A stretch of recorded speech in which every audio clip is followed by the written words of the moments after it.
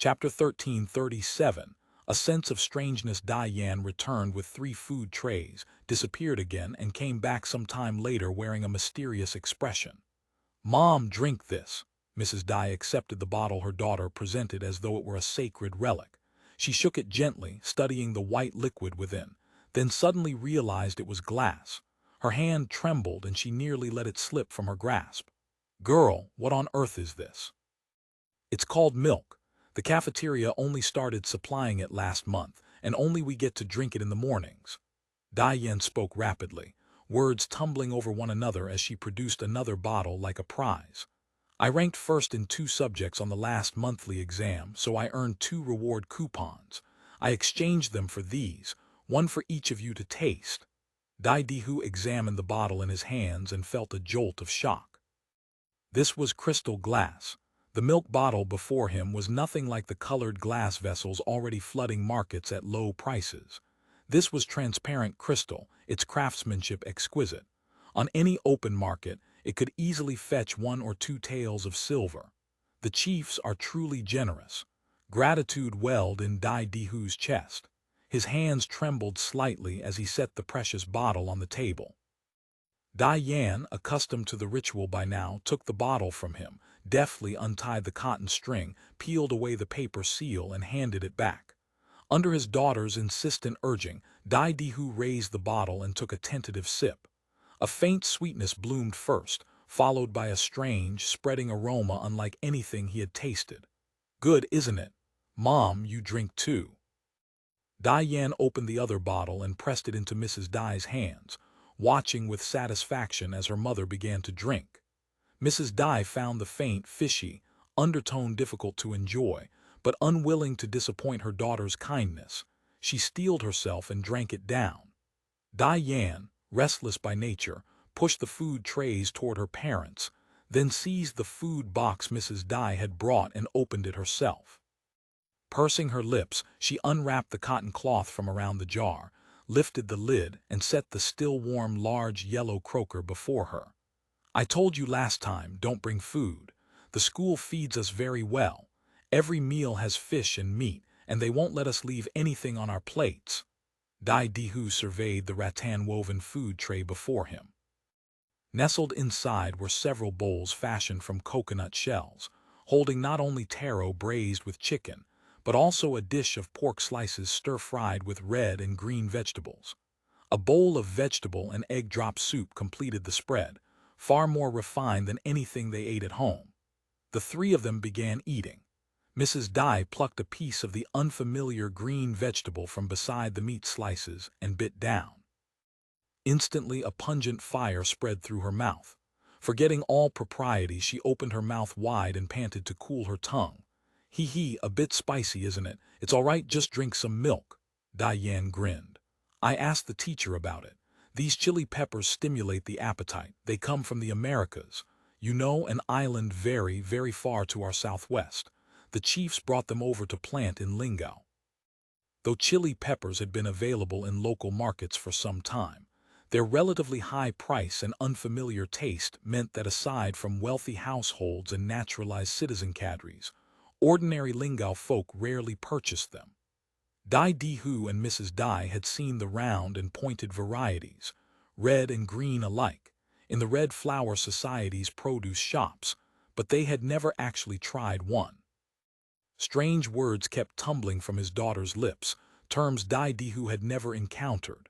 Watching her confident manner, he felt both pride and anxiety for his son, Dai Yu. No matter how promising a daughter becomes, her talents will benefit another household. How much light will our own family truly share? They had just bent their heads to resume eating when Diane whispered suddenly, "Look, that's a chief's child." Dai Dihu had long heard rumors of the little senators, children who had arrived from Australia on the great iron ships alongside the chiefs themselves. But these young ones were shrouded in mystery, almost never appearing at public occasions. Fewer than 10 such children currently studied at Fangqiati, ranging from 7 or 8 to 12 or 13 years old. A special class had been established within the academy to provide them multi-grade instruction, though multi-grade was a polite fiction. In practice, it amounted to private tutoring. Their curriculum delved deeper than even that of the accelerated class students, particularly in the natural and human sciences. Additionally, each child was required to elect a common foreign language from the old spacetime to ensure that the great library's multilingual materials could be effectively passed down. Within the academy's walls, however, these students were never to be called chiefs. Everyone, faculty and pupils alike, addressed them only by name. Among themselves, the students referred to them simply as those people. Dai Dihu watched the newcomer enter. By her features, she appeared about 11 or 12, yet she stood a head taller than most of the 13 and 14-year-old boys in the room. Slender in figure, she wore a school uniform identical in cut to everyone else's. A pink ribbon gathered her long dark hair. Her face was beautiful, her complexion fair. She greeted a few familiar girls, then walked to the meal counter with light, effortless steps. In her gestures and her smiles there emanated a quality entirely unlike anything Dai Dihu could discern in his own daughter, an unpretentious, radiant confidence like the sun rising over the horizon. Every eye in the hall turned toward her. A natural-born noble, Dai Dihu thought, envy stirring within him. Since his daughter had begun her studies here, she had grown more and more spirited, but compared to this girl there was simply no comparison. I wonder which senator's daughter she is, and who she will marry one day. His idle reverie was interrupted by his wife's voice. Whose girl is this? A senator's family, of course. You wouldn't know even if I told you. This was true. The senators whose names Dai Dihu actually knew numbered fewer than 10, most encountered through broadcasts and newspapers. Then what rank is this girl? Mrs. Dai now regarded the general evaluation as something close to divine law. They don't participate in the general evaluation. They're in a league of their own. If they did compete, we'd all have to go wash feet for those people. Wash feet. Never mind, Mom, you wouldn't understand. Dai Dihu studied his daughter, who smiled and pursed her lips as she spoke. Suddenly she seemed a stranger to him. Where had that little Saniang of their household gone? Her manner of speaking, her expressions, they had grown so similar to that senator's daughter just now. The meal ended soon afterward. Dai Yan returned the clean food trays and milk bottles. A half-hour remained for parents and children to spend together. Seeing that Mrs. Dai and their daughter had finished talking, Dai Dihu considered for a moment before speaking. Yanner, has Chief Luo visited? The one who had recommended his daughter for study here was Chief Luo. Yet Dai Dihu wasn't a naturalized citizen and didn't even know the man's full name. He had no idea what position the chief held or how much power he wielded. What Chief Luo's intentions regarding Yanner might be remained a mystery.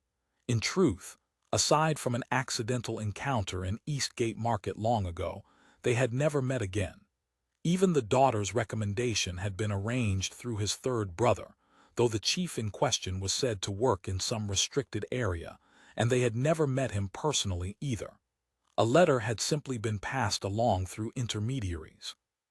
He comes every week. He brings me lots of delicious food and tells me to study hard. At the mention of Chief Luo, Dai Yan seemed to recall something. She reached mysteriously into her uniform pocket and produced a few candies, pressing them into Mrs. Dai's hands. Mom, take these back for little brother. These are milk candies the chief gave me. They aren't sold outside. Seeing that his daughter knew nothing more and that further questions would be pointless, Dai Dihu let the matter rest. The time allotted for gathering always passed too quickly.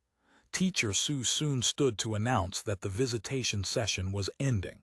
Spring break would begin in a few days. He hoped parents would pay attention to their children's safety. He offered a few formulaic words about the chiefs thanking parents for their support and their commitment to cultivating the students into talents. Finally, he distributed report cards to the visiting parents one by one, the most prized thing to show off to neighbors these days. Dai Dihu and Mrs. Dai left the school. 2 hours remained before his work shift, though he had already taken the day off. They boarded the train first. Throughout the ride, Dai Dihu's thoughts churned. I wonder if Chief Luo has taken a fancy to our Yanner. No matter how dear a daughter may be, she must marry eventually. Being a concubine for Chief Luo would be her blessing. If she could attach herself to Chief Luo, perhaps he might also arrange for my son to attend this national school. Maybe the man could even put in a word about finding our family some housing land. Of course, he had no certainty of any of this. Nowadays, he possessed neither house nor property and couldn't even afford a decent dowry. Besides, it was a bit early to be marrying off a daughter. He had heard that Australia lacked the custom of child brides, and that the female chiefs particularly despised the practice. Father, do you think if we begged Chief Luo, he might recommend you for admission too? Mrs. Dai flipped through the report card and spoke suddenly. Huh, Dai Di, who hadn't returned from his reverie. How would I know? What about writing a letter and having Yanner deliver it to Chief Luo when she returns to school after the break? That's a fine idea. Dai Di, who felt a sudden surge of energy. He clasped Mrs. Dai's hand, feeling for the first time that the family's future might hold real hope. President Zhang, this progress simply won't do. Yang Yun and Zhang Xingpei had just returned from the Maniao new district construction site, bringing along Dai Ziu, life secretaries, apprentices, and guards. Though the tract of land adjoining the highway had been leveled, after 3 months of work, most of the 30 buildings scattered across it were still at the foundation digging stage. Only a handful near the highway had risen to 2 stories. At this pace, Yang Yun's drafted housing allocation plan was nothing but a castle in the sky. If you want speed, give me people or give me equipment. There's a lot of rock underground here, and the explosives you've allocated aren't nearly enough. Zhang Xingpei reclined in a chair, enjoying the hot towel his life secretary had just brought for a face wash, his tone languid. The lofty ambitions he'd harbored upon taking this post had long since been ground away by reality. His entire indigenous civil construction cadre team, plus most of the workers, consisted of the rejects and novices spurned by the general construction company.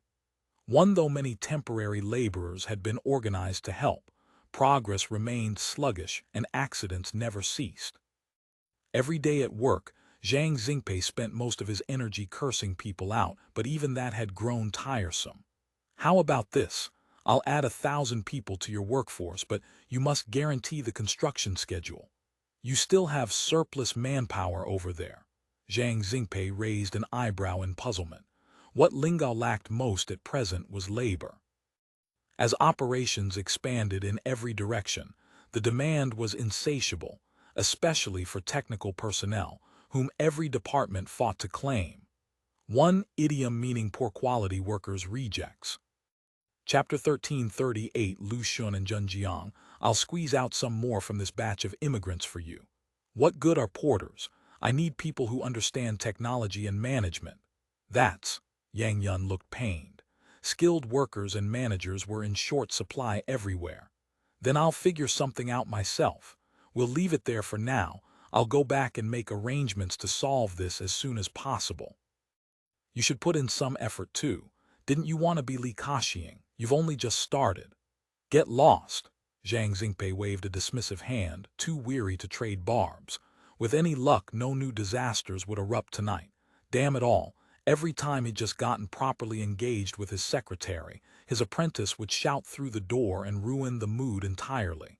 A shift train had just pulled into Maniao Station.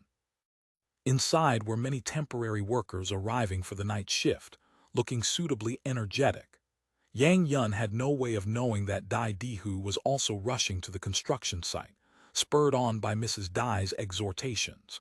Though several bouts of diarrhea since returning home had left him somewhat drained, his enthusiasm for work remained undimmed. Life in Lingao kept getting better, day by day. Though March of 1633, by the Gregorian calendar, had arrived, cold still bit through the air. In the first half of the 17th century, Liaodong's frost-free season was so short that upland rice could barely grow at all. Winter began in October, and by March, spring had yet to make an appearance. Zhu Ziliang stood on the deck of the Haitian, wrapped in a cotton coat, and raised his telescope to scan the horizon. The ship's mission on this voyage was to survey the sea conditions along the route from Shandong to Lushun and the mouth of the Yalu River, weather patterns, port conditions, and the extent of ice coverage around the Bohai Sea. Operation Engine had largely concluded. In Shandong, the effort had entered its aftermath stage. The pace of large-scale refugee export had slowed.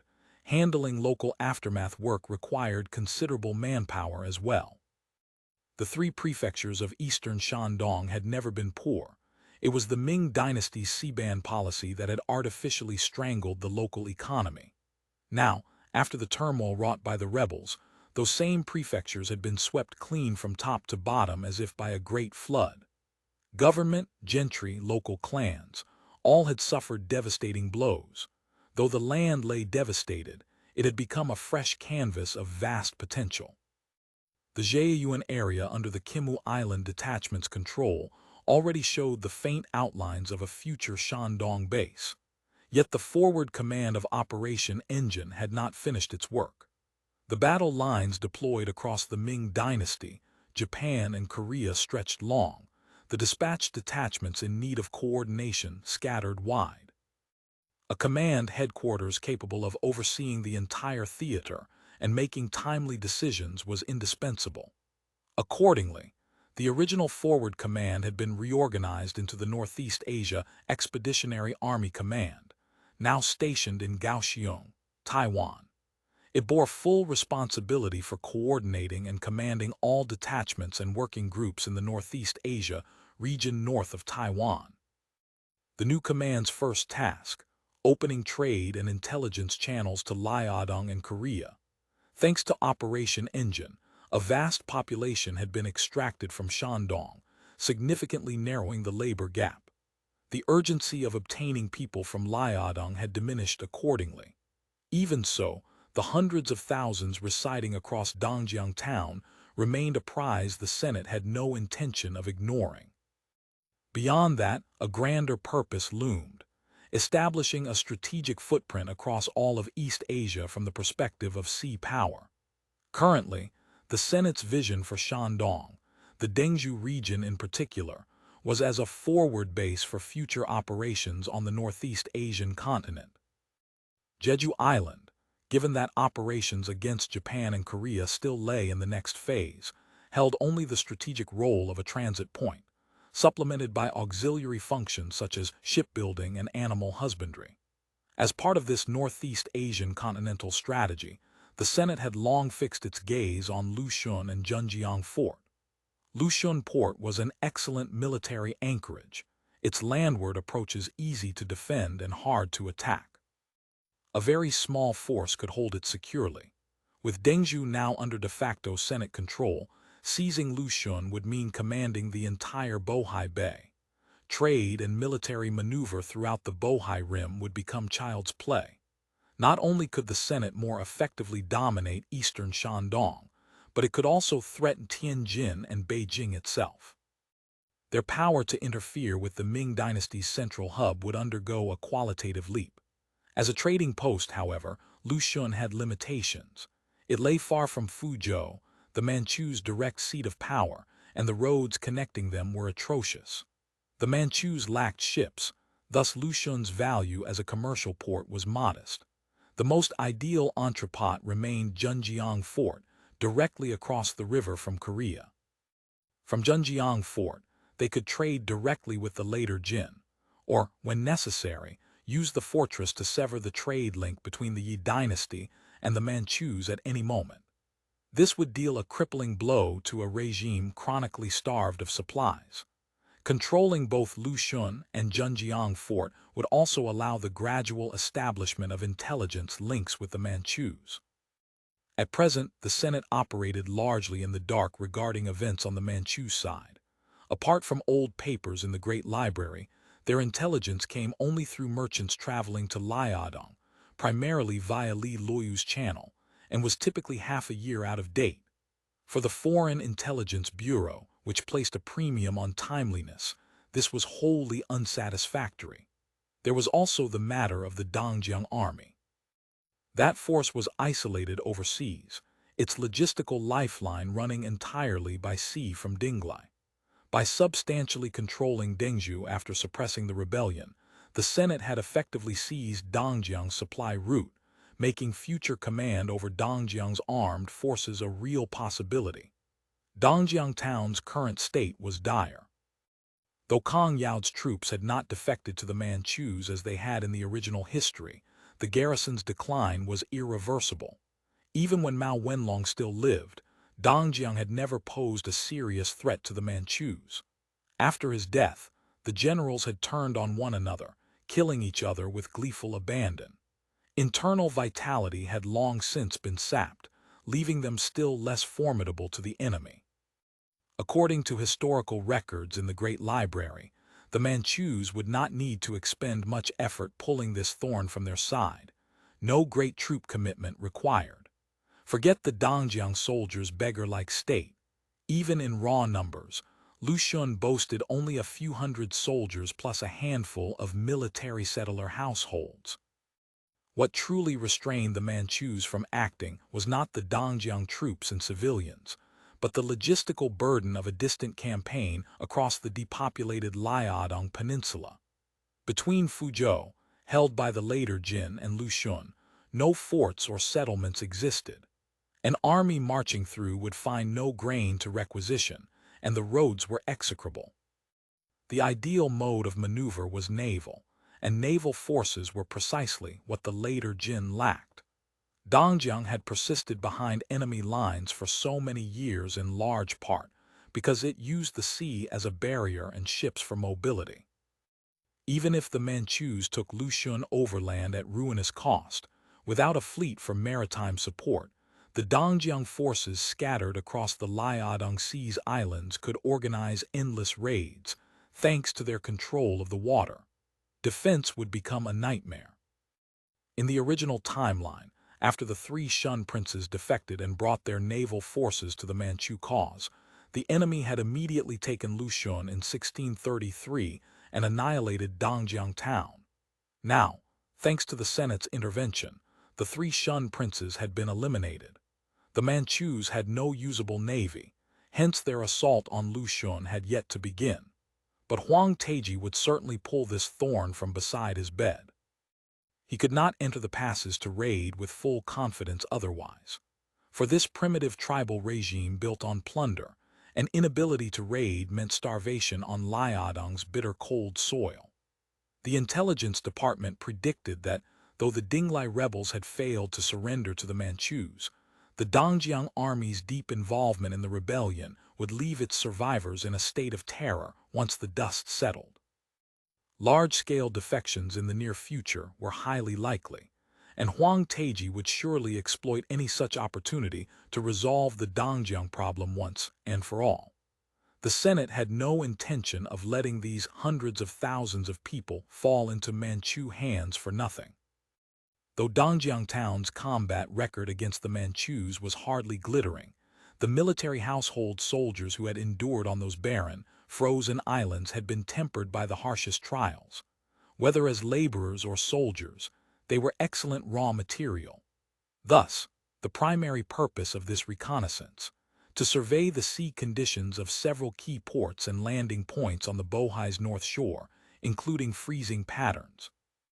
In addition to Lushun and Zhenjiang fort at the Yalu's mouth, the Haitian was tasked with a comprehensive survey of garrison strength, settlements, forces, and living conditions across Dongjiang's islands, data that would inform future plans for annexing Dongjiang. Still frozen in March, this must be rare. Zhu Ziliang lowered the telescope. A gust of frigid wind cut through his padded cold-weather suit and set him shivering. Noon was approaching, yet the thermometer on his watch showed the deck temperature still below zero. The ship's sails and cables had iced over. Mao Shisan was just one more child of an ordinary military household in Dongjiang town. His home lay in Zhenjiang fort. Hunger drove him out truly. He was starving. Taking advantage of the faintly warmer afternoon sun, he crept down to the shore, hoping to dig out a few clams from the ice-capped sand. Failing that, even a crab or snail would do. Since winter set in, he hadn't eaten proper grain for over 2 months. Though Zhenjiang fort neighbored the Yalu and fish and shrimp could sometimes be caught, resources were tight even there. Worse, fishing in the Yalu occasionally meant clashing with Koreans. The Zhenjiang army had never been welcome across the river. The wild vegetables around home had long been picked clean. Fortunately, a stretch of forest grew inland not far off, so at least firewood for warmth wasn't a problem. Without that, Zhenjiang Fort's situation would scarcely differ from the refugees heading to Kimu Island. Days ago, word had spread that former Vice Commander Li had raised troops in rebellion at Dengzhou alongside old Zhenjiang subordinates. He was calling on the Zhenjiang army to sail across and join him, promising that all who came would find food and silver aplenty. Many young men among the military households were tempted. A good number had already boarded boats for the islands, waiting for a chance to cross to Shandong. The local officers didn't care. Zhenjiang had entered a state of father dead, mother remarried, every man for himself. Heaven knew when the court's provisions and pay would arrive, and even if they did, who could say whether the grain would actually reach one's own hands? If some people ran off, well, at least there were fewer mouths to feed. Chapter 1339. Mao Shisan word had it that some generals on the islands had taken their troops to join Li Jiacheng. In recent days, men kept arriving at Zhenjiang Fort and the scattered settlements of Zhenjiang, inciting officers and soldiers to follow them to Shandong and fight. Without exception, these emissaries brought glinting silver, enough to make eyes go red with envy. Many gritted their teeth, took up sword and spear and followed. Mao Shisan was tempted, but being tempted was one thing. Whether anyone actually wanted a stick-thin boy like him was quite another. Besides, crossing the sea to an unfamiliar Shandong to make war against the imperial court, he had no confidence in his heart. And the most pressing problem, no one could guarantee there would be food on the journey. If he starved to death halfway, what good was talk of silver? He set aside the question of joining the army. The immediate fact was that his stomach was empty and demanded filling. Snow had fallen these past few days. By rights, he should have huddled in the shed, moving as little as possible to conserve strength. But Mao Shisan truly could not hold out any longer. There was no food left at home. He had been parentless since childhood, adopted by a fellow villager of his father's. The two of them depended on each other for survival. His stepfather drew a salary, though it went unpaid 11 months out of 12. The various settlements of Zhenjiang town might look dilapidated, soldiers ragged and starving, indistinguishable from beggars. But this was a place where rice was precious as pearls and firewood costly as cinnamon bark. A single she of rice cost several times, sometimes more than 10 times, what it did in the capital, let alone Jiangnan. Similar conditions plagued all the border garrisons. Because embezzling military pay had become the general's primary path to wealth, they universally disliked grain and cloth, which were bulky and hard to convert to silver. They petitioned the court to ship silver instead. For the officials handling transport, moving far smaller volumes of silver was also more convenient than lugging bulky grain and cloth. The influx of so much silver inevitably drove prices skyward. Thus, though soldiers at the various frontier posts nominally received wages above the national average, local prices ran several, even a dozen, times higher than elsewhere. In Zhenjiang, the situation was worse still. The garrison had to feed a large population, yet its jurisdiction sprawled across barren, frozen land where soldiers could scarcely farm to feed themselves. In years past, they had relied on grain shipped by the imperial court in Korea, though even then little reached common hands. Ordinarily, they survived by fishing, hunting, and foraging for wild vegetables, half starving, half eating, muddling through somehow. The generals, for their part, could profit by smuggling with the Manchus, extracting protection fees from smuggling merchants, and digging ginseng or hunting furs. But none of those revenues flowed to the rank-and-file military households. Instead, they only worsened the burden. History recorded that the mutiny against Commander Wang Long had been ignited in part by his forcing hunger and cold-stricken soldiers to dig ginseng. After Li Jiacheng's rebellion the previous year, most of the pay and merchant goods transported through Dengzhou had been cut off. Lives already spent in semi-starvation grew harder still. To some degree, this desperation became the very fuel that drove so many Dongjiang soldiers to cross the sea and join the rebellion. Those with strength and daring had fled, one after another. What remained were the old, the weak, the sick, the disabled. Yesterday Mao Shisan's stepfather had been assigned an errand. He would eat at least one meal today, perhaps he would even bring home scraps tomorrow. But Mao Shisan was already dizzy with hunger. He could not wait until tomorrow. He dragged his feeble body to the coast. No sign of life greeted him on the frozen shore, let alone the food he craved. His vision began to blur. In the distance, a small boat seemed to be rowing toward him. His eyes clouded, his knees buckled, and the world went black. A ball of fire blazed before Mao Shisan's eyes. He struggled to open them, but his eyelids were leaden. One thing, though, he knew with certainty. It was warm, warmer than sitting beside the hearth at home. In that warmth, a strange sense of safety settled over him. He felt less hungry somehow and desperately wanted to sleep. He recalled his stepfather and many others, warning that one must never fall asleep outdoors in winter. Once you slept, you would never wake again. Yet he truly lacked the strength to lift his lids. If I die, I die. He drifted back into darkness. When Mao Shisan woke, he lay in a cabin. He had not died after all. He had been pulled aboard a ship by a group of strange, short-haired people. A young man with close-cropped hair and a short jacket busied himself nearby. According to him, a chief had spotted Mao Shisan collapse by the sea. It had been snowing at the time. Had the chief not shown mercy, he would long since have frozen to death on that beach. "You've been sleeping a day and a night. I've fed you sugar water several times," the young man said. "Otherwise you'd already be dead. Here, drink a bowl of gruel." Mao Shisan had no memory of the sugar water, but his body undeniably felt less weak. "Come on, drink." The young man brought over a large bowl of something like mixed-grain porridge, steam curling from its surface. Mao Shisan had not seen real grain in ages. At the sight of that bowl, saliva flooded his mouth like a sluice gate opening. A word of thanks caught in his throat, unable to escape. The gruel was thick with actual grain. The taste was unlike anything he had ever known, delicious beyond description. That alone calmed his nerves slightly. When he tried to rise, however, he discovered it was not easy. He seemed to be sleeping in some kind of net. "Eat one bowl first. I'll bring you more later. You were badly starved, too much too fast and you'll bloat. Don't hurry to get out of bed. Rest a while, the chief wants to see you." The young attendant's manner was kind. Judging by age, he was not much older than Mao Shisan himself, yet he exuded a capable air that seemed beyond his years. "Once you're on the chief's boat, just wait to enjoy blessings." At last the youth offered a cryptic smile. "Best everyone understands a thing or two to be mentally prepared for what lies ahead." After lunch, Zhu Ziliang received Mao Shisan. The boy had never heard of the bald-headed raiders, but this Chief Zhu was plainly a high official aboard the ship, though where these people hailed from he could not fathom. He had seen Ming officials, none dressed like this.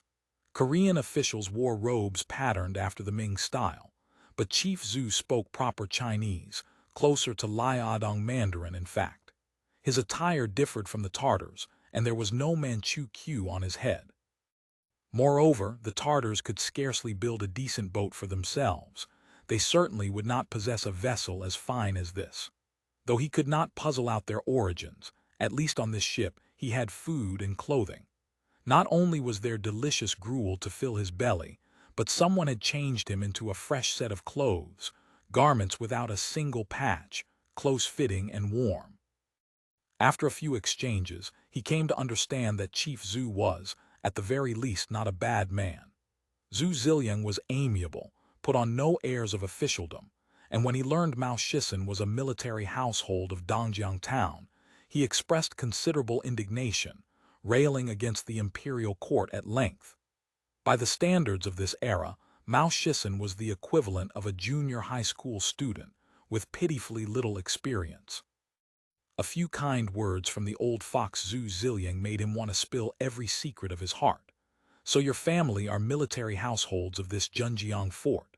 Replying to the master, before Marshal Mao recovered Zhenjiang fort, the little one lived here with my stepfather. Except for going to Lushun fort, I haven't been anywhere else. Then tell me, what do military households in Dongjiang usually rely on for a living? The court's pay silver alone probably won't keep you alive. Who says it isn't so? The pay silver never reaches our hands. We're called military households, but we don't have any land to farm. Besides, growing crops in Liaodong isn't easy. The weather's wretched cold. A few years back we relied on grain shipped by the court in Korea, but not much fell to us. Usually we survive by a bit of fishing, a bit of hunting, digging up wild vegetables, muddling along half-starved and half-full. After Marshal Mao was killed by Governor General Yuan, some said he died unjustly. Unjust or not, we little folk don't understand these things. But the days have gotten harder and harder. The generals kill each other. Many brothers died in the fighting before and after. We're neither household servants nor personal soldiers, so we don't know what's going on. Just that there's no money and no food. Whatever little grain and pay exists gets reserved for the combat troops and the household retainers. To be honest with the chief, if the little one hadn't gone more than 2 months without proper grain, I'd never have risked going out in the dead of winter to look for food. You're close to the Yalu here. I've heard Korea also hates the Tartars bitterly and is a tributary of the Ming. Why not cross the river to scrounge food in Korea? At least you might manage for a while. The master doesn't know. Korea guards against the Tartars, true, but they guard against us just the same. It's not easy growing grain in our territory as it is. Korea used to provide Dongjiang with plenty of grain, weapons, and ships. How willing could they be to give more? They can't even feed themselves. These past years, just hunting and fishing along the border has caused constant clashes. Large groups can go out, but a lone person like the little one, crossing the river and running into Koreans, would be beaten to death just the same. Besides, we have to watch for Tartars. Fall into Tartar hands and you're dead, or worse, you lose a layer of skin. There seem to be many forests around here. Are there big trees in the woods enough to build ships? There are. When the weather warms, people go into the mountains to log. They float the timber down the river to the fort, then tie it into rafts. But there's too much of the stuff. It can't all be used. Lately, I've only heard talk about building more warships, so a lot's been cut. Mind you, folks in the fort have been secretly sneaking logs out for themselves. He lowered his voice. I've heard they want to build boats to go join Marshal Li. So Li Jiacheng commands considerable esteem in Dongjiang, Zhu Ziliang mused. They didn't yet know that Kong Yaod and Li Jiacheng had already been defeated. But that was hardly surprising. How much news could a military household boy in a backwater like Zhenjiang fort possibly receive? Marshal Li was once vice-commander of Dongjiang. His prestige here is high. I've heard Dongjiang town is now presided over by Governor Wang. He's supposed to be a great loyal subject. Yet soldiers below are still willing to follow Li Jiacheng into rebellion. Whether Governor Wang is loyal or not, the little one doesn't know. We small people only ask to eat a few full meals. After Marshal Wang came, still no food to eat. Master, you are my great benefactor. Otherwise, the little one would have perished long ago. So the military households of Dongjiang do it purely for a mouthful of food. Who says otherwise? The Tartars are too cruel, fall into their hands, and you're worse off than a pig or a dog. But the court doesn't want us either. Everyone says we only take grain and pay without fighting. In all conscience, how much rice from the court does a small military household like me eat in a year? We're like beggars. We can't send troops out to fight either. Mao Shisan had started, despite himself, to voice his grievances. Chapter 1340, Plotting for Lushun. Since you can't get enough to eat, are you willing to follow us? The master saved my life. The little one is willing to follow wherever the master leads. Even as he spoke, Mao Shisan thought privately, I'm already on the boat. If I refuse and they throw me back onto the ice, who knows where on the coast, that would be seeking my own death. Besides, following the master means I won't have to worry about food or drink. Good, rest for now. You may go up on deck for fresh air whenever you like. After the boy withdrew, Zhu Ziliang turned to the medic. How is his physical condition? Rest assured, Chief. He was simply starving. Young people recover quickly. After 2 proper meals, he's fine. When we dock next, give him a thorough purification. Parting from Mao Shisan, Zhu Ziliang returned to the operations room on the poop deck. Around the map table sat the senators participating in the reconnaissance of the sea conditions along the Bohai's north coast and the west coast of the Korean peninsula. 3 days earlier, the Haitian had sailed directly to Jinzhou Bay. Though Zhu Ziliang rarely spoke at Senate meetings on matters of strategic decision, he had long been one of the principal advocates for making the Luda base a cornerstone of the Northeast Asia strategy in general staff discussions. In this counterfeit foreign devil's view, Luda enjoyed incomparable strategic advantages. Most importantly, a Luda base could be held entirely by their own forces, rather than relying on the militia model employed in Shandong. After Operation Engine concluded, Lu Wenyuan had seized the opportunity to occupy the Zhejiang area, transforming himself into the preeminent local tyrant of the region. Yet Shandong lay in the Ming Dynasty's core ruling zone. Though the 3 prefectures of eastern Shandong were somewhat peripheral and received less attention from the central government, they remained much closer to the capital than Lingao. Openly flaunting military power there was inadvisable. A subtler approach, akin to the one employed in Guangdong, treating the area as a key infiltration zone, was preferable. Controlling Zhejiang, Kimu Island, and several offshore islets, Lu Wenyuan and the Shandong detachment could maintain an impregnable position. History showed that the Dinglai region would not recover its vitality until the Qing dynasty. The Ming currently had no ability to attend to this war-ravaged corner. So long as no one raised an overt banner or declared a mountain stronghold, acting as a local emperor for 5 or 6 years would pose no problem. By contrast, the Lushun area offered an ideal base for stationing troops. From there, whether threatening Tianjin and the Ming capital or the Manchu seat at Changying, the striking distance was short, and sea transport was close at hand. Old Zhu, I agree with you, said Wang Ruixiang. We'd better move on the Luda area early. The Jinzhou Isthmus defense line along the Fan Mountain ridges is extremely strong. Back in the old timeline, the Russians defended it to the death. Even with nearly 3-to-1 superiority plus naval support, the Japanese only managed a Pyrrhic victory, and that doesn't count our generational advantage in weaponry. As a staunch member of the progressive faction, he had grown deeply dissatisfied with the Senate's long-standing neglect of the Northern Theater. Exactly my thinking. The isthmus at its narrowest is only 3 times the length of the Willow Palisade on Kimu Island, but the strategic depth is far greater. Zhu Ziliang opened his laptop and displayed photographs taken during the Special Reconnaissance Team's field survey of the Jinzhou Peninsula a few days prior. To avoid alerting the beacon towers at Lushun Fort, the Haitian had refrained from firing its boilers. It had not scouted Lushun Port directly, instead surveying the Jinzhou Isthmus from both Jinzhou Bay and Dalian Bay. The results pleased Zhu Ziliang considerably. In the Ming Dynasty, with no land reclamation from the sea, the isthmus was narrower than in modern times, easier to defend. Winter freezing was not severe enough to allow the later Jin army to sneak across the ice. Some of our comrades have grown too conservative, said another voice. The speaker was Huang Hua, a native of Heilongjiang. His aspiration upon joining Intelligence Bureau training had been to serve as station chief deep in later Jin territory.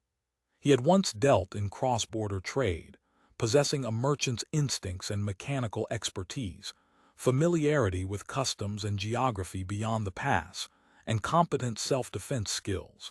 He spoke fluent Korean and passable Shanxi dialect. He was passionately committed to developing trade with the later Jin as a means of infiltrating it. It's not so much that they're conservative, Wang Ruixiang laughed, as that they're unwilling to deal with later Jin at all. In their view, our desire to establish a stronghold in Luda amounts to wanting to reach an accommodation with the Manchus. Besides, the profit margin isn't that impressive. True enough. But the enemy of our enemy is an ally. Only if the wild boar of later Jin keeps bleeding and making trouble for the Ming can we pursue grand developments in the south. Honestly, making money off trade with wild boar skin is secondary. The key is to strengthen the Manchus so they can enter the passes sooner, and let us avenge what Ming did to us. You can say that here, but if the Han chauvinists hear it, watch out for heavenly punishment. Huang Hua laughed aloud. When I used to scalp goods in North Korea and Big Mao too, what haven't I seen? I'm not afraid. Zhu Ziliang smiled faintly. Though he was of genuine Chinese descent, he did not regard himself as Chinese in any political sense, and the topic held little interest for him. He also knew it was a sensitive political issue within the Senate, best to steer clear. When their exchange subsided, he spoke. My greatest concern isn't the commerce. It's that some in the Senate worry our plan is too aggressive, that splitting our forces to open a new base will create a burden. In fact, occupying the Jinzhou Peninsula will not trigger a large-scale conflict with the Manchus. The geography alone is enough to deter a later Jin counterattack. We need only defend ourselves. The later Jin's main forces won't come gnawing at our hard bone for nothing. Even with the Zhenjiang army in its present state, and without Kang Yao to guide them, the Manchus wouldn't dare mass for a decisive showdown. Teach the Tartars one sharp lesson, and the Jinzhou Peninsula can enjoy long-term peace. If military danger exists anywhere, it is more likely at Zhenjiang Fort. The Zhenjiang army still has over 200,000 people. It would be a terrible pity to let them fall into Manchu hands for nothing. Liaodong's population isn't small either. In a few years, when we advance into Korea, Shandong, and Bijili, Luda will be a superb strategic node. All our current nodes sit too far south. Jeju Island's latitude is actually about the same as Jiangsu. We're talking merrily, but Lushun is still in Zhenjiang army hands. Taking Lushun won't be easy, Zhu Ziliang said. Correct, Wang Ruixiang nodded. But Huang Long is in Lushun now. If we want to take it, Huang Long has to die. According to the historical record, he committed suicide when the Manchus broke the city. He can be considered a hero. Killing him ourselves would be unattractive. Though Huang Long's record in administering the army showed few highlights, he deserved the epithet loyal martyr. If he truly fell at the hands of the Fubo army, many senators would find it emotionally difficult to accept. No matter, said Huang Hua. Kang Yao may have failed to surrender to the Qing in this Dengzhou rebellion, but that doesn't mean other Zhenjiang generals won't take that path. They're too deeply entangled with the rebels. Once the court investigates, there's only one road for them, defection to the enemy. And if the court doesn't investigate, Zhu Ziliang felt this too speculative. Then we give them a push, make the court investigate properly. So many people died in Shandong this time. Can the deeply involved Zhenjiang generals really whitewash themselves so easily? Huang Long's life or death isn't the main issue. Wang Ruixiang steered back to the point. The key is that we want to promote Sun Yuanhua's faction. Though Sun Yuanhua had been temporarily retained in office, after the Dengzhou rebellion, he had already been dismissed.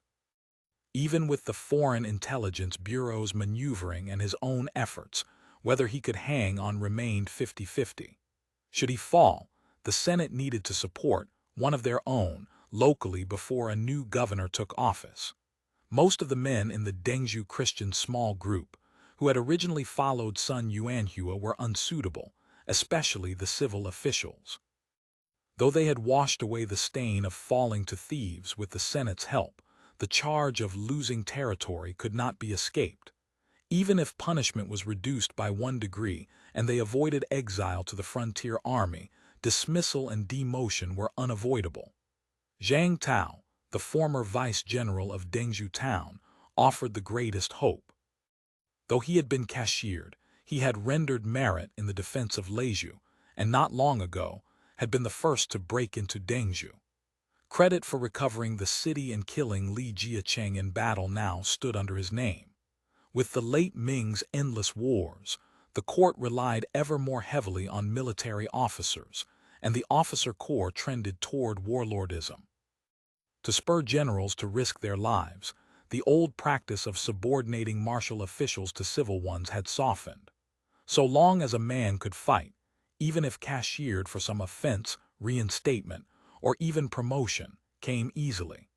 Zhuo Liangyu and others had been dismissed after disastrous defeats, only to be swiftly restored and elevated. Word from Beijing relayed by the Foreign Intelligence Bureau indicated that Zhang Tao's reinstatement as a participating general was imminent. With a bit more maneuvering, his promotion to commander-in-chief of Dengzhou was not impossible. Huang Long, parachuted into Lushun from above, held only allies in Dongjiang, no true subordinates he could drive and mobilize at will, apart from his personal soldiers and household retainers. A considerable number of Dongjiang generals were deeply hostile to this outsider.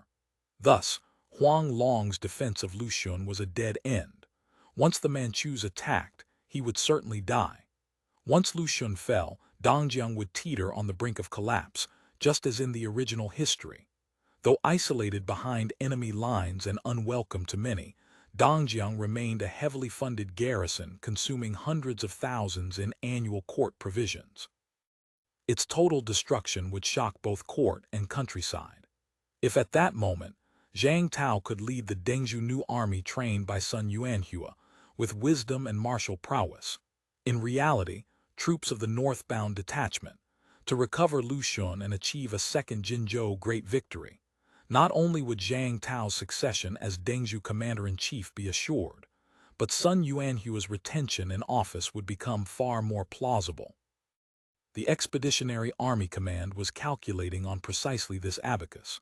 A portion of Dongjiang Defect's right arrow Qing army attacks Lushun, right arrow Lushun, falls right arrow Ming army counterattacks right arrow, recover Lushun, right arrow annex Dongjiang's remnants.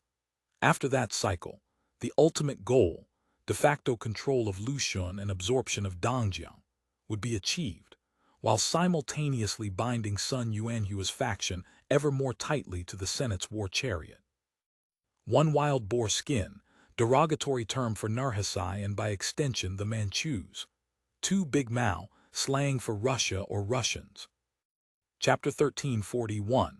On the Yalu River, as for which portion of Dongjiang would defect, the Foreign Intelligence Bureau saw no shortage of candidates, and the most promising was Shang Kexi, one of the so-called Three Shun Princes. Though Shang Kexi bore that title alongside Kang Yaod and Zheng Jingjiang, the men shared little beyond their Dongjiang origins. Shang Kexi had inherited his career from his father, a guerrilla officer under Mao Wenlong. After his father fell in battle, Shang Kexi took over the troops and rose to the rank of vice-general, stationed on Guanglu Island. By factional reckoning, he belonged to Huang Long's camp. Historically, when Kang Yaod and the other rebels fled across the Liaodong Sea, it was Huang Long who intercepted them, and Shang Kexi had contributed much to that effort. When the Manchus later broke Lushun, hundreds of Shang Kexi's family members were slaughtered. Logic dictated a blood feud with the Manchus. Yet the year after Kang Yaod defected to the Qing, Shang Kexi took to the sea of his own accord and surrendered as well. Historical accounts attributed his defection primarily to Shen Shikui, the new commander-in-chief of Dongjiang, attempting to lure him into a trap and kill him. But the Foreign Intelligence Bureau believed the true cause lay deeper, an eruption of long-festering grievances. And judging by how many Dongjiang generals followed Shang Kexi into the Manchu fold after his defection, dissatisfaction with the imperial court had reached a flash point across the garrison. Coaxing the principal officers of Dongjiang toward the Qing, it seemed, required little active assistance. A gentle push with the current would suffice. The Intelligence Bureau resolved to begin by exploiting the rift between Shen Shikui and Shang Kexi. For the senators aboard the Haitian, however, The question of who defected was the Intelligence Bureau's concern. They had a more immediate mission to execute. The Haitian crept toward the mouth of the Yalu River. According to the charts, they now entered the Dadangu Sea area, roughly 50 kilometers from Zhenjiang Fort. Though Mao Shisan claimed to be a military household of Zhenjiang Fort, the actual fortress by that name had never been under Dongjiang Town's jurisdiction. Zhenjiang Fort was briefly recovered only after Mao Wenlong's famous campaign, then lost again to the later Jin in less than 10 days. Since that time, despite Dongjiang's entrenchment in Korea and repeated cross-river raids, the fort had never again been retaken. By 1633 on the Yalu, after the Dingmao barbarian disorder and Mao Wenlong's execution, the garrison and settlers of Dongjiang Town had effectively ceased to exist along the northern bank. Zhenjiang Fort, military households like Mao Shisan were stationed on the small islands scattered around the river's mouth. Lower the pilot boat. First-level combat readiness, all hands. At the command, the Haitian lowered a small boat, then proceeded up the Yalu at 3 knots under pilot guidance. The lower reaches of the river afforded acceptable navigation. In 1910, 1,000-ton vessels could still sail directly to the coast of Xinhuiju. The Haitian, with a full load displacement of only a few hundred tons, would encounter no difficulty reaching the waters off Zhenjiang Fort, so long as she proceeded with caution. The river stretched wide, though siltation was extensive. Numerous islands, large and small, dotted the channel, most of them former settlements and military farms of the Dongjiang army. When Nurhasai still lived, the later Jin had mounted repeated mopping-up operations, expelling the garrison and burning crops. Now these islands lay wholly deserted. Only abandoned fields and ruined structures remained. Both banks presented an equally desolate spectacle. Once, dense populations had lived here. Broad stretches of cultivated land had lined the shores. Dongjiang's harassment tactics had prompted the later Jin to relocate every resident along the Zhenjiang Fort coast deeper inland. Outside the immediate vicinity of a few later Jin strongpoints, the region had become an empty frontier, a purely military zone. Across the river, Uiju in Korean territory had been ravaged during the Dingmao barbarian disorder, reduced to a lifeless shell. Shortly after the Haitian entered the Yalu's mouth, beacon towers on shore spotted her and began sending up columns of black smoke. Through his telescope, Zhu Ziliang watched men and horses stirring around the frontier forts. Zhenjiang Fort soon came into view. The site's history stretched back centuries. Under the Liao, it had been the location of Leiyuan City. Under the Jin, the seat of Pasu Prefecture. Under the Yuan, Pasuo Prefecture. In Ming times, it was called Jiulian City, 9 linked camps, after the layout of its original garrison. In the 24th year of the Wanli era, 1596, a new city was constructed upon the old foundations to reinforce Liaodong's defenses. That same October, the Changdian Defense Command was upgraded to a guerrilla command and relocated here to coordinate with the Quandian participating generals' camp. The name Zhenjiang, meaning guarding the river, reflected its strategic mission, protecting both fortress and sea lanes. The city leaned against Zhendong Mountain to the north, faced the Hengdao River to the west, and was separated from the right branch of the Ai River to the south. To the west lay the Yalu itself, with Uiju of Korea visible on the far bank. The position's strategic importance was self-evident. A transportation hub between Ming and Korea, a shield for the 4 guards, Jinzhou, Fuzhou, Heizhou, Geizhou in the south, and an eastern vantage looking toward Korea. It was among Liaodong's most critical strongpoints. Through the telescope, Zhu Ziliang surveyed the fort. Its scale was impressive. A square perimeter measuring some 1,040 meters, defense works fully intact, watchtowers grimly commanding the walls. After the later Jin expelled the Dongjiang army and reoccupied the site, they had garrisoned it with 300 Manchu soldiers and 1,000 Mongol soldiers, under 4 Manchu and 4 Mongol officials. It was heavily defended. At the first sight of the Haitian, all 4 gates swung shut. The garrison had assumed battle stations. That night the ship anchored off a deserted island in the river, opposite Zhenjiang Fort. According to the charts, this was Duaji Island, Korean territory. For safety, the Marines went ashore to sweep the area. No inhabitants were found, but evidence of cultivation remained, probably abandoned Dongjiang army farmland. The island was strewn with white bones. Along the beach facing Yuju, human remains carpeted the sand almost without break. In August of 1624, later Jin raiders had struck the Ming troops farming and harvesting grain here. The soldiers had panicked and fled in chaos. Over 500 heads were taken. The rest scrambled for boats to cross the river, most drowning in the attempt. The skeletons blanketing the shore belonged to those Dongjiang soldiers and civilians. So many dead, Huang Hua murmured, standing on that barren riverside beach, seemingly lost in thought. We're finally dealing with the wild boar skins. Wang Ruixiang clapped a hand on his shoulder, his voice laden with meaning. As long as you know what kind of goods they are, the rest is up to you. Huang Hua drew a deep breath. No problem. I'm a businessman. Given that Zhenjiang Fort's garrison would certainly take action the following day, whether by attack or by sending emissaries, and given that the Haitians' ultimate purpose was to land Huang Hua ashore to establish contact with the later Jin, he had to be ready to disembark in the morning. Gifts and trade samples destined for Huang Taiji and his court were heaped in the cabin. The most striking item was a gorgeously decorated Western-style two-handed heavy sword. A fine blade. I just hope Huang Taiji can appreciate it, casting pearls before swine otherwise. Wang Ruixiang could not resist drawing the weapon. Hope this deal is worth it.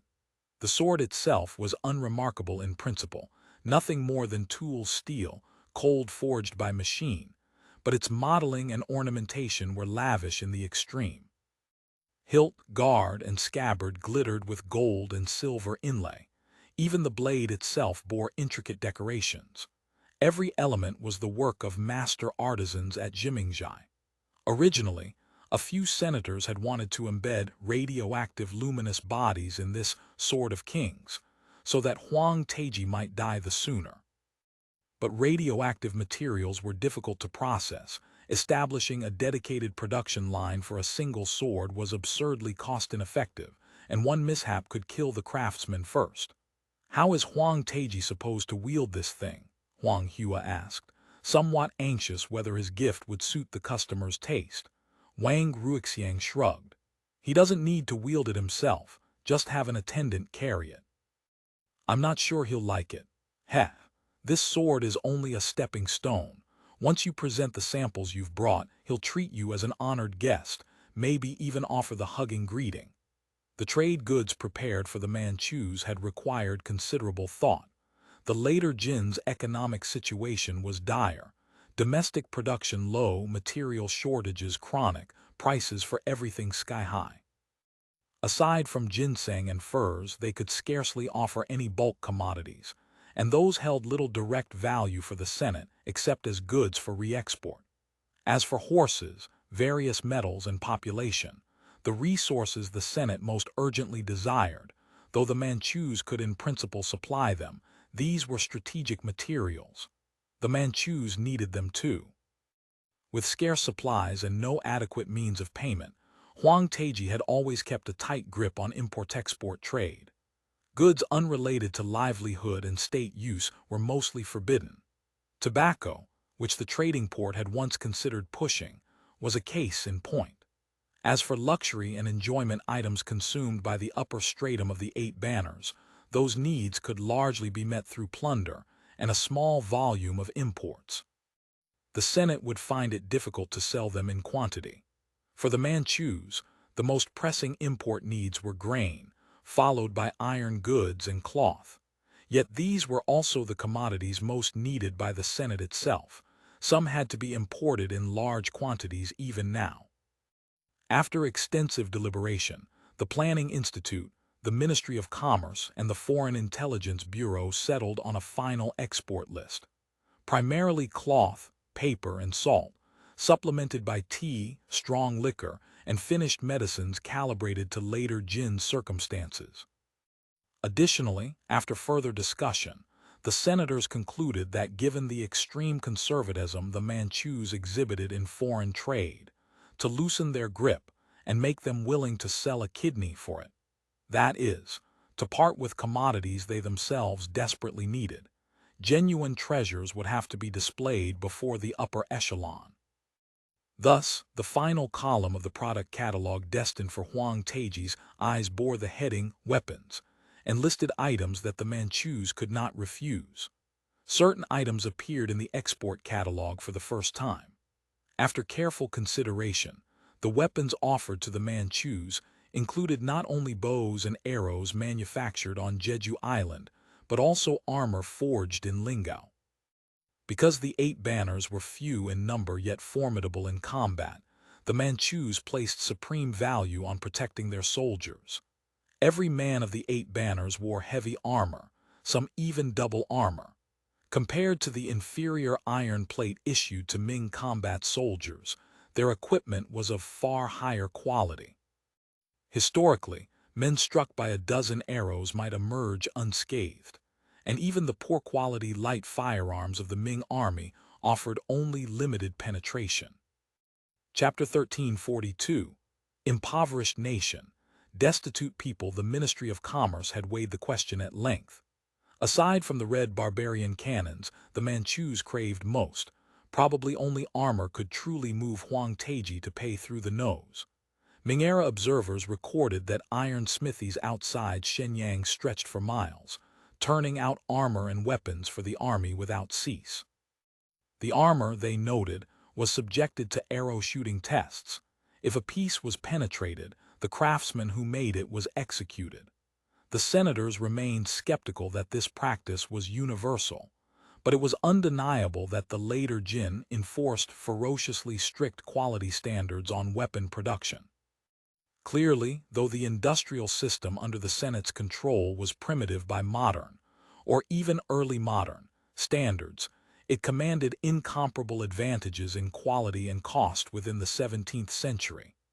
Manufacturing armor lighter, more protective, and cheaper than Manchu plate presented no difficulty. In broad terms, the armor the Senate intended to export was a form of plate armor produced by stamping technology, with articulated joints. Such armor could be made in any pre-industrial society, but limited by material properties and processing methods. Skilled armorers had to invest enormous man-hours, hence the high cost and narrow scope of equipment. The Senate's industrial system held the edge in both materials and process. Continuous stamping could produce standardized armor pieces in batches. Simple manual assembly then yielded finished product in volume. Improved steel quality meant the plates themselves need not be excessively heavy or thick, yielding lighter armor, and the protective performance surpassed anything currently worn on either the Ming or Manchu side. Arms dealing had been a lucrative, black-hearted trade since antiquity. The Senate had always aspired to become a weapons merchant for the 17th century. Initially, a plan to export a cannon factory to Li Loyu was considered, but it had been strangled under pressure from those in the Senate who questioned improperly exporting productivity and technology. Thus, arms exports were limited to finished products, and those only with a clear generational gap. Standard spears, machetes, half-body plate armor, and Nanyang-style caplock smoothbore muskets were all products born of this guiding philosophy. Smoothbore artillery remained subject to major controversy and had not yet been cleared for the export list.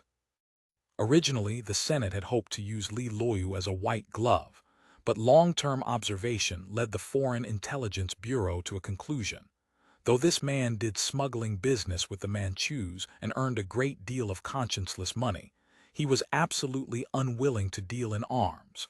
Everyone possessed certain sentiments and bottom lines. Li Loyu was evidently that sort of man. Though his smuggling effectively aided the enemy, he surely clung to some inner justification. Otherwise, he could hardly face his own conscience. Li Loyu's refusal to cooperate left the Senate no choice but to send Huang Hua into battle personally. The mission was extraordinarily dangerous, so dangerous that many senators questioned whether Huang Hua could even survive the round trip, and whether it was truly necessary to risk a senator's life merely to trade with later Jin. Huang Hua himself had stated repeatedly at the hearing that this was his personal wish. He was prepared to accept the risk, even at the cost of his life. Besides, he had said, even when two nations are at war, they don't kill envoys. I'm a merchant bringing goods they desperately need. Why would they kill me? His voice rang with confidence. All the same, the Foreign Intelligence Bureau remained deeply uneasy about this maiden voyage. At first, the Bureau had considered simply having him lead a trading caravan into Shenyang under the guise of a merchant.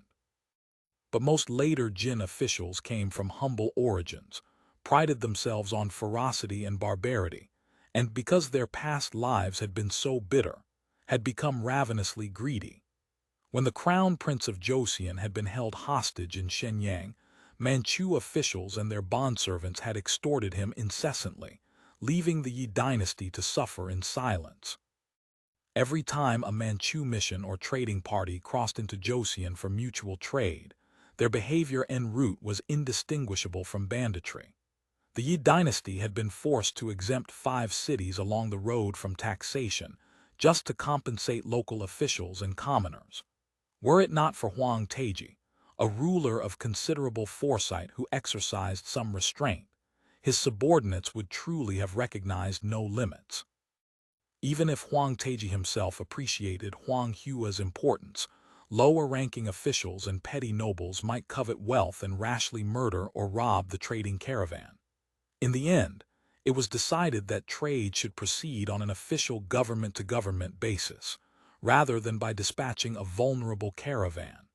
Since the new year, Huang Taiji had remained in Changying, attending to matters of state. He had not gone hunting, though for the Manchu regime, hunting was not merely an aristocratic pastime or the loftier-sounding military drill. It was also a vital source of national income. The meat and furs obtained in the hunt were indispensable to the later Jin. Born in 1592, Huang Taiji was now in his prime, middle age though already gaining weight.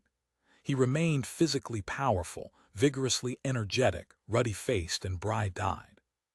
His career was entering an era of flourishing growth.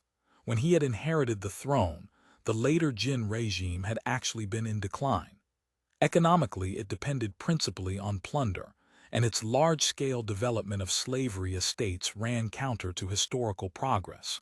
Coupled with the severe cold of the Little Ice Age, agricultural production had plummeted. Internal strife among the elite was rife. While ordinary soldiers chafed at the meager share of spoils they received, even armored warriors killed in battle were compensated with nothing more than blood-soaked garments stripped from corpses. Combat effectiveness had begun to erode. Under the old wild boar skin, Narhasai, internal tensions between Manchus and Han Chinese had intensified unprecedentedly, until even die-hard early defectors like Li Yangfeng and Fan Wencheng had nearly been executed. Han officials across the regime lived in terror. Had it not been for Huang Taiji, an almost freakishly talented anomaly, inheriting the Khan's seat, the Manchus might have been remembered only as a short-lived local regime. After years of vigorous reform, he had pulled the later Jin back from the brink. Though national poverty and the people's destitution had not fundamentally improved, conditions were far better than the days when they killed captives simply to reduce the number of mouths to feed. Several years prior, his first campaign beyond the Shanghai Pass had yielded rich returns. He had seized vast plunder and countless captives, alleviating fiscal shortfalls and quieting the complaints of the Eight Banners soldiers. He had also, in the process, taken the measure of the southern court. The great Ming is nothing more than this. For the first time, the ambition to restore the great Jin, water horses at the Yellow River, had entered his mind. In the power struggles among the later Jin's upper echelons, he had successfully crushed heavyweight rivals like Ammon and Mangaltai. At last, in the first month of the previous year, strictly adhering to the old system of the three great bales sitting together, he had amended practice so that he alone sat facing south while the other bales sat to the side. He had become the supreme ruler in truth. At this moment, Wang Teji stood at the threshold of glory. Accordingly, whether in action or in speech, he radiated confidence and ambition. Yet many problems remained. Externally, though he had seen through the southern court's facade of strength, a centipede dies but never falls down. It would take time to water horses at the Yellow River. Eastward, the Zhenjiang army, weakened by fratricide, still persisted on his flank. Joseon was secretly corresponding with the southern court. Westward, the Chahar Mongols had yet to be fully subdued. Internally, the shortage of national revenue cast a shadow he could never escape. Though the slavery estate system was no longer expanded, and grain production had slightly improved, it remained difficult to increase yields on that bitter cold land. Rice prices had always been exorbitant. As the Khan of Heaven's mandate, he could enjoy Liaoyang green, a premium dry rice variety grown on the imperial estates outside Changying, at every meal. Even the ordinary princes and nobles tasted it only on festival days. Commoners further down ate coarse grains at best. Some even subsisted on barnyard grass.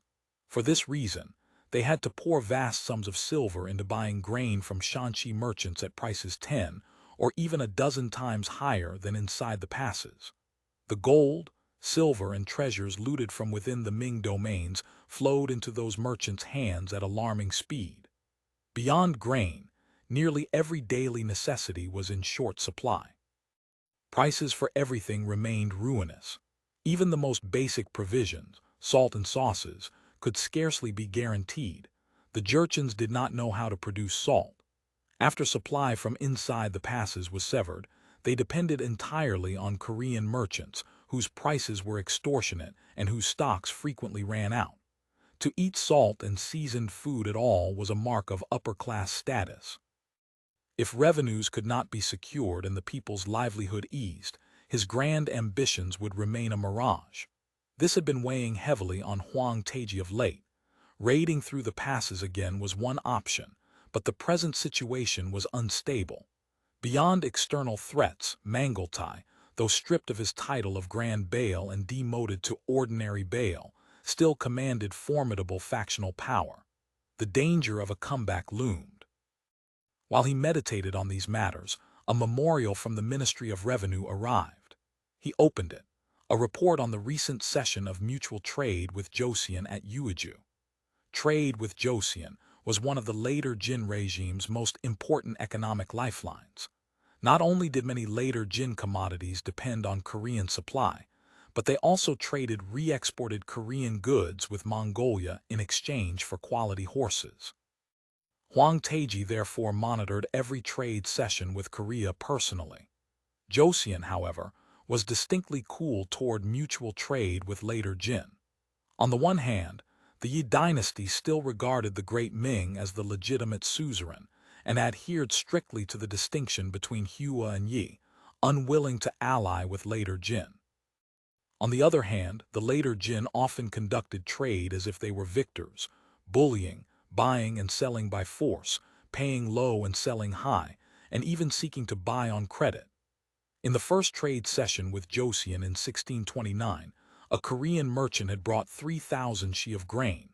Of that, 2,000 she had been gifted, leaving only 1,000 to actually sell. Korean merchants had understandably lost their appetite for dealing with them.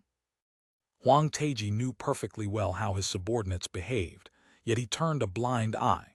The later Jin's small court was simply too destitute. Squeezing soft persimmons like Joseon was its only recourse. Days earlier, the caravan he had dispatched to Joseon returned from Uiju. They had brought 1,600 jin of ginseng, demanding 16 taels per jin, but Joseon had offered only 9, a difference of 11,200 taels. The price fell far short of his expectations. He had been counting on that silver to buy additional goods. What vexed him further was that the goods purchased from Joseon were often shoddy and short-weighted. A single bolt of cotton cloth was cut short and sold as 2 or 3 bolts. 6 or 7 sheets were pulled from a single roll of paper. Without careful inspection, the cheating was hard to detect. Chapter 1343. VIP treatment. This kind of cheating had happened more than once. Each time, Wang Taiji dispatched stern inquiries to the Korean side, but with little effect. Sometimes Joseon even refused to trade at all, claiming their country simply did not produce the desired goods. The Yi dynasty was outwardly submissive, yet secretly continued to look toward the southern court. His spies confirmed that Joseon's correspondence with the Ming had never ceased. He was considering how to deliver a lesson to the Yi dynasty, to remind them not to forget the brotherly alliance of old, when a clerk from the Board of War brought him an urgent dispatch. Wang Taiji glanced at the memo slip attached to the forwarded report. It had come from Zhenjiang Fort, of all places, and started in surprise.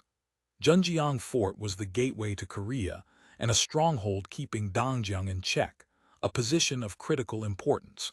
Yet no warnings had issued from Zhenjiang Fort in a long time. Cross-river raids by the Dongjang army had ceased since the Korea campaign. And given Dongjiang's present straits, another deep thrust to harass the Yalu seemed vanishingly unlikely. Wang Taiji monitored surrounding developments daily. Compared to the Ming Emperor, who relied on a sprawling secret police apparatus, Wang Taiji's intelligence on enemy states tended to be more current, partly because he rewarded spies generously, partly because the later Jin court was small. Smallness meant fewer layers between ground level and top, less distortion along the way. Beyond the many agents he had planted in Beijing, he maintained operatives at key points such as Dongjiang and Dinglai. Dongjiang's internal strife, the Dinglai War, the Beijing court's panicked measures and infighting. News arrived every 2 or 3 days, first to the confidential offices of the Board of War, then immediately to the palace. Wang Taiji had taken keen interest in the Dinglai rebellion. To his eye, the uprising had destroyed years of Sun Yuanhua's painstaking work on the Dengzhou New Army without costing him a single soldier. Moreover, the Dongjiang army's deep entanglement in the rebellion would inevitably intensify internal splits, while fueling the southern court's distrust of its frontier garrison. In effect, the rebellion had removed 2 major threats to the 8 Banners' flanks at no expense to him. He often found himself thinking, "Heaven's mandate truly belongs to me." Could the southern court's realm be fated to become his great Jin's dominion? The thought had been occurring to him more and more of late. What news could be coming from Zhenjiang Fort now? A premonition struck him. His spies had reported a few months ago that Kang Yaod and Li Jiacheng had fled Dengzhou by sea with several tens of thousands of followers. Yet after their flight, these forces had vanished without a trace. Beijing's report said only that government troops had recovered Dengzhou and killed the main rebel leaders, offering no explanation of where those tens of thousands of fugitives had gone. Could this be remnants with nowhere else to turn, coming to surrender to his great Jin? Wang Taiji felt a secret thrill of anticipation. Among those tens of thousands of rebels must be many firearms experts from the original Dengzhou army. Perhaps they had even brought along the weapons and warships the 8 Banners so desperately lacked. If so, his army would grow wings. With such hopes, he opened the dispatch. It did indeed report ships arriving from the sea, but the matter had nothing to do with the Dengzhou remnants. Rather, a strange large vessel had appeared, manned by people with shorn hair and short clothing, all very peculiar. These newcomers possessed extraordinarily powerful cannons. Because the garrison commander had refused them permission to land, they had already shelled a section of Zhenjiang Fort's walls to rubble. They were now requesting trade with the court. How strange! Everyone else avoids us, yet these people come knocking at our door, bold indeed. Wang Taiji allowed himself a slight smile. Since the other party sought trade, the financially strapped later Jin court naturally welcomed them. He immediately ordered 2 men summoned, Ding Wensheng and Zhao Fuxing, clerks of the Board of War, to inquire about the incident's specifics. It emerged that the day after the Haitian anchored, Zhenjiang Fort's garrison had dispatched several hundred men in small boats to raid Duaji Island, attempting to destroy the ship in one stroke. They had been partially wiped out by the vessel's guns and the marines on the island, then fled back in disarray.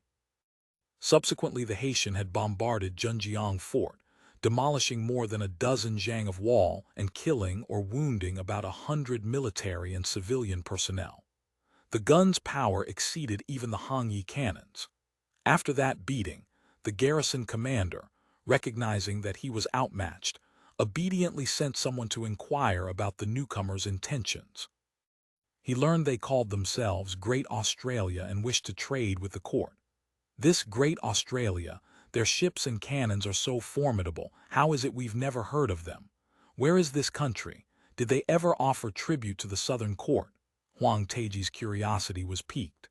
The two clerks spoke in unison. They had never heard of any Great Australia, let alone its formidable ships and guns. These men held their posts precisely because they were learned and well-informed. Yet, racking their brains and searching every geographic text at hand, they found not half a word about Great Australia.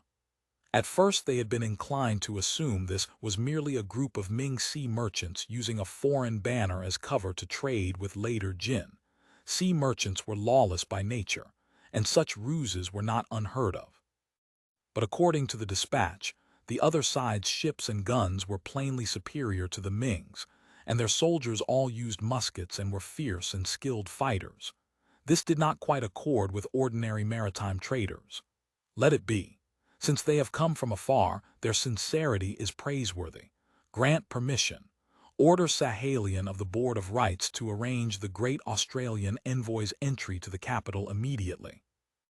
Shortly after this order was issued, a second memorial arrived from Zhenjiang Fort, accompanied by a thick, beautifully printed catalogue. This was the product directory intended for later Jin sales.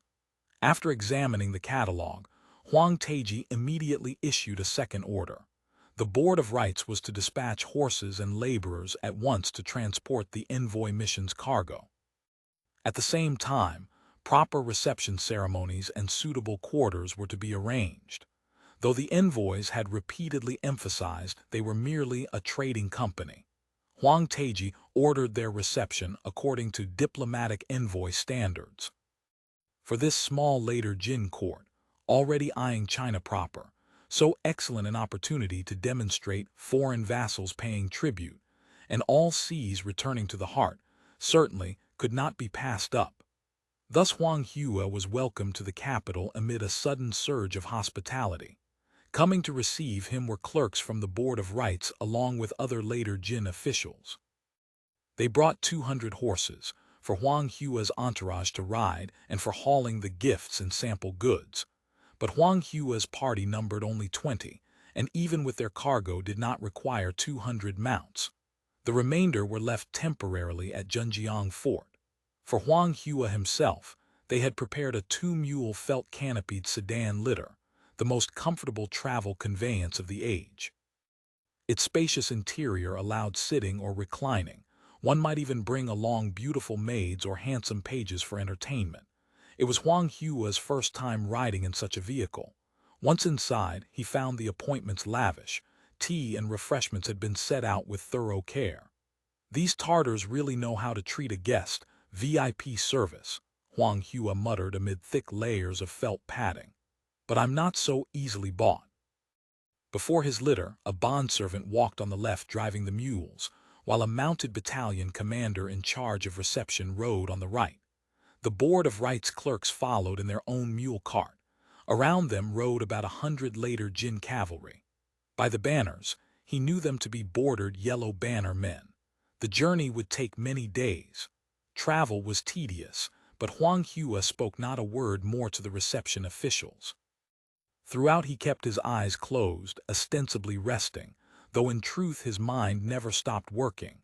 He was considering how to negotiate with later Jin officials once he reached Shenyang, or as they called it, Changying. The first problem was the question of ritual obeisance. Personally, Huang Hua did not mind kowtowing.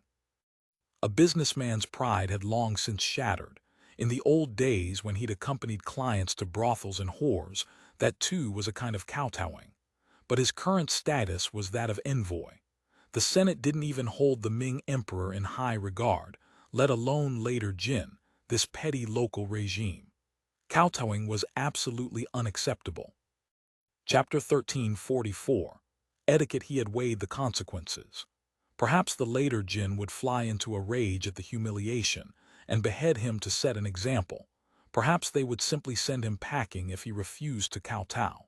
But after analyzing the matter repeatedly with his colleagues in the Great Library, he believed neither outcome was likely. The later Jin had not yet established the concept of absolute imperial supremacy. Huang Taiji's practice of sitting alone facing south had been implemented only in 1633. The emperor's face was far less sacrosanct than it would become in later years. Furthermore, the present Huang Taiji was thirsting for talent. To woo Lamaism, when the envoy of the living Buddha of Tibet arrived, Huang Taiji had received him with the highest honors. In the original timeline, when Kong Yaod and Shang Kexi surrendered, he personally went 10 li beyond the city walls to welcome them, and even bestowed the hugging courtesy. Plainly, this was a monarch willing to use ultra-high specification receptions to win hearts. Finally, the Manchus had not yet usurped the divine land. The Khan of Heaven's mandate could scarcely claim to possess the 4 seas. On the contrary, he was desperately eager for trade. Combining these 3 points, the probability that Huang Taiji would execute or expel Huang Hua for refusing to kowtow seemed vanishingly small. The probability of concluding a deal was high. All the same, Huang Hua's mood was heavy. He faced the greatest anomaly in contemporary East Asia, Huang Taiji, whose existence practically begged the suspicion that he was a lone transmigrator. The psychological pressure was immense. Huang Hua was a daring man. He had started as a small-time merchant in northeast border trade. Without considerable courage and discernment, no one survived in that line. But now he had to contend with the strong man of this era. Set aside the advantage of centuries of foreknowledge.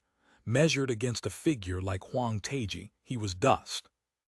Were it not for the Senate and the entire industrial system of Lingao behind him, he probably would have pissed his pants in fear long ago. Looking forward past the horse's head, he saw that though bitter cold still gripped the land, the first hints of spring had arrived. River ice was beginning to melt.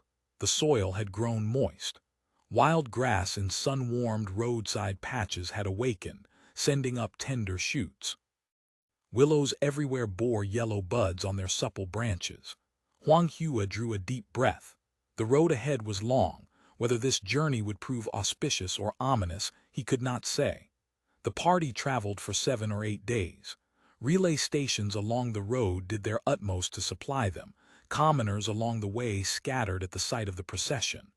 On this particular day they crossed the Hun River, not far from Shenyang. The welcoming party sent by Huang Taiji, Manchu and Han officials led by Sahalian of the Ministry of Rites, greeted them with solemn ceremony. Banquets and gifts were bestowed. Huang Hua held to his rules. Whether banquet or reward, he bowed in the direction of Changying to express thanks, but absolutely did not perform the kneeling and kowtowing ceremony. Sahalian and his colleagues found this unremarkable. That night the group lodged at the Hun River relay station. Sahalian paid a personal visit, because they would enter the city the following day. Both sides' etiquette during the audience had to be agreed upon. Sure enough, the proper form of meeting the Khan of Heaven's mandate became the crux of discussion. The later Jin naturally hoped that this great Australia from unknown parts would present itself according to the etiquette of foreign vassals, like the Mongol tribes in Joseon. The Khan of Heaven's mandate could, of course, extend special courtesy, the hugging greeting, for instance. But Huang Hua gritted his teeth and refused to yield. He was willing to perform only a 3-bow ceremony. Beyond that, he would not kneel, not half kneel, not even perform the Dadian, the single-knee bow most common among the later Jin. To borrow the reporting style of his original timeline, the two sides conducted repeated consultations focused on this issue. Seeing that Huang Hua refused to relent, Sahalian dared not decide on his own authority. He had to send someone to seek Huang Taiji's personal ruling. Huang Taiji himself was somewhat torn. He had originally intended to extend special courtesy to Great Australia.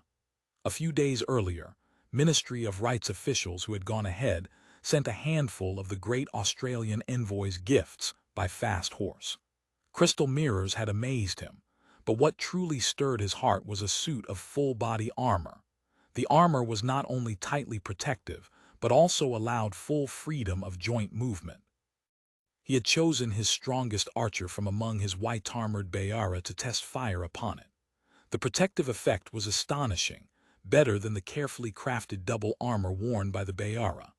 More crucially, soldiers wearing this armor could move more freely than in double armor, bore a lighter burden, and were far less prone to battlefield fatigue. If all his Bayara could wear such armor, it would be like adding wings to a tiger. He was therefore eager to see the envoy as soon as possible, to clarify the other party's purpose and asking price. Now, hearing the Ministry of Rights report that the other party was unwilling to perform the kneeling and kowtowing ceremony, he could not help hesitating. He did not inherently value empty ritual, but he had been influenced by certain Han officials who believed that a supreme ruler must command suitable ceremonial dignity, otherwise subordinates, princes, and foreign vassals would grow disrespectful. For years he had been concentrating royal power and placed great weight on authority. He dared not decide lightly. Yet he did not wish to squander this excellent opportunity. After some hesitation, he resolved to consult Fan Wencheng. He summoned him to the Qingning Palace that very night. Hearing that the other party steadfastly refused to perform the kneeling and kowtowing ceremony, Fan Wencheng pondered a moment. He had been aware of Great Australia's tribute mission from the beginning. A veteran of 2 reigns, having served Narhasai like a dog and horse in his youth, he had weathered years of ups and downs and long since grasped the minds of 8 banners nobles and Gioros alike. He knew the Khan of Heaven's mandate's character and style intimately. He understood that Huang Taiji valued the goods this group brought, and that he urgently wanted to open a new trade route to relieve the current desperate fiscal situation. Therefore Huang Taiji could not bear to reject them outright. As a high official of the imperial court, Fan Wencheng certainly understood the great Jin's economic straits. Though he himself was a respected grand secretary, on ordinary days he still had to eat barnyard grass rice from time to time. Only when the Yi dynasty paid tribute could he receive some proper rice as a reward. Daily necessities in the markets were all scarce. Even paper for official correspondence was insufficient, forcing ministries to write documents on the backs of old files and waste paper left by the Ming. If Great Australia could supply various goods, it would be no small relief. Huang Taiji asked. The envoy is impervious to both carrot and stick, simply refusing to kowtow to us. Would kowtowing cost him a piece of his flesh? Fan Wencheng replied, the Great Australian envoy's refusal to perform the rites is certainly arrogant, but they are, after all, folk from overseas, frogs in a well, unaware of the great Khan's majesty. In your opinion, Minister, ought we to make them see that majesty? Your Majesty, in this subject's view, Great Australia is a distant country beyond the seas. Since they are willing to sail thousands of li to offer tribute, that alone demonstrates their heart's admiration for the imperial court. It does no harm to the great principle. Huang Taiji smiled. So you believe we can allow them not to perform the kneeling and kowtowing ceremony? This subject believes. Show them majesty, cherish them with grace. Huang Taiji laughed aloud. Good, well said. After a pause, in that case grant them this grace. The emperor's breadth of mind is vast as the sea. Fan Wencheng knew his speculation had been entirely accurate. That being so, he had another move ready to flatter his lord. He immediately proposed that, since they were being exempted from kneeling and kowtowing, Holding an audience ceremony within the palace would be awkward. Better for the emperor to set up a tent at some site outside the city under the pretext of a hunt, then bring the envoys for an audience there. In the context of a hunt, all ritual formalities could be simplified, carrying an informal character. The adverse impression created by the other party's refusal to kowtow could be minimized. And so the hunt was announced for the following day. The site was not far from the Han River.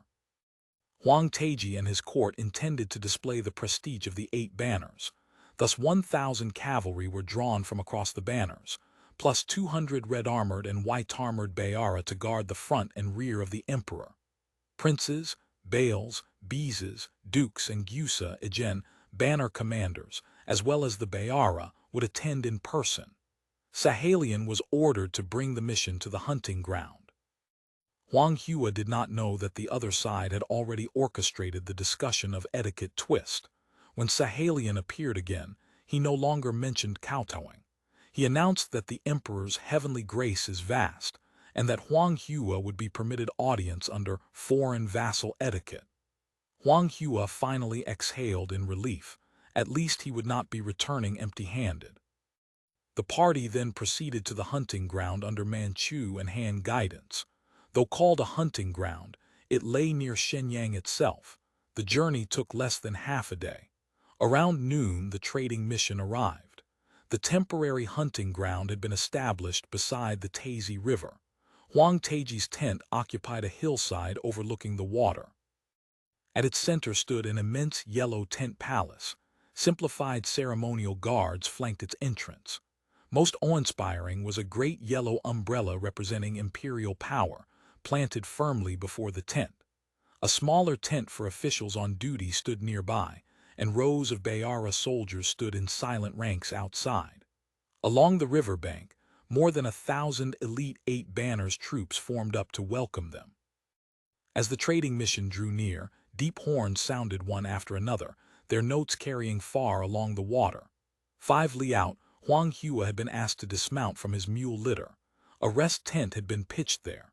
Ministry of Rights officials bidding him welcome invited him to rest, wash up, and change into formal attire in preparation for the audience. Hot water and food were sent in. Huang Hua rested briefly and ate. Then he changed into his formal dress.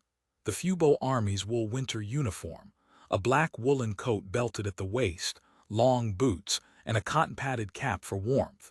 His 20 guards also dressed uniformly, though their coats were gray. Each man carried 2 newly improved 1632 model revolvers rigged in a cross-draw harness on his back, plus a machete at his waist. All were elite soldiers selected from the Lingao Garrison Battalion, disciplined, alert, heroic in bearing.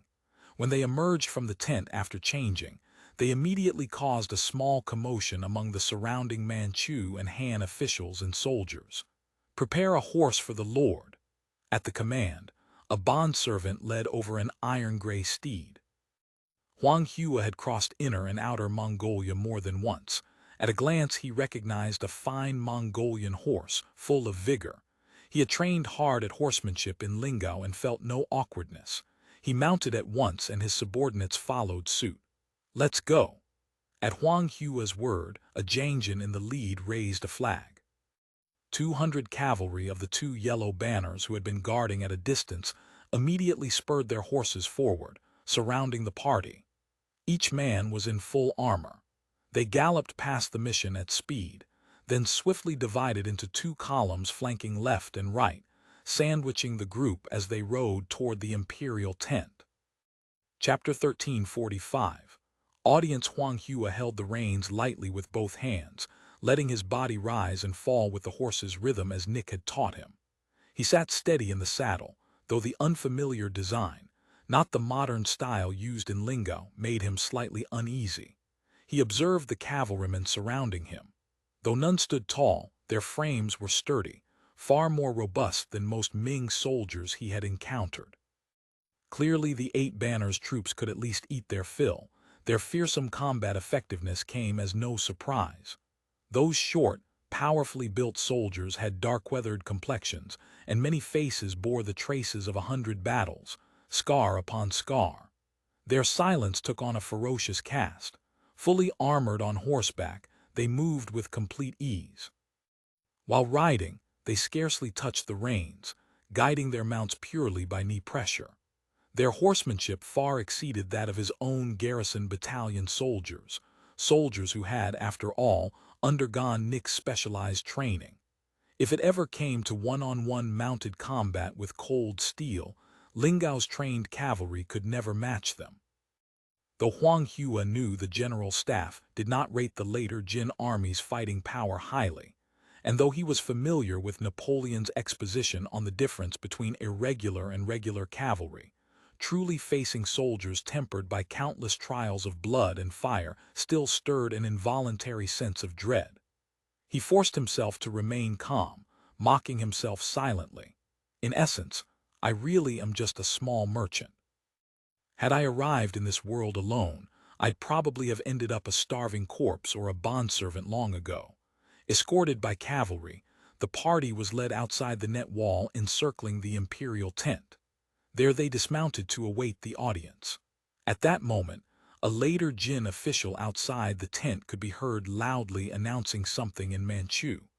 Huang Hua understood none of it, but guessed it was the report of his arrival. A Manchu official and a Han official emerged to the entrance to welcome Huang Hua and his party. His guards could not enter the net wall. From the gate to the tent palace, 2 lines of Bayara stood at attention, guarding in stern silence. Around the entire curtained enclosure reigned an atmosphere of solemn stillness. Full ceremonial guards were arrayed outside the tent palace itself. "Please unbuckle your sword, my lord," the Han official reminded him. Huang Hua undid the sash of the command saber at his waist and handed it to a soldier beside him. He drew a deep breath. "Please lead the way." With that, he followed the 2 officials slowly toward the tent palace.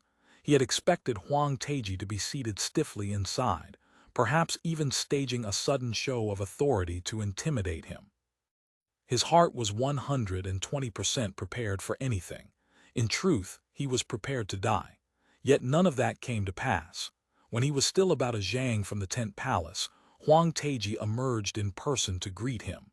Before Huang Hua could react, the Khan had already performed the embrace greeting with him. The gesture gave the vigilant Huang Hua a tremendous start. Fortunately, years of rolling around in the business world had equipped him with ample social experience. He managed not to lose his composure. After they entered the tent palace, Huang Teji took his seat. Huang Hua was guided by the clerks to the audience position, where he performed the 3-bow ritual. Then Huang Teji spoke a few sentences in Manchu, and immediately the officiating Han official conveyed the order to grant Huang Hua a seat. A stool not much higher than a footstool was brought over. The 1.8-meter-tall Huang Hua felt distinctly cramped sitting on it. Even so, his perception of Huang Teji had shifted significantly. He had pictured the man as a barbarian chief, a cruel, emotionless, middle-aged brawler.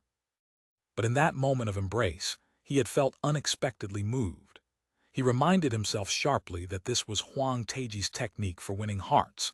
He must not adopt the loser's mentality in which a superior giving him a kind word or a moment's respect filled him with overwhelming excitement. Huang Teji really is a figure, he thought. Just this willingness to lower himself to win people over is something no ordinary man can manage. No wonder the 3 Shun princes, men who, in the original timeline, harbored deep blood feuds with the Manchus and were unruly by nature, ended up bowing their heads in obedience, serving as Manchu Qing's foremost enforcers. Huang Teji seemed very interested in Huang Hua's clothing, looking him up and down several times before speaking. He could speak Chinese, but throughout the audience he used only Manchu, translated by Board of Rights clerks. He first inquired about Huang Hua's origins and intentions. This was all prepared material. Huang Hua proceeded to embellish the so-called Great Australia, mentioning that they had already established prefectures and counties on various coastal islands and lacked only population. They hoped to trade with later Jin to obtain people. Population was the chief commodity the Senate intended to extract from later Jin through trade. Though population transit stations had already been set up in Shandong, northern Jiangsu, and northern Zhenjiang, and the mass arrivals following Operation Engine had alleviated the labor shortage, trade had to have a motive, otherwise it became mere aid. The Planning Commission would never agree to that, and Huang Taiji himself would grow suspicious. For the Senate, the Manchu Qing's principal utility was as a magnet, firmly attracting the great Ming's attention and resources. As long as Manchu Qing made trouble, the Ming lacked the financial and military strength to pay attention to the pirate raiders far away in Liangguang. Once the first 5-year plan concluded, the Senate would inevitably expand into the Liangguang region. The Ming skin, Australian heart model could not possibly continue across such a vast territory. Letting Manchu Qing create turmoil to buy time for consolidating Liangguang was the optimal containment strategy. On the whole, the Senate did not incline toward achieving goals through expensive warfare. If Manchu Qing's containment could pressure the Ming court into compromising with the Senate, so much the better. Compared to that grand design, other commodities obtained through trade, apart from horses and population, counted for little. Huang Taiji's brow furrowed slightly when he heard the other side wanted living mouths, captives, and horses. Population and horses had always been the resources the later Jin regime valued most. Though Manchu Qing had captured vast numbers of living mouths in past campaigns, those captives had mostly been distributed to 8 banners, nobles, and soldiers for agricultural labor and servitude. No recent incursions into China proper meant no ready supply of captives for trade. They would have to be requisitioned from various estates and households. Horses, however, presented an easier problem. Though the number of horses bred between the White Mountains and Black Waters was considerable, the Jurchens were fundamentally a fishing and hunting people, not nomadic herders. Their horse inventory was limited. Normally they even had to buy, or forcibly requisition, horses from Mongolia to supply the army. But sourcing horses was simpler to resolve than population. As long as sufficient goods could be imported from Great Australia, purchasing horses from the Mongols would pose no difficulty. They could even eat the markup. Thus Huang Taiji was relatively positive about the proposal. While conversing with Huang Hua, Huang Taiji studied this Great Australian. It was the first time he had seen such attire. Koreans were common enough in his realm. The first invasion of Korea had brought back legions of captives. Japanese occasionally drifted in, after getting lost or encountering storms at sea. Only this Great Australian, apart from looking exactly like a Han Chinese, dressed, spoke, and conducted himself in ways unlike anyone Huang Taiji had ever met. He swiftly concluded that these so-called Great Australians were decidedly not some Ming Sea lord's false front, as several of his ministers had speculated. They were, in all probability, a powerful force from overseas, akin to the Westerners currently casting cannons and drilling troops for the Great Ming. Huang Taiji asked many questions: types and quantities of goods to be supplied, the approximate length of the trade cycle. Huang Hua could see that the other side had done their homework. Clearly, they attached great importance to trade with his group. He made particular mention of armor supply and inquired about the possibility of purchasing grain and those Hangyi cannons used on your ships. Huang Hua gave full assurances on armor. As for Hangyi cannons, uncertain of the Senate's final decision, he could only be vague. The matter would require further discussion. On grain, he said that since Great Australia itself was short of the commodity, selling it was extremely difficult. If you can persuade the nobles of your honorable country to sell us grain and Hangyi cannons, we will not only pay handsomely for their value but will certainly reward you heavily as well. Beautiful women, handsome pages, fine horses, beautiful jade, take your pick. Huang Taiji smiled. Many thanks for the great Khan's kindness, Huang Hua replied. Allow me to report this matter upon my return. Huang Taiji nodded. You great Australians come here seeking nothing but profit. Though such pursuits are minor branches, we commend you for braving the oceans and waves to venture here. As long as you bring goods our dynasty needs, we will absolutely not treat you unfairly." Huang Hua could only murmur his thanks. Huang Taiji ordered qishi, favors in the form of Manchu pastries like sashima, bestowed on Huang Hua. He then asked several questions about the situation aboard the Haitian, mentioning that he had already sent orders to Zhenjiang fort to supply provisions for the ship. As for the incident in which both sides had briefly exchanged fire, he did not utter a word. At last he said, "Let it be done this way. Return and rest first. Tomorrow we will dispatch officials from the Board of Revenue to discuss the details with you. We still have a hunt to attend. You may all withdraw." Huang Hua was led to a nearby tent to rest. Though it was already midday, Manchu Qing, like most Han commoners inside the passes, ate only 2 meals a day. This habit persisted even for Manchu emperors after they entered China proper.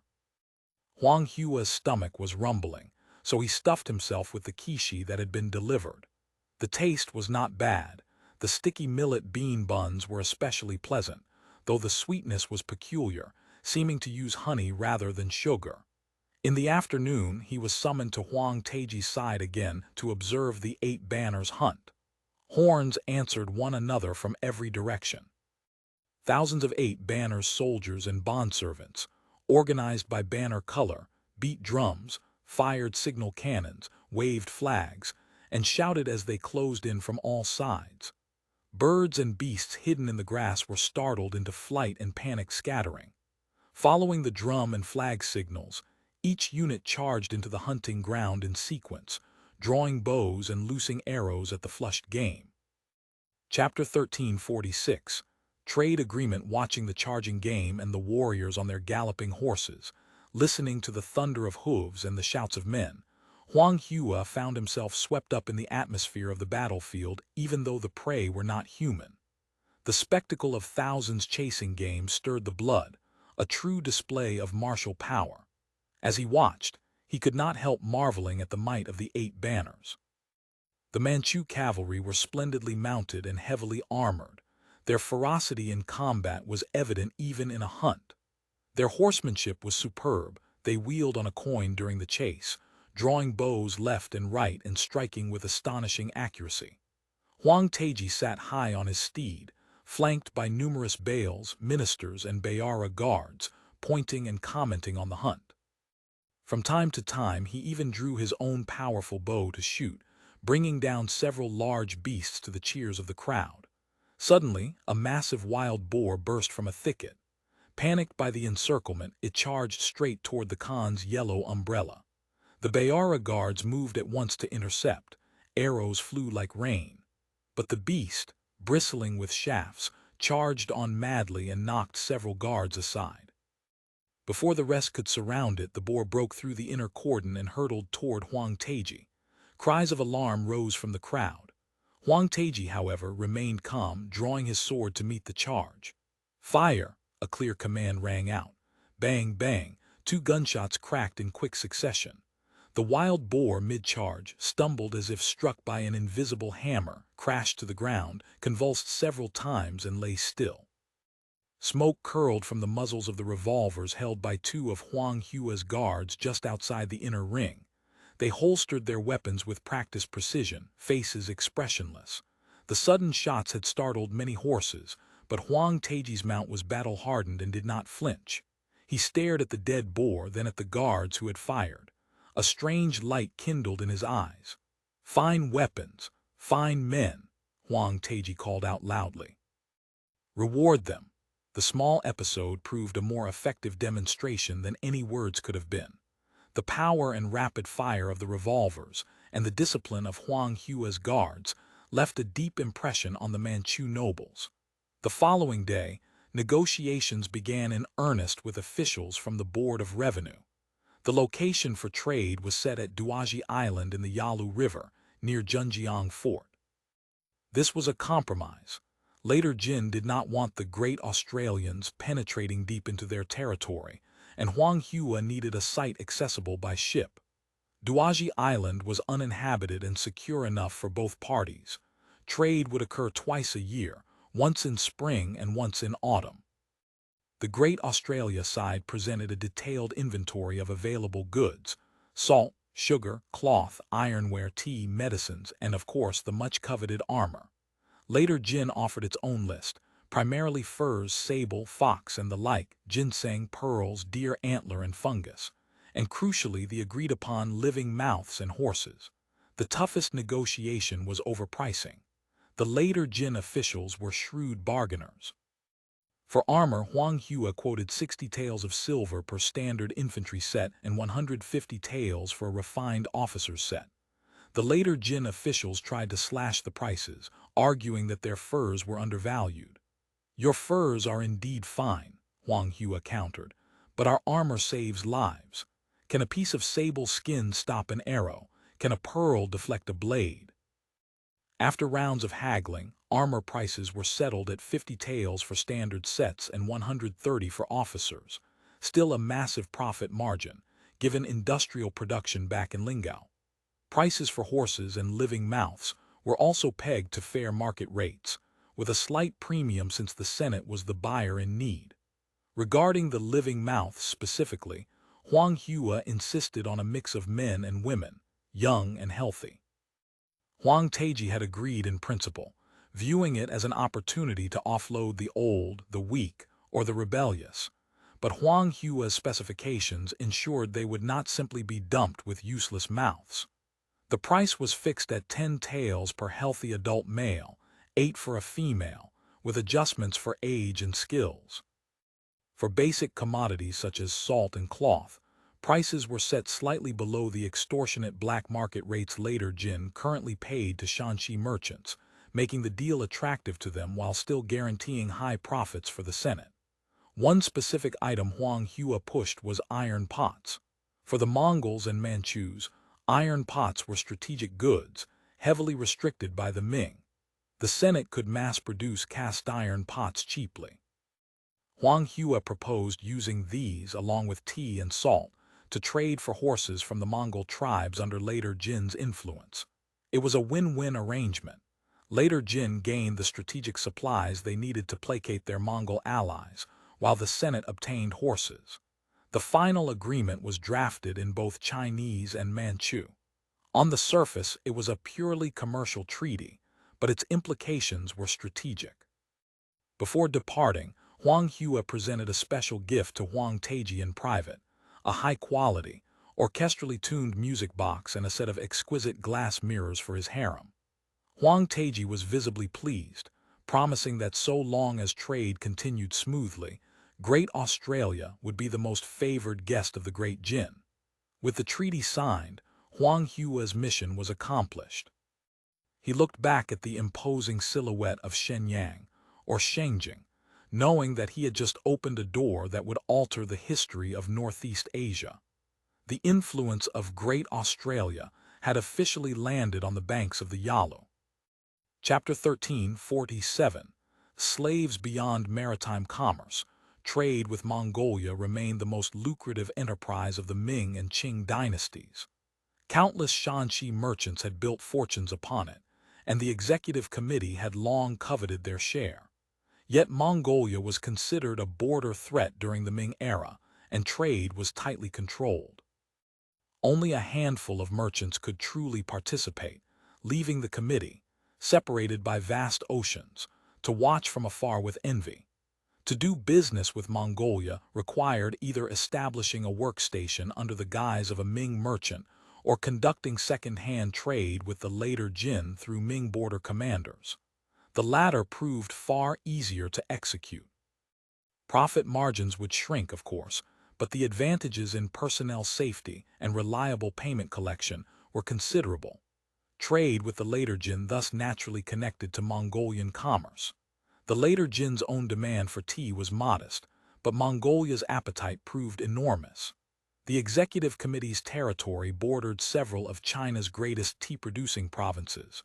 Fujian, Guangdong, and Jiangxi all produced vast quantities. If they could open this sales channel, the expansion of their trade share would be tremendous. When negotiations reached their conclusion and all major details had been finalized, Huang Hua raised 3 additional demands: land in Changying for establishing a trading post, guaranteed safety for Australian merchants and their staff, and freedom of navigation for Australian vessels on the Yalu River. These demands were submitted through the Ministry of Revenue, and all received Hong Taiji's approval, but with conditions. All 3 provisions would take effect only after the first trade fair concluded. Establishing a trading post in Changying was tantamount to placing eyes and ears in Shenyang.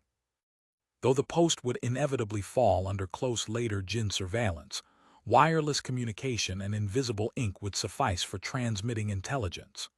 With the agreement signed, the later Jin arranged for the delegation to stay in a temple within the city, providing a residence of 2 courtyards.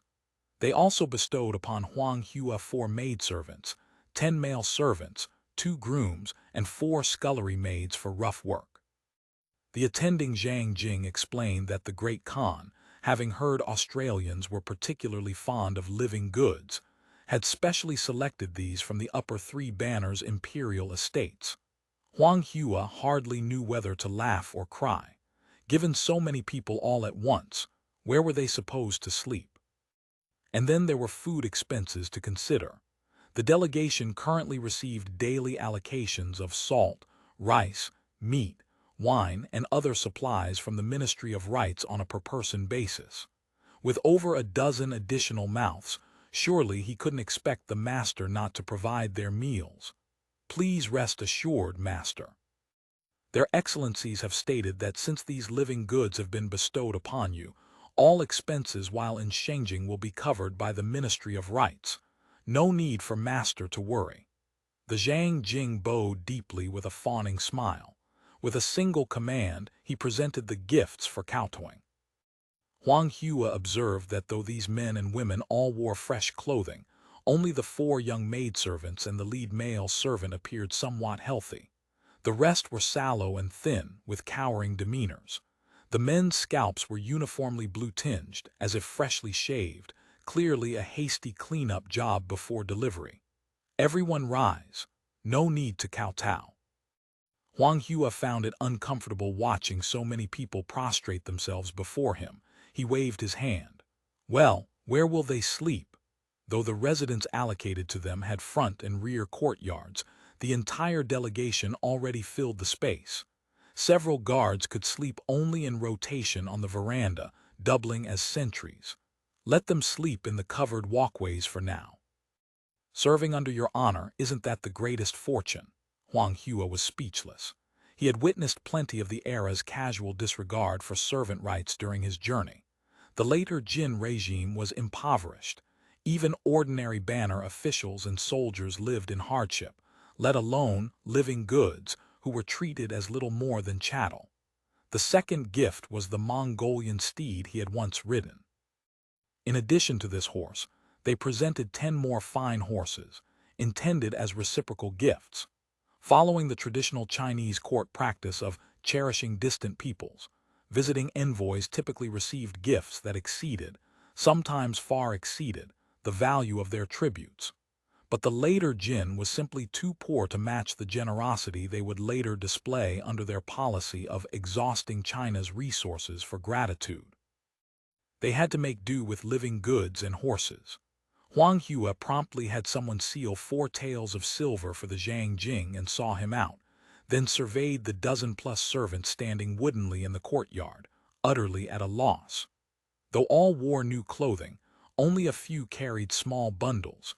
The rest had not a single piece of luggage, testament to what their lives must have been like. Seeing their new master scrutinizing them, the servants dropped to their knees in unison. Seasoned in the business world, Huang Hua possessed first-rate skills in reading expressions and body language. A quick glance revealed deep fear in their eyes, the kind of terror that comes from prolonged oppression and abuse. One slightly older male servant, seeing the new master's appraising gaze, quickly rose and trotted over to perform another deep bow. This slave is Lanbayan, paying respects to master. May master's descendants prosper for 10,000 generations. Huang Hua nodded. Rise. He gestured expansively. "Everyone rise. Thank you for Master's grace." Lan Bian stood immediately, his movements crisp and precise. His bearing unconsciously reminded Huang Hua of a soldier. "You are." "This slave is Lan Bian, formerly serving on an estate of the plain yellow banner. This time I was specially ordered by the Baal to bring these people to serve under your honor." Huang Hua noted his medium build, robust physique, and powerful bearing, completely at odds with the frail, cowering appearance of the other male servants. He surmised that this man was probably something like a minor leader among the slaves, possibly even a Bai bondservant who had fought alongside his masters. Having this man serve him was likely the 8 banners installing a pair of eyes. Huang Hua felt an immediate sense of wariness, but whenever he grew guarded against someone, he tended to become especially warm in conversation. "Since you're now with me, as long as you serve faithfully, I shall certainly look after your interests." "Thank you for Master's grace." Lan Bian hastily bowed again. "Whatever orders Master has, please instruct." "Let's first address your food and lodging." Though Huang Hua didn't entirely trust this Lan Bian, the man was clearly a minor leader among the servants and should be familiar with local conditions, useful as a source of basic intelligence. So he couldn't neglect to cultivate him somewhat. He ordered his men to arrange housing for the servants. "There are no empty rooms left," the sergeant frowned. "Should I have the brothers squeeze together and free up a few more?" "You're already 3 to a room. How can you squeeze any more?" Liaodong was a bitterly cold land where warmth depended entirely on heated kang platforms or braziers. Rooms were therefore not large. The main chambers were slightly better, but the side rooms were quite cramped. With 2 soldiers they were already tight. Now with 3, the kang couldn't accommodate more. "If necessary, one more can sleep on the floor. The room has a heated kang so they won't freeze. Ground-level sleeping concentrates carbon gas, and with more people the air becomes even worse." Huang Hua shook his head. "Move some of you to the main building." The main building had 3 rooms. The central room had no kang and was uninhabitable. One could stay only in the heated alcoves on either side. Currently, one side housed Huang Hua while the other housed his 2 orderlies.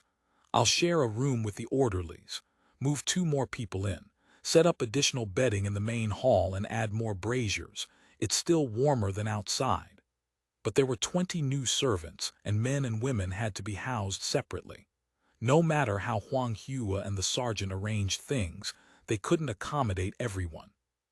Seeing that Master Huang offered no instructions but was instead arranging quarters for them, Lan Bian stepped forward. "Master needn't trouble yourself. Aside from the young ladies who are delicate and need the steward to arrange proper quarters, the rest of us only need a brazier and can sleep in the corridors just fine." Huang Hua shook his head. "Liaodong is bitterly cold. Sleeping in the corridors, wouldn't you freeze to death? The weather has already warmed. A brazier will suffice." "How can that be acceptable? Look at you all, not exactly robust. What if you fall ill?" Huang Hua spoke matter-of-factly. "Let me think of something." Lan Bian wanted to say more, but seeing that Huang Hua's words were sincere and not mere pleasantries, he stepped aside and said no more.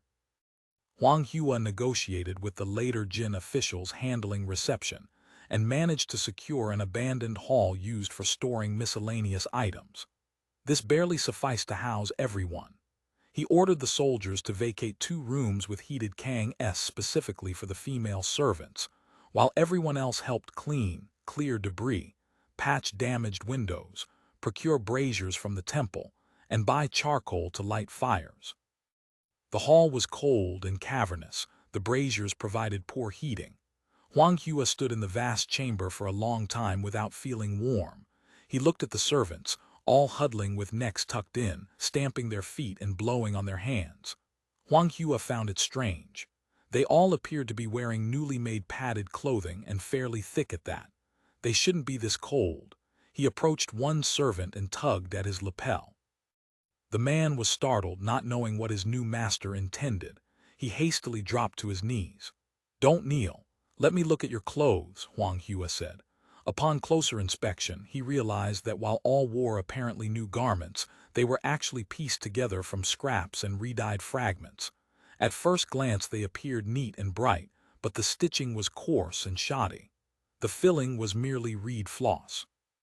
Only minor leaders like Lan Bian had threadbare sheepskin jackets.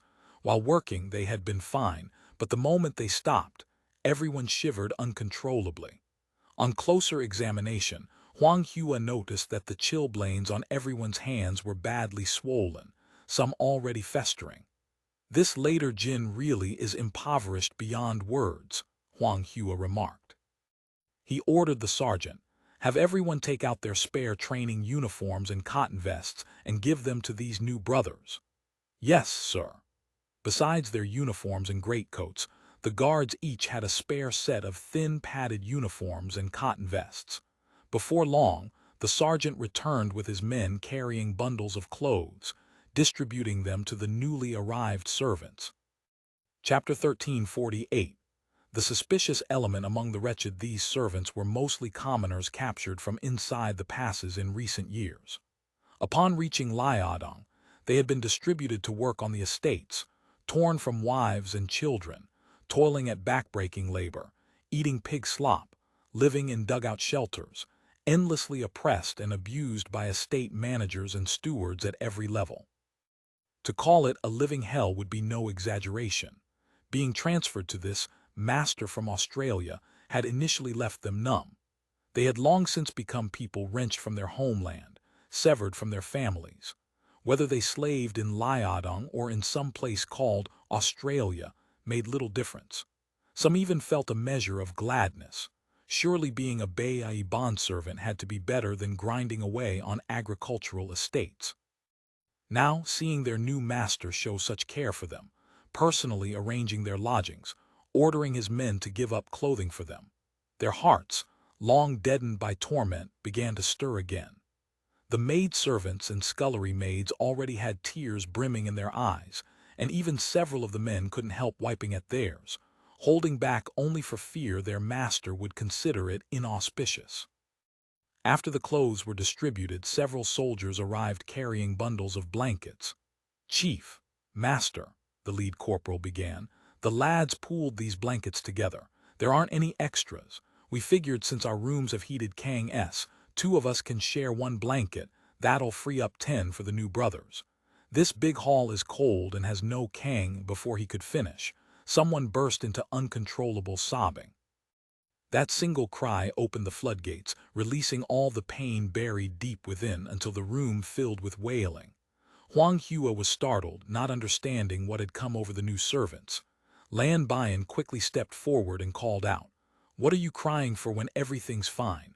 Don't bring bad luck to master's household." Everyone stopped crying.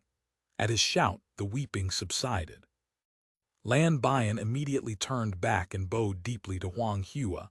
"Master, everyone is moved by your kindness. Master's benevolent heart. May your descendants flourish. May your house be noble for 10,000 generations." As he spoke, his own voice caught with emotion. Only then did Huang Hua understand.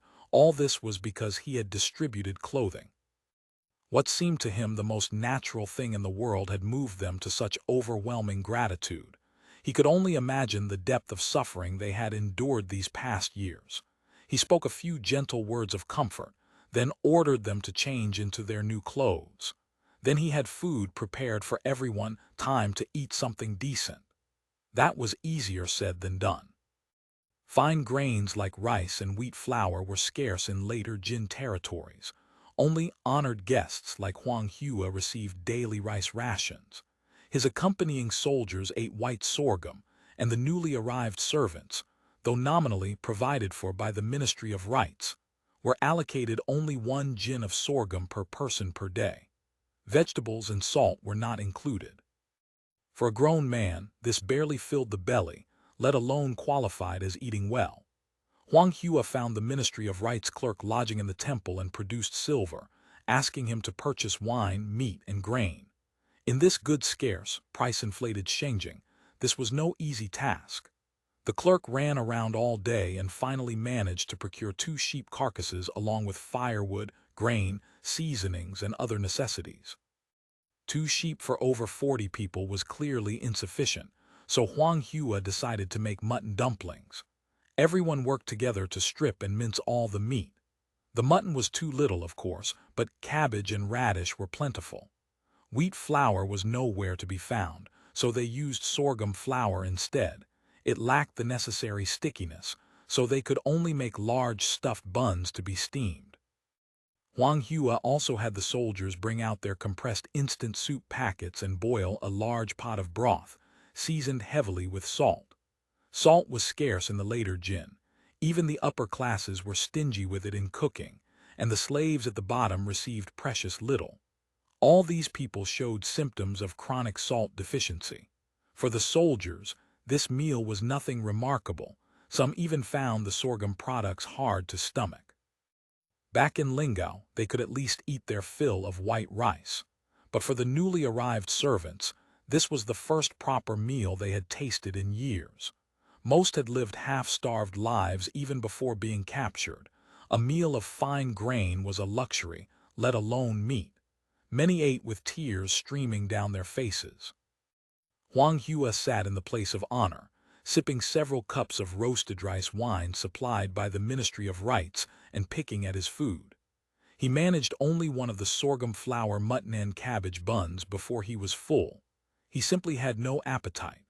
But watching the servants' expressions of overwhelming gratitude, he found it somewhat incomprehensible. To Huang Hua, issuing warm clothing to impoverished employees and sharing a communal meal were simply normal things for any ordinary boss to do. He hadn't expected his actions to produce such an effect. Apparently, in this time and place, it was a race to the bottom. Whoever did slightly better could win the hearts of all under heaven. After dinner, Lan Bian came again to pay his respects, asking whether Master wanted him to send a young lady to his chambers for service. He added obsequiously that he had already assembled the 4 girls outside, awaiting only Master's word. It took Huang Hua 30 seconds to realize he was referring to the 4 maidservants. He hadn't paid much attention to the 4 maidservants today, and only thought of them when Lan Bian mentioned it. That the later Jin had presented him with 4 maidservants was obviously meant as a gesture of goodwill, but he had to guard against the possibility that they were trying to plan a bedside spy. Hadn't Hong Chengchu, despite his loyal service to the Qing, been given a Manchu woman by Dorgan as a concubine specifically to monitor him? Where did these 4 girls come from? This slave doesn't know. They weren't from our estate. Lan Bian stood hunched and deferential. I heard they were originally from Prince Ammon's household. When the prince recently fell from grace, these women were confiscated to the government. Master has no interest tonight. I should mention, Master, one is from Korea, just 15, and from a Yongbin noble family. Lan Bian narrowed his eyes with a smile. They say Korean women are quite different. Would you like me to have her come in to serve? Huang Hua chuckled. You're quite skilled at reading your master's wishes. I imagine you were quite the figure back on the estate. Lan Bian's expression flickered momentarily before he smiled again. I wouldn't dare presume. This slave was merely a minor overseer on the estate. That doesn't add up. Huang Hua casually accepted a face towel from his orderly. Your skill at attending to people, you didn't learn that as a foreman on an estate. Since you're now under my roof, speak honestly. Which Baal's household did you originally serve in? Lan Bian showed initial panic but quickly calmed. Master sees through everything. This slave originally served in Prince Mang's household. This time I was specially sent to attend to Master. So you know Changying well. I've been here many years. I know the roads well enough. I'm thinking of opening a trading post here. Where do you think would be best? Well, Lan Bian hesitated. Master, it's not this slave's place to speak on such matters. Besides, we don't know what land the court will grant. Huang Hua didn't press further. He changed the subject. Would you be willing to come with me to Australia? Now that this slave belongs to Master, wherever Master goes, this slave will follow, without question. And you don't miss your wife and children, Lan Bian smiled. This slave has no one, no wife, no children. Otherwise, how would I have been assigned to serve Master? Though he spoke thus, Huang Hua's training and observation from Intelligence Bureau courses told him the man was lying. Clearly, this land buy-in was problematic. Otherwise, there was no reason to conceal having a wife and children. The normal response would be to beg his new master to help bring his family to reunite. Once we reach Jeju Island, we'll have to interrogate them thoroughly. Huang Hua made up his mind. Yawning, he said, "No need to have them attend me. Let everyone rest early. We leave tomorrow." The maidservants might be lovely, but he couldn't afford to get involved. First, they hadn't been through purification. Second, this would constitute damaging state property and could easily provide others with leverage. Early the next morning, Huang Hua submitted a memorial through the Ministry of Rights announcing his departure. Soon, an imperial edict arrived, accompanied by many additional gifts. Personally bestowed upon Huang Hua were 10 Eastern pearls, all of the finest quality, each the size of a lotus seed, perfectly round and lustrous, extremely precious. But to Huang Hua, accustomed to cultured pearls, they made little impression. The trade mission completed all formalities and departed Changying for Zhenjiang.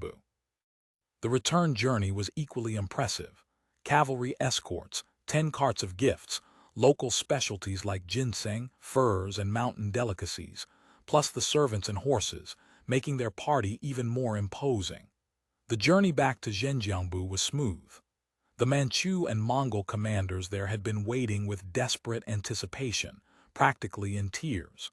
They had received orders to provide maximum support to the Haitian. Naturally, the people aboard took full advantage, issuing lists of demanded supplies.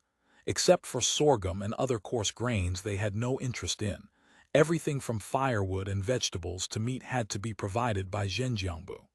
By now, the Haitian had consumed half of Zhenjiang's stored winter vegetables and completely cleaned out their frozen mutton and pork.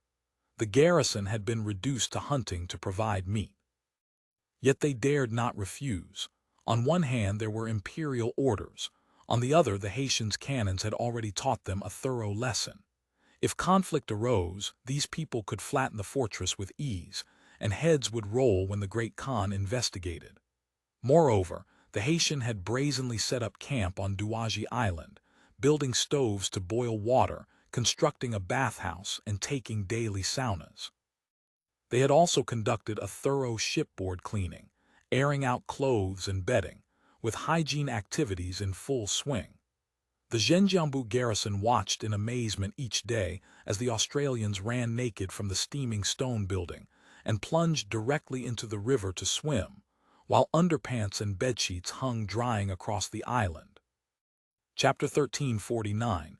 The cook corps Mao Shisan had been aboard the Haitian for quite some time now.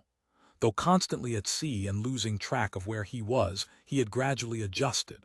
When first brought aboard, he had been interrogated and confined to a cabin for several days. Later, he didn't know precisely where they had docked, and he had been thoroughly scrubbed with hot water, his head shaved, and given a worn uniform. Finally, he was allowed to move about freely. He had secretly asked Fujai, the young man about his age who had cared for him while he was unconscious, and his only acquaintance aboard, whether this was the purification that soldiers often mentioned. Fujai said no. Purification involved spreading one's buttocks and drinking medicine. What he had undergone was only preliminary cleaning, sufficient to at least eliminate fleas and lice, which was why he no longer had to be confined to the small cabin. However, he still had to eat alone in a separate compartment. After meals, his wooden utensils were thrown directly into the sea. Some areas remained off-limits. Fujai told him that next time they had a longer rest stop, the ship's medic would give him proper purification.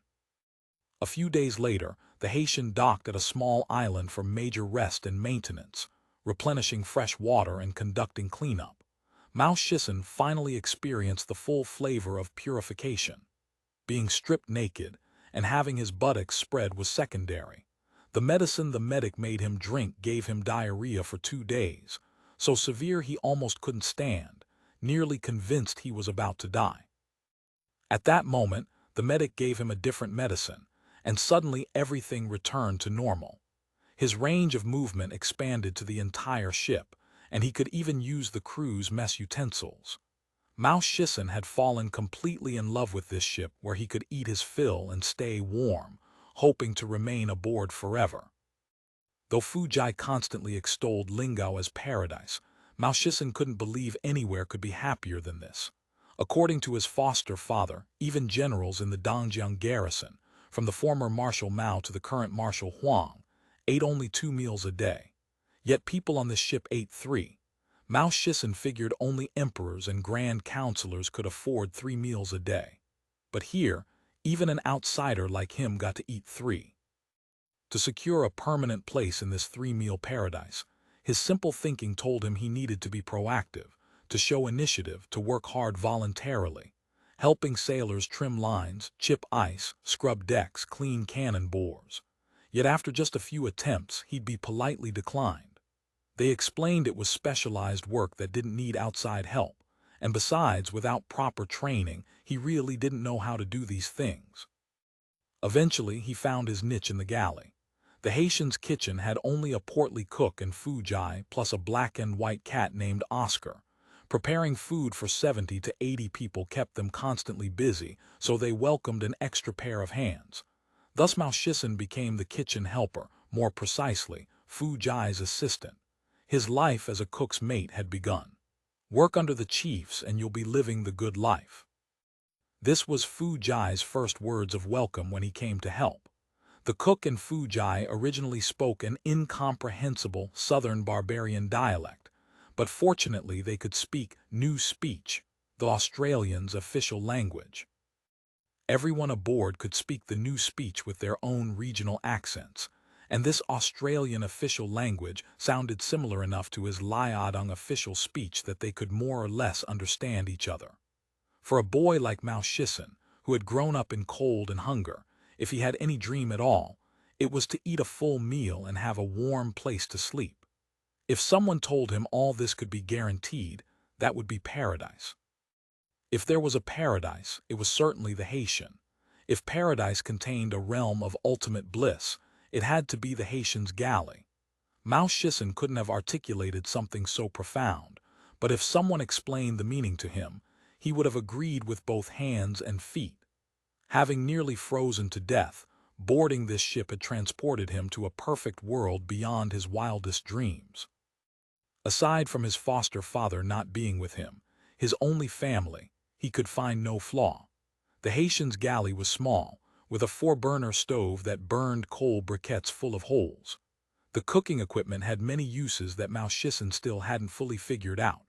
Most utensils were made of steel, completely unlike anything he'd ever seen. Flat rectangular frying pans and tall, deep stockpots shaped like pillars. Behind the kitchen was a smaller galley with a small stove where the chief's orderlies prepared their meals. It was always locked when unoccupied, quite mysterious. Though the engine room rumbled right behind the galley, Mao Shisan was content to stay in this small, warm space. The galley staff were kind. When he wasn't busy, the portly cook would sit at the doorway chewing tobacco, alternating between teasing the cat and chatting with the 2 young lads. Fujai, the precociously mature youth not much older than himself, proved a reliable and helpful companion with decent cooking skills who often offered guidance. The galley operated 24 hours a day, always with food on the stove. The sailors worked 4-hour shifts. In cold seas, crew members expended tremendous energy, so hot meals had to be ready for each shift change.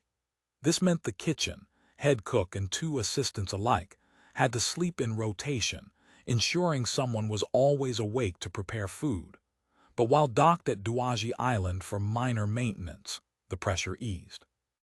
The Haitians switched to 2 daily shifts, reducing their cooking to 3 meals plus a midnight snack. Early in the morning before dawn, the 2 young men were kicked awake by the portly cook. Bleary-eyed, they opened dampers and cleared ash, swept the galley, and pumped up the gas lamps. Congee that had simmered all night bubbled in the stock pot as the cook loaded the steamer with coarse-grain wadu buns. The buns were made from some unidentifiable gray mixed flour, dry and hard to swallow on their own, edible only with a fiery red sauce that burned the mouth. Mao Shisan had been so overwhelmed by the spiciness at first that he kept gulping water, but after a while, he found he couldn't eat without dabbing on some chili sauce. The congee contained various grains. Today it was mixed with diced sweet potato. Regulations supposedly required a 7-day rotation. Sweet potato, sorghum, millet, mung beans. Various grains taking turns. Fu Jai said this prevented beriberi. At 5:30 in the morning, soldiers who had tidied their quarters and were preparing for duty filed into the galley, chatting and laughing as they queued at the window for their rations. The Haitian wasn't large enough for a proper mess hall, so they took their food back to the crew quarters or up on deck to eat. Fu Jai ladled 2 scoops of congee into each enamel mess tin, while Mao Shisan added pickled vegetables and half a salted egg to each lid. The eggs were cut lengthwise while still in their shells, supposedly for the most even distribution of white and yolk. Soldiers helped themselves to watu from the basket, as many as they wanted. The flickering gaslight haloed by steam, the mingled sounds of chewing and conversation creating a blurred wall of noise, it all made Mao Shisan feel he was dreaming. After the morning shift finished eating and departed, the night watch sentries came down frosted with ice and snow to eat. Just as they were distributing food, an orderly in a white apron came running over to demand, "Where are the eggs?" The portly cook bowed and smiled apologetically, assuring him they were on their way, then turned and called, "Shisan, quick, go fetch the officers' eggs." Mao Shisan immediately set down his chopsticks, grabbed the gas lamp and lifted the hatch to the lower deck to climb down. Leaving the warm galley, a wave of cold, musty air hit his face. Mao Shisan shivered, carefully descending the ladder with his lamp held high. The lower deck was the galley's domain. He passed through rows of bean sprout racks. The poultry cabin was on the left, where 5 hens were awakened by the light and began clucking. Mao Shisan rummaged through the coop and found 4 eggs. "Not bad, good work," Mao Shisan praised them. "Nice weather today, I'll give you some fresh air." He carried the coop to an open porthole, hung it outside to ventilate and stuffed in some feed before leaving. The orderly took the eggs but still wore a sour expression, not even offering thanks before going off to prepare breakfast. Mao Shisan was curious about what mountain delicacies these chiefs, treated like gods by everyone, might eat, so he seized the opportunity to sneak a peek. One glance revealed nothing special. The breakfast for the 2 officers, arranged on a wooden tray, was merely cabbage and potato noodles. The noodles were curly.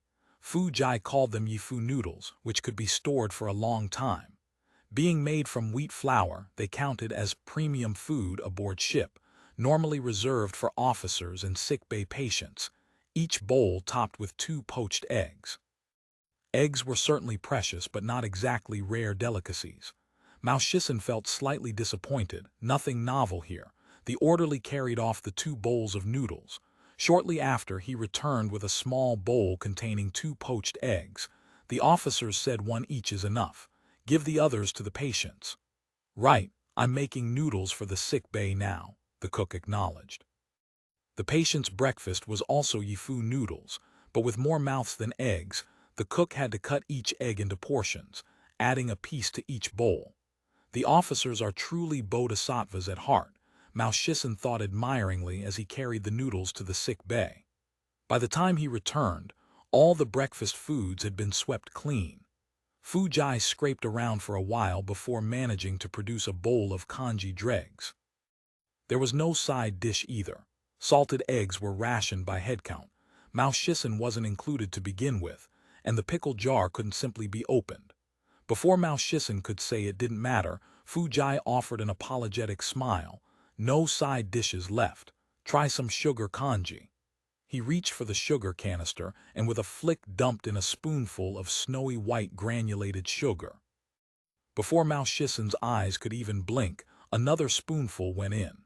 Seeing Mao Shisan's astonished expression, Fu Jai raised an eyebrow and quick as lightning added yet another spoonful, as if to say, "Look, this is how well we Fubo Marines live." Chapter 1350, The Cook Corps, continued poor Mao Shisan. When had he ever tasted sweets? He had once chewed sorghum stalks, and once risked his life with friends to snatch a wasp nest, but he had never even dared dream of malt candy. The first bite was so sweet that every pore seemed to open. He closed his eyes and spooned the sweet congee into his mouth, one mouthful at a time. It was all like a story, yes, like a tale his foster father had once told him. Some fortunate soul wandered into the realm of immortals, where the gods hosted an unimagined feast, and when he returned, centuries had passed. How did that story end? Surely the lucky fellow went back to the immortal realm. Once breakfast was finished and daylight had come, the portly cook headed below to tend his bean sprouts, often the only vegetable available. To vary the fare, there were yellow bean sprouts, green bean sprouts, and sprouted beans in 3 varieties. The 2 young men sweated through cleaning the galley and washing the mess gear, then worked the hand pump to bring up seawater for rinsing the mess tins. After the saltwater wash, the clean tins still required a freshwater wipe-down. At sea, fresh water was precious, and the quartermaster set strict quotas for how much could be used to clean a given number of mess tins. But here on the Yalu River, such rationing was unnecessary. The cooking equipment also needed cleaning. Steel things rusted easily. Any surface rust had to be carefully scoured away, especially in the corners, where special cotton swabs were poked and scraped. After washing, everything had to be wiped until not a single water droplet remained, then oiled with a piece of half-cooked pork fat. The pickle crocks, salted egg baskets, rice sacks, and unused coal all had to be returned to their proper places. No trace of grease could remain. Everything had to gleam. Even the spoons in the condiment jars had to face the same direction. Once the cleanup was complete, the executive officer would come personally to inspect. After inspection, they began boiling drinking water. Fu Jai would add lime juice to the water at precise ratios. At first, Mao Shisan assumed this was to mask the taste of water that had been stored too long, but Fu Jai said no. Lime juice contained some kind of elixir that prevented illness. If the water was too hot, it would destroy the beneficial properties of the juice, so the boiled water had to cool first, but not too cool. It needed to reach drinkable temperature before the warm juice mixture was added. The blended water was Mao Shisan's delivery responsibility. Bucket by bucket, he carried it to the insulated containers on deck and in the compartments. While docked, fresh water was unlimited, and everyone could drink as much as they pleased. The officers really do treat the soldiers like lords, Fu Jai whispered to Mao Shisan. After delivering the water, Mao Shisan clutched his stomach and ducked into the open-air latrine at the bow. He was already dressed lightly, and the moment he dropped his trousers, icy wind lashed at him from all directions. His waist froze in midair and hit the thin ice below with a thud. He finished with maximum speed, luxuriously used paper to clean himself, and was just pulling up his trousers to fetch the water bucket when the executive officer stopped him dead. "I've been watching you. Why didn't you wash your hands after using the latrine before touching galley equipment?" Perhaps delighted to have finally caught someone in the act, the officer serving as duty watch launched into a lengthy lecture on regulations. A few familiar sailors made faces at Mao Shisan from behind him. Only when he reached the topic of punishment did the XO remember this wasn't actually one of the crew. "Get lost. Next time I catch you, you'll get a taste of the cat o' nine tails." Mao Shisan didn't dare talk back. He ran back to the latrine and, following Fu Jai's instructions, spent half a minute carefully washing each finger with soap. The water was freezing, the wind bitter. By the time Mao Shisan rushed back to the galley, he was half frozen. He grabbed the reluctant Oscar and huddled by the stove for a long while before feeling he had finally thawed the ice shell off his body. "Still, there's no place like home," Mao Shisan sighed contentedly. "Let's hit the sauna today," Fu Jai said, having finished his own cleanup. "No way, I'm not going." At the mention of sauna, Mao Shisan's face fell. "I'll die for sure. It's regulations, you dare disobey." Fu Jai knew that as soon as he invoked regulations, Mao Shisan would immediately surrender. Fine, fine, I'll go. The sauna bathhouse on Duaji Island had been constructed under Zhu Ziliang's personal supervision, a simple affair of dry-stacked stones. When the Special Reconnaissance Team conducted winter training on Jeju Island, they often used saunas to toughen the soldiers and build their resistance. Since the Haitian would be at rest on Duaji Island for some time, giving everyone a sauna was considered a form of training. So the bathhouse opened for business. Mao Shisan shrieked as several sailors with wickedly amused grins hoisted him by the arms and legs, counting 1, 2, 3, before hurling him into the icy river. Early spring on the Yalu still carried floating ice, and the water was bone-piercingly cold. The instant Mao Shisan hit the water, he felt his manhood shrivel up into his belly.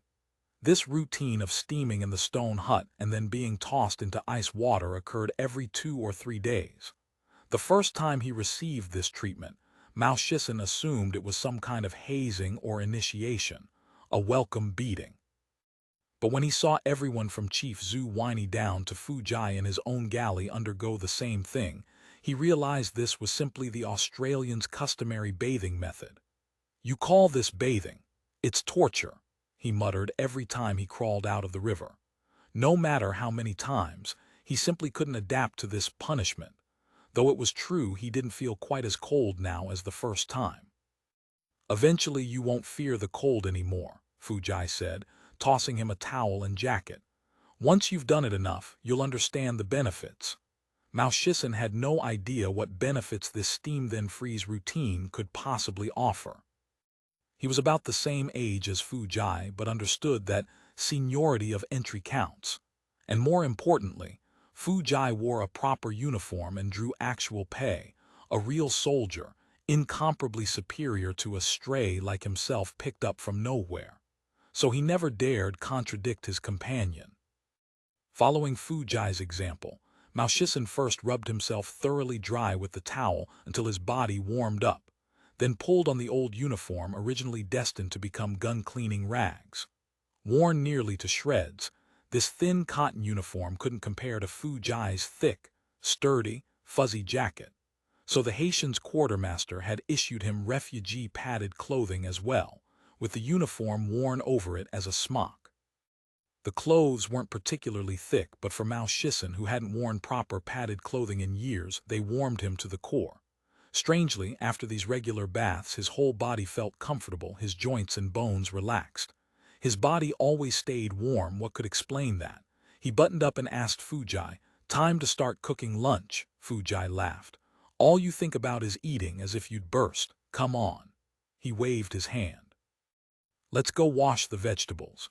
We also need to prep for dinner." At the mention of cooking, Mao Shisan happily followed along. Their job was washing vegetables.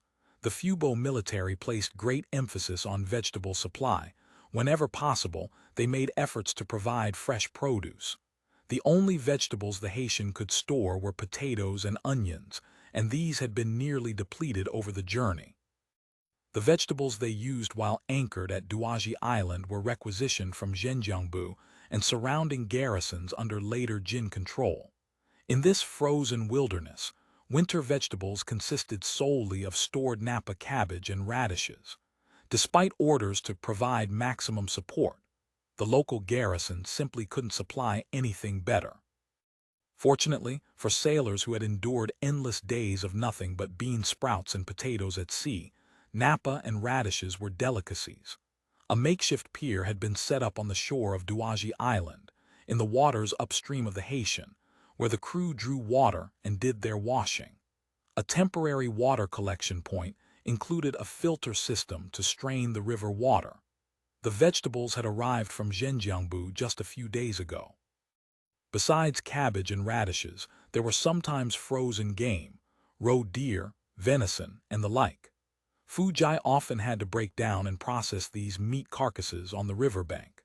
Mao Shisan had helped as well. As he sat on the pier washing vegetables, the 8 banners cavalry patrols along the riverbank were clearly visible.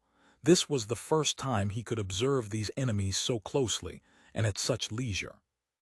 Mao Shisan had never actually seen real Tartars before, but from his foster father, the military households, and escapees from later Jin territory, he had heard countless stories of their ruthlessness and cruelty. His fear of the Tartars was seared deep into his brain.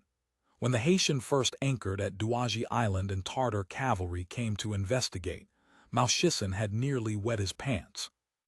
When he learned that the Haitian was in the Yalu River, not far from the Tartars' Zhenjiang, Mao Shisan had wanted to die. Weren't they walking into the lion's den? And here he was, not even having eaten his fill yet.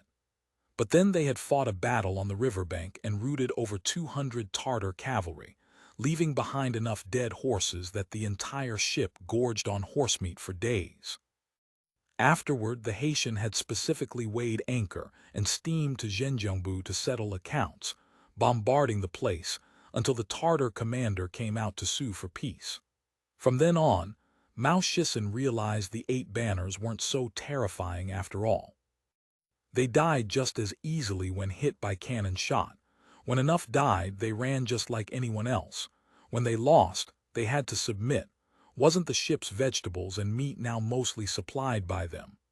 Each time new vegetables arrived, the ship's medic inspected them first. Though Zhenjiang sometimes sent dried mushrooms and the like, the medic never allowed them to eat these, always tossing them directly into the sauna stove as fuel, much to Mao Shisan's heartache. In the past, if he could have scrounged even a few mushrooms to boil in his soup, that would have been a feast. The two of them worked and chatted while washing dirt from the cabbage and radishes. Today's vegetable delivery seemed especially large, and on the beach lay something rarely seen, an entire butchered cow. The Tartar officers are being generous today. Generous my ass. They don't dare hold back or we'll kick Zhenjiang in. Even if the Tartar officers escape with their lives, they'd still lose their heads. Fu Jai shook his head. Chief Wang is returning from their capital soon. Chief Zhu says we'll hold a welcome feast and give everyone a reward dinner at the same time. Then we're heading back. Chapter 1351, Dry Rations and Virgin Brides heading back where? Mao Shisan immediately tensed. For the sailors eager to return home, going back to port meant going home. But for Mao Shisan, who viewed the Haitian as paradise, heading back represented an unknowable future. Probably back to Lingao. We've been out too long, Fu Jai said, flicking water droplets from his hands as he tossed a clean radish into the basket. Once we get to Lingao, you'll be living the good life. There was that phrase again. Yeah, Mao Shisan agreed half-heartedly. What had been a reasonably pleasant day was suddenly cast in shadow. Lunch was relatively simple. A 1 package of naval rations was unwrapped from its wax paper and tossed into the large pot, along with chopped vegetables. Then water was added and the whole thing cooked into a gray slurry. The cook would also add bits from a small jar, shrimp, dried or the like. When supplies were good, meat was added as well. In short, it was a 1-pot stew of grain and vegetables combined. The stew wasn't much to look at, but it tasted passable. When seas were rough, however, the gray slurry wouldn't be served. Instead, ready-to-eat military rations were distributed directly to the soldiers, along with sweetened hot black tea to help them swallow. After the tea was distributed, the tea leaves at the bottom of the barrel weren't wasted either. They were dried on the steam pipes and mixed into the next meal's congee or stew. Tea leaves contained carotene, fiber, and other nutrients. Throwing them away would be wasteful, so they had been added to the food inventory. Every time the brick-like rations were served, complaints rippled through the soldiers. Some pocketed them as snacks to chew when hungry, but most gnawed a couple of bites with expressions of disgust and then tossed them out the portholes. The NCOs pretended not to notice. "What a waste," the portly cook liked to say, showing off his vocabulary. He'd always been low-key, but occasionally dropped obscure phrases. According to Fu Jai, the cook had originally been a scholar whose obsessive pursuit of fine cuisine drove him to spend lavishly on tastings until his family fortune was exhausted. Desperate, he had sought refuge with the chiefs. Once Fu Jai and Mao Shisan understood the meaning of the idiom, they too shook their heads in dismay. Yet neither the cook nor Fu Jai would stoop to gnawing the bricks themselves.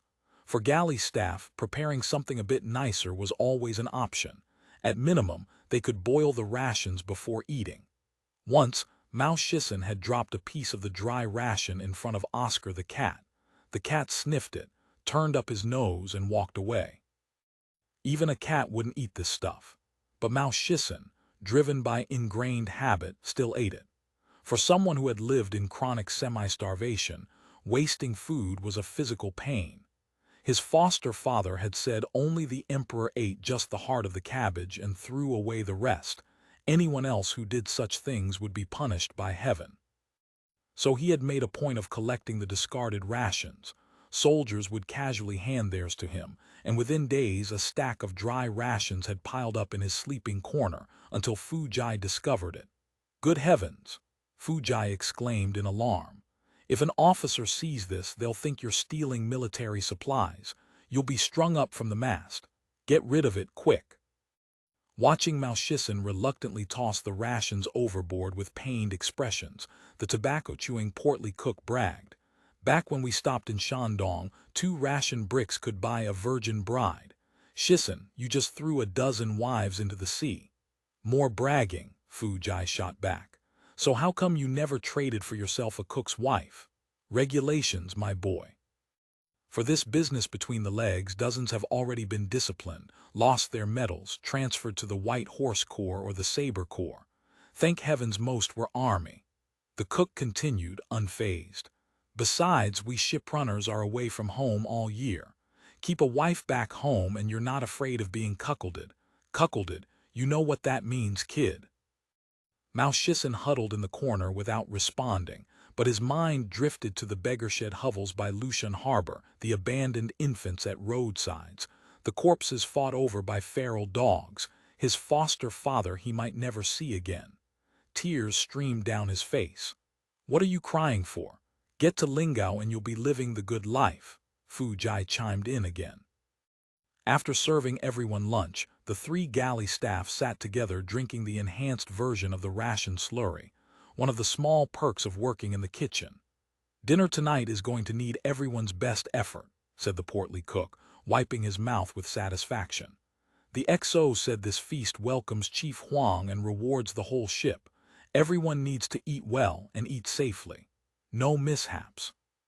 He produced a thick notepad from under his seat, consulted it several times, and assigned tasks to the 2 helpers. After lunch, the galley crew began preparations for the evening banquet. The 2 young men measured rice into each mess tin according to quota, then stacked them neatly in the steaming cabinet, which would receive steam piped from the engine room. The portly cook took Fujai ashore with a full set of equipment to butcher the beef and prepare the ingredients for dinner. The frozen beef thawed quickly in the warming afternoon sun, but even so, the 2 of them had to exert tremendous effort, eventually calling over 2 sturdy sailors to help with the heavy work. Tallow and bones were set aside separately. Fujai set up a large cauldron on the riverbank and dumped in the various bits of beef fat, lighting a fire to render the oil. The pot sizzled and splattered, the smell wafting across the river.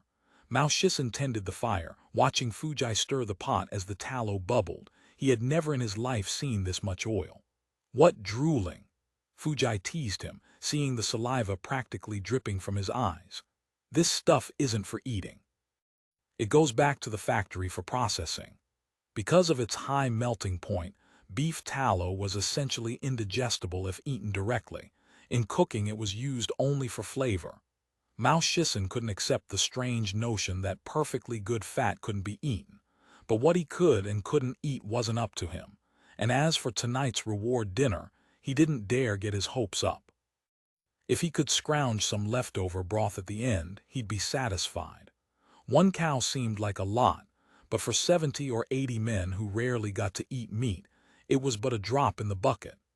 After much deliberation, the portly cook decided that to ensure everyone got some meat, they'd make a hodgepodge stew. Except for the choice cuts reserved for the officers and patients, all the meat was stripped and diced, then combined with potatoes, radishes, cabbage, and onions into a single pot. As it simmered, steam spurted from under the lid, and the entire galley filled with an earth-shaking aroma of meat and vegetables. The fragrance escaped through the ventilation ducts on deck, drawing off-duty sailors to gawk, every one of them drooling. Mao Shisan's throat was gurgling as he worked the bellows. This was torture of the second degree, worse than rendering fat, because the fat had smelled partly foul and couldn't be eaten directly. Now there was a whole potful of meat tumbling in the broth. Freshly cooked meat wasn't something you got every day even in paradise. The portly cook lifted the lid, picked up a piece of beef, tasted it, and nodded with satisfaction. He cut off a small piece for Oscar, who had been circling at his feet, and the rest went into Mao Shisan's mouth. At that moment, Mao Shisan felt his soul leave his body and ascend to heaven. "Shisan, close down the damper.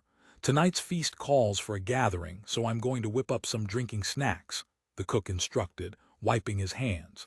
Dinner wasn't even ready yet when Chief Wang, who had gone to the Tartar capital, returned. Mao Shisan happened to be on deck dumping ash and watched the procession approach from the direction of Zhenjiang.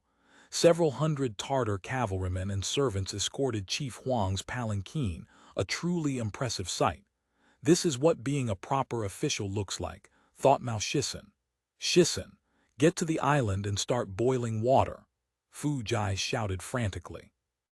Large cauldrons were set up on Duaji Island to provide preliminary purification for the newly arrived servants. Mao Shisan helped out. While these newcomers were stripped and herded into the steam room, he used long wooden forks to fish out the clothes they'd removed and dropped them one by one into the bubbling cauldrons for disinfecting. The clothes were too shoddy to salvage. The boiling was primarily to kill vermin and sterilize before recycling them as paper pulp. "Come on, shave time." The Haitian's barber stood at the bathhouse door with a gleaming razor. A long bench sat before him, one foot propped on it. As each person emerged, he sat them down, grabbed their cue, sliced it off with a single stroke, then spun the blade a few times until nothing remained but blue-tinged scalp. Watching this, Mao Shisan felt a chill on his own head. His own hair had only just started growing back. Mao Shisan was busy boiling water, carrying water, running back and forth until his legs turned to jelly, and he had no strength left even to carry firewood. Only when everything was finally done did he make his way back to the heavenly galley. The moment he entered the kitchen, he collapsed to the floor, unable to move. "Playing dead, are we? Get up and work." The portly cook unceremoniously kicked him. "Time to serve dinner soon. You ate my meat, now you expect not to work." Mao Shisan staggered to his feet and helped Fu Jai prepare the evening's alcohol distribution. The ship issued rum on a daily quota. Unlike European sailors who originally received rum to mask the stench of stored drinking water, the Haitian had excellent water purification equipment and disinfectant tablets. The fouling problem was easily solved. Alcohol was mainly for crew recreation at sea and for warmth in high latitudes. Of course, drinking on duty was forbidden. The sailors had already lined up outside the galley. Word of the reward dinner had spread, and they had long since smelled the stew. Now every last man's appetite was in full force, waiting to feast. Chapter 1352, Rewards. With many people crammed into a small ship and the allure of a feast, the queue naturally grew somewhat chaotic.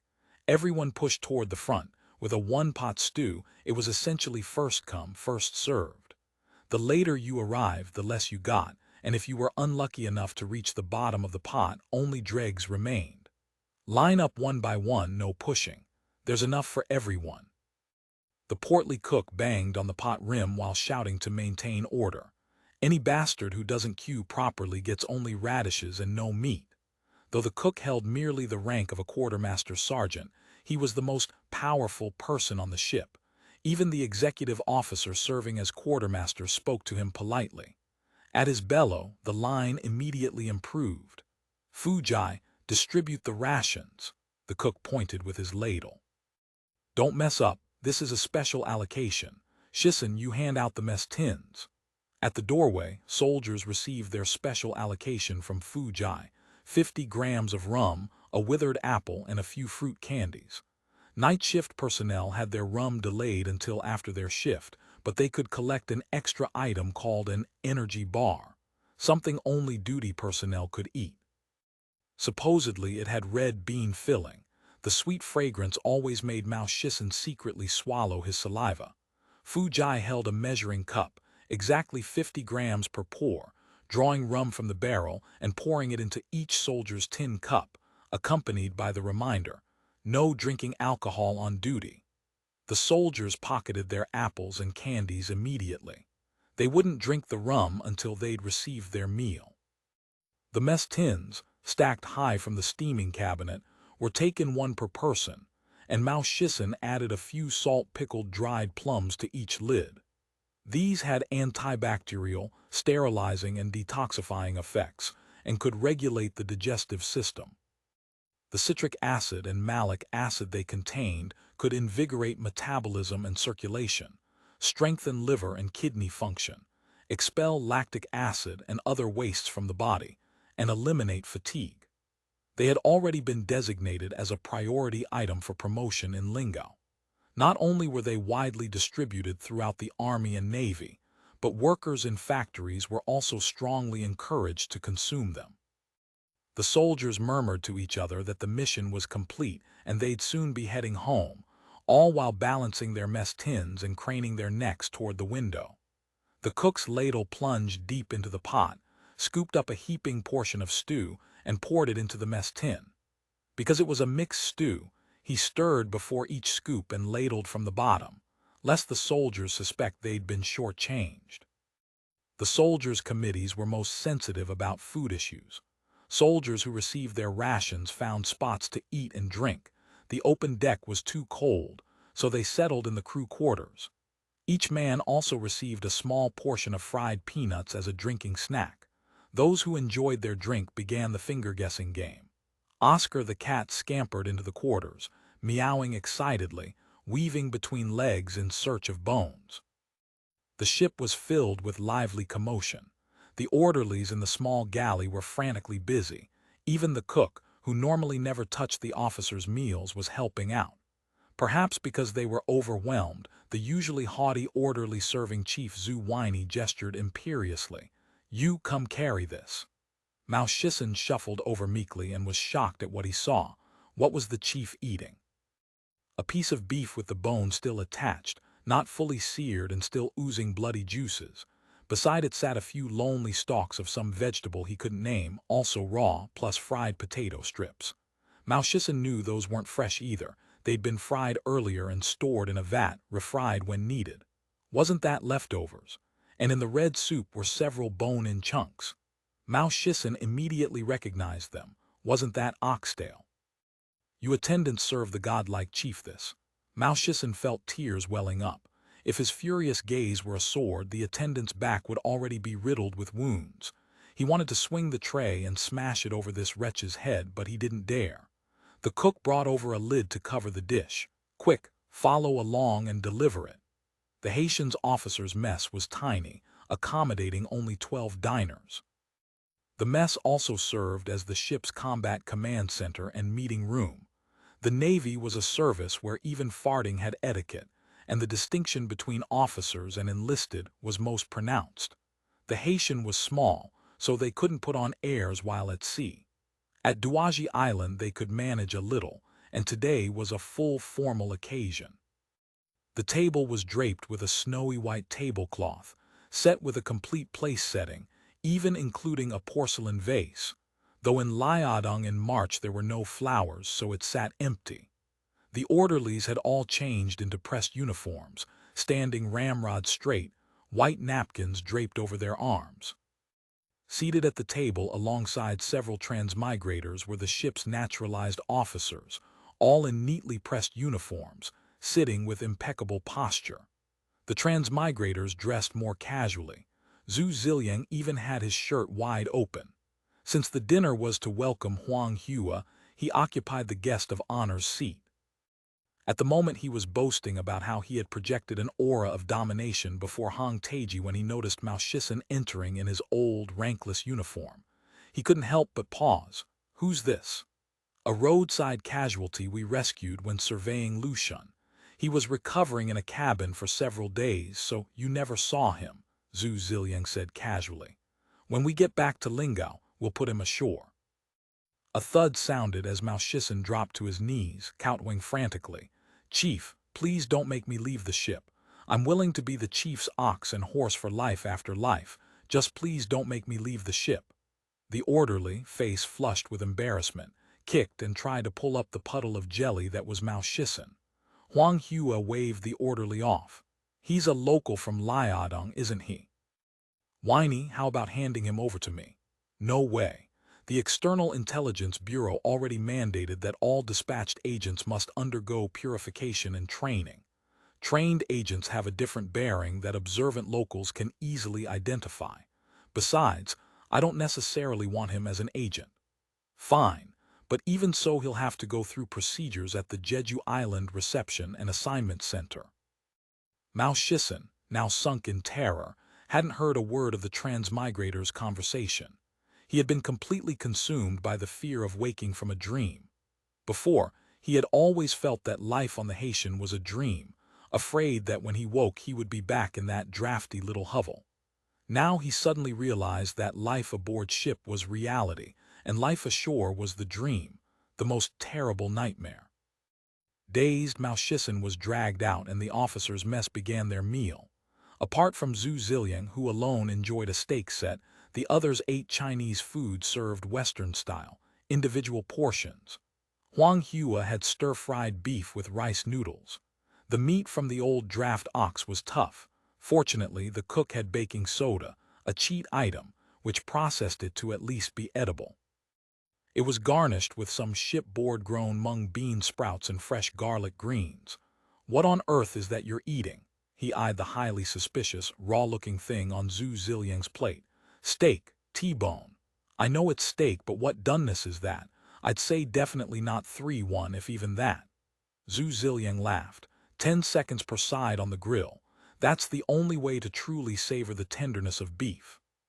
3 is already overdone.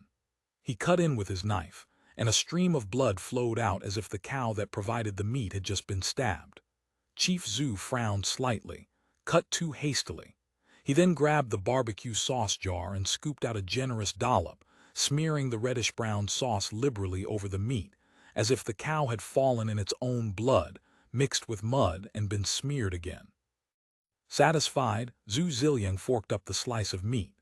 The pale flesh, coated in reddish-brown sauce, rose slowly past the dense chest hair visible through Chief Zhu's open shirt, heading for his large mouth, finally disappearing between teeth and tongue, his lips mercifully closed, sparing the audience from witnessing the meat's tragic final moment. Chief Huang, observing all this while eating, nimbly averted his gaze, suppressing the urge to retch while trying not to appear too rude. Still, the beef was clearly too tough. Even with double treatment from mallet and baking soda, Zhu Ziliang's jaw worked back and forth many times before he swallowed. This cow was truly venerable, Wang Ruixiang remarked, taking a bite of his oyster sauce beef slices and unable to resist complaining. They ate while chatting. The naturalized officers knew their place. Once they had eaten enough, they excused themselves and left the table. Everyone understood that the chiefs were about to discuss confidential matters. Once the naturalized officers and orderlies had all withdrawn, Huang Hua produced a small notebook and began discussing the specifics and results of his Shenyang trip. This was not only a briefing, but also had the nature of an informal report. The 3-person group aboard the Haitian would use this to compile an official report. Is it really necessary to establish a trading post in Shenyang? Though establishing a post had been part of the original plan, Zhu Ziliang couldn't help raising a question. He was looking at this purely from a military perspective. Once a trading post was set up in Shenyang, the Special Reconnaissance Team would inevitably have to devise security and evacuation plans. For the increasingly overburdened Special Recon Command, this was another burden. If Huang Hua himself were stationed there, the responsibility would become especially heavy. With a trading post, we can monitor Tartar movements at all times. In the future, it could serve as a forward base. Huang Hua continued, After this visit, I've come to appreciate just how economically desperate the later Jin is. They're absolutely impoverished. Once trade begins, they'll do everything they can to break through the passes and invade to obtain more trade goods, pinning down the Ming. Not only do we benefit, but even those peasant rebel armies gain an advantage. With the Ming fighting on two fronts in the north, they simply won't have the bandwidth to care what we're doing in Guangdong. What I mean is, if a transmigrator is stationed permanently at the trading post, the danger is too great. Zhu Ziliang grabbed some fries and chomped on them. What if the barbarians' brains short-circuit? Chapter 1353, The Shanghai Merchants Bureau. When you're in this business, you have to take some risks, Huang Hua said, eyes narrowing. If you want peace and comfort, go back to Lingao and be a soy sauce maker. Sit in an office, chase skirts. Wouldn't that be better? Why suffer in this frozen wasteland eating grandfather-aged beef? Back when old Lin didn't go to boss Zhu Kailao's territory, how would he have achieved his current impressive status? True enough, being out here is good too. At least you don't get flamed in Lingao. Wang Ruixiang stretched. I think Shandong is pretty nice. They'll be building estates near Zhejiang soon. When the time comes, I'll apply for permanent posting there, get myself a few Shandong beauties. You think Manor Lord Lu will arrange that for you? Huang Hua chuckled. Even if you go, the Shandong branch's center stage isn't yours. That belongs to Manor Lord Lu. Besides, transmigrators are precious now. Head for head, there aren't even enough to fill all the slots in the various organizations. It's hard to say whether the executive committee will even allow multiple transmigrators to cluster in one place. Zhu Mingxia will definitely be stationed long-term in Shandong as commander of the Northern Expeditionary Detachment. Add you, and Zhejiang's lineup becomes too luxurious. Wang Ruixiang thought it over and found his reasoning sound. He had long wanted to be posted abroad as a regional lord. He'd considered several locations but found that he'd arrived late to every one of them. Thinking through the recently opened locations, there was hardly anywhere he could take sole charge. He couldn't help feeling a bit deflated. The Haitian lingered at Duaji Island for several days, disinfecting all cargo, especially the furs, before weighing anchor and departing. They first sailed to Jeju Island to replenish supplies and unload cargo. The furs, ginseng, and other purely re-export goods wouldn't be shipped to Lingao. They would wait on Jeju for transshipment to Dengzhou or the Jiangnan region. At the same time, the dozen-plus servants Huang Hua had brought, along with Mao Shisan, were sent to the island for purification. Physical purification was secondary. The key was that Jeju Island was staffed with dedicated political security bureau personnel. Though Mao Shisan cried himself unconscious in the latrine, he was still forced to leave his paradise at Jeju Island. He was admitted to the purification camp to await assignment. However, he had been flagged. Huang Hua had specifically requested him, so the Political Security Bureau conducted a focused investigation, confirming that Mao Shisan's background was indeed clean, with absolutely no historical issues. The one who truly turned out to be problematic, as Huang Hua had suspected, was Lan Bian. On Jeju Island, Lan Bian couldn't withstand the sleepless rotating interrogations, and finally confessed that he was a Bai bondservant of the Upper Three Banners, specifically dispatched by later Jin officials to infiltrate Huang Hua's entourage. His real name was Lan Dingbian. Originally from Zhenjiang, he had been a soldier who rose to the rank of Qianzong company commander. Over 20 years ago, when the court transferred guest troops to reinforce Liaodong, he had come here. He was captured during the Battle of the Hun River in 1621. After his capture, because of his strong physique, quick wits, and expertise with firearms like the Niachang matchlock, he was soon noticed by a plain yellow banner Niulu named Niohiru Yue and became his Bai personal retainer. Because Dingbian, stabilizing the border, violated later Jin taboos, the Ding was dropped from his name. Among the slaves, he had carved out a modest position. To win his loyalty, Niohiru Yue had, several years ago, assigned him a wife from the allocated slaves. They had several children, all currently living on the Niulu's estate, effectively hostages. As for the other servants, most had no tricks up their sleeves. However, the Korean maidservant whom Lan Dingbian had once recommended to Huang Hua was also discovered to be an infiltrator. Her parents were in later Jin hands, so she naturally dared not refuse. If the Australian envoy had simply brought these few directly back to Australia and tossed them into his mansion, these moles would have been useless, Feng Zong's remarked, reviewing the investigation report sent by the political security personnel. Even just leaving them on Jeju would have rendered them worthless.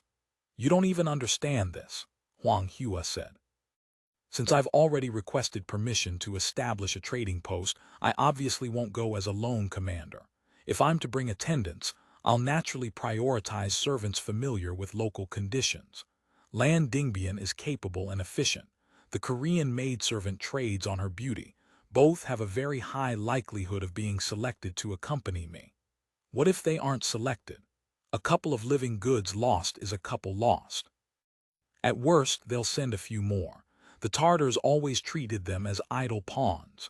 What do you plan to do with these 2 spies and the servants?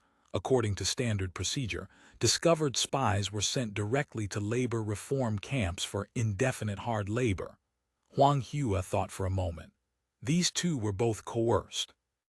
I think we can absolutely conduct re-education, no counter-espionage, make them double agents. You're that confident? There's a foundation. I don't think Lan Dingbian is a simple collaborator. Huang Hua spoke with conviction. I've talked with him several times on the ship. I sense he's quite intelligent and has no emotional attachment to the Qing. He was a Qianzong in the Ming army, a proper officer after all. After capture, he was reduced to serving the Manchus as a Bai slave. Could he really be happy about that? Plus he has a wife and children held hostage. He has potential to be turned. As for the Korean maidservant, the foundation is even better. Huang Hua already had ideas for how to flip them. On one hand, naturally, he would be candid and directly wage a psychological campaign. On the other hand, the Haitian was returning to Lingao anyway. He decided to bring all of them back for observation tour. Lingao was not only a showcase of Australian life and power sufficient to awe natives, but also had a specialized propaganda unit. These were the professional agitators who had once served as rabble-rousers at various mass rallies, now organized into a formal unit. They had received specialized training in defection work and interpersonal propaganda. They were particularly proficient at inciting hatred. Having them handle the defection work would yield twice the results with half the effort. As for the other servants, he wouldn't concern himself further. He'd hand them over to Jeju Island for purification processing and eventual assignment. News that the Shen family's 4 sand junks had returned from Japan shook all of Jiangnan. Though the Shen family wasn't the first gentry household to send ships to Japan, they were the first to depart in winter. This was unprecedented. Ships to Japan customarily sailed with the summer southeast winds, but the Shen family's 4 vessels had set out on the northwest winds. To many, this seemed reckless. Who knew where the ships might end up? Many had declared that Shen Tingyang had been duped. Not one of those 4 ships would return. Rumors abounded. Some claimed Zhao Yingong, who had prodded the Shen family into this joint stock company scheme, was problematic. Zhao Yingong had come from Guangdong and dealt in large quantities of Australian goods, all of which suggested suspicious origins. He was quite possibly a grand pirate in league with the legendary Hairshorn bandits. Though respectable gentry laughed off such talk, most had little confidence that the Shen family's 4 ships, thus inveigled into sailing, would ever return, who went to Japan on business in the dead of winter. Yet unexpectedly, in barely 2 months, the Shen family's 4 ships returned. Not only returned, but laden with genuine Japanese goods: silver, Japanese copper, dried seafood, and various Japanese sundries. When these goods landed in Shanghai, first all of Shanghai, then Suzhou Prefecture, Songjiang Prefecture, all the way to Hangzhou Prefecture, half of Jiangnan was abuzz.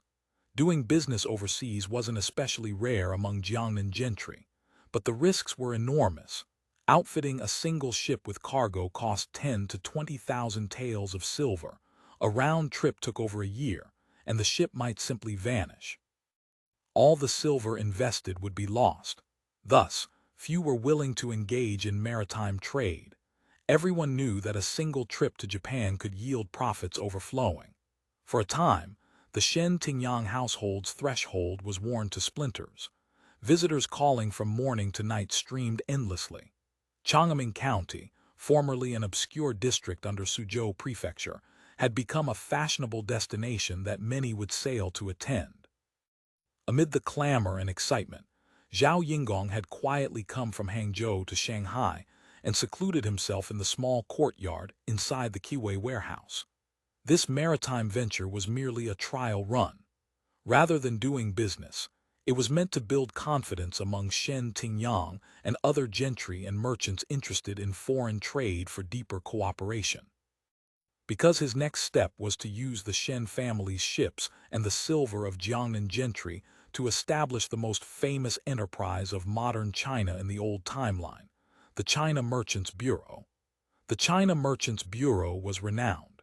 In the old timeline, it had been founded in the 11th year of Tangzhai at Li Hongzhang's suggestion. The aim was to counter foreign steamship companies. It is proposed that government-built merchant ships be chartered by Chinese merchants and be permitted to carry tribute grain, thus ensuring a dedicated business and preventing exclusion by foreign merchants. With imperial approval for a trial, it began operations with funding from the Beiyang government and additional capital raised from private shareholders. Late Qing, foreign affairs, enterprises were typically steeped in bureaucracy, with supervising officials often treating them as vehicles for personal enrichment. Thus, operations were generally failures with severe losses. The Qing hadn't even collapsed before this enterprise had been reorganized multiple times. Only after the Republic was established did it begin to prosper. Still, the concept of raising capital through public shareholding aligned perfectly with Zhao Yingong's strategy of using others' chickens to lay his own eggs, so he shamelessly borrowed the name. For his new enterprise, Zhao Yingong decided to call it China Merchants Bureau Joint Stock Company. In his own planning, the Bureau's ultimate form would be a comprehensive large-scale joint stock company encompassing shipping, banking, insurance, real estate, and trade. For now, however, the plan submitted to the Planning Commission included only shipping, trade, and marine insurance as business directions. Banking and finance remained under DeLong's purview.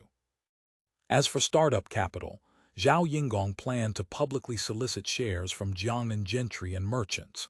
The shares would be non-cumulative preferred stock, as Wu Nanhai and Wu Jiaku had previously discussed. The first round aimed to raise 50,000 taels. This money, besides funding Japan trade, would be used for Shanghai port improvements, warehouse construction, and commercial real estate development. Chapter 1354. The raw silk business, but the most pressing matter was preparing capital for the coming silk season. The raw silk trade had no real connection to the Merchants Bureau's business. Zhao Yingong was riding the coattails of the Japan trade to raise money. The silk business was extremely capital-intensive, and he couldn't possibly handle it alone with his current meager funds. Now that the Colonization and Trade Department had opened the main trade routes to Japan and Southeast Asia, conditions for Lingao's trading companies to export raw silk on a large scale were ripe. Sykes had sent multiple telegrams inquiring about Zhao Yingong's silk stockpile status. They had contracts with the Dutch, and although Guangdong also produced raw silk, its quality and output couldn't compare to the Jiangsu-Zhejiang region. Supplementary purchases from Hangzhou were essential. Previously, their Jiangsu-Zhejiang raw silk had been procured through Guangdong-based agents. Going through agents inevitably meant losing a layer of profit, and Sykes was now eager to have their own people take control of this channel. Raw silk was China's largest export commodity from the 17th century through the early 20th century. The Executive Committee's industrialization program was accelerating. Investment scales were constantly expanding, and reliance on imported capital and raw materials was deepening. Much of this gap had to be filled by raw silk exports. Yet Zhao Yingong was extremely cautious about directly involving himself in the silk trade. In Jiangnan, raw silk represented a massive industrial chain with countless people up and down the supply line making their livelihoods and fortunes from it. Touching one thread could move the whole web, mishandle it, and it would become a second Lizhu sugar war. Jiangnan's gentry power was formidable, with influential gentry possessing connections reaching the heavens everywhere. Though he had established certain ties through the Catholic network and by cultivating Zhang Pu's Restoration Society faction, once his silk business encroached on their interests, there would inevitably be fierce backlash. This wasn't Lizhu, where the special recon team could be dispatched by morning and arrive by noon. If hostile forces counterattacked here, he, a mere Ziyukai from Guangdong, could find himself without a burial place. Now was not the time to show his hand to the Jiangnan gentry. Currently, Lingao had matters to attend to on all sides, with Guangdong infiltration being the priority. In Jiangnan, he could only operate with a relatively low profile. Zhao Yingong could only follow the principle of picking the softest persimmon to squeeze, starting with the filature stage. Most silkworm-raising households in Zhejiang were vertically integrated. They raised their own silkworms and processed their own silk. The traditional handcraft silk-making process was extremely tedious. Zhao Yingong had once had Wang Siniang's family demonstrate it for him, starting with boiling cocoons, then reeling silk, followed by twisting, beating, and calendar processes. Still more steps awaited at specialized workshops for degumming and dyeing, twisting weft into warp, plus hanging warps, drawing warps, and so on. Finally came splicing, only after which it became raw silk ready for the loom. Not only was the process tedious, but each stage consumed enormous amounts of labor. Efficiency was pitifully low, and product quality was mediocre. Compared to semi-mechanized or fully mechanized filature mills, handcraft methods had no competitive advantage whatsoever. If semi-mechanized filature were adopted, cocoons went in one end of the machine and finished silk came out the other, usable raw silk directly, with no need for beating, drawing warps, or any of it. The workshops in this trade would all have to close. The craftsmen would obviously lose their livelihoods. More seriously, in the Zhejiang countryside, nearly every household owned a silk-reeling spinning wheel. Women young and old relied on this as a side income to supplement the family budget.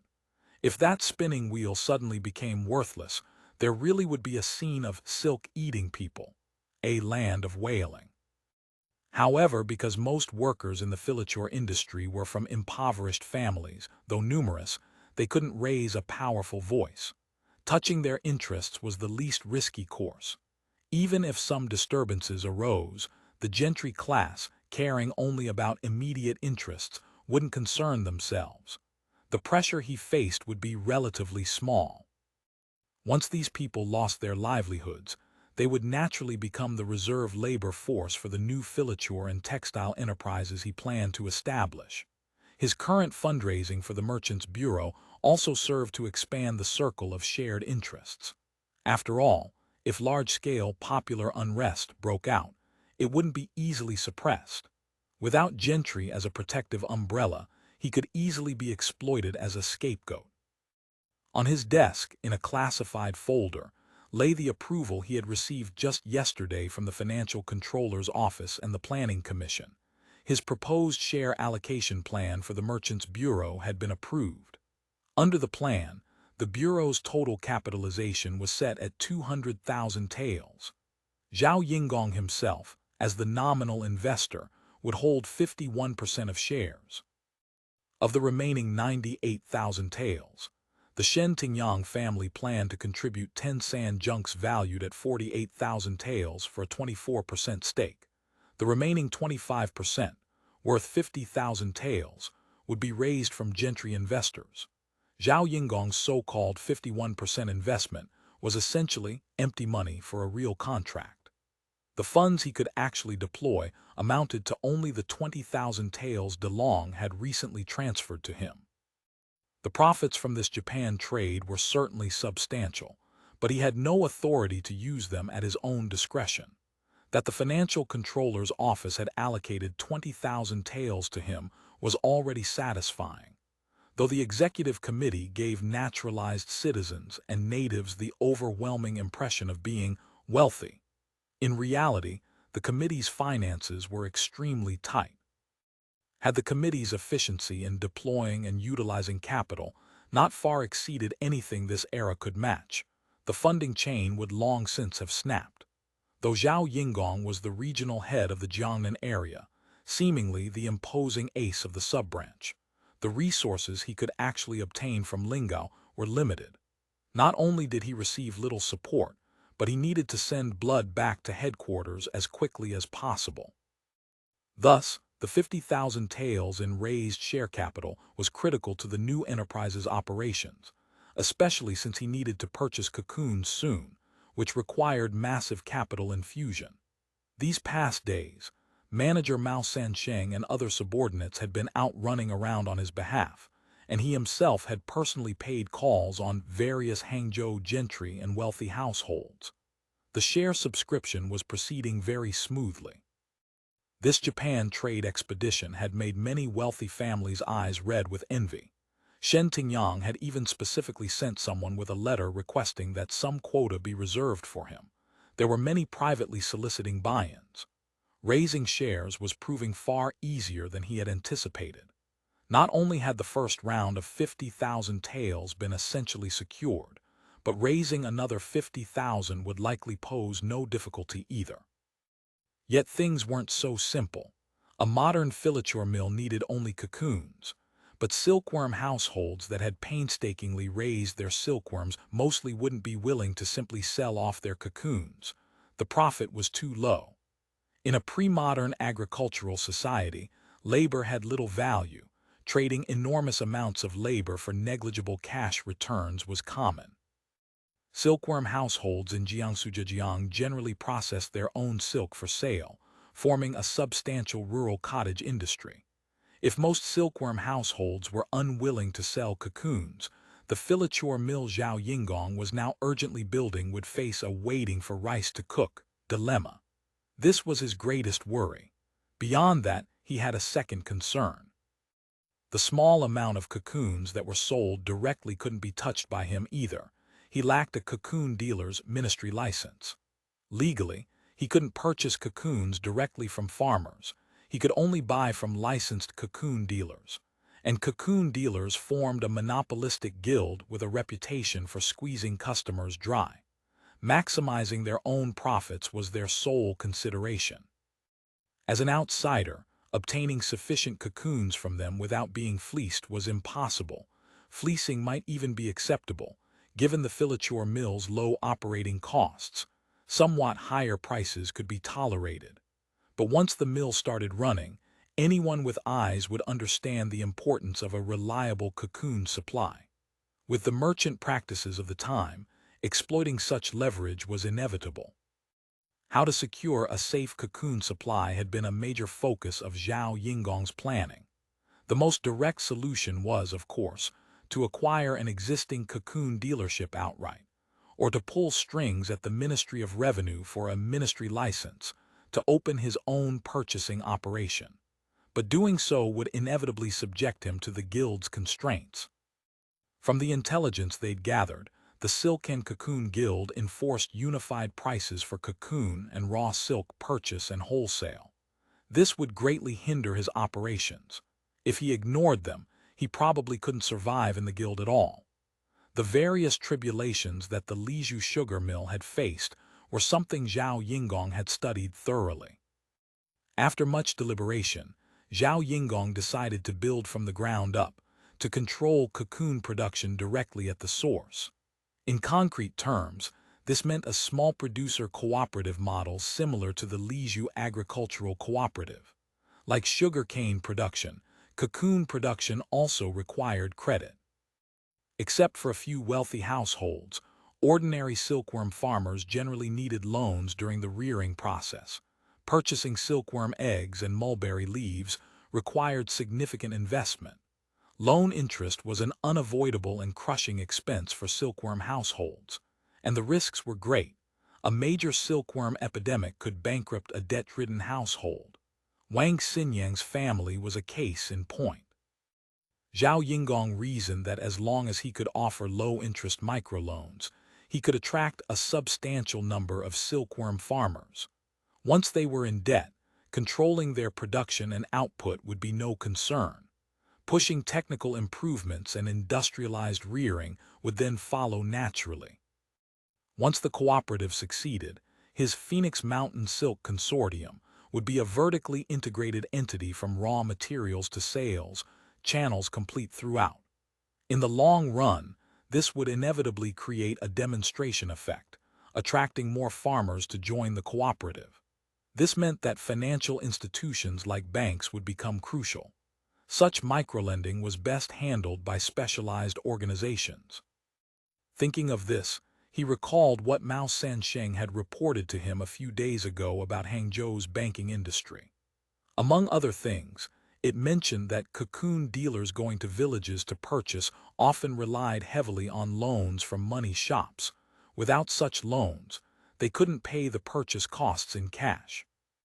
In the old timeline, Hu Zuyan had for a time very successfully dominated the raw silk export trade, and his ownership of a money shop, which gave him flexible access to capital, was a major factor. Chapter 1355. Wang Xinyan's sunlight streamed through the freshly papered window, filling the room with brightness. The house was newly built and recently wallpapered, whitewashed on all four sides, very bright. A large bed, a dressing table, all kept spotlessly clean. On the table sat a vase holding a few wildflowers. Wang Xinyang was at the dressing table arranging her appearance. Though she was a countrywoman, this area around Hangzhou had always been a land of fish and rice, with the added bounty of tea and silk, far more prosperous than other places. When harvests were decent, even farm girls paid careful attention to their grooming. The old saying that Suzhou and Hangzhou produced beauties held true. First, the mild climate and waters here nourished people. Second, the region's prosperity meant even women from poor families could afford some self-adornment. Hence the impression of abundant beauties. She combed her hair carefully, pinned in a sprig of jasmine orchid, touched rouge to her lips, and dressed herself head to toe in neat splendor. She changed into clean clothes before finally opening her door and stepping out. The main hall was empty. Aside from a table and 4 long benches, there was no proper furniture. A few wooden boards were nailed to the wall as shelves for miscellaneous items. But for Wang Xinyang, this was already deeply satisfying. At least the family had a decent home again. Better than before, even. Their old place had been 3 rooms and a courtyard too, but with a thatched roof. How could it compare to this tile-roofed house with its skylight, bright and tidy? In the center of the hall stood several embroidery frames. The door was open. Outside, peach blossoms bloomed brilliantly, bees shuttling through the sunlight, occasionally wandering inside to circle the room. The sight lifted one's spirits. Their family's wasp luck had finally passed. Once they had lived comfortably enough, 7 or 8 mu of mulberry orchards, raising silkworms and reeling silk themselves. Though not wealthy, they had managed a modest living. Then 2 years ago, her husband, hoping to make a little extra, had borrowed to borrow leaves and expand their silkworm raising. An epidemic destroyed their entire yield, ruining them completely. Forced to sell land and house to repay the compounding debts, they were left with nothing and no way to survive. With no other choice, they had asked Kaishi to introduce them, and the whole family had sold themselves into bondage under this Master Zhao, who had come from Guangdong. Becoming someone's bondservant was a last resort, otherwise the whole family would have ended up on the streets. But once you sold yourself, you had no control over your own fate. If the master's household was generous and proper, that was good fortune. If the master was cruel and lecherous, the family could be destroyed overnight. Fortunately, Kaishi was an old acquaintance who assured them that though this master was an outsider from Guangdong, he was kind-hearted and treated his servants better than anyone could imagine. He even took in refugees, caring for orphans and the elderly, truly a great philanthropist. Despite these assurances, Wang Siniang remained half skeptical, but with no other options she had no choice but to take the gamble. As it turned out, that gamble had paid off. Since joining Master Zhao's household, the family's fortunes had gradually improved. The master was reasonably accommodating, settling the whole family at his estate in Phoenix Mountain. Wang Xinyan's husband, Zhenjiang, was skilled at cultivating mulberry. After entering Master Zhao's household, he became a foreman, specifically leading crews to plant mulberry trees on the hillside land. The master had deep pockets, declaring outright that he wanted to plant 500 mu of mulberry orchards. Wang Xinyang had assumed she would be assigned to raise silkworms, and had mentioned to Kaishi that if silkworms were to be raised, equipment would need to be prepared in advance, and mulberry leaves secured through leaf borrowing ahead of time. Newly planted mulberry saplings wouldn't produce harvestable leaves for several years. When leaves were needed, buying them wouldn't work. During the busiest silkworm rearing periods, you couldn't buy leaves even at high prices. But all of last year passed without any silkworm rearing work. Not only no silkworms, but the task assigned to Wang Xinyang was leading the women workers at the tea plantation in planting and picking tea. Wang Xinyang's maiden family were tea farmers. She knew how to plant, pick, and even pan-fry green tea. So she counted as a female foreman at Phoenix Mountain Estate. With both husband and wife as foremen, their monthly wages were higher. Before long, the master had group housing built on the estate and distributed to the servants. They too received a unit, one main room with 2 side chambers, not large but comfortable and convenient. Their 3 daughters had even been blessed by the master's kindness. All were enrolled in the estate's charity school to study. This was something Wang Xinyang had never dreamed of. The charity school admitted only children of the estate's servants, accepting all those under 13 for schooling. A 6 or 7-year-old girl could already serve as a maid, running errands. A 7 or 8-year-old boy could be sent out to cut grass or herd sheep, or at least do odd jobs. No master anywhere provided free food and schooling. Had this Master Zhao really come all the way from Guangdong just to do charitable works? Skeptical as she was, her daughters were now studying, and their knowledge had become quite different from before. Not only could they discuss many things their parents had never known, but even on topics like cultivating mulberry and raising silkworms, her eldest daughter could now speak with considerable authority. The charity school taught more than just the 1,000-character classic and 100 family surnames. There were many practical subjects as well.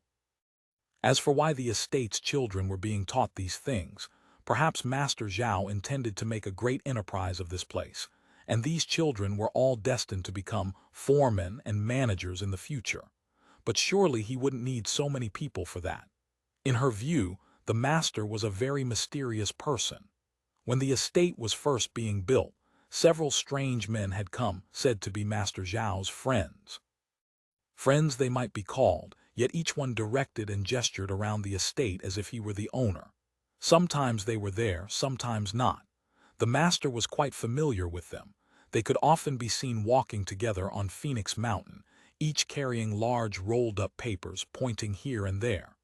Later, these people disappeared one by one, but occasionally new faces would appear, also said to be Master Zhao's friends.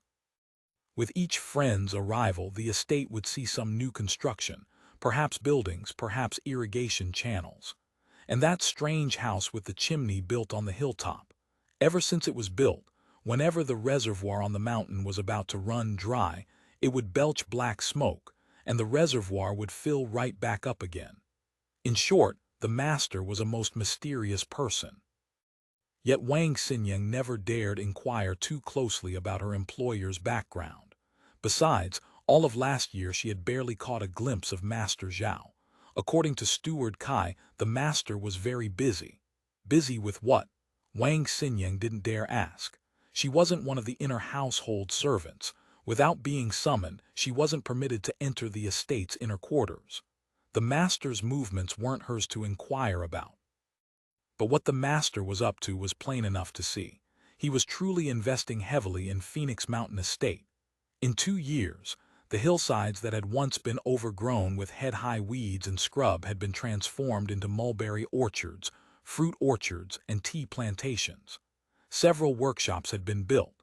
At the foot of the mountain along the river, a sizable charitable hall had been constructed. Last year, the area had suffered a major flood. The master had partnered with local gentry to establish this hall, taking in refugees, providing food, shelter, and clothing. Every one of them was being raised plump and rosy. Some stayed on the estate as servants, assigned to various work sites. Others were periodically taken away by boats that docked at the riverside pier, supposedly sent to open up wasteland at Master Zhao's estate. Where exactly? Wang Xinyan neither knew nor dared ask. At least her own family could remain in their homeland. For that, she thanked heaven. She asked for nothing more than to live peacefully here. The daughters were growing up. If one of them caught the master's eye and could serve as a personal attendant at his side, the whole family's future would be more secure. This notion wasn't mere fancy. When she had first kowtowed to Master Zhao, she had noticed the intense male desire in his eyes as he looked at her and her daughters. The master was young. The mother and daughters were reasonably pretty. Such things were hardly surprising. If the master happened to favor one of her daughters, that would actually be a good path forward. Yet since then, Master Zhao had shown no further interest. Her good-for-nothing husband had breathed a sigh of relief, but Wang Xinyan felt a little disappointed. Was she really less attractive than that ugly creature Feng Hua? Speaking of this Master Zhao, he had no wife by his side nor any concubines. The only maid regularly attending him was the dark, skinny Feng Hua. If he favored men, his personal page Changying was hardly handsome, more like a brute fit for rough work. Throughout the estate, she couldn't identify any servant, male or female, who seemed particularly favored. Even He Ning, whom the master had rescued from the bridgehead and who was clearly a budding beauty, remained unattended and unwatched, not even made a personal maid. This master was truly an eccentric. Thinking thus, Wang Xinyan took a blue cloth work apron from the shelf and tied it around her waist, then wrapped a kerchief around her head and face and donned a conical hat. Today she would be picking tea at the estate's tea plantation, working a full day. The spring sun was already quite fierce. The servants' quarters were quiet. Most people had already left for work. Several dozen such housing units had been built along the hillside here, forming a small village. Besides residences, there were public wells and latrines. The buildings were uniformly neat, with flagstone paths running past each household's door, all swept spotlessly clean. Sanitation was assigned, with rotating duties and dedicated inspectors. Any household slacking would have wages docked. Inspections covered not only public areas but also private homes. This compulsory sanitation inspection was the most effective way to ensure public health safety. Wang Xinyan walked up toward the hillside. At the village's public well, fed by a reservoir above, with water piped through underground channels, several maids washing clothes looked up and greeted her as she passed. She was a foreman on the estate. Her status was considerably higher than that of ordinary women. Chapter 1356. The tea-picking women. Wang Xinyan exchanged greetings as she walked up the mountain. The tea gardens preferred high, open environments, so Phoenix Mountain Estate's tea plantations were all in the upper reaches, near the summit. The flagstone path wound upward, flanked by newly planted saplings, some bought from nearby nurseries, but most unloaded from the large ships docked at the riverside pier below. Wang Xinyan had never understood why Master Zhao disliked locally sourced seedlings. The saplings planted on Phoenix Mountain Estate, especially the income-generating varieties, were almost all shipped in. It was spring now, with flowers of all kinds blooming in competition. Walking along, she felt as if she were passing through clouds and rosy mists. She passed a grove of plum trees planted last year, not yet as tall as a person, but already in bloom. Powdery white blossoms floated like clouds along the mountain slope, their faint fragrance wafting over from time to time. Among the trees sat several beehives, with bees shuttling through the blossoms. These plum trees had also been specially shipped in and planted by the master. Wang Siniang knew something of literati ways. She thought the master, though a merchant from Guangdong, must be quite the refined gentleman. In fact, Zhao Yingong had planted plum trees on the mountain not for refinement at all. He hadn't arranged the plantings himself. They had been planned by agricultural experts from the Agricultural Committee who had personally surveyed the site. The guiding principle was to ensure hillside greening while also achieving a certain economic return. These several dozen mu of plum groves might be suitable for composing poetry, but their primary purpose was to harvest plums for making pickled sour plums. Following the path up the mountain, she passed all sorts of newly planted seedlings. Some fast-growing species had already developed considerable presence. Bamboo transplanted the year before last had become a grove, lush and verdant. The mountain path wound along. In the irrigation and drainage channel beside it, stream water gurgled, carrying down fallen leaves and blossoms. Wang Siniang had broken a light sweat. Looking around, the landscape was already vastly different from when she had first arrived 2 years ago. Among the trees, farm workers were busy, some pruning branches, some loosening soil and fertilizing, others collecting dead branches and clearing weeds. A bustling scene of spring labor.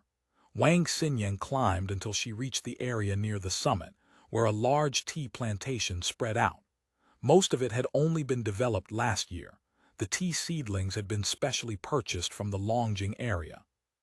Tea bushes planted just a year ago naturally couldn't be picked yet. She was heading to a different tea garden, one that someone had cleared on the mountain years ago, but that had gradually been abandoned because the tea quality was mediocre and didn't sell. When Zhao Yingong acquired land in Phoenix Mountain, he had bought this plot as well. After renovation, pruning, and fertilization, last year's tea bushes had grown vigorously. They hadn't picked spring tea then, only summer and autumn tea. This year would be the first spring harvest. Before last autumn's tea came in, Kaishi had specifically sought her out, asking her to pick and process 600 jin of premium autumn tea. The master needed it for gifts. In a few more days it would be Qingming Festival. This was the best time to pick pre-Qingming, new tea.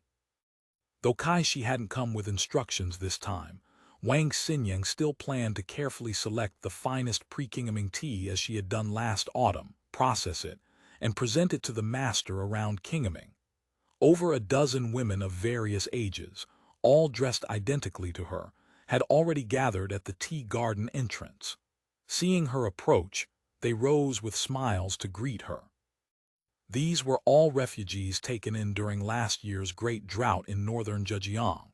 Many had tea farming backgrounds, so they'd been kept on the estate specifically to work in the tea garden. Wang Siniang was an old hand at the estate and a foreman. The tea-picking women naturally deferred to her. The younger ones called her fourth sister, the older ones not daring to address her directly as little sister, at least called her fourth sister-in-law. Before she could even settle herself, several of the quicker girls swarmed around her. One took her tea basket, another quickly brought water, and a third, realizing she'd missed those opportunities, hurriedly spread her own towel on a stone and pulled her down to sit. Wang Siniang had long since grown accustomed to this attention. She smiled and waved her hand. Tea later. The weather is nice today, perfect for the first picking of new tea. This pre-Qingming tea, 1 bud, 1 leaf. This tea may be for the master's personal use or for gifting. Everyone must work carefully. What are you saying, fourth sister? Never mind that it's tea for the master's use. With you here supervising, would any of us sisters dare anything less than our utmost? A tea picker spoke with a beaming smile. Please rest here. We'll start picking now. That won't do. Wang Siniang was clever. Though she'd had little direct contact with Master Zhao, what she'd seen and heard told her he deeply disliked servants who lorded it over others, so she was always careful. She stood up. Everyone to work. After picking, we still have to process through the night. Let's put in the effort. Very well, the women answered in unison. Tea picking had to begin around noon. Too early or too late was unsuitable. After picking, the leaves had to rest for about 2 hours before processing could begin. Freshly picked tea leaves were generally not left overnight. 17th century tea processing techniques were already essentially the same as in later eras. The only difference was the lack of electric pans, making temperature control difficult. Thus, tea processing depended even more heavily on the workers' experience. Fortunately, last year's great drought in northern Zhenjiang had produced refugees of every background. They'd managed to recruit 2 master tea processors. Wang Xinyan's own skills were barely passable, enough to assist the master processors. So every day during the tea season, Wang Xinyang and the women workers were busy until the second half of the night before they could sleep. The processed Hangzhou new tea was being produced as a special supply for the Executive Committee's General Affairs Office, provided by the Hangzhou station. Zhao Yinggong was contributing to the Executive Committee in this way, burnishing his own credibility among the transmigrators. Though it was called Special Supply Tea, given the Executive Committee's characteristic stinginess, it still had to be the one-bud, one-leaf variety. Wang Xinyang was quite skilled at tea picking, sharp-eyed and nimble-fingered. As she picked, she coached the novices beside her. Use your fingertips to pluck, don't pinch with your nails. Tea picking was exhausting work. Though the spring sun was gentle, prolonged exposure still made one feel uncomfortably hot, especially working in the dense, poorly ventilated tea bushes. After standing in place for an hour or two, hands and eyes moving without pause, some of the frailer women were soon flushed and pausing to catch their breath. Take a few sips of water and rest a moment. Don't stop, catch up right away, Wang Xinyang called out while she worked, urging on those who were falling behind. As the foreman, Wang Xinyang had the authority to schedule rest breaks, but she wouldn't call a halt lightly. Each team had a daily work quota requiring both quantity and quality, and the quota was set at a level just barely achievable. Her team had some experienced pickers but also plenty of novices. Without relentless prodding, they couldn't possibly meet the picking quota before nightfall, and the daily harvest had to be sent to the processing room. The processing masters had their own quotas too. Fail to deliver sufficient tea leaves on time and the whole chain would fall behind. When evaluations came, the entire team would have wages docked. As the foreman, her own losses would be even greater. Besides wages, she'd lose her management bonus. If quotas were consistently missed, her foreman position itself would be in jeopardy. Capable workers who did good work were everywhere. People who could lead others while still doing good work were rare. To keep her position, Wang Xinyang had no choice but to push her team relentlessly. Basket after basket of fresh leaves was carried by a dedicated transport team down to the processing workshop at the foot of the mountain. Wang Xinyang worked without pause until the estate's steam whistle had sounded 14 times before she announced a break. Everyone grab a quick bite and drink, wipe your sweat. Then we continue. Even exhausted herself, Wang Xinyang didn't forget to encourage the others. They gathered under the shade of the rest tree. Hot tea had already been prepared in an insulated barrel, along with a small rattan box of snacks. These snacks were actually a type of Lingao military ration, characterized by high sugar and salt content. For field laborers with high energy expenditure, they served as quick replenishing energy bars. Wang Xinyang sipped from a bamboo cup while eating her snack, eyeing the blackboard with the tally marks, the total weight of tea picked so far. At this pace, they had completed barely 40% of the quota. There was about an hour and a half until afternoon work ended. If they pushed hard, they could still make it. With a general sense of how the day's picking was going, she began calculating how to reassign each worker's picking route this afternoon to maximize their speed. The break was officially 30 minutes, but rarely did anyone rest the full time. Once water was drunk and snacks consumed, everyone rose voluntarily to get back to work. Falling short meant wage deductions, but exceeding the quota meant bonuses. Tired as they were, motivation remained high. For the next hour and a half, picking resumed according to her newly adjusted assignments. Hands never stopping, they worked until dusk began to gather and the steam whistle had sounded 17 times. Only then did the day's picking end. But picking had ended, their work had not. The processing workshop still awaited. There they would help with spreading leaves, pan-frying, stem picking, all the auxiliary tasks. Phoenix Mountain Estate didn't operate on a sunrise-to-sunset schedule. The basic workday here was 12 hours. Wang Siniang had clocked in at 11. Under the 12-hour system, she wouldn't clock out until 11 at night. After gathering their tools, the group filed down the mountain. The younger girls were so exhausted they couldn't speak.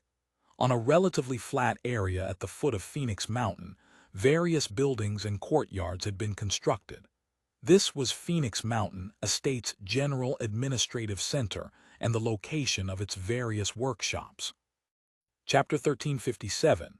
Wang Xinyan's home, the Phoenix Mountain Estate General Management Office, occupied a cluster of buildings that formed its own small township, laid out along a single flagstone street. Situated conveniently near the main residence and servant quarters, the complex bustled with workshops, warehouses, and shops lining both sides of the road.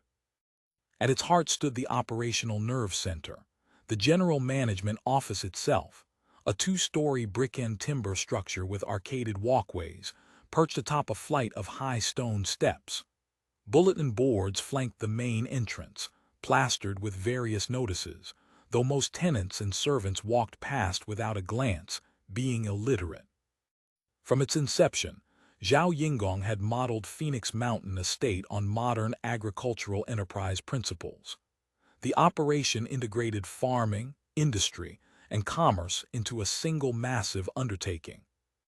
He had transplanted the entire management system used by agricultural committee enterprises and brought in a core of politically reliable, naturalized cadres to staff the general management office, while gradually elevating capable and trustworthy locals from among the servants to mid-level positions.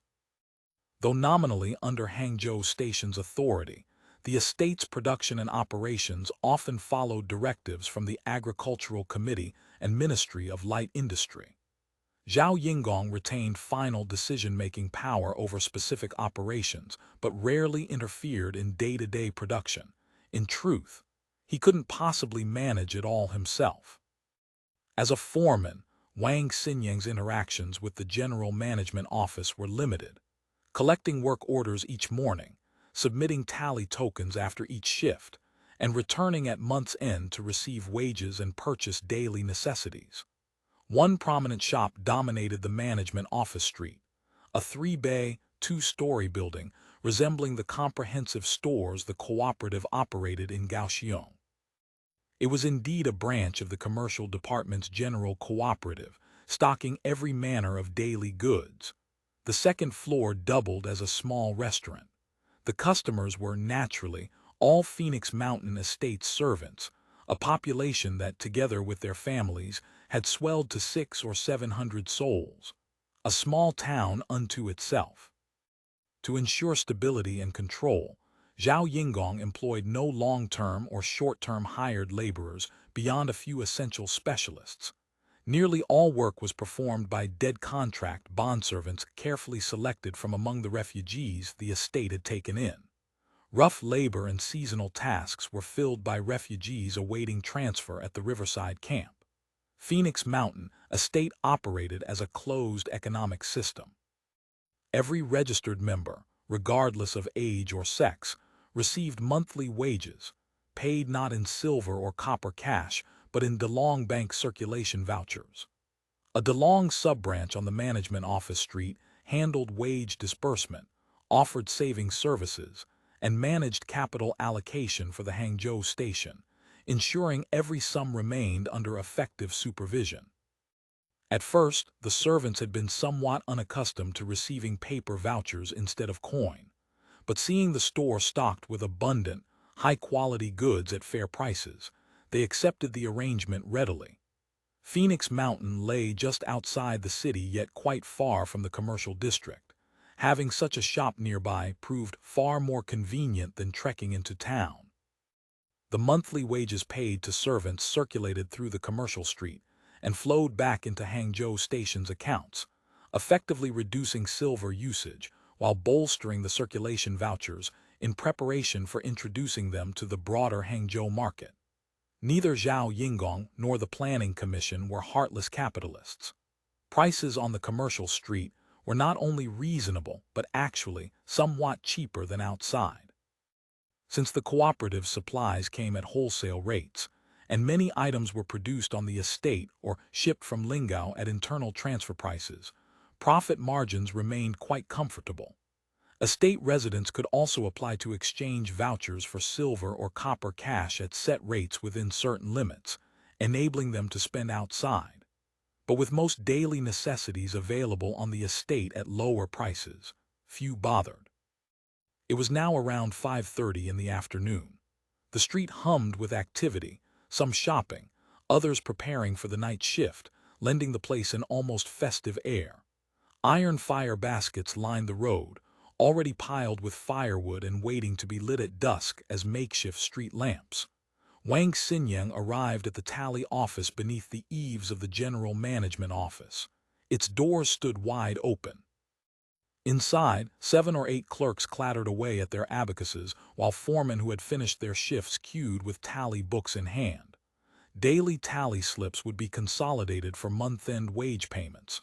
She handed over the day's tea-picking tokens. The clerk already had the delivery receipt from the tea factory. Once the two matched, he stamped verified on her work slip and handed it back. Foremen kept these receipts to resolve any disputes at payment time.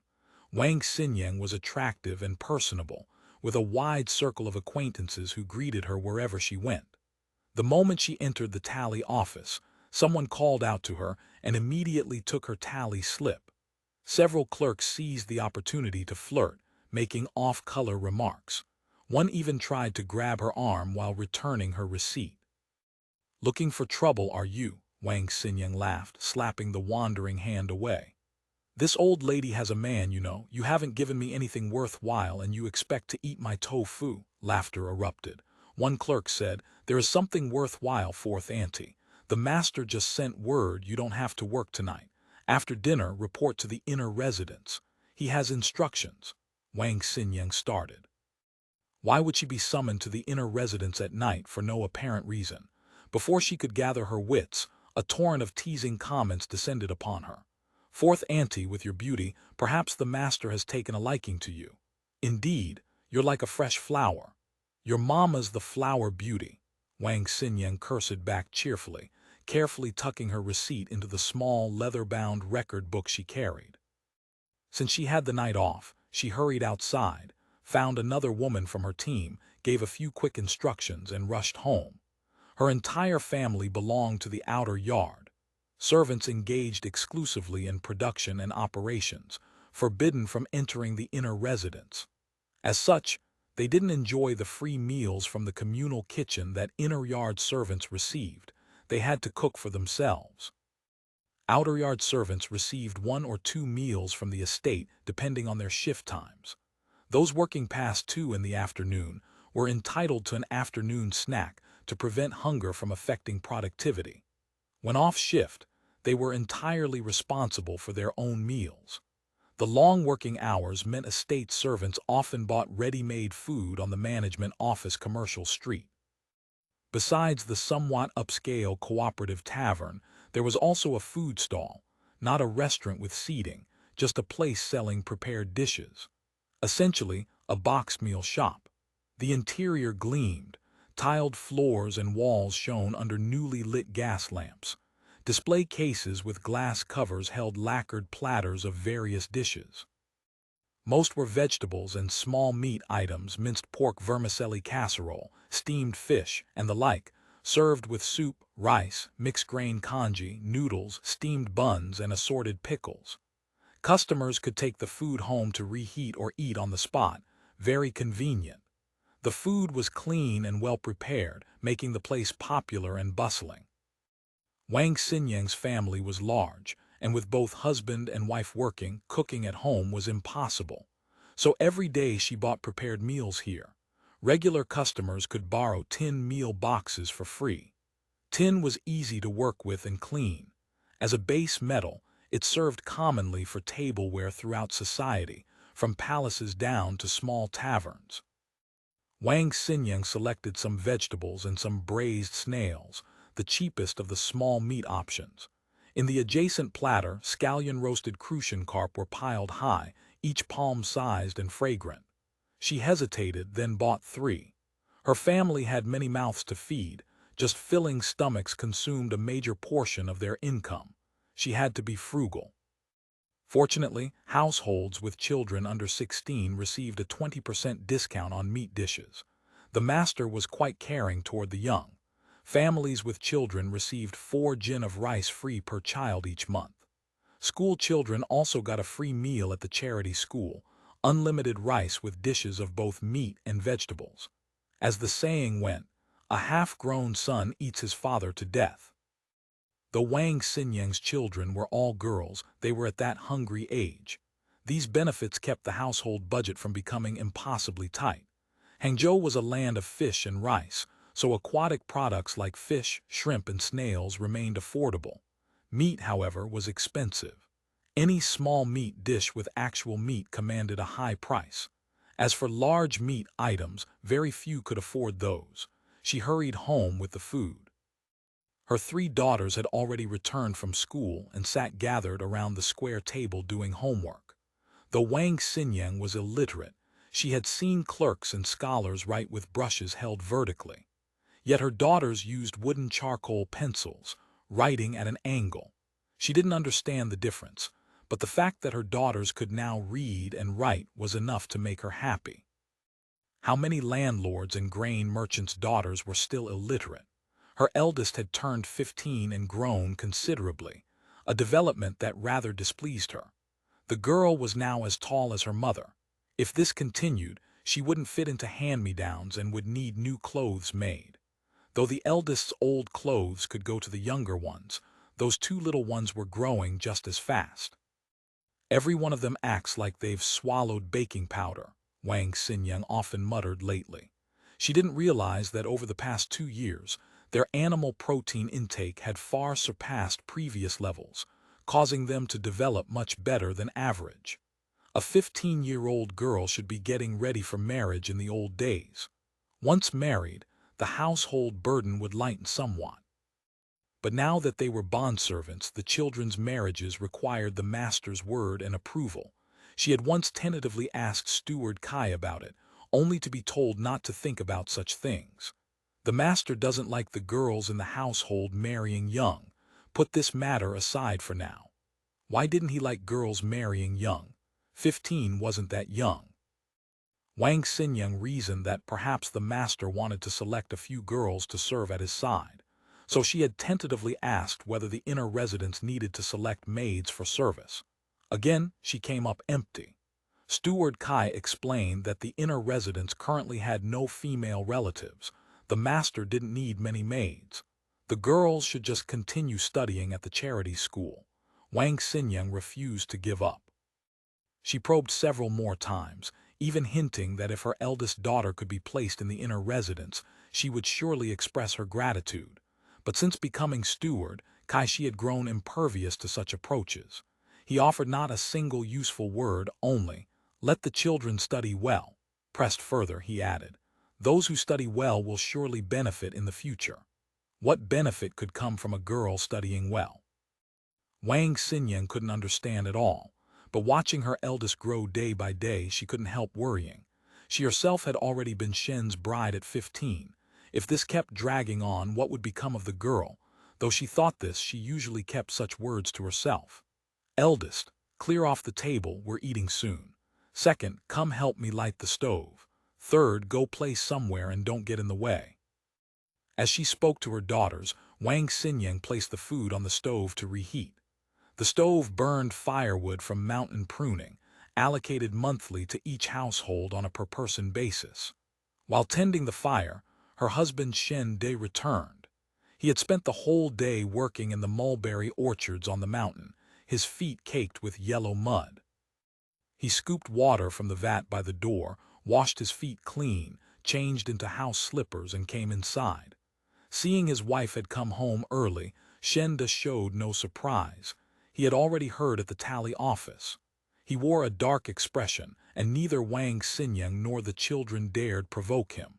The family ate dinner in silence. Only after the daughters began clearing the dishes did Shen De speak, saying the master had inspected the mulberry orchards today and wanted to double the cultivation area.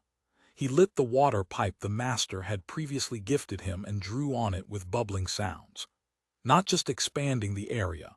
Apparently they're bringing in someone to teach us how to plant mulberry. Dense planting, they call it. My family has been planting mulberry and harvesting leaves since grandfather's generation, and now we need someone to teach us. Ridiculous. They'll be from Guangdong again, I suppose. Wang Xingyang brewed a cup of tea dust for the head of household. Sweepings from the tea storage crates cleared out in early spring, sold cheaply to estate servants as a benefit. Though unattractive, it actually contained quite a lot of fine tea leaves.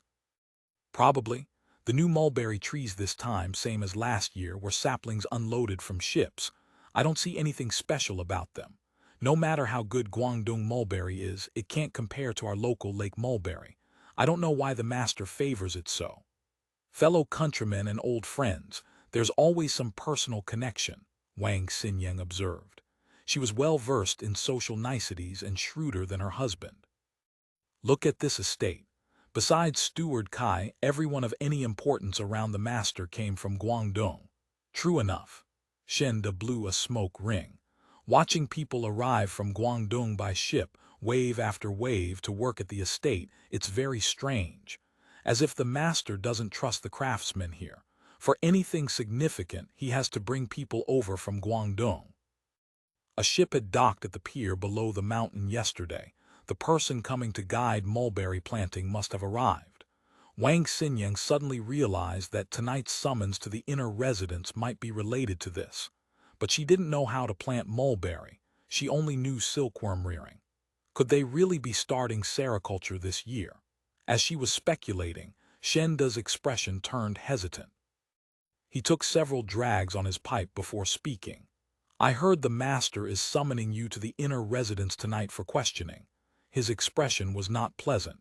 Wang Xingyang understood perfectly. Being suddenly called to the inner residence for no apparent reason, and at night no less.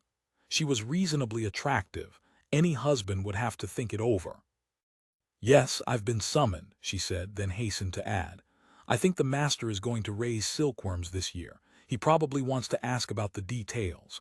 When we first joined the household, he asked a lot of questions about sericulture and silk reeling. How is that possible? Shen De's expression remained skeptical. There are scattered mulberry trees up on the mountain, sure, but the proper orchards were only planted last year. We can't harvest leaves this year. Without mulberry leaves, how do you raise silkworms? Without their own mulberry orchards, they would have to purchase leaves, a precarious proposition for sericulturists. Especially after the silkworms reached their third instar, they consumed enormous quantities of leaves every day. Market leaves weren't just expensive. Supply was tight. If supplies failed, they'd have to abandon the silkworms. All that hard work for nothing. Sericulture households always maintained at least some orchards of their own as a base, supplementing from the market as needed.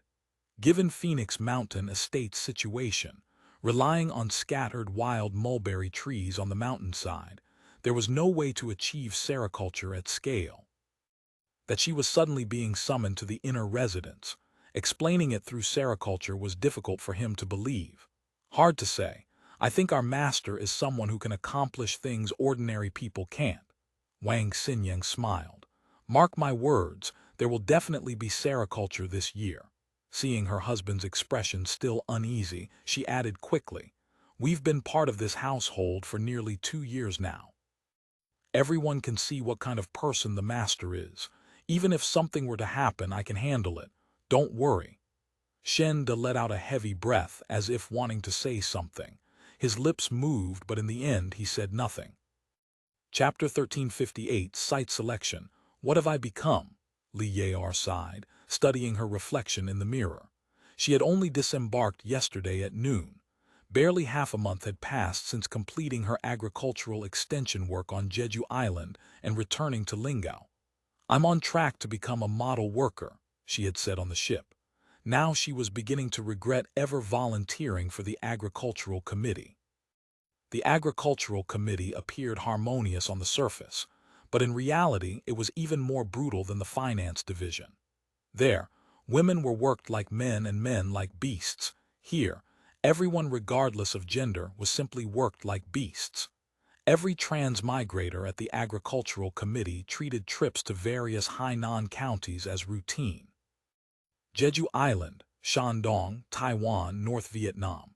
Wherever the Executive Committee's banner flew, an Agricultural Committee transmigrator was almost certainly present.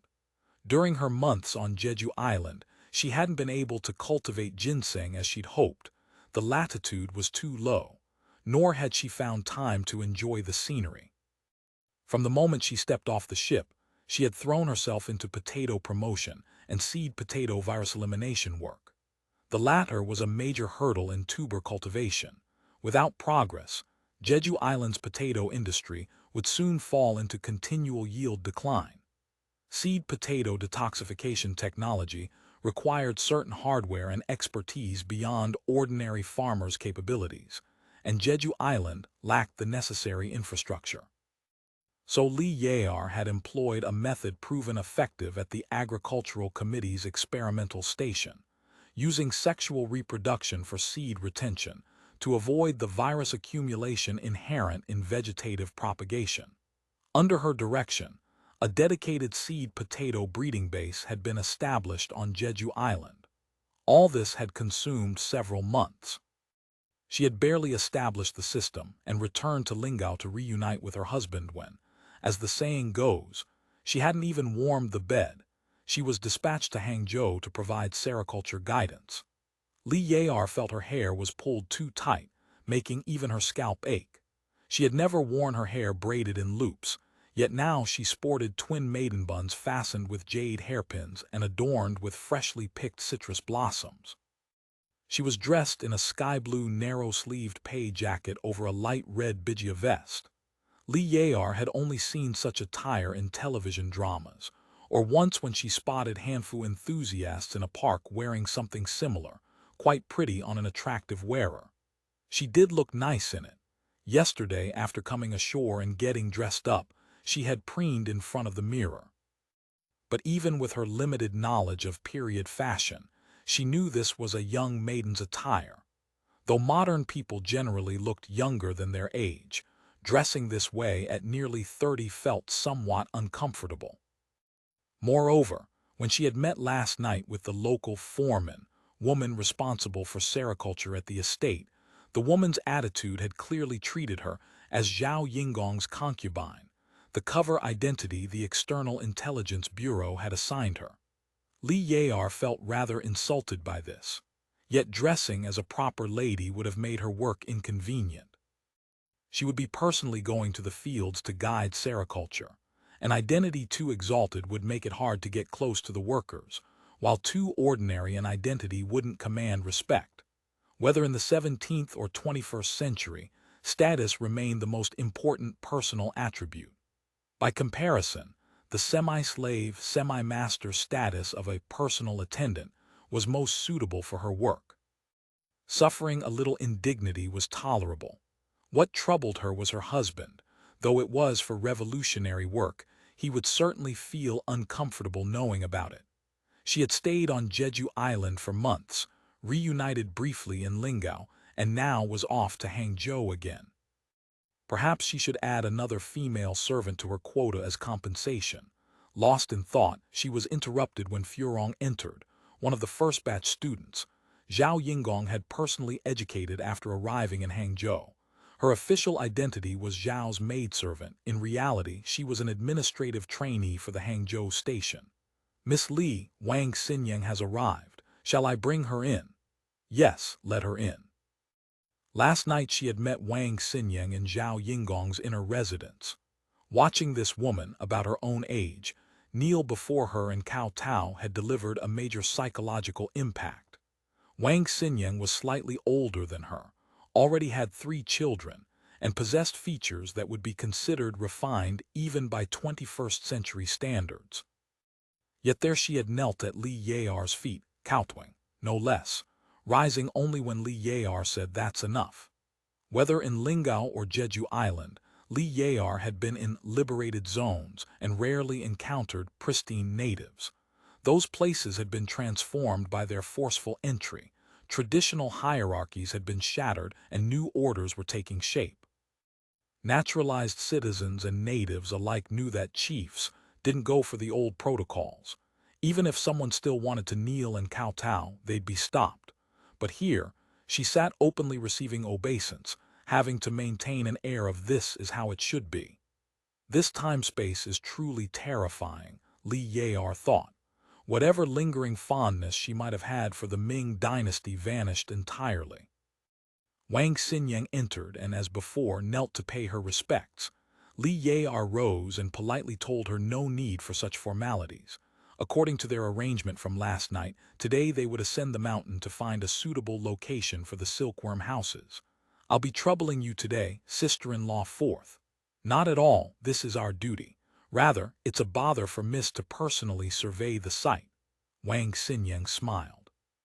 It's just that Mrs. Clothes aren't suitable for climbing the mountain. I've already asked Steward Kai to prepare appropriate clothing. She produced a set of work clothes.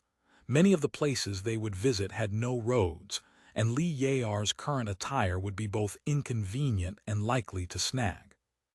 So a blue work apron had been prepared, along with a head kerchief and a conical sun hat, the same outfit Wang Siniang wore when picking tea on the mountain. Li Yayar changed and, guided by Wang Siniang, headed up the mountain. She carried a satchel containing pen, paper, tape measure, level, and thermometer. She could roughly survey the terrain and surroundings at any time.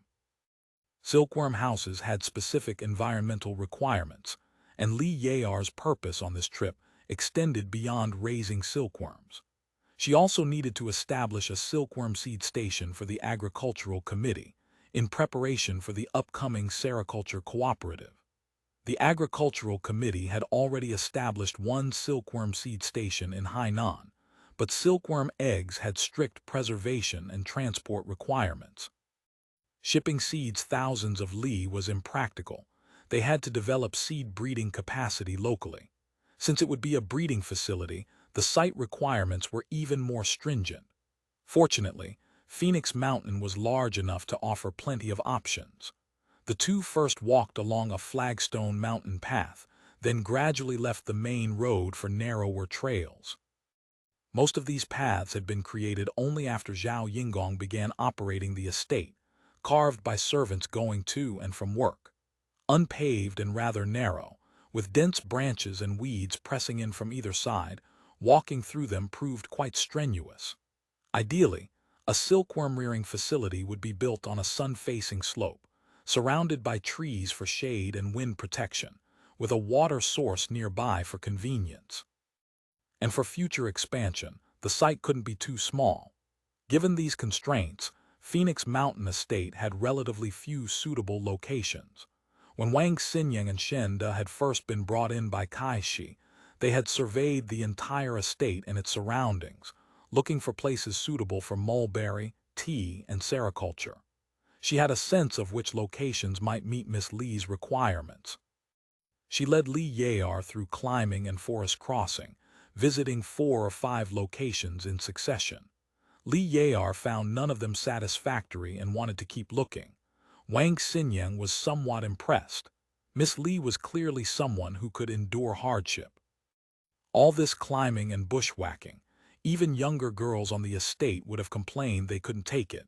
Yet she seemed unfazed, her movements still agile and nimble, her speech crisp and direct. Nothing like the coy manner of typical personal attendants. The sun gradually climbed toward its zenith as Wang Siniang led her to a slightly recessed clearing on a hillside. A mountain stream flowed down the slope, and where the terrain flattened slightly, a small pool had formed among the rocks, barely larger than a bathtub, crystal clear. This is another option. What does Miss think? Good, this is really good. Li Yar nodded. This was textbook perfect land for sericulture, a sun-facing slope with excellent sunlight and ventilation. The windward side was protected by forest, and surrounding large trees provided shade. The plot was about 4 or 5 mu, mostly gently sloped, no more than 10 degrees, facilitating drainage without hindering construction, and there was a water source. I thought Miss would like this place. Wang Siniang looked rather pleased with herself.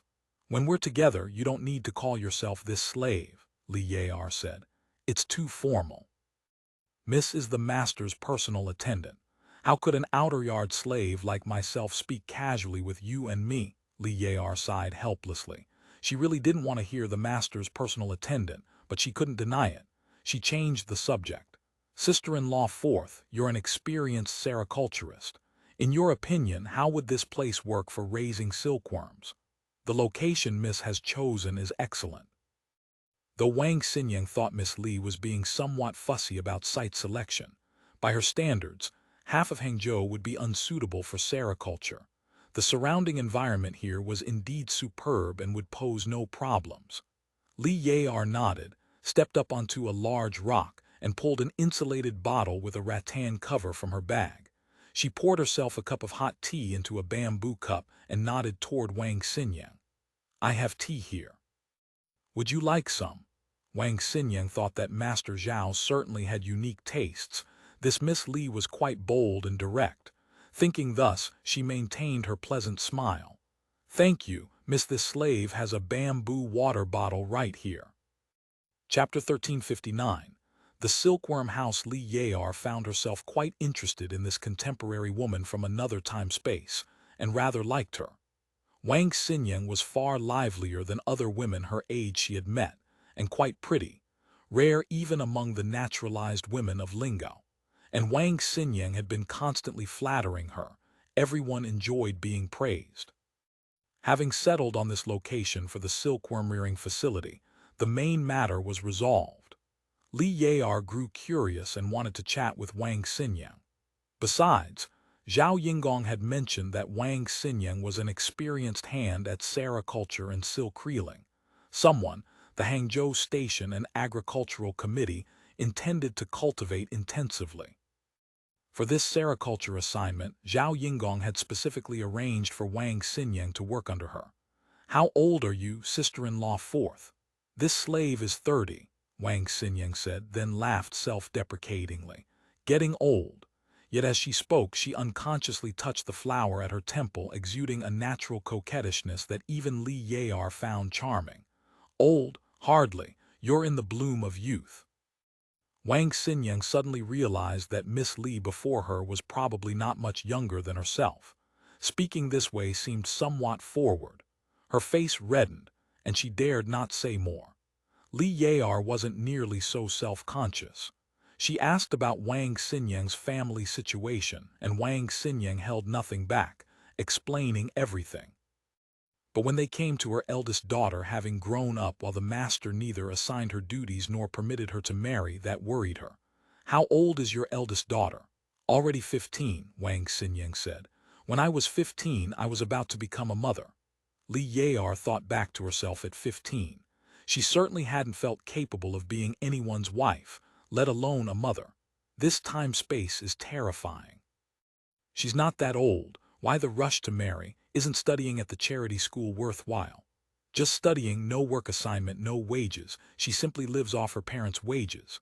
Wang Siniang smiled wryly. Before we joined the household, she was quite a useful helper around the farm. Now all work assignments come from the management office. Even if I wanted her help, there's no work for her. Li Yar nodded. Does your daughter know sericulture? Of course, when we raised silkworms at home, I had her working alongside me. She knows not just rearing but reeling too. Her reeling skills were well known in our village. Sensing Miss Li's interest in employing her daughter, Wang Siniang's spirits rose at once and she began to boast enthusiastically. That's settled then.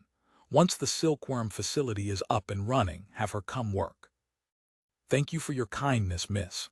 Wang Siniang was so delighted she curtsied several times. As the master's personal attendant, Miss Li's words carried weight. Don't you have 2 other daughters? How old is the second? 12, not so little herself. Then have her come too. I need workers. Li Yar wasn't just putting on airs. The agricultural committee's plan included a sericulture training class at Phoenix Mountain Estate. The children in Zhao Yingong's charity school had been educated for over a year in some cases, several months at minimum.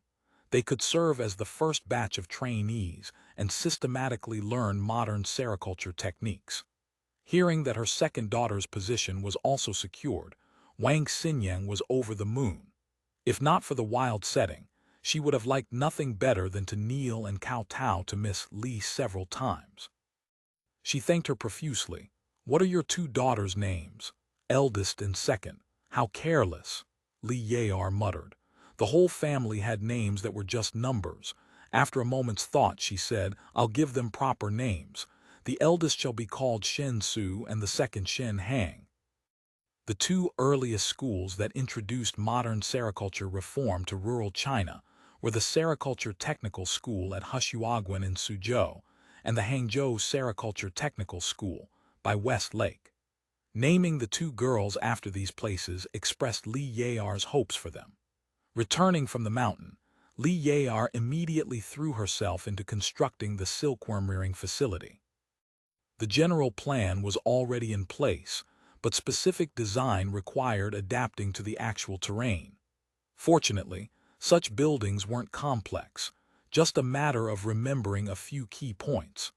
As for construction, the estate's building projects were so demanding and unique that hiring local carpenters had become impractical. Zhao Yingong had formed a dedicated construction team around a core of naturalized workers brought from Lingao's Construction General Company. First, a dedicated road was laid to the site. Road building was routine for Phoenix Mountain Estate's engineering team. When there were no specific construction tasks, their only job was road building, creating an internal network linking the various work sites on the mountain and accelerating the flow of personnel and materials. The Silkworm facility was built to 1970s Chinese standards, simple construction with easily sourced materials. All the Silkworm houses at Phoenix Mountain Estate were single-story buildings oriented north-south, but angled 5 degrees west to avoid the scorching, west-facing sun, while allowing some northern breeze in, beneficial for temperature control, and laying the groundwork for year-round sericulture. Large trees around the silkworm houses provided shade, slowing the rapid temperature rise from direct sun exposure. This was especially important in summer. The buildings naturally featured southern-style peaked roofs for drainage. Besides large windows in both north and south walls, they resembled local dwellings in appearance, the same whitewashed walls and black tiles. The silkworm houses were continuous rows of single-story buildings, partitioned at 4.5-meter intervals. This width was exactly right for a row of silkworm racks on each side with a 1.5-meter central aisle. The depth was 12 meters, accommodating 8 or 9 rows of silkworm trays. The usable ceiling height was 4 meters, allowing for 10 to 12 layers of racks. The dimensions had been carefully considered. Rooms too small were uneconomical to build and use. Rooms too large made climate control difficult. These proportions represented decades of accumulated experience from Chinese sericulturists since the 20th century. The building materials were exacting, all brick and tile construction. Outer walls and internal partitions were all brick, no wood, to prevent mice from gnawing holes. The foundation used dressed stone and sanhitu marite, raised slightly above ground level. Floors and walls were coated with cement for easy maintenance and disinfection. Southern-style peaked tile-roofed houses typically didn't install ceilings, leaving beams and rafters exposed for ventilation. But all the silkworm houses had ceilings installed, partly to prevent dust from falling, partly for better insulation. Front and rear windows were multi-paned glass.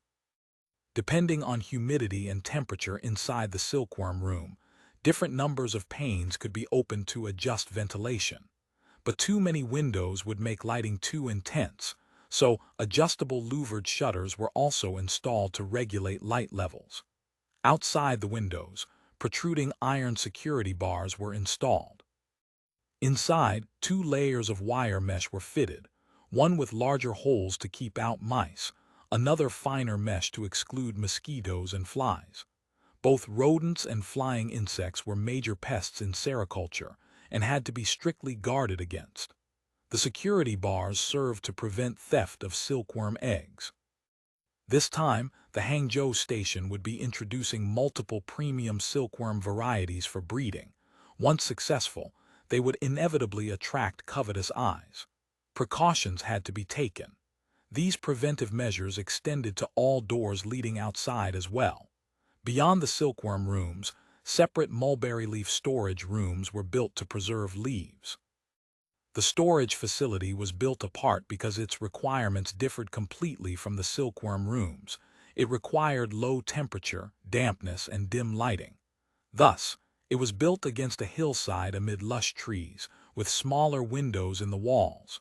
The most important component was the incubation room. Incubation referred to hatching silkworm eggs. This was the most technically difficult aspect of sericulture. The quality of incubation often affected hatching rates and the constitution of hatchlings. Good incubation meant high hatching rates and strong young silkworms, not only more numerous but also more resistant to disease. The incubation room was the most expensive component and required the most exacting construction.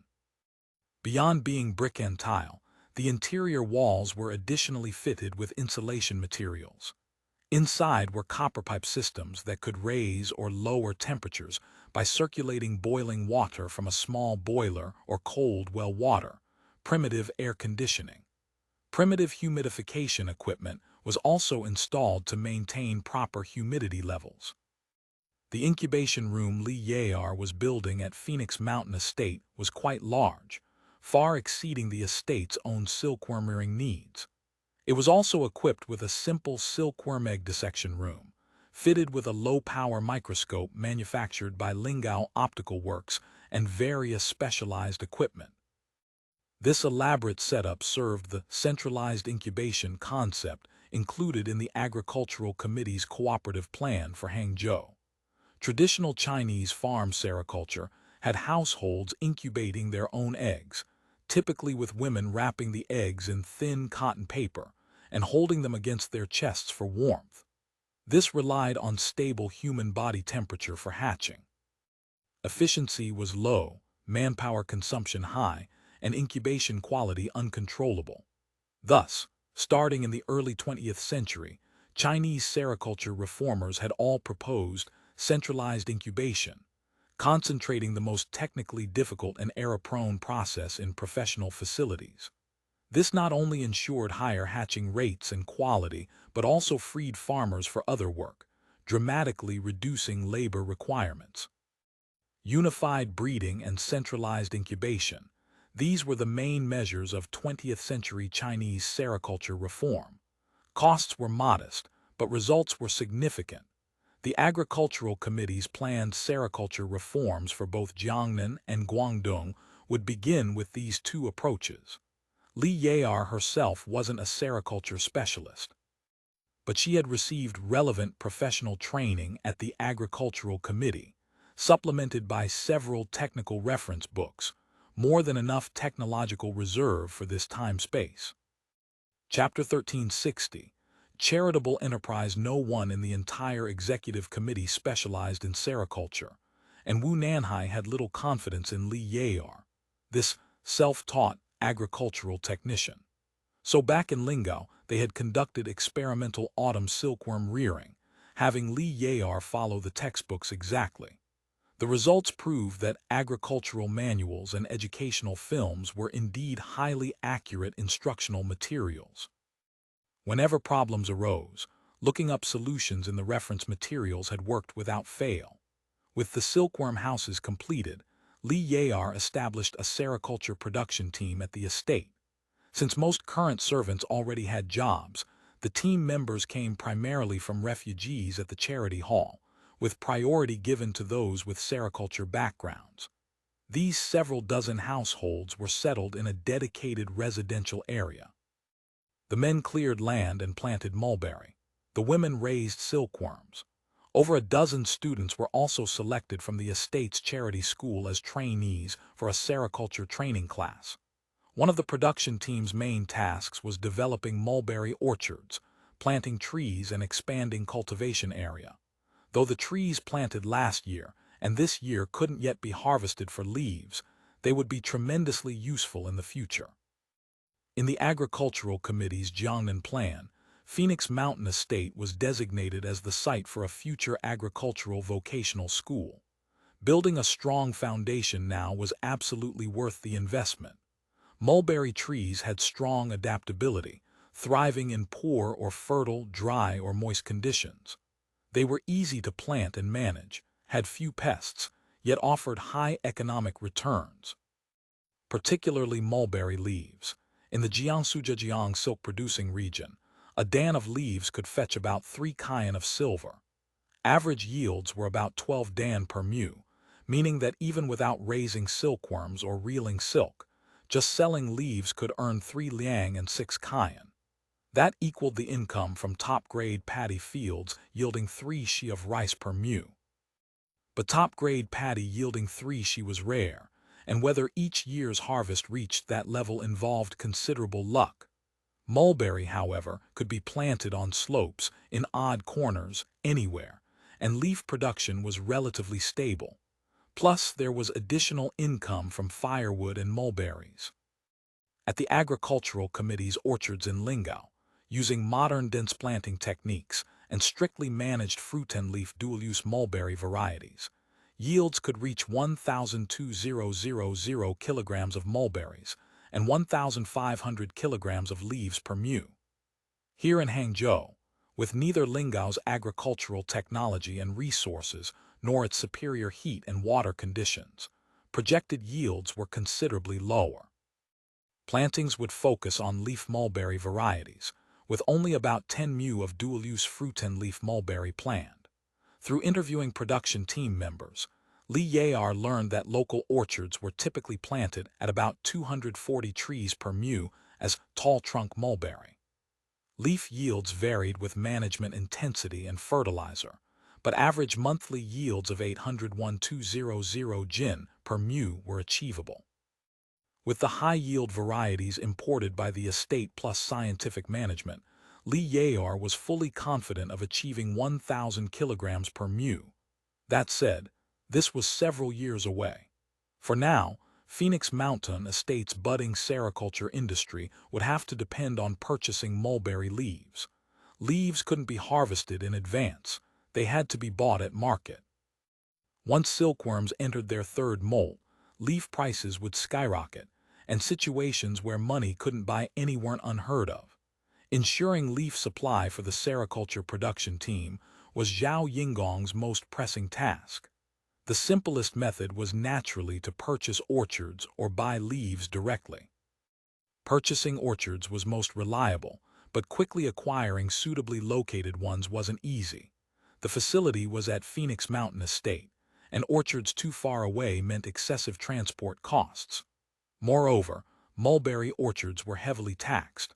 The orchards currently being developed at Phoenix Mountain were all newly reclaimed land. With some palms greased at the yamen, they could be concealed from the tax rolls indefinitely. But already registered orchards couldn't so easily avoid tribute. Playing it safe, Zhao Yingong decided not to purchase orchards for now. This year, Li Yayar's work would focus mainly on breeding and experimental silk reeling, with limited leaf requirements. They could buy at market prices. Originally, he hadn't worried much about leaf supply. Things that burdened ordinary commoners were mere drops in the bucket for him. But since he had begun planning a sericulture cooperative, using the cooperative to control farmers and thereby control cocoons, he had developed new ideas. Intelligence from various sources showed that Jiangnan's sericulture industry, like Liju's sugar industry, was heavily dependent on loans. In such industries, whoever controlled the lending controlled the biggest share of market profits. Controlling farmers through loans was a technique the Tiandi society had long employed, and it was how they had gradually built the Liju Sugar Industry Consortium. So he had long been preparing his own microlending plan, even having DeLong's Hangzhou branch draft several proposals. Moreover, last autumn, northern Zhenjiang, especially Hangzhou, Jiaxing, and Hezhou, had suffered severe drought, with no rain for 70 consecutive days from August through October. The countryside was devastated. Though Jiangnan's abundant resources prevented the large-scale refugee uprising seen in the north, restoring production now would make sericulture households even more desperate for loans. But he soon discovered his plan was too idealistic.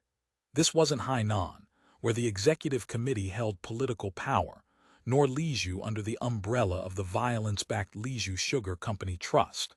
Here he had neither the political foundation of coercion nor economic monopoly power. Promoting new things like cooperatives meant facing an environment of zero trust. Originally, Zhao Yinggong had planned to have DeLong set up sub-branches in several towns where the silk and cocoon trade was active, offering loans to sericulture households. But he quickly discovered that rural microcredit in this time space was almost entirely controlled by local landlords, middle-rich peasants, and wealthy farmers. The silk and cocoon dealers and leaf traders also had a foot in. The common feature was that many participated in lending, but each lender's range was very small, basically limited to their own village and its immediate surroundings. In an era when most farmers never ventured beyond 50 li of home and might not visit the county seat more than a few times in their entire lives, expecting farmers to voluntarily approach a bank for loans was a pipe dream, and farmers were deeply suspicious. They would rather trust local moneylenders than a bank that appeared out of nowhere, let alone some cooperative. Sericulture households had operated this way for centuries. They would never lightly join a cooperative that suddenly sprang up. To get them to participate, to accept guidance in modern sericulture techniques, there had to be a demonstration model showcasing the benefits of joining.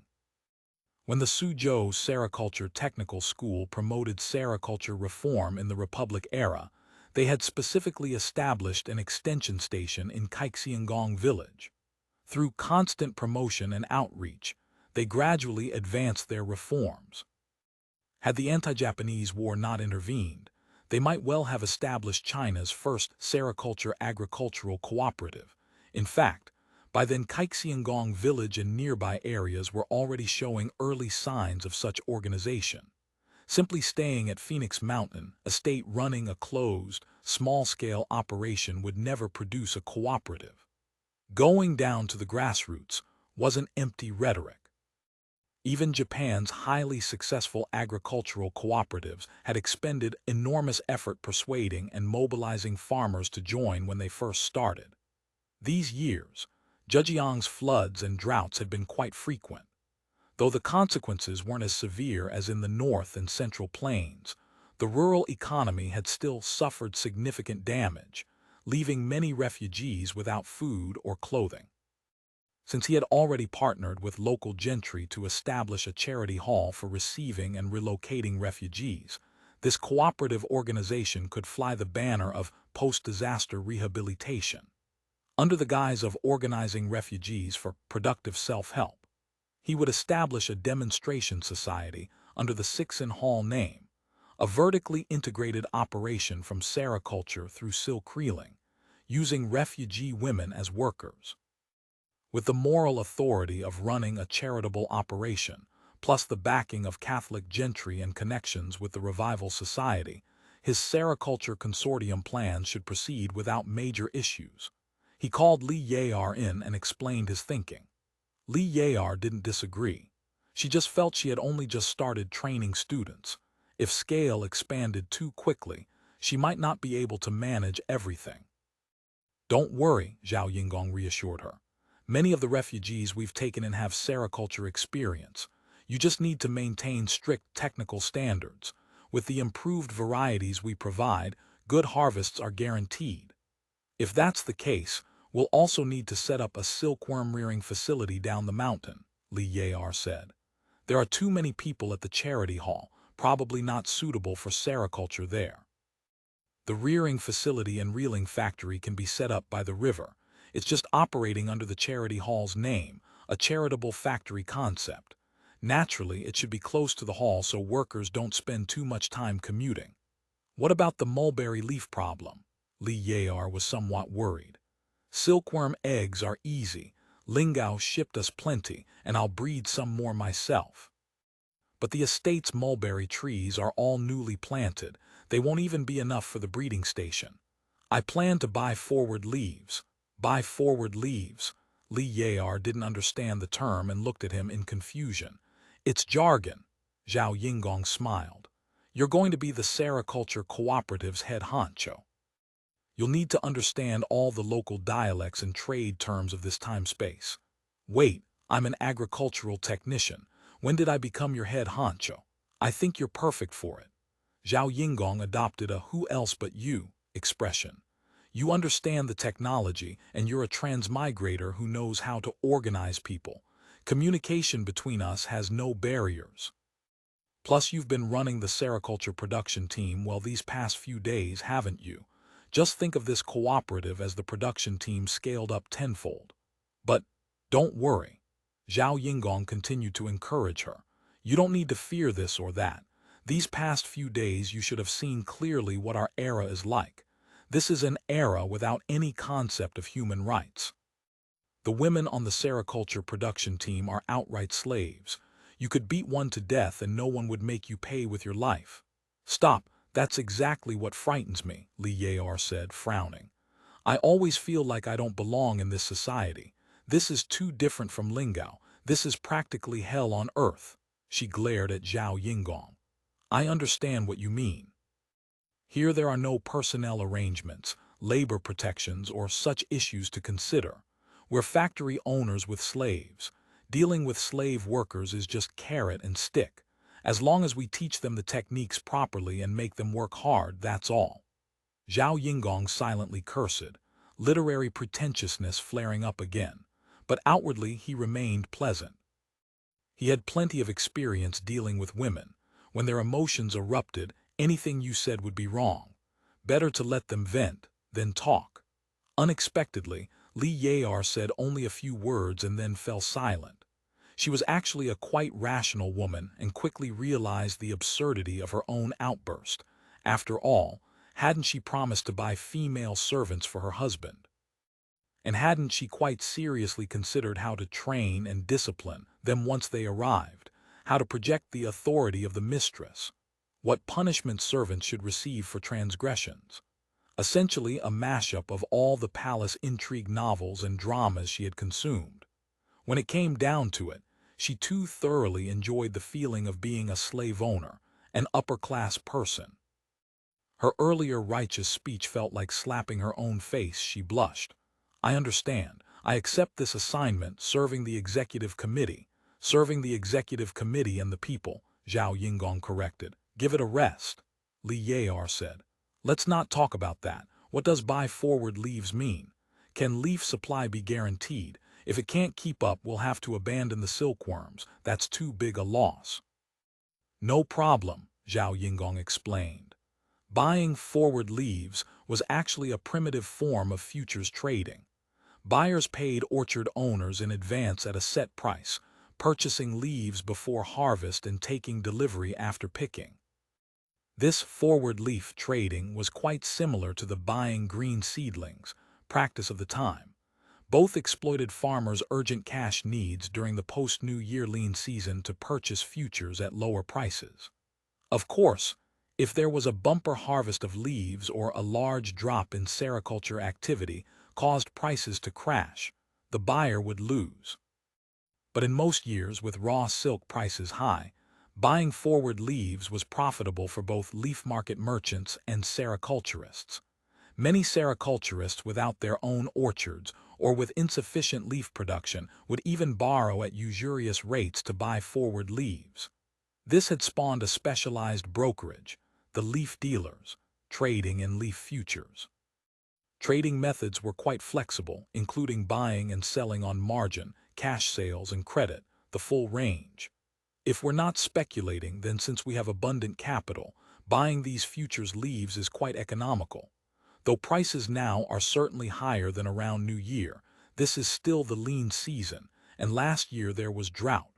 Grain prices in the market are high. With spring upon us, farmers need cash to resume production. Buying now should get us a considerable discount. Chapter 1361. A talent for famine relief. Above all, we must guarantee the mulberry leaf supply. Otherwise, all our plans will fall apart, Li Yar emphatically reminded him. Zhao Yingong naturally beat his chest in assurance. His keen interest in buying forward leaves wasn't merely because it was a relatively secure and cheap way to acquire leaves. He had noticed something else. When leaf dealers sold forward leaves to sericulturists, they could do so on credit, accepting repayment in cash or raw silk as interest and principal. In effect, leaf dealers also served as lenders. If he could leverage this method, his microlending plan would have a reliable, convenient channel for execution. No sooner said than done. Zhao Yingong immediately instructed Kai-shi to prepare calling cards and gifts. He would make the rounds paying calls on the city's gentry, both those who had expressed interest in joining the Merchants' Bureau and the board members of Six and Hall. To operate a charitable factory, enlisting these two groups for protection was most appropriate. News of Zhao Yingong's Merchants' Bureau share subscription was already causing a stir in Jiangnan gentry circles. Countless people wanted to buy in. Even at the sky-high price of 1,000 taels per share, many were eager, going through intermediaries trying to secure a share or two. Late Ming silver inflation wasn't yet as severe as in the Ming Dynasty. 50,000 taels was a colossal sum. Most gentry families' wealth was tied up in land. Even they couldn't immediately produce several thousand taels in cash. So while subscriptions were enthusiastic, there weren't too many big fish, which actually prevented Zhao Yingong's earlier worry that some tycoon might buy up half the shares in one swoop. Zhao Yingong came from Guangdong and sold hair-shorn bandit goods. The Jiangnan gentry was gradually becoming aware of these hair-shorn bandits who had turned Guangdong upside down. Unlike ordinary commoners, gentry maintained spiderweb networks of classmates and colleagues. Through mutual correspondence, they gleaned much local news. Various reports from Guangdong and the Australian goods beginning to flow into Jiangnan all connected Zhao Yingong with the hair-shorn bandits. That Zhao Yingong privately had close ties to the bandits was becoming a quietly acknowledged consensus among many gentry. Given this background, it was clear that besides the Japan route, he probably also had channels for the currently hot Australian goods. This made many gentry develop keen interest in Zhao Yingong. Some began seeking opportunities to partner with him for profit. When the Merchants' Bureau prospectus came out, many rushed to respond. The Jiangnan Catholic gentry were particularly supportive of his activities, not only because his strong backing of the church had already made him a quiet pillar of the Hangzhou Church, but because Hangzhou's Catholic missionaries saw opening the Japan Sea route as a major opportunity for the church to re-enter Japan. Thus, several Catholic gentry families in Hangzhou were the fastest responders, quickly raising 6,000 taels in shares. Among them, Sun Yuanhua's family contributed 2,000 taels, of which 1,000 was secretly provided by the Su Guangqi family, specified not for profit, but that all dividends from that share go to the church. As for other gentry, the daring types who would scoop money even from a boiling cauldron, they naturally didn't care about Zhao Yingong's connections to the bandits. Silver was silver wherever it went, Having someone help earn money was all to the good. Even Wu Zhixiang, who had come to Jiangnan to advance his career, put in 1,000 taels. Some from the Revival Society also invested. Sun Chun, without a word, went directly to the Wanbai bookshop and bought 1 share. Zhao Yingong had expected heavyweight Revival Society figures like Zhang Dai and Fang Yizhai to invest, and had specifically sent them prospectuses. Instead, it was Sun Chun who appeared. Zhao Yingong knew of Sun Chun, a core member of the Revival Society, something like its chief executive officer. But he wasn't famous. Even within the society, many members didn't properly recognize his true position, viewing him merely as a tea-fetching, water-carrying logistics backbone. That the Revival Society invested through such a figure was rather thought-provoking. Zhao Yingong sensed that the Revival Society's attitude toward him remained one of watchfulness rather than trust. Zhang Pu, that heavenly master, was still observing him. Soon Zhao Yingong had raised the full 50,000 taels. There were 36 investors in total, not just gentry from South Zhili, but also merchants who had dealt with him previously. However, these shareholders weren't members of the Merchants Bureau's board of directors. Zhao Yingong didn't need that many decision-makers. These 36 simply awaited their dividends. The actual board had only 2 members, himself and the Shen family. The other shareholders merely enjoyed profits. This dividend expense was tolerable for now. First, the executive committee urgently needed Japan's resources. Second, his upcoming activities in Hangzhou needed this kind of interest network for protection. With everything prepared, Zhao Yingong set out together with several Catholic gentry from the Hangzhou Church to pay calls at the Hangzhou Prefecture Yamen and the Kayantang and Ren County Yamens. Originally, the Sixen Hall at Phoenix Mountain's foot had board members mainly from Hangzhou's Catholic gentry, and the Charity Hall's influence was limited. When Zhao Yingong built the large-scale refugee camp at the mountain's foot, it had raised quite a few eyebrows. But soon Zhao Yingong and his Sixen Hall made a name for themselves. During the Great Drought of 1633 in northern Zhenjiang, Sixen Hall responded faster than anyone with highly efficient management, rapidly launching relief activities, setting up gruel kitchens, receiving refugees, burying roadside corpses. Particularly the starving refugees from the countryside who had been causing considerable local trouble, nearly all received Sixen Hall's relief and survived. Thousands upon thousands were organized and sent away to open wasteland, greatly reducing the possibility of popular disturbances. The social stability this brought earned considerable goodwill from local gentry and ordinary citizens alike. Thus, once the drought eased slightly in October, Sixen Hall was elevated in importance. Not only did Zhao Yingong receive commendations from officials of the prefecture and 2 counties, but gentry seeking to burnish their reputations or genuinely caring about their homeland came in droves, wanting to hang a board member's title. So Sixen Hall's nominal prestige grew. Both prefectural and county levels had government-run charitable institutions, but they were poorly managed and wasteful, with aging facilities that were practically defunct. Though nominally equipped with foundling homes and poorhouses, most buildings dated from the early Ming and had been renovated in the mid-period, long since unusable, let alone for housing refugees. The operating staff were mostly relatives and assistants of prefecture and county officials, or local power holders.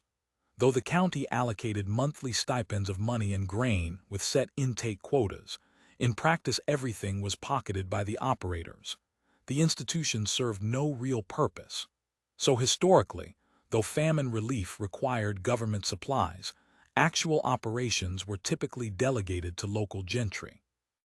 In the late Ming's increasingly strapped fiscal environment, the bulk of relief funds had to be raised locally anyway, further elevating the gentry's role in disaster relief.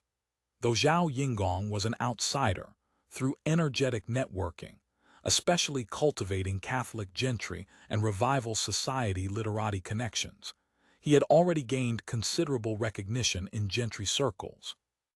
His impressive handling of relief work established him as a talent for famine relief in everyone's eyes. Thus, after the drought ended late last year, when Hangzhou Prefecture established a rehabilitation bureau, Zhao Yingong was appointed a committee member. Because Sixen Hall had performed so well in receiving and relieving refugees, the Rehabilitation Bureau contracted all refugee reception and relief work to them. In truth, his committee seat was thankless. The work cost money and energy, and mishandling could easily spark popular disturbance. The money and grain raised by the Rehabilitation Bureau and the government's allocations were but a drop in the bucket, yet Sixen Hall continued operating smoothly. After winter arrived, there were no large groups of refugees gathering in the streets, and even daily roadside corpses collected for burial at the public cemetery dropped by more than half from normal, and this during a post-disaster famine year. Normally, at least 100 corpses a day would be carted from the city for burial. No one knew how much Master Zhao had poured into Sixen Hall, but everyone knew that government allocations and donations from wealthy households couldn't possibly have achieved the current situation, let alone settling refugees so securely that they suffered neither cold, hunger, nor disease, that took not just money but capability. Such talent and resources couldn't help but impress the local gentry. Coupled with the common knowledge that he had backing from Minister Su and dealings with Taikang's Zhang Pu, people understood this was no ordinary Guangdong Ziyukai. His stature in the Rehabilitation Bureau grew increasingly important. Even prefecture and county officials spoke to him courteously. Today's business was effectively official Rehabilitation Bureau work. Zhao Yingong felt that with proper positioning, obtaining government support wouldn't be difficult. Since spring, Hangzhou's weather had been favorable, and conditions were gradually recovering, so Rehabilitation Bureau business was tapering off. However, disaster relief work was far from finished. After a major disaster, refugees typically had already pawned or sold all their production and living means just to survive, now empty-handed. Without seeds or draft animals, they couldn't quickly engage in productive self-help. With late March already here, the famine, 6-month period between harvests was approaching. If refugees couldn't be helped toward self-sufficiency in time, there would inevitably be another mass exodus, and the previous year's relief work would have been for nothing. Today, Zhao Yingong was going to the Rehabilitation Bureau to discuss precisely this issue. A few days earlier, the Hangzhou prefect had convened the Bureau's committee members, asking them to keep thinking and come up with ideas. Chapter 1362, Public and Private Benefit. Hangzhou Prefect Liu Mengqian was a man of refined tastes. His most famous deed in Hangzhou was a gathering he hosted one spring on the Su Causeway. In the second month, a grand gathering was held on the Su Causeway. Tens of thousands of horn lanterns and gauze lanterns were collected from the city and hung on every peach and willow tree. Red felt carpets were spread on the ground. Handsome pages and famous courtesans drank and sang without restraint.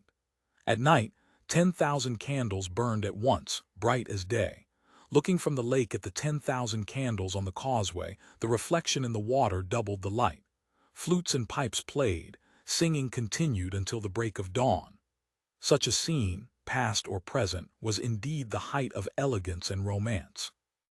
When Zhao Yingong had read about this in the past, he too had been quite envious. But however refined a person might be, once he became an official, he had to address the livelihood of the people under his jurisdiction. Liu Mengqian's luck was decent.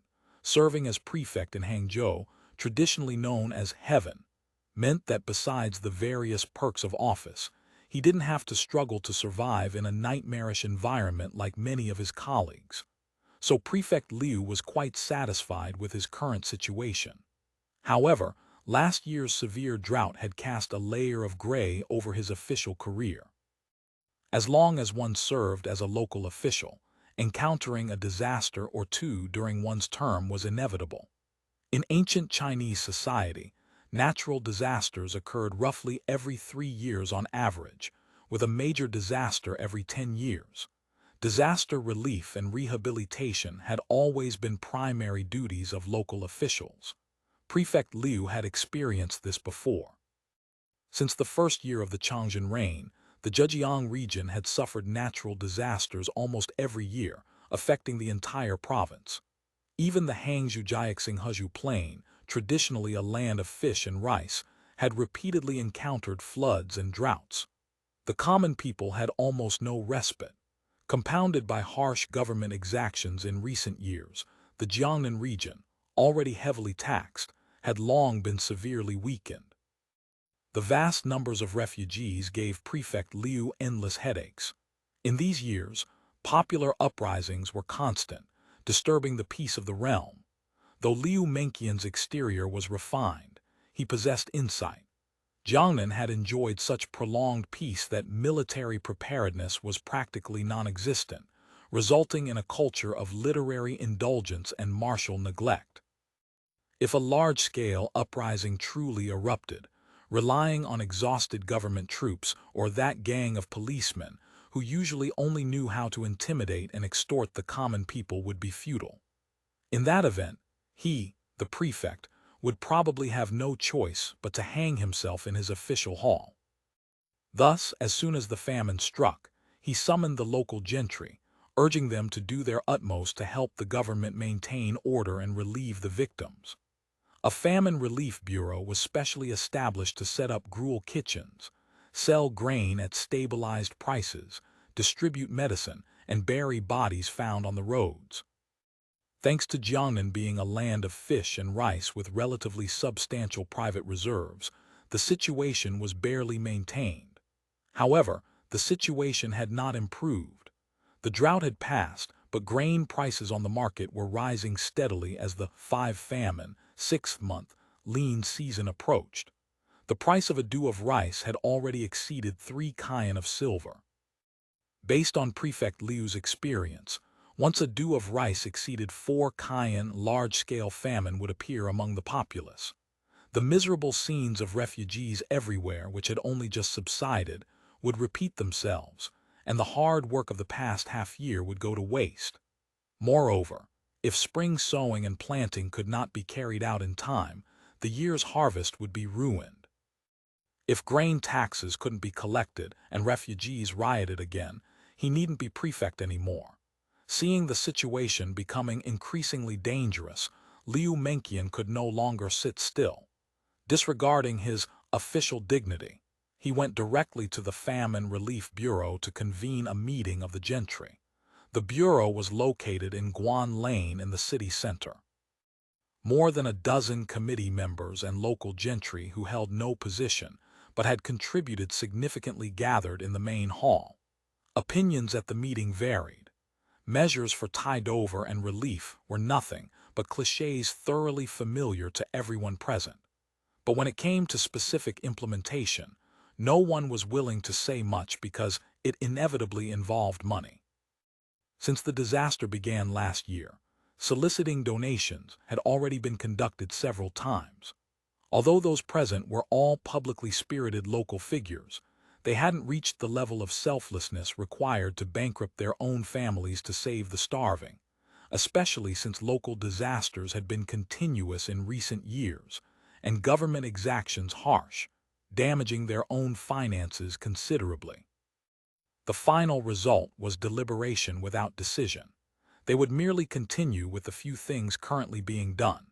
As for the most critical measures, stabilizing grain prices and lending seeds and draft animals to the people, no one was willing to take the lead because the costs were huge and sources of money and grain couldn't be secured. When the meeting ended and the committee members dispersed, Liu Mengqian instructed his page to invite Zhao Yingong to meet him in informal dress in the Flower Hall. Zhao Yingong had been extremely active in the Famine Relief Bureau's activities. In particular, the refugee problem the government found most thorny had been largely solved by Sixen Hall. Although the prefect had heard many rumors that refugees taken in by Sixen Hall were shipped away via the Qiantang River every month or so, destination unknown, reportedly to Guangdong to reclaim wasteland. In peaceful times, a local official would have had to investigate such matters. But right now, officials everywhere were treating headaches by treating the head and foot pain by treating the foot. Large gatherings of disaster victims were a massive potential danger. If someone was willing to step forward to handle them, who cared where they were sent or whether they lived or died? Besides, the yellow register system had long fallen into disuse. Population figures were complete fabrications. What the actual population under a local official's jurisdiction was had become an unverifiable mess. Thus, Hangzhou Prefecture's officials, high and low, adopted willful ignorance toward this matter. Liu Mengqian first exchanged pleasantries with Zhao Yingong, praising him as young and promising, and zealous for public duty, adding that he was currently preparing a memorial requesting credit for local personnel involved in this relief effort. The court would naturally bestow honors in due time. It wasn't unknowable that Zhao Yingong might advance a step further. Zhao Yingong thought to himself that advancing a step further would likely be nothing more than a Jiansheng qualification to study at the Imperial College, something he truly didn't care for. But on the surface, he had to act overwhelmed by the favor, expressing his gratitude repeatedly. After the pleasantries, Prefect Liu turned the topic to famine relief. Zhao Yingong had long had a plan in mind. But he hadn't been willing to speak up at the meeting. First, it would be too high profile and likely to provoke jealousy. Second, once this matter was implemented, the subsequent economic benefits would be enough to make people envious, so proposing it himself wasn't appropriate. Far better to present the plan privately to Prefect Liu and let him announce it. This Prefect Liu wouldn't let any opportunity slip by right now. Given Zhao Yingong's demonstrated ability to absorb refugees in the previous phase, he would definitely come seeking advice. Zhao Yingong had considered his plan many times. On one hand, continuing to absorb Jiangnan refugees south was his mission anyway, so he could readily accept that task. On the other hand, he needed to use this to cloak his own affairs in the righteous guise of saving lives from fire and water. He concisely reported his thinking with the 8-character motto: use commerce to replace relief, revitalize the market. There were many disaster victims. If they wanted to save money, relying on diluted gruel and pickles for relief could stabilize hearts but couldn't restore production. Lending draft animals and seeds to help victims restore production was naturally best, but the cost was truly too great for the Famine Relief Bureau to bear. Even soliciting donations again from all Hangzhou gentry and merchants would likely fail to raise much money or grain. Moreover, repeated solicitation would inevitably cause a backlash. Zhao Yingong tactfully reminded Prefect Liu that this would be detrimental to his official reputation. In the Ming Dynasty, gentry power was formidable. If a local official wanted to serve his term peacefully, he couldn't afford to offend the gentry. Prefect Liu naturally understood the reminder. Use commerce to replace relief, revitalize the market. These 8 characters are well said, but how to implement them? Please teach me, sir. Prefect Liu adopted a posture of humbly seeking advice. Using commerce to replace relief was just a policy, however novel, but specific implementation still couldn't avoid the 2 words money and grain. What Prefect Liu wanted to know was how Master Zhao could conjure money and grain out of thin air. Your Honor overstates it. I would absolutely not dare to teach. It is merely a humble opinion of this student, and the difficulties involved are many. Speak freely. As long as it is something this student can do, I will certainly do my utmost. The difficulties are naturally numerous beyond telling, and I dare not trouble your honor with them. As long as it is within my power, I will handle them myself. Please rest assured. The refugees will absolutely not become a menace. Zhao Yingong's remarks first clarified his attitude. Sixen Hall would continue to receive and ship out refugees. As long as local authorities didn't interfere, incidents of refugees forming roving bands and endangering order would not occur. Liu Mengqian nodded slightly. With this premise, everything else became much easier to handle. As for where the refugees went, that was none of his business. Zhao Yingong continued, saying that although the refugee problem could be solved, restoring production remained the top priority. To avoid missing the agricultural season, lending seeds and draft animals to the people was imperative. It was just that neither the government nor the Famine Relief Bureau could produce the money.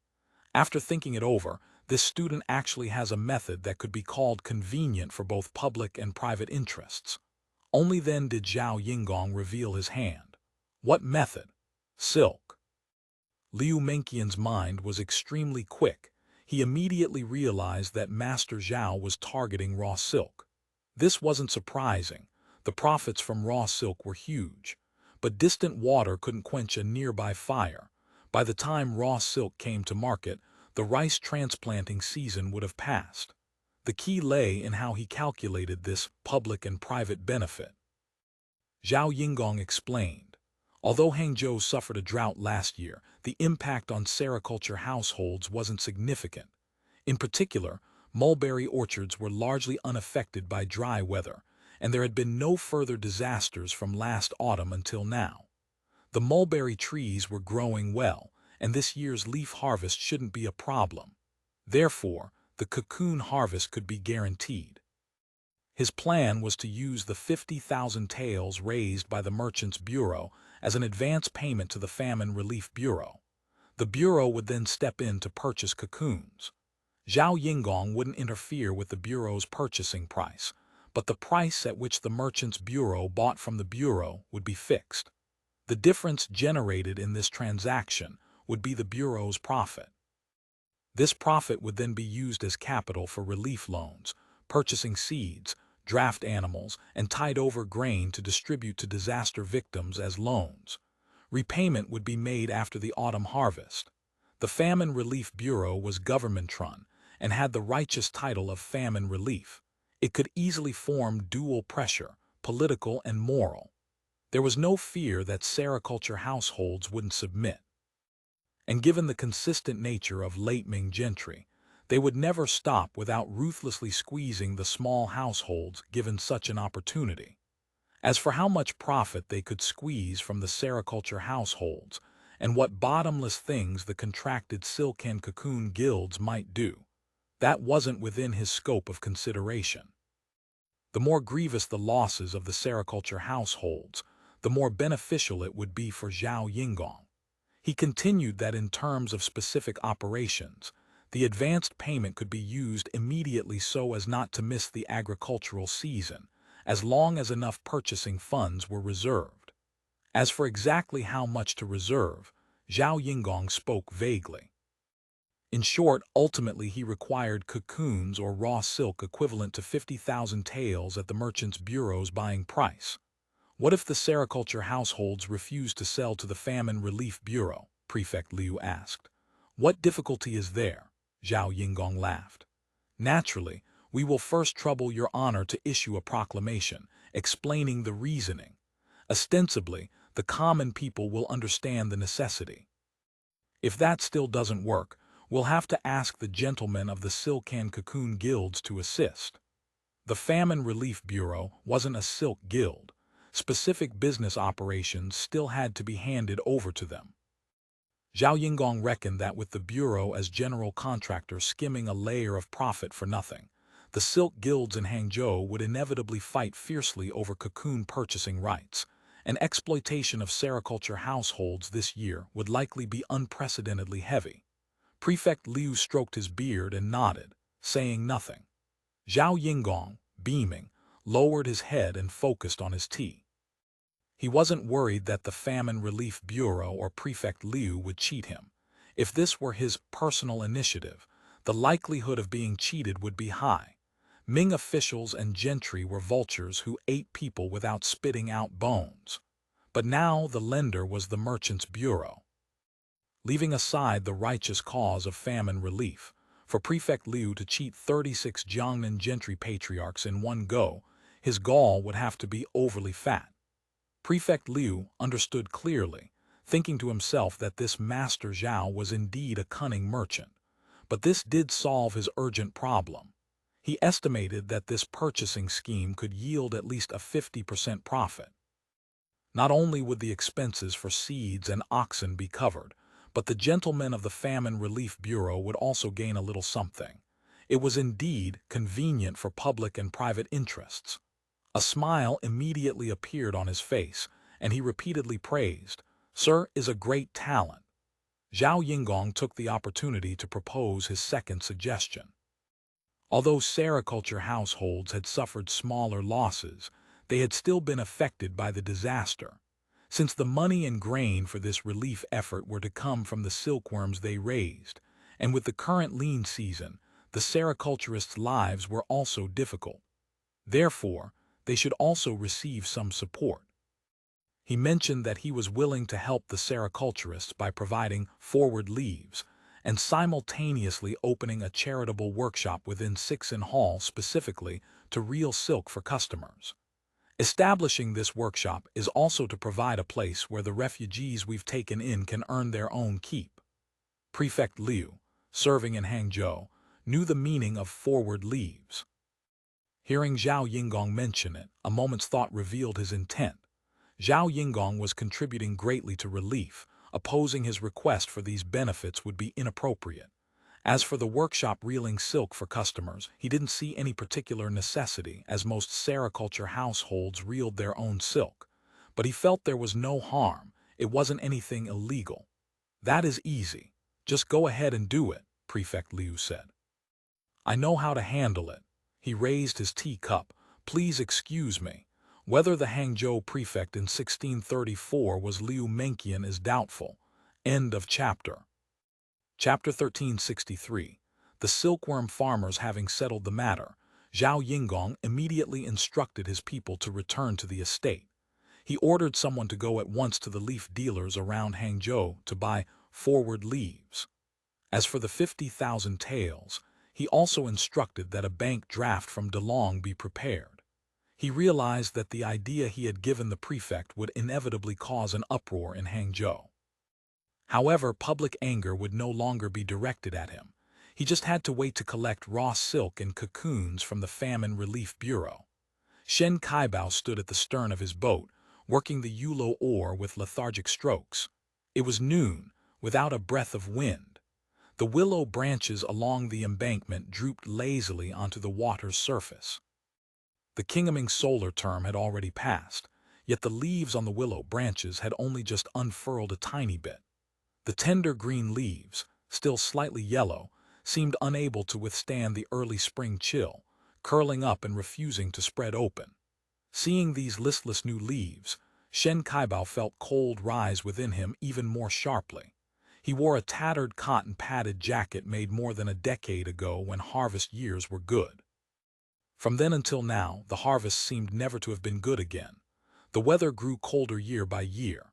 Shen Kaibao still remembered that when he was young, by Kingoming the trees were already full of green leaves, and one could go out to row or work the fields wearing only a thin lined jacket. Now, it snowed in the 3rd month, and even after Kingoming one couldn't take off the padded jacket. Truly, even the heavens have changed. Shen Kaibao said in his heart, coughing and spitting a thick glob of phlegm into the river. The water looked cold and deep. Just looking at it made one shiver. The tips of the fist-like branches were all clustering with tender green leaves barely larger than fingernails. Both sides of the embankment now bore dense rows of mulberry trees. Last year's drought had lasted from the 6th month to the 10th without a drop of rain. Farmers stomped their feet in anxiety. Fortunately, there were many rivers and ponds in Jiangnan. Families with plenty of labor and draft oxen could barely sustain their fields by working the water wheels desperately. Shen Kaibao had seen with his own eyes a man from a neighboring village, with thighs as thick as tree stumps, vomit blood from exhaustion at the water wheel and die after being helped home. As for families with weak labor, poorly dug ditches, or fields far from water, their cries to heaven went unanswered. They could only watch helplessly as the flowering rice paddies shriveled patch by patch, turning to withered straw.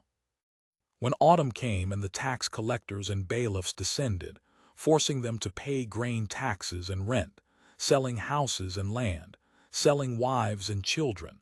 Still they couldn't pay the ironclad rent and imperial grain tax.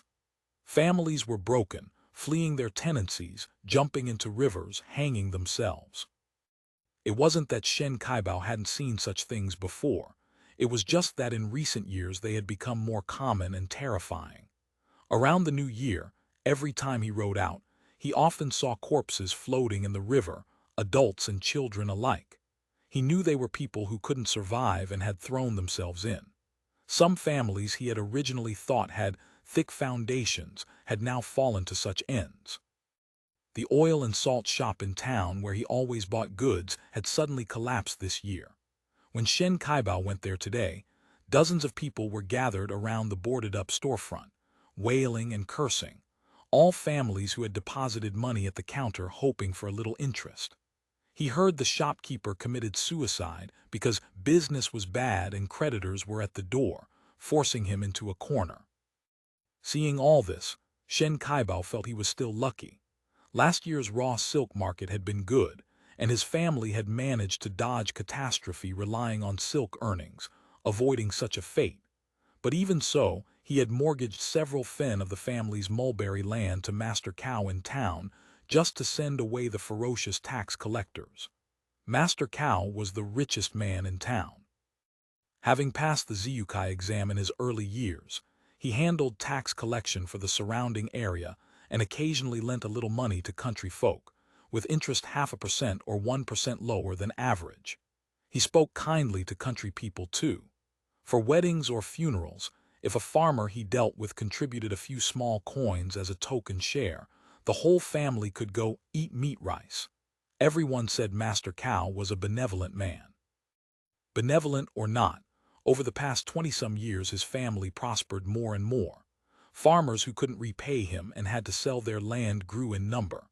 Master Cow had become a landlord sitting on several hundred mu. Besides planting mulberry, he had also obtained a ministry license and started a raw silk trading business in town, his family enterprise flourishing ever more. Thinking that he had to repay Master Cow's principal and interest before Mid-Autumn Festival filled Shen Kaibao with worry. If this year's silkworm harvest was good, perhaps he could pay it off. If not, he could only beg Master Cow for an extension. But with that 2.5% monthly interest compounding month by month, it would become harder and harder to clear. In the end, he would have to give the land to Master Cow to settle the debt. Thinking of this, he could only pray for the silkworm goddess to open her eyes and grant a good harvest, letting him smoothly pay off the debt so the country folk could catch their breath. However, before he could finish that thought, he remembered the matter of arranging a wedding for Changying at year's end. Changying was already 23. Being without a wife at that age was something to be sneered at in the countryside. The matchmaker had mentioned a suitable girl from a neighboring village, and he and his wife both liked her. But where would the betrothal gifts and wedding expenses come from? Thinking down this path, endless burdens weighed on his heart one by one. A farmer's life was truly bitter, he sighed, never a moment of relief. He was already over 50. At this age, though he could still row a boat and work the fields, he was already half buried in the earth.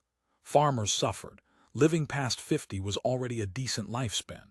Endure a few more years, then stiffen the legs and care about nothing. But Ching and Changying's days were still long. Some parts of the rice paddies had already been tilled, exposing dry, cracked clods of mud, but vast swathes remained untouched.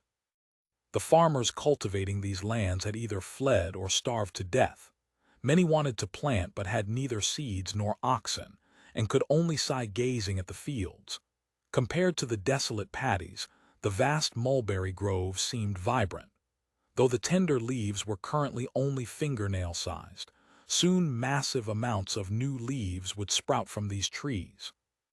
When the white silkworms went up the mountain to spin cocoons, his life would catch its breath again.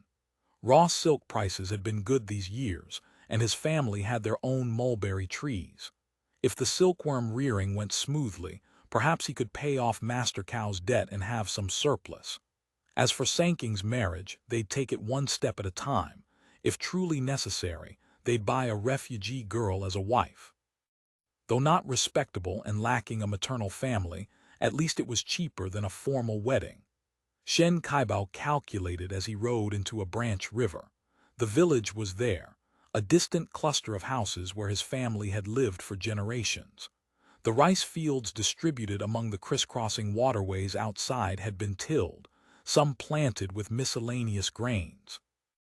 Because his village consisted mostly of households raising silkworms and reeling silk, they hadn't suffered too heavily in last year's drought and could barely scrape by. Now white smoke curled from the roofs. Shen Kaibao tied the boat to the river jetty by his house. On the thrashing ground in front, the women and children of the family, his wife, daughter-in-law, and grandson, were busy scrubbing round trays and silkworm mats. These sericulture tools, hidden in the woodshed for a year, had to be taken out, scrubbed, and repaired before incubation. Not just his family. At every house in the village, women and children were doing the same. Their chatting and laughter seemed to add a touch of joy to the cold spring. Yet their faces were all ashen. Since last autumn, no one had eaten a full meal. Some families struggled to maintain even 2 meals of thin gruel a day, supplemented with hard-to-swallow bran cakes. Their clothes were tattered too, little better than beggars. Yet everyone's spirits weren't bad. The village had escaped total destruction in last year's disaster.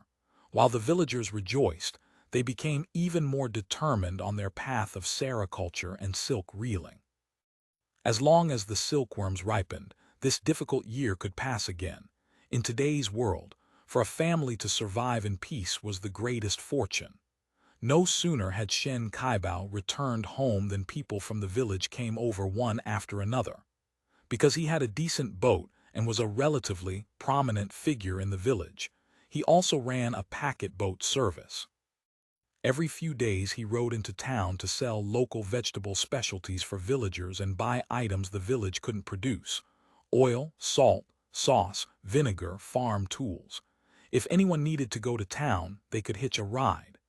Because of last year's disaster, villagers were tight on money and bought nothing unless absolutely necessary. His business was very slow. But this trip to town was to buy matte pasting paper for sericulture, something every household absolutely had to use. Everyone also wanted to hear the latest news, so quite a few people came. A circle formed on the thrashing ground of Shen Kaibao's house. This was also Shen Kaibao's proudest moment. He counted as the person with the broadest horizons and most experience in the village. Everyone wanted to hear him speak. But this time he hadn't heard much news in town because, to save money, he hadn't dared enter the tea house to order even a bowl of the cheapest tea dust and listen to the educated people chat. He had only wandered the streets and talked to shopkeepers he dealt with regularly. The news he brought back wasn't good. The market was bad. Rice prices had risen to 3 kyan per due, and even miscellaneous grains were nearing 1 kyan. Several more shops in town had collapsed. Cloth in the town cloth shop was selling so cheaply yet still couldn't move a few bolts. The shopkeeper sighed continuously. Rumor had it that cloth from Zhenjiang couldn't be sold either. Cotton farmers and weavers were starving and fleeing. If one had a little money, buying a few bolts to keep would be truly economical. Shen Kaibao was very envious. Farmers are starving to death. Where would they have money to buy cloth? No matter how cheap, we can't afford it. Just having a bite to stay alive is enough. Right now, even going bare-assed, we have to endure. It all depends on this year's silkworm harvest, neighbor C-Duo interjected. As long as the harvest is good, buying a few bolts of cloth after selling won't be anything. End of chapter. Chapter 1364. Fourth Auntie returns home. Everyone thought the same way. The image of cocoons coming down and being sold for silk, white silk transforming into white silver, made everyone's brows unfurl. Although countless uncertainties lay between incubation and the silkworms mounting the hill, and they would have to endure much fear and anxiety, at least there was hope. Everyone pinned their vague, ethereal hopes on this. Speaking of news, there actually is something fresh, Shen Kaibao said. The biggest news spreading through town was that this year, for the sake of famine relief, The prefect had issued a warrant entrusting silk and cocoon purchases in Hangzhou Prefecture entirely to the Famine Relief Bureau. Any silk guild wishing to purchase silk or cocoons had to go through them. Rumor had it the government intended to use silk and cocoon profits specifically for relieving disaster victims. Consequently, all the licensed silk guilds had gone to Hangzhou City these past few days, reportedly to negotiate market prices with the Bureau. Hearing this news, the originally somewhat cheerful atmosphere instantly turned cold. Everyone looked at each other, not knowing whether to be happy or afraid. They truly couldn't figure out what this news meant. Who collects the silk doesn't matter. As long as the market is good and they pay silver, it's fine, someone muttered after a long while. But an old man was worried. It's never that peaceful. Since ancient times, whenever the government touches something, us little commoners never fail to suffer. These words won a round of silent agreement. The crowd began to stir uneasily. Some sighed. Some faces had already darkened. Tormented by life's hardships and injustices, their expectations were extremely low. They dared not hope for improvement, only praying things wouldn't get worse. But this sudden Famine Relief Bureau involvement cast a layer of gray uneasiness over everyone's hopes. They had no heart for idle chat anymore. Taking the items they had asked Shen Kaibao to buy, the crowd dispersed in this unease. Shen Kaibao returned to his house and drank a large bowl of rough tea, not tea leaves, but tea brewed from mulberry leaves. He took a pouch from his waist and poured the various copper coins onto the table, counting them one by one. Running the packet boat brought no direct income. The boat owner charged no commission nor earned from price differences. His earnings came from free hospitality from town shopkeepers and kickbacks or gifts during the 3 festivals. For Shen Kaibao, who went to town often anyway, it was a business of convenience. However, he would occasionally seize opportunities to make a little money on the side. This time he had made a small profit buying matte pasting paper. The paper shop in town had started selling a new kind, said to be shipped from Guangdong, so everyone called it Guangdong paper.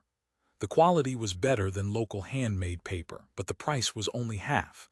As soon as it hit the market, the original local paper became unsellable. Shen Kaibao made a little money helping buy Guangdong paper. Though it was a drop in the bucket, at least it showed a good omen. It was just the Famine Relief Bureau matter he couldn't figure out.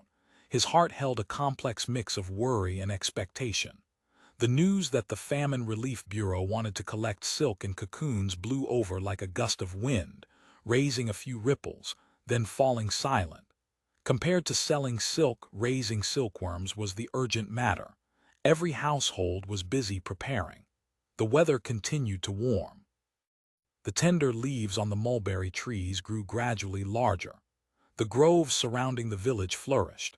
From a distance, they looked like sheets of green brocade spread over dense layers of dusty white low fences. The originally empty rice paddies filled with water again. Farmers with famine-colored faces began transplanting seedlings, and long unseen draft oxen appeared. The Famine Relief Bureau had lent seeds, grain, and oxen to the countryside. Seeing green seedlings in the fields, the villagers of Jixian village breathed a sigh of relief. As long as they could plant grain now, there was some hope for harvest in the second half of the year. Just then, the starving temple keeper at the ruined temple at the east end of the village, collapsed to half its size long ago, suddenly vanished. Just as everyone was wondering, news came quickly. The temple property had been bought.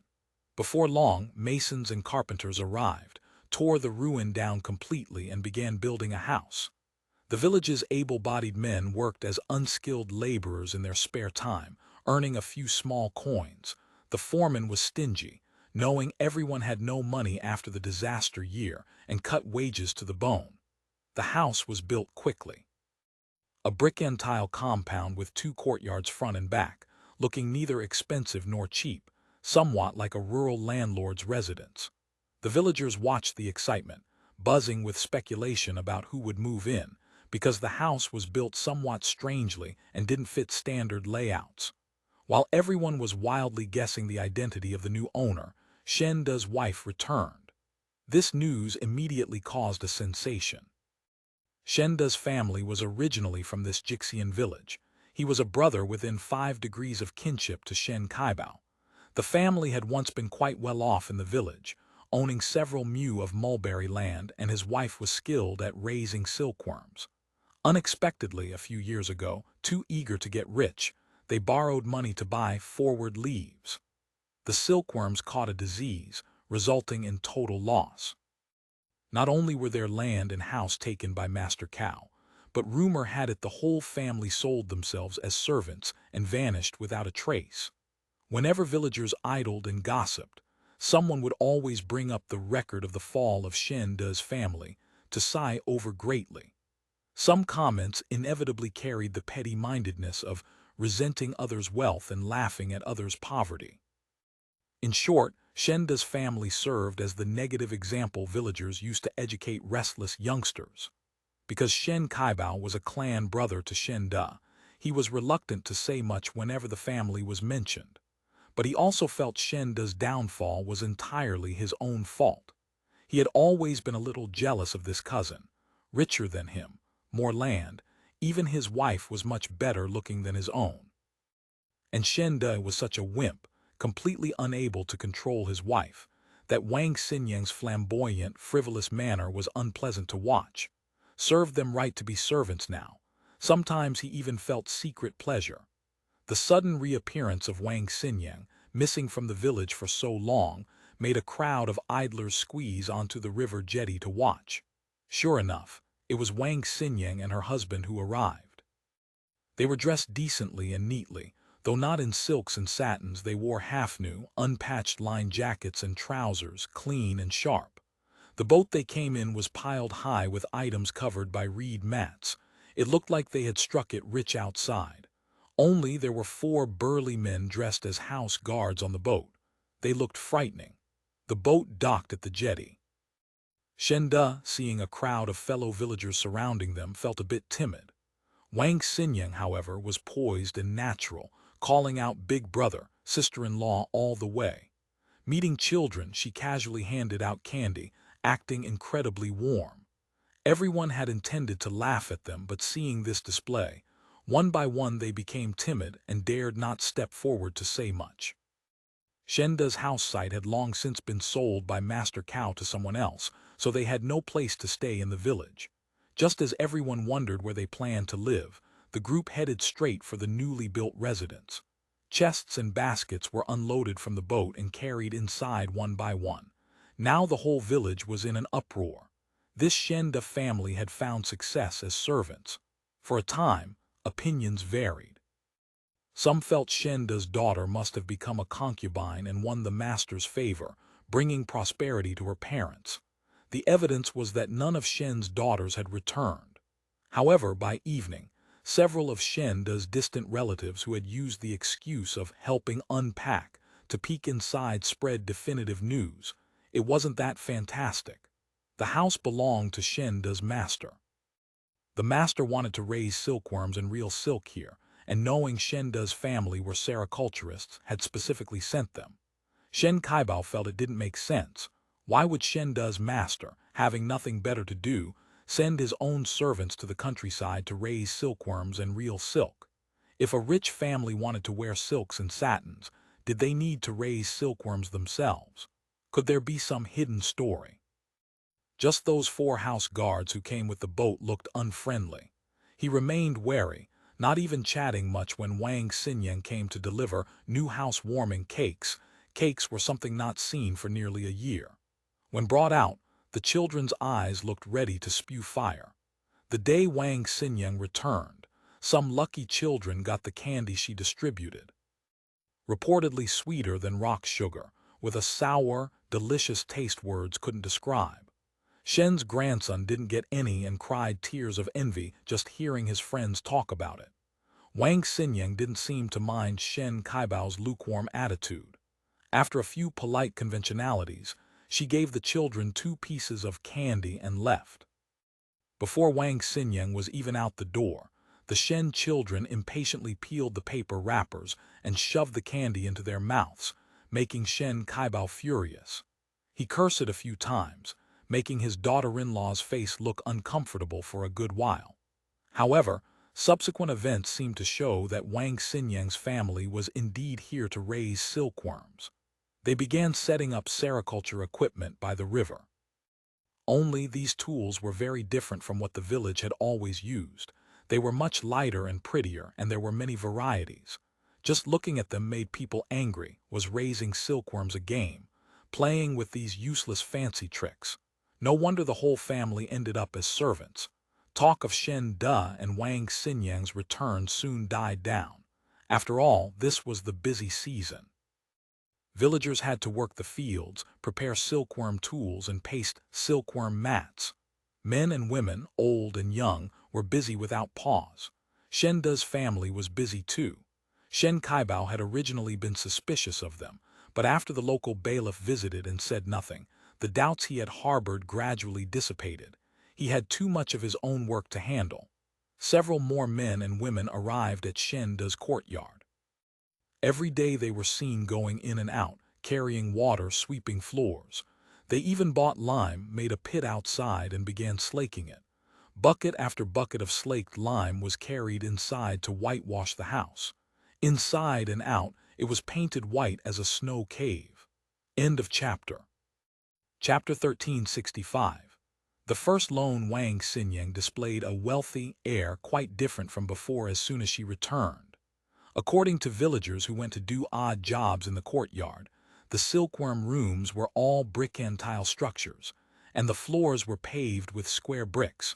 Most people in the village lived in houses with rammed earth floors.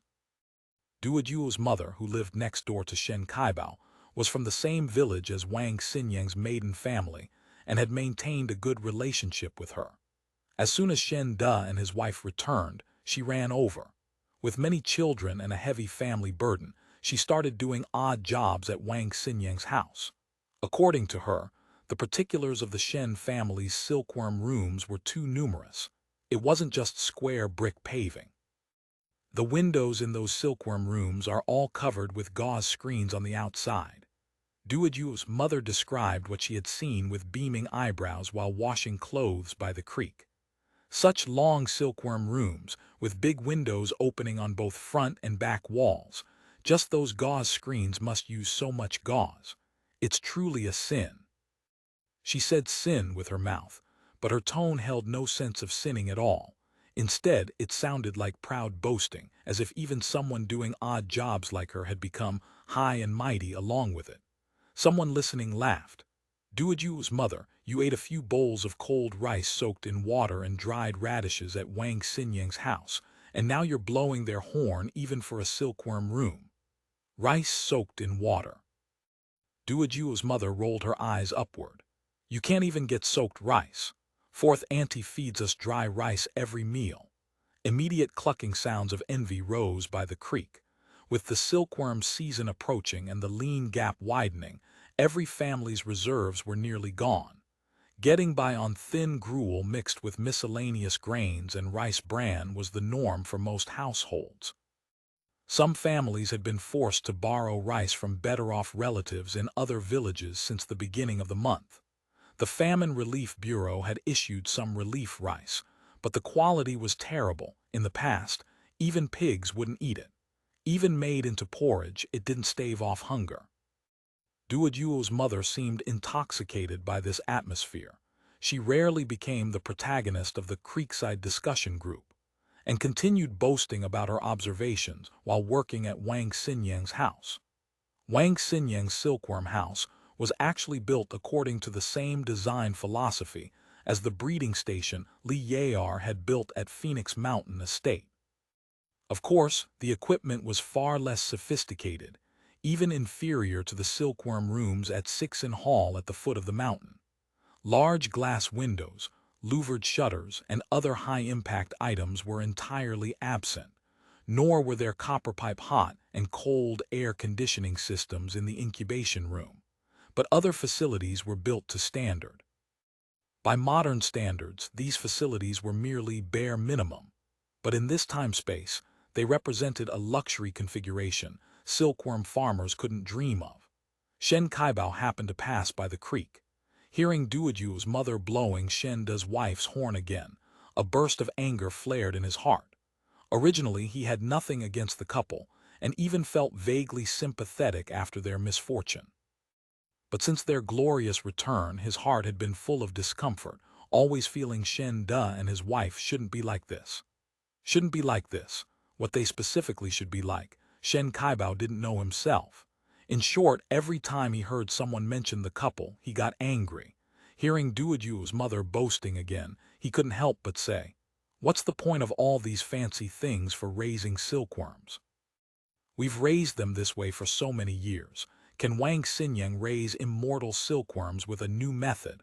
Wasting things for nothing. There will be retribution." Shen Kaibao's fuming words surprised the women in the creek. Men never paid attention to women's chats by the water, let alone interrupted. His horizontal spear thrust stunned them for a moment.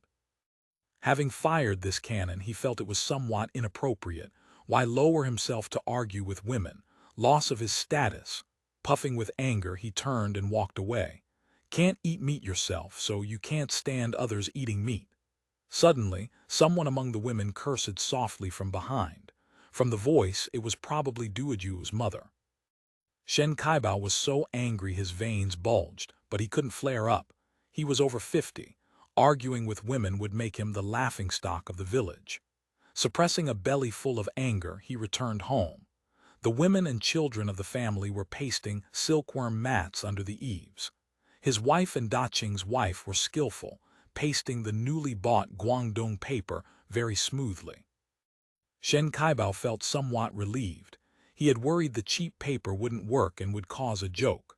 On the pasted silkworm mats, 3 small colored papers were arranged in a triangle pattern bought together, one printed with a treasure bowl, the other 2 with figures riding horses holding pointed flags, said to be the silkworm flower prints. The finished mats were placed in the sun to dry. This was an old rule for many years. Following old rules could never be wrong, Shen Kaibao thought. Daqing's wife slapped her hands on her apron and said, "Father, there's no rice left in the house at all. Even the barley flour is almost gone. What about the rice issued by the Famine Relief Bureau? They gave only 30 jin total. Less than half is edible grain. The rest is ash, sand, and husks.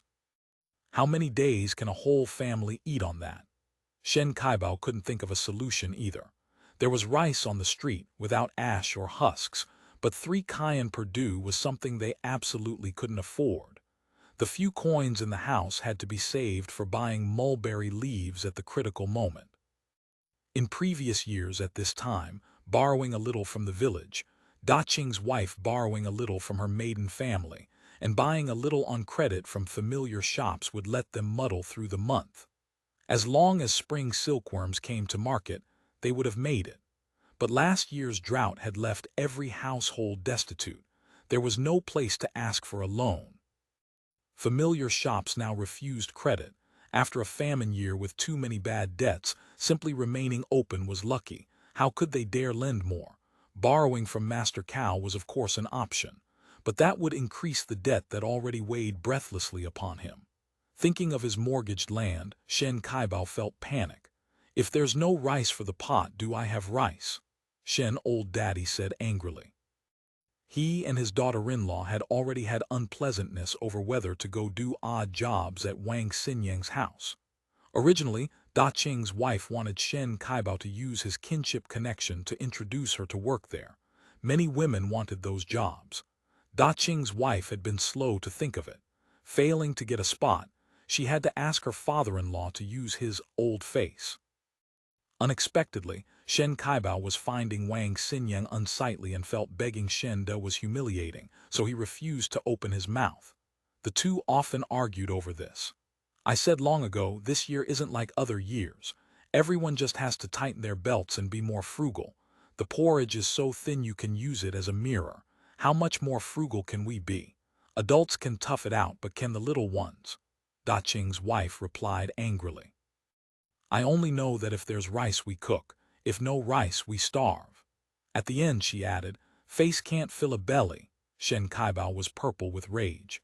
The two exchanged no further words. The silkworm collection period approached day by day. Preparations in the village grew increasingly tense, but the dilemma of having no rice for the pot made everyone feel it was unbearable. The problem facing Shen Kaibao's family was shared by almost every household. Just at this time, Wang Siniang came out saying she could lend money to help everyone through the difficulty. What was lent was rice, recorded at the market price of 3 Cayenne per due. When repaying, one only needed to repay in cocoons converted to silver at the market rate. "This is doing good deeds by this slave's master, Master Zhao," Wang Siniang told the flock of villagers who came upon hearing the news. "Interest is only 1%. Just repay when the cocoons are harvested." Raising silkworms took a little over a month from start to finish, meaning the monthly interest was less than 1%. When outside rates were generally over 3%, this was practically charity. More importantly, one could repay directly with cocoons. If repaying in cash, one would inevitably suffer another layer of exploitation from the silk guilds. Repaying in cocoons also saved the labor of reeling silk oneself. The conditions were too generous. It almost didn't seem real. But both Shen De and Wang Siniang swore solemn oaths and expressed willingness to sign written contracts, stating the conditions in black and white. After hesitating for a few days, the villagers finally couldn't withstand the hunger and swarmed to sign contracts with Shen De's family. Not only did people from this village borrow, but neighboring villages, hearing the news, also sent people.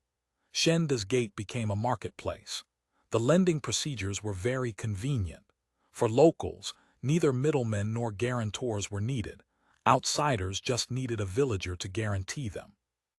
The contracts were printed forms. A scribe filled in the numbers with a bamboo pen tipped with a sharp steel nib.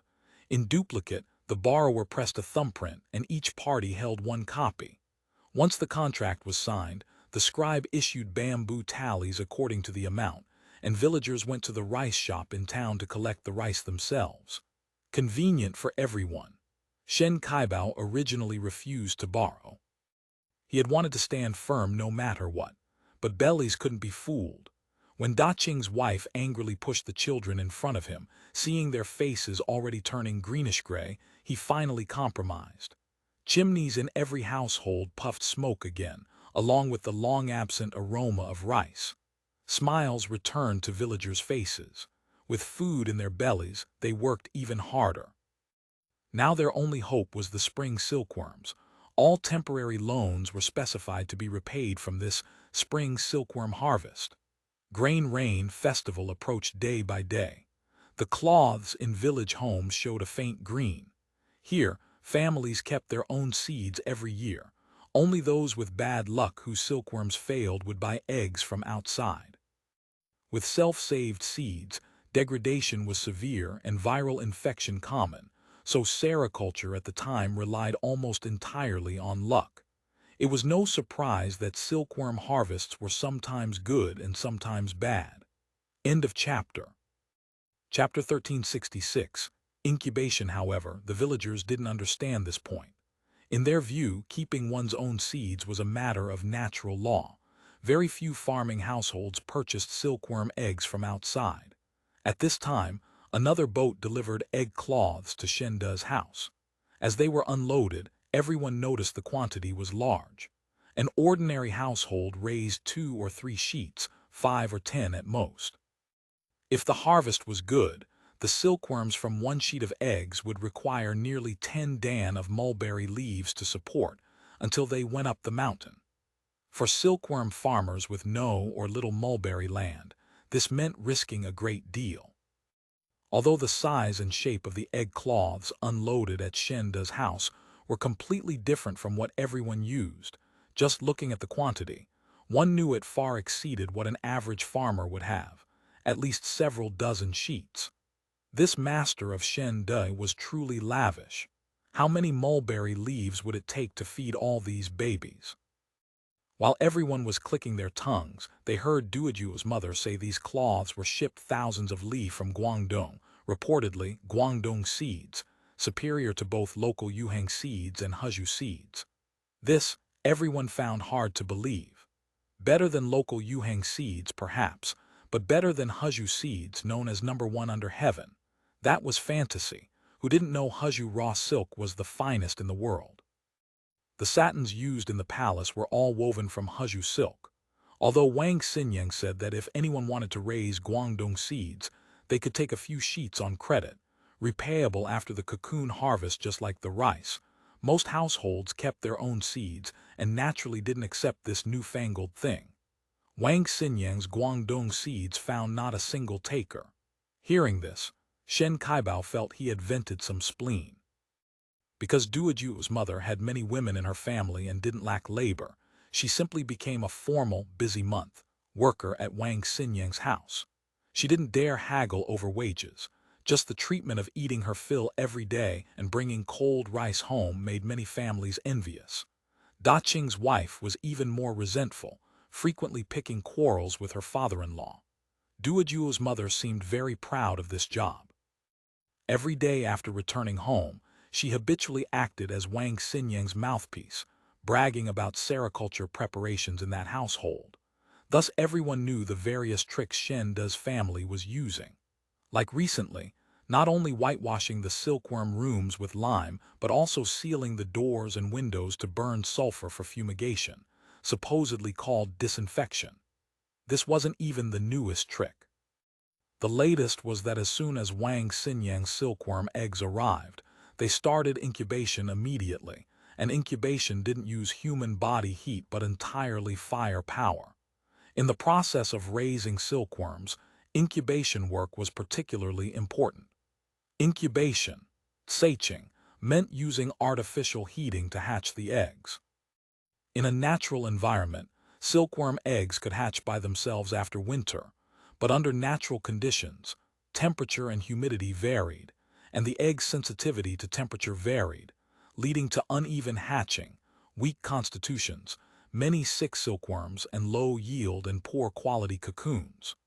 Therefore, China recognized very early the need for artificial heating to hatch silkworms uniformly. Traditional sericulture relied entirely on manual incubation. Once the grain-rain solar term passed, the cloths with saved seeds began to show a faint green, the sign that embryos were developing and about to hatch. At this time, incubation work had to begin. Local manual incubation relied entirely on warming. In the countryside, this was women's work, pasting the cloths against their flesh to warm them, relying on constant human body temperature for hatching. Using fire power for incubation, that was truly unheard of. Shen Kaibao told Da Qing and Sanking privately, "Fire-forced silkworms, they aren't chickens or ducks. I've lived more than 50 years and never heard of it. Silkworm babies are such delicate things, baking them with fire. Won't it roast the eggs dry alive?" Even if not roasted dry, if hatchlings came out in his years of experience, whenever the weather around grain-rain was particularly dry with little rain, far fewer ants would hatch, and there would be massive amounts of dry bud seeds. Of course, too damp wouldn't do either. The hatched silkworms would be bloated and weak, and cocoon quality would be poor. Shen Kaibao once again passed judgment. He had said similar things when Shen De's family borrowed to buy forward leaves. Shen De and his wife love to fuss. This time they'll fuss themselves into trouble again. Whatever he does is his business. Da Qing didn't care about Shen De's family. But raising 5 sheets of seeds this time, the mulberry leaves from the family's 8 fen of land probably won't be enough. The piece of mulberry land mortgaged by Shen De's family could produce less than 10 dan of leaves. 1 sheet of seeds required about 11 or 12 dan. 5 sheets would need at least 50 or 60 dan. The shortage was too great, which meant buying from the leaf market when the time came. Mulberry leaf consumption peaked after the 3rd molt. At that time, leaf prices would skyrocket. A dan could sell for 4 or 5 kyan of silver, averaging around 3 kyan. At those prices, Shen Kaibao's family would have to spend 12 taels on mulberry leaves. 12 taels was a year's expenses for a middle-class urban family. For a family like Shen Kaibao's, it was an astronomical figure. But if the silkworm harvest was decent, one sheet could yield a dan of cocoons, reeling out over 10 jin of silk. 5 sheets meant 50 jin, earning 30 or 40 taels in an average year. After taxes, loan, principal and interest and various expenses, they could net a dozen taels. That was several times the return of simply farming grain. Leaves must be bought, Shen Kaibao said. This was as good as saying nothing because Daqing was asking where the money would come from. The few Kayan remaining in the house couldn't buy many leaves. If push comes to shove, we can only borrow from Master Cow. Shen Kaibao helplessly spoke the words he didn't want to say. Master Cow might not be willing. Why speak such discouraging words? Shen Kaibao finally lost his temper. When the time comes we'll go beg. We're fellow villagers, surely he'll have some pity for us farmers. Actually, he had little confidence Master Cow would lend this money. His land was already mortgaged. Though there would be proceeds after harvest, whether Master Cow was willing was hard to say. Raising silkworms was short, but like farming, a natural disaster could mean total loss, which wasn't rare. Daqing said nothing more, but his face showed disapproval.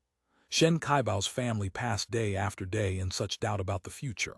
Fortunately, spring was the busy agricultural season. Everyone was rushed off their feet and had no time to think much. As grain rain passed, the silkworm eggs in every household began turning green, and the women of every family began incubation. Every year at this time, household closed doors to guests. Neighbors, relatives, and friends were all barred. Even the fiendish bailiffs from the county yamen disappeared. At night, married women absolutely did not share beds with their husbands. Not only that, but throughout the silkworm rearing period, husbands and wives slept in separate rooms. It was said silkworms loved purity most, and conjugal acts would cause offense. Duojuo's mother was still working the busy month at Wang Xinyan's. Wang Siniang also wanted to secure her loyalty, so she let her move into the house to help, promising 1 tael of silver for the month, with the condition that she couldn't go home before the silkworms mounted the spinning frames. Duojuo's mother agreed readily. She had 2 unmarried sisters-in-law at home, and her eldest daughter was 10 and could help out. The household had many hands. They wouldn't miss her. Wang Xinyang's silkworm rearing truly opened her eyes. She had helped her family raise silkworms since childhood, nearly 30 years now, and had never seen incubation done like this. The incubation room was large and bright, with walls and ceiling whitewashed. During incubation, light requirements were high. Light and dark had to be orderly, neither constant light nor constant darkness, otherwise hatching would be uneven. So the windows were large to allow sufficient light. At night, grass curtains were used to prevent disturbance from natural moonlight or starlight. Against the wall was an earth dragon, flue heating system. She only learned what this was after asking Wang Xinyang. During incubation, someone burned a fire outside at fixed times every day to gradually increase room temperature. Though there was an earth dragon, the room wasn't dry at all. Shallow copper water basins sat on the dragon, and wet cloths hung along the walls. One of Duojuo's mother's main odd jobs was refilling the copper basins and re-soaking the dried cloths. Hanging on the wall was a glass gadget thicker and longer than a chopstick, marked with many horizontal lines and symbols every few lines. Strange red thread inside the glass tube would lengthen and shorten. Besides this, another glass instrument embedded in a wooden board hung on the wall, containing a ball of cotton-like stuff, also with a self-moving thread pointing up and down at symbols she didn't understand. In Wang Xinyang's house, a maid came to look at these things every 1 or 2 shichen, writing something in a booklet, then instructing Duojuo's mother to add water, soak cloths, or add firewood. Sometimes the reverse: remove water basins, withdraw fire. Endlessly tiresome. Every morning this maid would also come to the incubation room, carefully take a few eggs, place them on paper, and carry them to a small room in the backyard. An hour later, Duojuo's mother would have to busy herself with the routine again according to her instructions.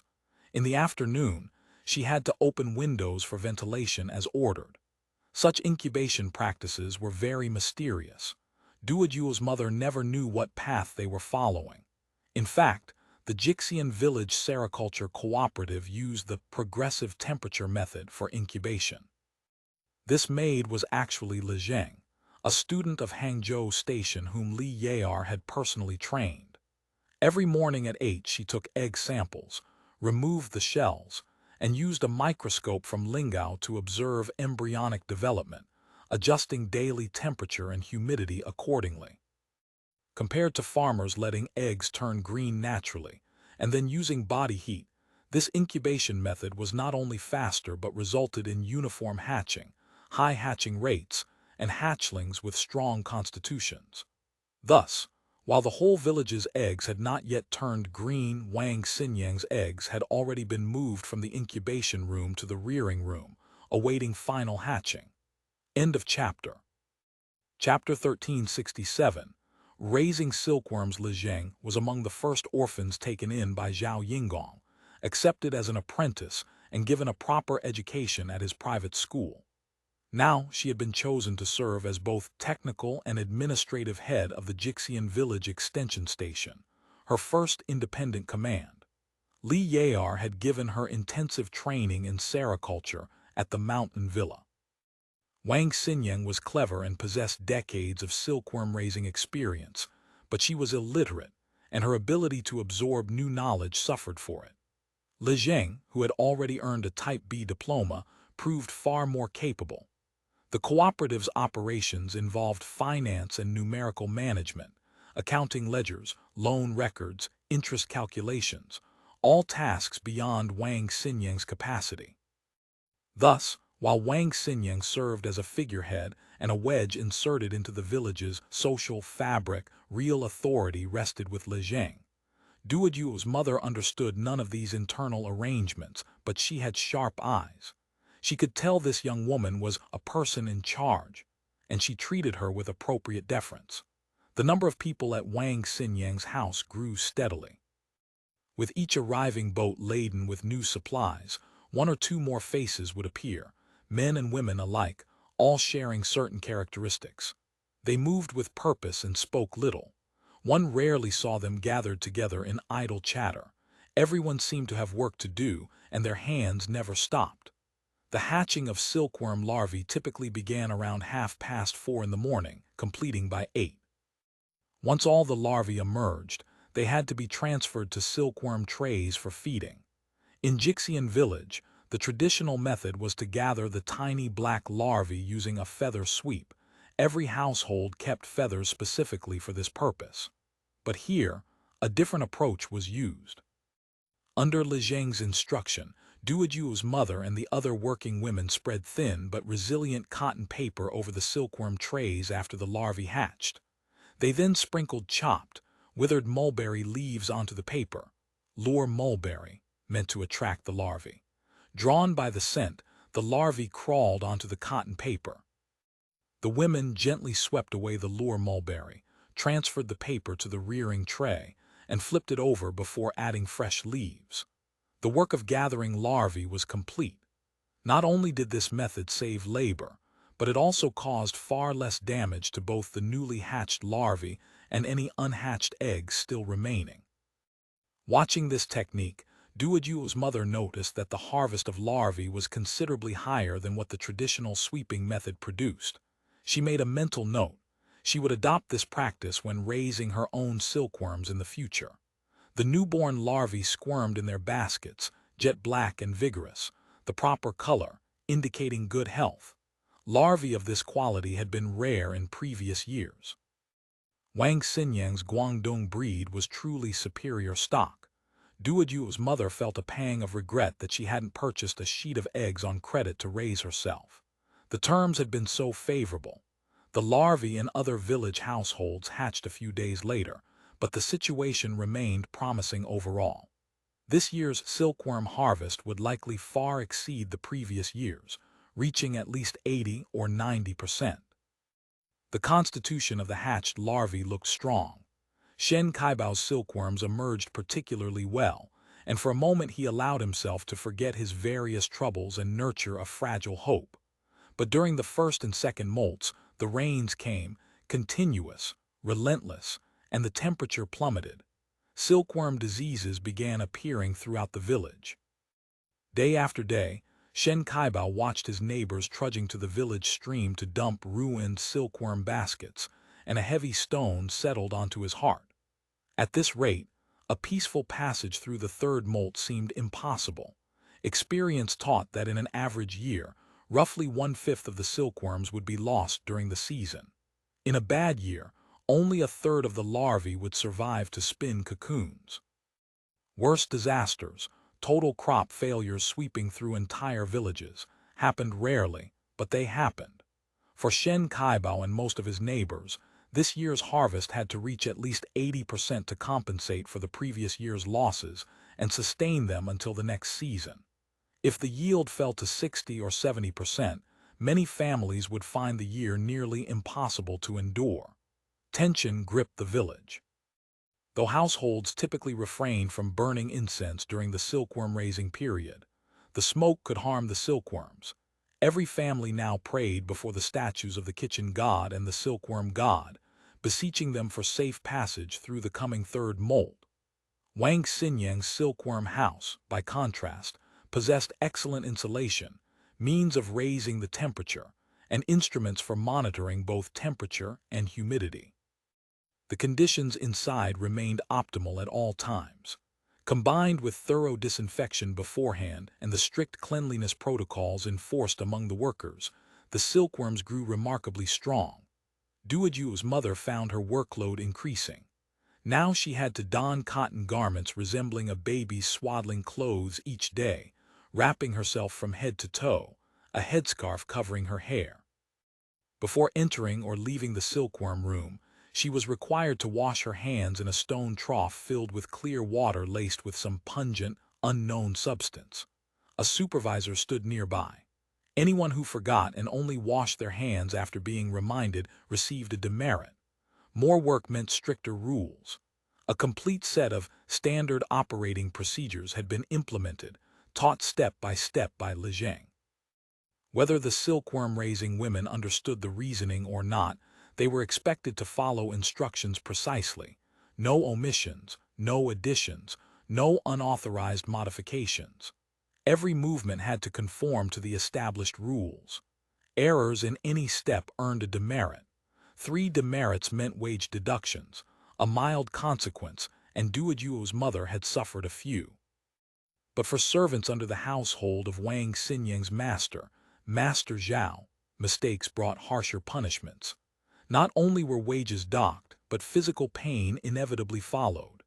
Duojuo's mother had heard the crack of bamboo boards against flesh, followed by crying and pleas for mercy, drifting from the side rooms.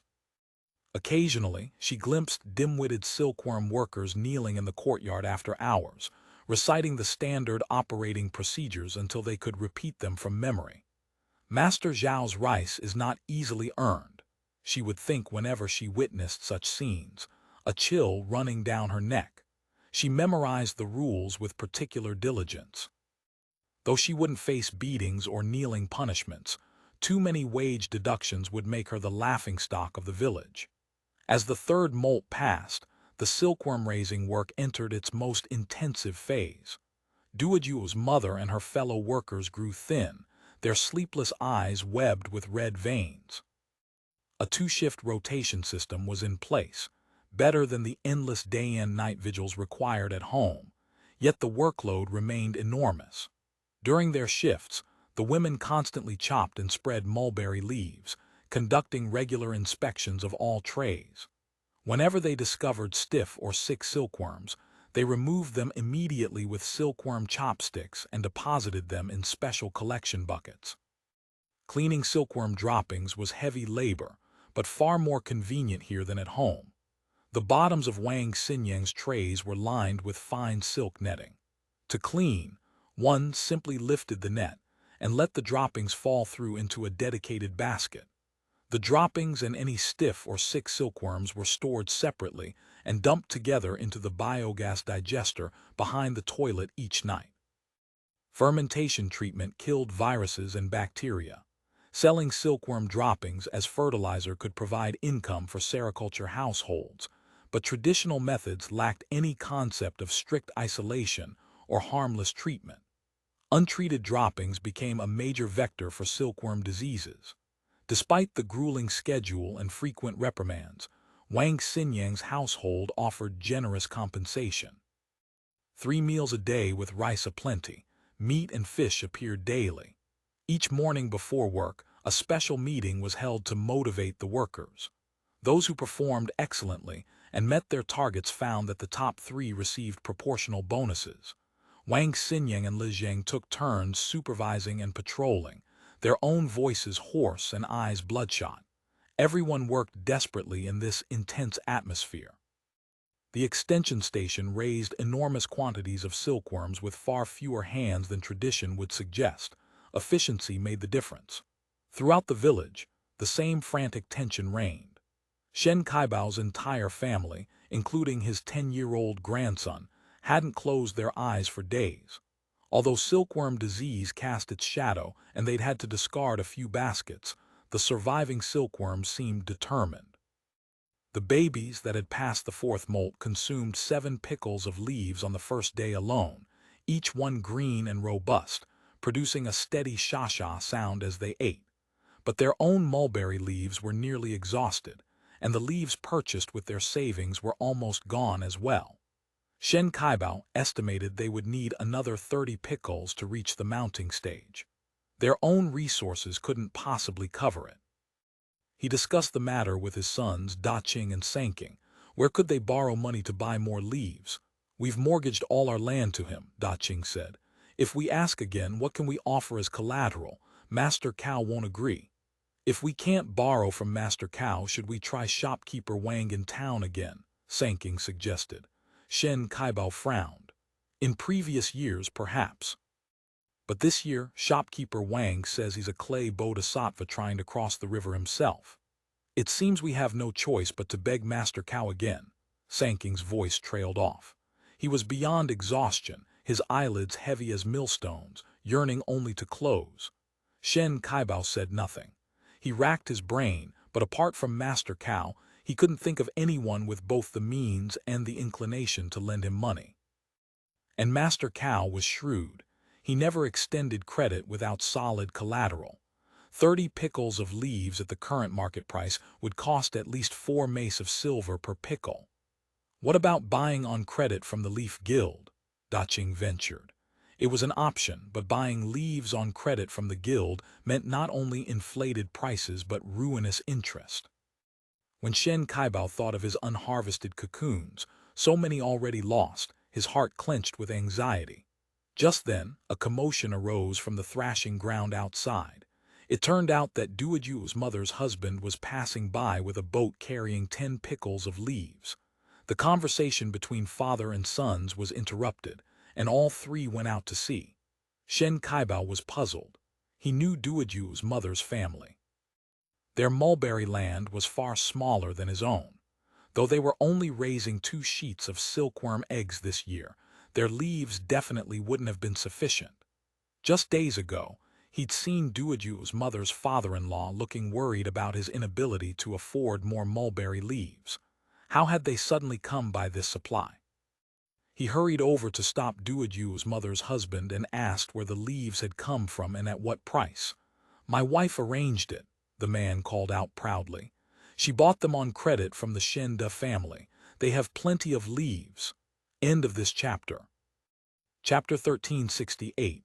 Buying leaves on credit. News that the Shenda family was offering mulberry leaves on credit spread through the village like fire. The terms, it was said, came directly from Shenda's master, Master Zhao. Regardless of quantity, credit leaves cost a flat rate of 1 mace of silver per pickle, with monthly interest at 1%. As with borrowed rice, the debt could be repaid with silkworm cocoons at market price after the harvest. This is practically charity. Duoju's mother's husband was beaming, as though he'd stumbled upon buried treasure. The market price for leaves is skyrocketing. At the morning market today, the Leaf Guild in town opened at 4 mace per pickle. I heard directly from the shopkeeper. It's going to hit 5 mace in just a few days. Shen Kaibao's anxiety erupted at these words. 5 mace per pickle. It would cost him everything. Even 3 mace per pickle a few days earlier had felt unbearable. The Shen Da family's terms truly did seem like charity. Even if Master Cao were willing to lend now, he'd charge 2.5 or 3% interest. Factoring in the current market price to buy leaves, Shen Kaibao calculated again and again. The entire silkworm season would amount to raising silkworms for someone else's benefit, not his own. The Shen Da family wanted only 1 mace per pickle, with interest at just 1% per month. It really did seem like charity. At last, Shen Kaibao set aside the grudges in his heart. He urged Da Qing and Sanking to prepare the boat immediately. They would go to the Shen Da family and buy leaves on credit. A long queue had already formed at the Shen Da family's door. Though it was called buying leaves on credit, the leaves themselves weren't stored there. Mulberry leaves were perishable goods with an extremely short shelf life. Leaves picked in the morning were nearly impossible to preserve until the next day. Transactions at the Leaf Guild were same-day business only, with no stockpiling in advance. Credit purchases worked through trade documents. Buyers signed paperwork at the Shen Da family residence and received a tally, then traveled to designated mulberry orchards to collect their leaves in person. Zhao Yingong's credit operation followed this same arrangement. In this ancient society, poor road conditions and limited ranges of activity meant that any leaf credit operation required careful estimation. The approximate yield of the mulberry orchard, and the effective radius of surrounding villages it could serve. The former posed little difficulty. Most orchard owners knew roughly how many commercial leaves their orchards could produce during the spring silkworm season. The latter demanded more precision. In the water towns of Jiangnan, farmers relied on boats to transport agricultural products, travel to town, and reach the city. Spring was the busiest farming season, and strong laborers couldn't afford to spend too much time rowing. The distance between supply source and end user had to fall within a day's round-trip journey by boat. Zhao Yingong had no intention of operating on too large a scale this year. He was merely testing the waters. On one hand, he knew little about the specific dynamics of the credit leaf market. On the other, he couldn't predict how much resistance he might encounter. Thus his efforts, whether establishing cooperatives through Shen Da and Wang Xinjiang or selling leaves on credit, remained confined to a very small area. Including Jixian village where Shen Da lived, he had launched the Hejiang Cooperative initiative in only 3 center villages. These 3 villages could roughly cover 14 or 15 surrounding settlements primarily engaged in sericulture, over 600 households in total. The numbers were modest, and the quantity of cocoons obtained through small loans would be correspondingly limited, but this was meant to be a model. He had full confidence that once this year's implementation proved successful, surrounding sericulture households would observe the results and eagerly seek to participate in cooperation the following year. At that point, water would naturally flow where channels had been carved. The sericulture households knew nothing of Master Zhao's broader schemes. Their only thought was to obtain mulberry leaves as quickly as possible. The silkworm babies that had passed the 4th molt had reached the critical moment of spinning silk and forming cocoons. Without leaves now, over a month's worth of labor and expense would come to nothing. After signing the paperwork, Shen Kaibao took his tally and immediately set off with Da Qing to collect the mulberry leaves. That night, they rowed home with 40 pickles piled high in the boat. Before they even reached the village entrance, Da Qing's son was already watching from the landing. The moment he spotted his grandfather and father, he sprinted toward home, shouting, "They're back!" as he ran. The silkworms had been without leaves for more than half an hour, a life-or-death crisis. Seeing his grandson dash away, Shen Kaibao understood the urgency. Ignoring his hunger, his stomach felt as if it were pressed flat against his spine. He stood and helped Da Qing row with desperate strokes. The boat rocked so violently it nearly grazed the water's surface. It shot through the channel like an arrow, narrowly missing several docked vessels, and rushed all the way to their river pier. Family members stood at the landing, peering out anxiously. Shen Kaibao grew even more impatient.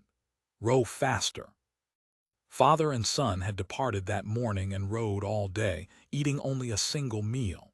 Their legs ached, their hands trembled, their bodies felt terribly weak. But they knew the silkworm babies had already missed a meal.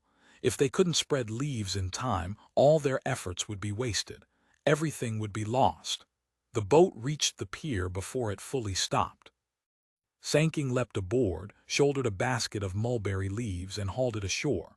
The instant his foot touched the stone steps, several pairs of hands reached to receive it, carrying it together toward the house. Daqing saw his own son among them and rushed to help. The boy was small and the basket heavy. He immediately tumbled and rolled far across the ground. Daqing's heart clenched. He shouldered another basket of leaves and hurried ashore. "Quick, quick," Shen Kaibao urged. Ignoring his age and declining strength, he too helped move the mulberry leaves. Those white, fat silkworm babies had been hungry for some time. They all pointed their small mouths upward, swaying left and right. Shen Kaibao's heart ached watching them. As soon as the leaves were spread, the silkworm room filled with a continuous rustling sound so loud that people could barely hear each other speak. Within moments, the circular trays showed white again, the leaves consumed. Another thick layer was spread on top. Just placing leaves kept everyone working without pause, but this was the final ordeal. With sufficient mulberry leaves, another 2 days would see the spring silkworms mount. The household squeezed out every scrap of remaining energy and worked with desperate determination. Duoju's mother, still at the Shenda household, didn't know how frantic things had become back home. But a few days earlier, when her husband came to buy leaves on credit, he'd reported that their silkworm harvest looked very promising, 70 or 80%. This news allowed her to breathe a small sigh of relief. She had been away for more than a month doing monthly labor and would earn over 1 tael of silver. With a good silkworm harvest on top of that, the whole family would have hoped this year. The interval between the 4th and 5th molts was the hardest time in the entire silkworm raising cycle. At the Shenda household, the work reached its most feverish intensity. They had many silkworm trays, and the daily labor of placing leaves and cleaning droppings was immense. The silkworm-raising women worked day and night, sleeping only an hour or two, brief naps taken slumped against the wall in the nearby servants' quarters before returning to place leaves and conduct patrols. Wang, Siniang, and Zhenjiang took turns patrolling around the clock. Wang Siniang, in particular, roused herself to 120% alertness. She knew that the master had sent her to the village for an important matter. If she handled it well, she would surely become a manager at the mountain villa. If she failed, she would remain only a foreman. As the silkworms entered the 5th instar and their food intake began declining, Wang Siniang and Zhenjiang recognized the signs. Cocoon spinning would soon begin. Traditional mounting methods generally relied on increased temperature to induce mounting and cocoon formation. But because silkworms matured at different rates, forcing them all to mount together often resulted in some being overmature while others remained unripe. Those mounted too early produced many non-cocooning silkworms, lower silk yields, and dirty cocoon colors. Those mounted too late crawled randomly across the mounting clusters, wasting silk, and spun hasty, defective cocoons. The method employed here was batch mounting, more labor-intensive but far more effective. Zhenjiang first trained the silkworm-raising women to distinguish between silkworms approaching maturity and those fully mature. Each day they patrolled the trays, transferring properly mature silkworms from large trays to small ones, then moving them into a dedicated mounting room at a density of 500 silkworms per square meter. Duoju's mother had never seen this mounting method before. No mountain sheds were used, no straw clusters. Instead, square grids fashioned from thick paper hung directly above the mature silkworms. This utilized the natural tendency of mature silkworms to crawl upward. They climbed onto the mounting grids and spun their cocoons without prompting. Inside the mounting room, earth and fire pits and water basins maintained temperature and humidity, and those strange glass tubes and glass bulbs remained indispensable. Bamboo blinds hung across the windows, softening the incoming light to a gentle dimness.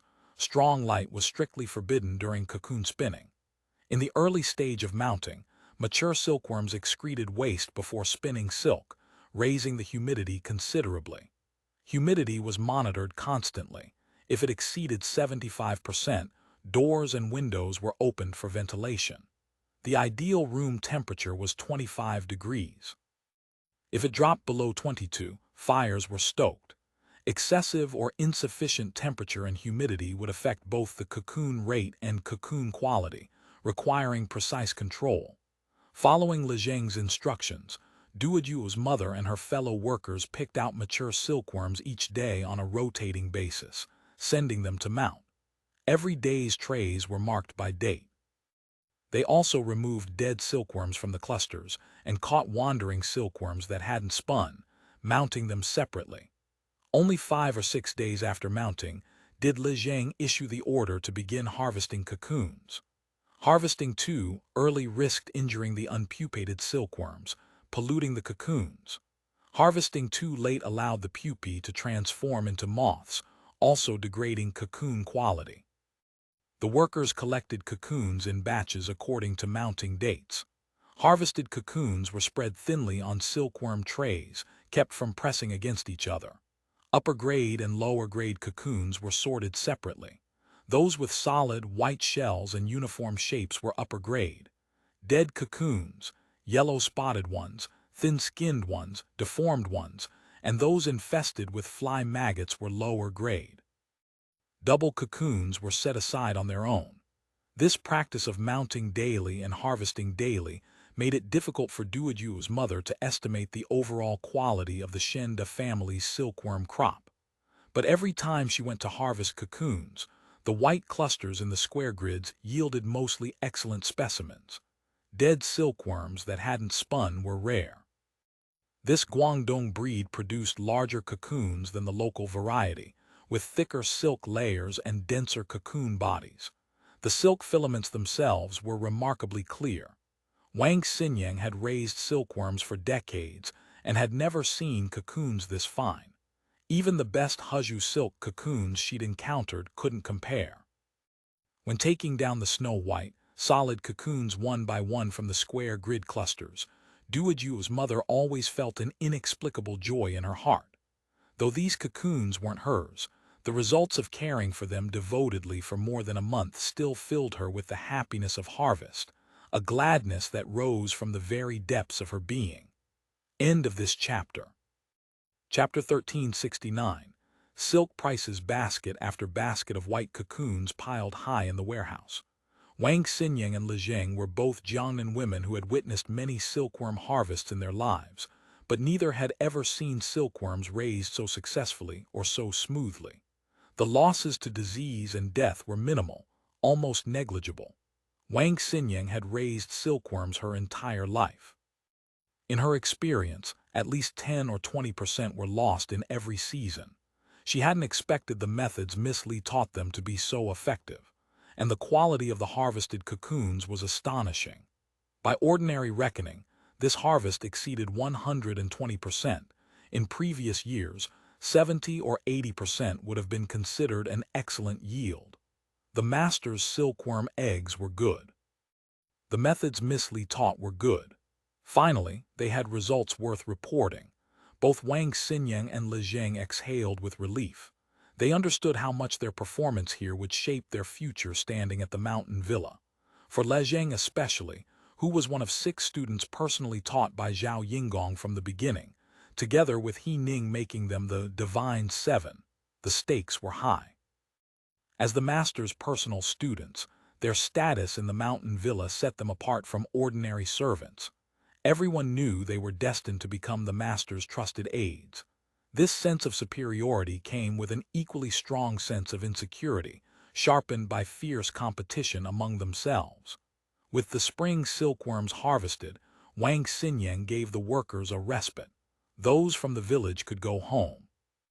The household servants rested for a few days to prepare for the upcoming summer silkworm season. In theory, silkworms could be raised multiple times a year. In regions blessed with superior water and heat conditions and abundant mulberry leaves, farmers might raise as many as 8 crops annually. Given Jiangnan's climate, 4 or 5 crops posed no technical difficulty. In Huzhou, some farmers did raise 5 crops. Yet in practice, most sericulture households raised only one, the spring crop. Once raw silk came onto the market in June, their silkworm work ended for the year. One reason was economic. Small-scale farming operations had limited resources, and farmers had to balance silkworm raising against crop cultivation and other sideline work. Silkworms demanded enormous labor. Continuous, multi-crop production simply wasn't sustainable for small households. The other reason, and the more decisive one, was sanitation. Traditional sericulture lacked any clear concept of disinfection. Though farmers might clean the silkworm room or brush on lime water, they had no real understanding of what caused silkworm diseases. Disinfection of equipment and facilities remained inadequate. As summer temperatures rose, viruses and bacteria became more active, and disease rates climbed sharply. Additional challenges involved temperature and humidity control. Spring offered naturally moderate conditions, neither too cold nor too hot, neither too wet nor too dry. Summer and autumn lacked this advantage, demanding active human intervention. Maintaining proper conditions required both technical knowledge and capital investment, resources beyond the reach of most sericulture households, who were typically impoverished small farmers. In Li Yayar's view, the fact that Jiangnan farmers generally raised only one crop was a criminal waste of their mulberry resources. With the region's water and heat conditions, raising 3 crops per year should have been entirely feasible. When the Shen Da family began collecting cocoons, the silkworms at Shen Kaibao's house had not yet gone up the mountain. The entire family endured the tension. As they watched the silkworm bodies turn translucent and gradually cease eating, their hearts rose into their throats. This year's success or failure depended entirely on this moment. If the harvest was poor, the mortgaged land would pass into Master Cao's hands, not to mention the debt owed to Master Zhao. What would they use to repay it? Whenever Shen Kaibao contemplated these possibilities, he couldn't sleep. The fire basins were taken down from beneath the mountain sheds. The mature silkworms had been transferred from the silkworm trays to the sheds. Heat was applied from below. When the silkworms felt the warmth, they crawled toward the straw clusters. A rustling sound filled the room. This was the first stage before cocoon spinning. Silkworms that couldn't climb onto the clusters weren't healthy. They couldn't spin cocoons. Even those that did climb sometimes just wandered aimlessly, refusing to spin. At this point, the family could only pray in silence and leave everything to fate. The humidity in the silkworm room was oppressively heavy. Before mounting, the silkworms excreted waste, filling the air with a wet, strange smell. But this odor was also a signal that the silkworms were mature and about to spin. Despite everything, the family felt hopeful. Perhaps this would be a good year. 3 days after mounting, the fires were extinguished as usual. Shen Kaibao opened the corner of the reed curtain with trembling hands. His heart pounded. The whole family gathered behind him, holding their breath, not daring even to exhale. It was good. The straw clusters were patched with white, an expanse of snow.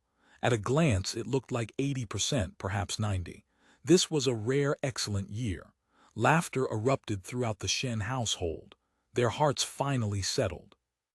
The whole family's month of hunger, sleeplessness, debt, and compounding interest had not been in vain. Similar laughter rose elsewhere in the village. The silkworm harvest had been excellent, and most families had achieved yields of 70 or 80%. A fortunate few, like Shen Kaibao's family, reached 90%. Farmers who had been gasping for breath under the weight of famine and debt could at last exhale. They would get through this year. The riverside and the thrashing ground filled again with women and children. These people looked considerably thinner than a month before, sunken eyes, raspy voices, but the weight lifted from their shoulders animated them with high spirits. Everyone began calculating what to do with their cocoons. Part of the harvest would naturally go toward repaying the rice and mulberry leaves borrowed from Master Zhao. Lucky they'd had Master Zhao this year, otherwise it was hard to say how much of these cocoons would have remained their own. The next step was the women's main show, reeling silk. They would spin white silk, sell it to the silk merchants, and exchange it for silver and copper coins. Owed debts had to be repaid. The padded clothes and summer garments at the pawnshop had to be redeemed. Housewives and men throughout the village sat calculating their essential expenses, determining which payments couldn't be postponed and which could be delayed. Duoju's mother returned from the Shenda household radiant. Though the past month had been exhausting, the freshly settled wages weighed heavily in her jacket, one tael of silver. She also brought back 4 kinds of thank-you gifts from Wang Siniang, all good food, which set her children leaping like unbound monkeys. Additionally, there was a bolt of Zhenjiang cotton cloth. Her own household silkworm harvest had also been strong, a full 80%. Combined with the month of wages earned while eating at someone else's table, Duoju's mother became the envy of every neighbor. Raising your own silkworms meant leaving the outcome to heaven's whims. Earning money by helping others raise silkworms was the safer path. Every household brought out their silk reels. Women began spinning silk, and the sound of reeling machines joined the steam rising from boiling water pots throughout the village. It was a scene of bustling contentment, but their joy didn't last. The first batch of silk and cocoon merchants to arrive along the pond road brought grim tidings. The first to appear was little pigtail Wang. He'd been sickly as a child, and fearing they couldn't raise him, his family had left a small pigtail on the back of his head, a superstitious precaution. The pigtail wasn't cut until after his marriage, but the nickname stuck. He didn't own a silk guild himself. Each year he came to the surrounding villages to purchase cocoons and raw silk on commission for several silk guilds in Hangzhou City, living off his percentages. He knew the villagers well and was considered a decent man. Though he inevitably cheated a bit, everyone in the trade did. He didn't go too far. When someone truly couldn't manage and faced desperate straits, he'd sometimes lend a small sum at 1 or 1.5% interest, without collateral to tide them over. The family little pigtail Huang knew best in the village was Shen Kaibao's. In past years, when he came to collect cocoons and silk, he lodged at Shen Kaibao's house. This time, as always, he brought 4 kinds of gifts. "Kaibao, are you selling cocoons or reeling silk yourself this year?" Little pigtail Huang pulled Shen Kaibao aside to sit beneath a willow tree behind the Shen house and asked quietly. "Selling silk, naturally. How much money can raw cocoons fetch?" Shen Kaibao replied dismissively. Selling cocoons was something only families lacking manpower would do. The market this year is bad. Little pigtail Huang slapped his thigh and sighed, lowering his voice. "You probably don't know yet. In the city, the Yamen issued a notice about this year's silk and cocoons. I've heard something about that, but how bad is the market exactly?" Shen Kaibao felt a chill run through him. He'd been harboring dark premonitions about this year's raw silk market for some time. The hardships of the silkworm season and the joy of harvest had briefly drowned out those worries. Now little pigtail Huang's words made his whole body tense. Little pigtail Huang sighed again. "Very bad. So bad that people will have no way to live." He was literate and often traveled to the city, so his information was far more detailed than Shen Kaibao's. This year, in the name of famine relief, sales of raw silk and silkworm cocoons throughout the entire prefecture had been contracted to the Famine Relief Bureau. Consequently, every silk and cocoon guild had to obtain written approval from the bureau before purchasing. Think about it, brother. On one hand, the silver for famine relief has to come from this. On the other, from the prefect on down to the committee members of the bureau, who doesn't expect to wet their hands. Can the market possibly be good this year? Because of this, the industry peers had met and agreed on a public price. All merchants, large and small, including the silk buyers traveling to the countryside, were to purchase at this public price. They could go lower but never higher. Shen Kaibao felt the blood drain from his face. Don't keep me in suspense. What's the price this year? 25 taels of silver per pickle of silk. What? Shen Kaibao nearly leapt from his seat. The market price had dropped by more than half compared to the previous year. His heart sank like a stone, his head spun. They want us silkworm farmers to hang ourselves. Brother, don't get upset, little pigtail Wang said hurriedly. There's no other way. Shen Kaibao didn't know how he made it home. A heavy pall of unease soon descended upon the once joyous village. After little pigtail Wang, several more silk merchants arrived. Their words largely echoed his. As for the price, they refused to add a single coin. No matter how farmers pleaded or cursed, these men held firm. They also spoke bluntly. If we add 1 or 2 taels for you, what do we eat? The silk business is hard enough this year. End of this chapter. Chapter 1370. Compulsory purchase. The silk merchants had arrived, but the reeled silk couldn't be sold. No one was willing to part with their hard-won silk at such a pitiful price, least of all when most families had incurred debts to produce it. Faces throughout the village grew tight. Except for the children, too young to understand what was at stake, smiles vanished entirely. The silk merchants collected nothing, but they didn't leave either. They appeared supremely confident. Each found a familiar household to lodge with and spent their days drinking tea and chatting at the open-air tea house by the village entrance. No matter how old acquaintances pleaded or begged, they refused to relent. They had their own rhetoric prepared, nothing but sighs about their own hardships, claims of being unable to help themselves, professions of unwillingness to treat fellow villagers so harshly. This was all the Yaman's doing, they insisted. In short, they clenched their teeth and wouldn't budge. Their faces proclaimed unmistakably, "You have to sell even if you don't want to." They were veterans of this trade. They knew with absolute certainty that silk was the villagers' only hope now. Without converting it to cash, where would money for the next steps come from? Besides, silk and cocoons couldn't be stored. No household could afford to stockpile them. Finally, someone proposed a scheme. If local silk guilds had set a public price, neighboring prefectures surely hadn't adopted the same rule. Prices there should be comparable to last year's. Why not travel to Huzhou, Jiaxing, or Suzhou to sell? The journey was admittedly long. A round trip to the nearest destination would take 5 or 6 days. Travel expenses cost money, and passing through checkpoints along the way cost more. In previous years, the trip wouldn't have been worth the trouble. But looking at how low the local price had fallen, staying home meant even greater losses. Shen Kaibao calculated carefully and decided to try his luck in Huzhou. He'd visited Wuzhen when he was young and knew a little about the area. Silk guilds were numerous there. It was a major trading center. Surely he could fetch a decent price for raw silk. He instructed Daqing to prepare several reed mats, then had his wife and daughter-in-law cook rice and wrap it in bamboo leaves as provisions for the journey. He also packed some fried wheat flour to mix with boiling water and root. Daqing's mother finished cooking the rice, packed it in a basket, and admonished him. "Come back as soon as you've sold it.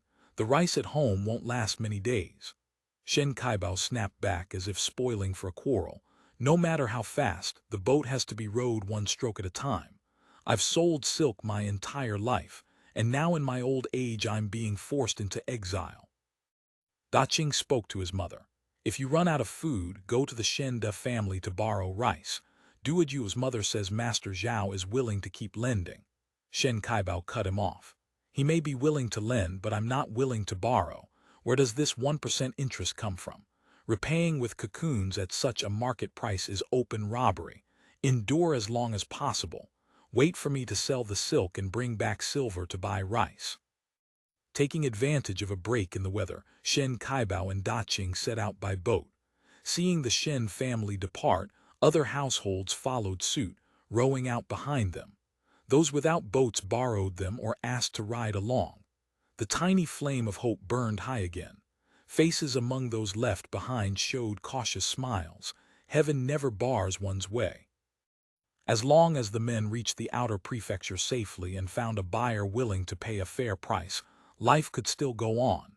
Meanwhile, the silk merchants remained at the tea house by the village entrance, sipping tea with self-assured expressions, their smiles inscrutable. Clearly, they had anticipated everything. Sure enough, within 2 or 3 days, the boats returned one after another. Many were empty, but the men aboard all wore faces of mourning.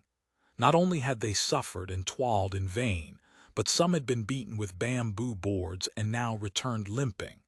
It turned out that all water and land checkpoints leaving Hangzhou had received warrants from the Yamen. This year, cocoons and silk leaving the border required a license from the Famine Relief Bureau. Those without licenses were stopped at the checkpoints, and their goods were harmoniously purchased, confiscated at a 20% discount off the already ruinous public price. Resistance earned bamboo beatings at minimum. Those who were caned suffered even worse. They couldn't even return home. Their families had to rush over with money to pay their release, or else they'd remain in the Kang for a full month before being freed. Shen Kaibao's family avoided the worst. He was somewhat cunning. Though first to set out, he held back when approaching the checkpoint and hid behind the others. The moment he heard the bad news from the front, he spun the boat around and raced home.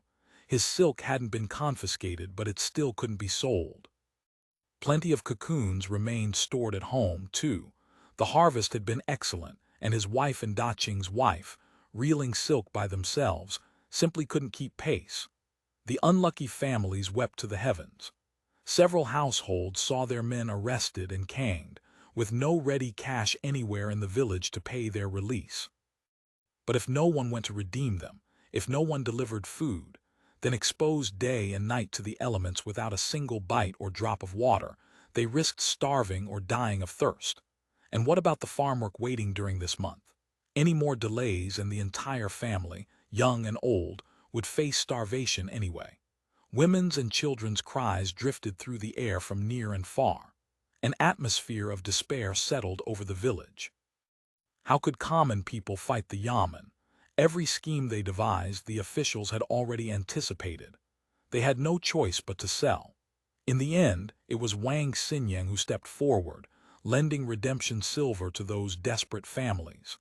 The silk and cocoons still couldn't be sold, but creditors arrived to collect debts, and bailiffs came demanding grain taxes. The creditors refused to accept silk and cocoons. Their information networks were excellent, and they knew perfectly well that prices had collapsed this year. They maintained stony expressions and kept pressing for repayment. Those who couldn't pay were told to produce their land deeds for mortgage. Shen Kaibao's family, at least, had some breathing room. His agreement with Master Cao specified payment of principal and interest at the Mid-Autumn Festival. The debt problem hadn't yet reached crisis level. What required immediate attention was only the debt owed to Shen De's master, Master Zhao.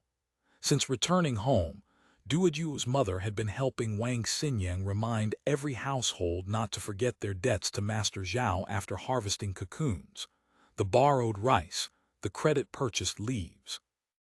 The amounts hadn't seemed substantial at the time, but added together now, they constituted a considerable sum. Fortunately, the interest was lower than alternatives. Repaying Master Zhao was straightforward. His household wanted neither silver nor raw silk, only silkworm cocoons to offset the debt. This was simplest for the farmers, saving considerable trouble. The only problem was that the cocoon price Master Zhao's household set was identical to what the silk merchants offered. The farmers felt equally pained, but at this point they couldn't afford to hesitate. The merchants refused to raise prices. If the cocoons were kept too long, they'd transform into pupae. If the moths chewed through, the cocoons could only be sold as silk floss. Large black scales appeared at the Shen De family's door, gleaming with oil. Every household carried baskets full of silkworm cocoons to pay debts and interest. Wang Siniang had already spread the word. Those who borrowed and repaid promptly would find borrowing easy in the future. Master Zhao was benevolent. As long as debts were paid off with cocoons on time, he would help with future difficulties. These words greatly accelerated the repayment process. Some families gave up reeling silk altogether and simply sold all their remaining cocoons directly to the Shenda household. After careful calculation, families who reeled their own silk had lost heavily. The labor and firewood invested in spinning, compared against the current raw silk price, made the returns too miserable to contemplate. By contrast, the few families with too little manpower to reel, those who had sold cocoons outright, spent less and lost less. Shen Kaibao's family had hesitated, but now they too brought their unreeled cocoons to offset debts. At the river pier by the Shenda family's door, boats had appeared at some point.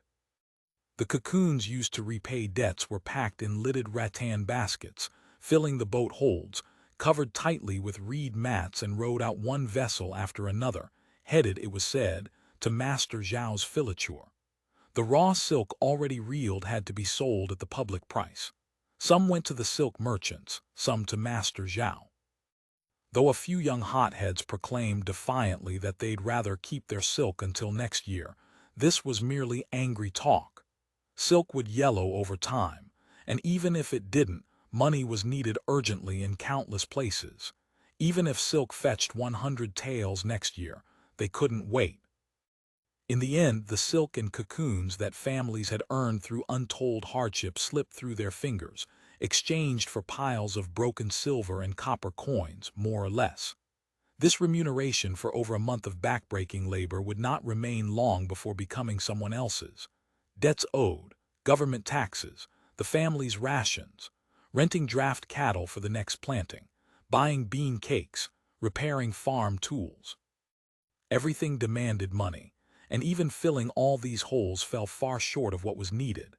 In their destitution, the villagers had no choice but to return to their old path, borrowing to survive. Fortunately, Shenda's Master Zhao, was willing to lend even without collateral, and the interest rate remained at 1%. Thus the villagers who had just paid off Master Zhao's debts soon shouldered new ones. Wang, Siniang, and Zheng were elated. The tasks the master had assigned were all completed. They had purchased enough silkworm cocoons, while simultaneously ensuring the villagers carried even more debt. As long as they owed money, there was no fear they wouldn't submit. Through the combined efforts of the government, the gentry, and Zhao Yingong, the sericulture households of Hangzhou Prefecture had been bled white. The handling officials, the committee members of the Famine Relief Bureau, the bosses of the silk guilds, everyone from top to bottom made fortunes of varying sizes. Zhao Yingong himself reaped abundantly. Not only had he obtained 1,000 pickles of raw silk at a suppressed price, but he had also succeeded in binding over a dozen villages participating in cooperative activities firmly with debt. And the sericulture households throughout Hangzhou Prefecture had been driven to the brink of bankruptcy. Shanghai Wulu's network sent him extensive intelligence on this. This gang of black-hearted people really devour men without spitting out the bones, Zhao Yingong thought. He had known they were corrupt, but he hadn't known the depth of their corruption. The guiding purchase price Zhao Yingong had provided to the Famine Relief Bureau was 50 taels of silver per pickle. Roughly, the Silk Guild's purchase price the previous year. He had originally estimated that with the Bureau taking its cut, the handling guilds taking theirs, and officials up and down claiming their shares, the actual price paid to farmers would settle around 30 taels. He hadn't expected them to truly cut the price in half. Their strikes were that ruthless. This made Zhao Yingong wary of his collaborators. It seemed he would need to organize some formidable security forces to safeguard himself and his enterprises. End of this chapter. Chapter 1371. Armaments. Zhao Yingong felt reasonably confident about his personal safety on the surface. He had managed to form an interest community with certain local gentry by now. Yet he had also gained considerable notoriety in Hangzhou, and as the saying went, tall trees catch the wind. There was every chance of attracting the attention of unsavory elements, so vigilance was essential. Phoenix Mountain Villa's activities, printing, the silk industry, Australian goods distribution, had encroached upon the interests of numerous groups, particularly among the lower classes. If a mass incident erupted, relying on the government to maintain order would be futile. Even if authorities were willing to execute a few troublemakers afterward to appease him, lost money and time could never be recovered. His security measures needed strengthening, not just for his own protection but for Phoenix Mountain Villa and all its subordinate enterprises. Currently, they all existed in an essentially undefended state. He did have security forces at his disposal, the Black Dragon Society system under the External Intelligence Bureau. In Hangzhou, they had established a fighters' guild, operating openly as the Black Dragon Guild. With External Intelligence Bureau personnel at its core, they had constructed an underground security apparatus. The Black Dragon Guild consisted of External Intelligence Bureau operatives who had gathered a band of local loafers, indistinguishable from various other fighters' guilds inside and outside the city. Their activities were similarly unremarkable. During the earlier conflict at the Catholic Church in Hangzhou, when a debate between Catholics and Buddhist monks escalated into violence, the guild had been deployed to the back door, ready to escort church personnel to safety. Though the leader was a special agent of the External Intelligence Bureau, Zhao Yingong maintained no direct dealings with them. He used Zhao Tong as his intermediary and paid for each operation separately. Fighters' guilds had unsavory reputations. Though some gentry served as their backers and made use of their power, no one openly associated with them. The Black Dragon Guild was small. About 40 members could be assembled at any given time, with another 100 or so peripheral associates who required advance notice. By Hangzhou standards, this was not a significant force. Zhao Yingong had never intended to expand it substantially. The organization's current composition was impure, containing all manner of questionable characters. Unchecked growth would be detrimental to future public security work.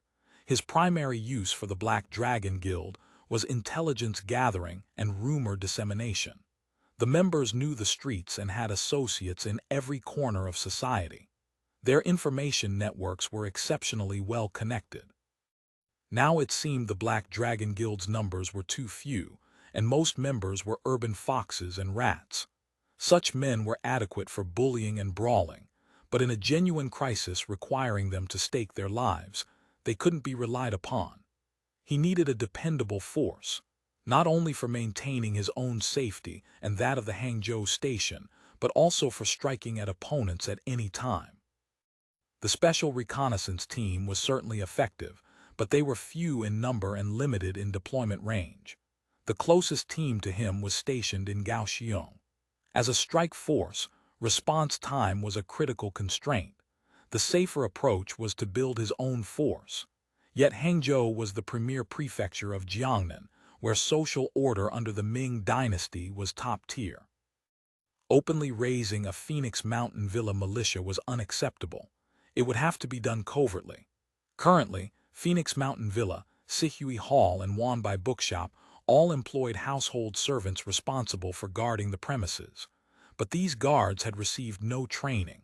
Their duties amounted to opening and closing gates on schedule, screening visitors, patrolling at night, and striking the watch. Their utility was limited. Zhao Yingong summoned Zhao Tong. As both his personal bodyguard and head of the Hangzhou Station Security Department, Zhao Tong was the obvious choice for this discussion. After deliberation, Zhao Yingong decided to completely reorganize the current security system. The first step was to formally establish a quasi-military servant force under the security department, codenamed the Star-Stepping Squad. Most members would be selected from Zhenjiang, northern Jiangsu, and Shandong refugees already taken in. Though they knew nothing of the Council of Elders, they would receive comprehensive security training and submit to military-style management. They would perform guard, patrol, and escort duties at Hangzhou Station's various enterprises, and serve as the station's main security force. Besides the Star-Stepping Squad, a small-scale personal protection unit would be established, codenamed the Inner Direct Squad.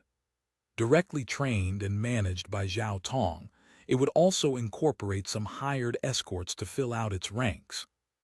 Its primary responsibility would be protecting Zhao Yingong himself, along with any elders visiting Hangzhou Station on business, naturalized citizen cadres dispatched from abroad, and the personal and family safety of key local personnel. Finally, the Black Dragon Guild would be divided into an outer squad and an inner squad. The outer squad would consist of the original members. The inner squad would be newly recruited, mostly desperados identified among the refugees. These were men with blood on their hands, ruthless characters who wouldn't flinch at killing or arson. Originally, such individuals would have been shipped to Sanya to labor in the mines until death. The Political Security General Bureau had selected some of them for use as death squads. Controlled directly by security department cadres, they wouldn't be deployed under ordinary circumstances, but reserved specifically for wet work. Regarding how to control these murderers and arsonists, hardened criminals who wouldn't blink at violence, the Council of Elders Standing Committee had once raised questions. After all, these men were to be released for use, and once in a free environment, they might well prove uncontrollable. Naturalized citizen personnel, and elders employing them risked becoming victims instead. The response given by Wu Mu of the Political Security General Bureau at a secret hearing explained. According to a report from the invited psychologist Jiang Qiuyan, after conducting comprehensive psychological evaluations using test questionnaires, hypnosis, and interviews, it had been determined that some of these individuals were fundamentally good-natured and had strayed into evil under certain unavoidable circumstances. These could be reformed and utilized at relatively low cost. As for the others deemed unreformable or too costly to reform, they were nonetheless highly usable. Accordingly, the Political Security General Bureau, External Intelligence Bureau, Health People's Committee, and New Taoism had cooperated to develop pharmaceutical control techniques. This ensured their loyalty during external missions. A special report, eyes, only had been distributed to standing committee members. Outer squad and inner squad might invite undesired associations, Zhao Yingong said, setting down his teacup and addressing Zhao Tong. Let's just call it the sticky pole office. Master is wise, Zhao Tong said with a nod and bow. Though the bizarre name meant nothing to him, he would never question such matters. Housing for these men will be your direct responsibility. Apart from you and a few subordinates, no one can know of their existence. Zhao Yingong rose as he spoke, entered the inner room, selected a key from his personal collection, and unlocked the safe embedded in the wall. From it, he withdrew a porcelain bottle. He locked the safe, emerged from the room, and handed the bottle to Zhao Tong. These medicines require particular care, Zhao Yingong instructed. Apart from those designated individuals, no one else may take them. You will safeguard them personally. The disposition of every single pill must be registered.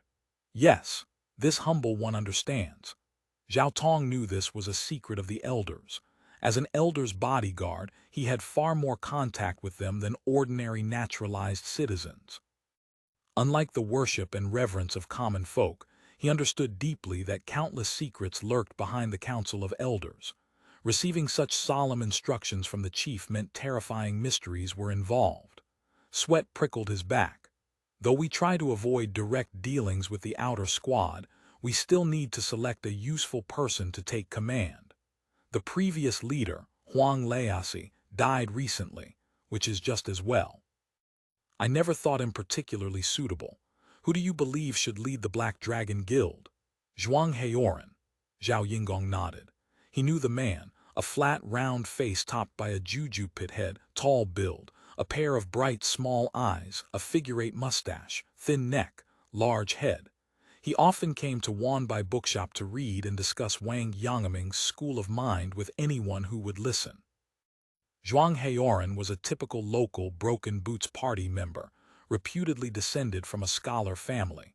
When the family declined and his studies came to nothing, he became a loafer and hanger-on. He had joined the guild only half a year ago.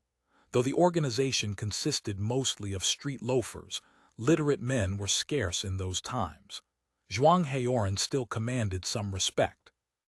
Men with bookish knowledge had more schemes in their heads, and he quickly established himself as a mastermind type. Zhao Yinggong hadn't spoken with him personally, but had received reports. The man had limited fighting ability but possessed broad, miscellaneous knowledge, deserving the title of generalist. His social connections were extensive, with particularly good contacts in the pleasure quarters.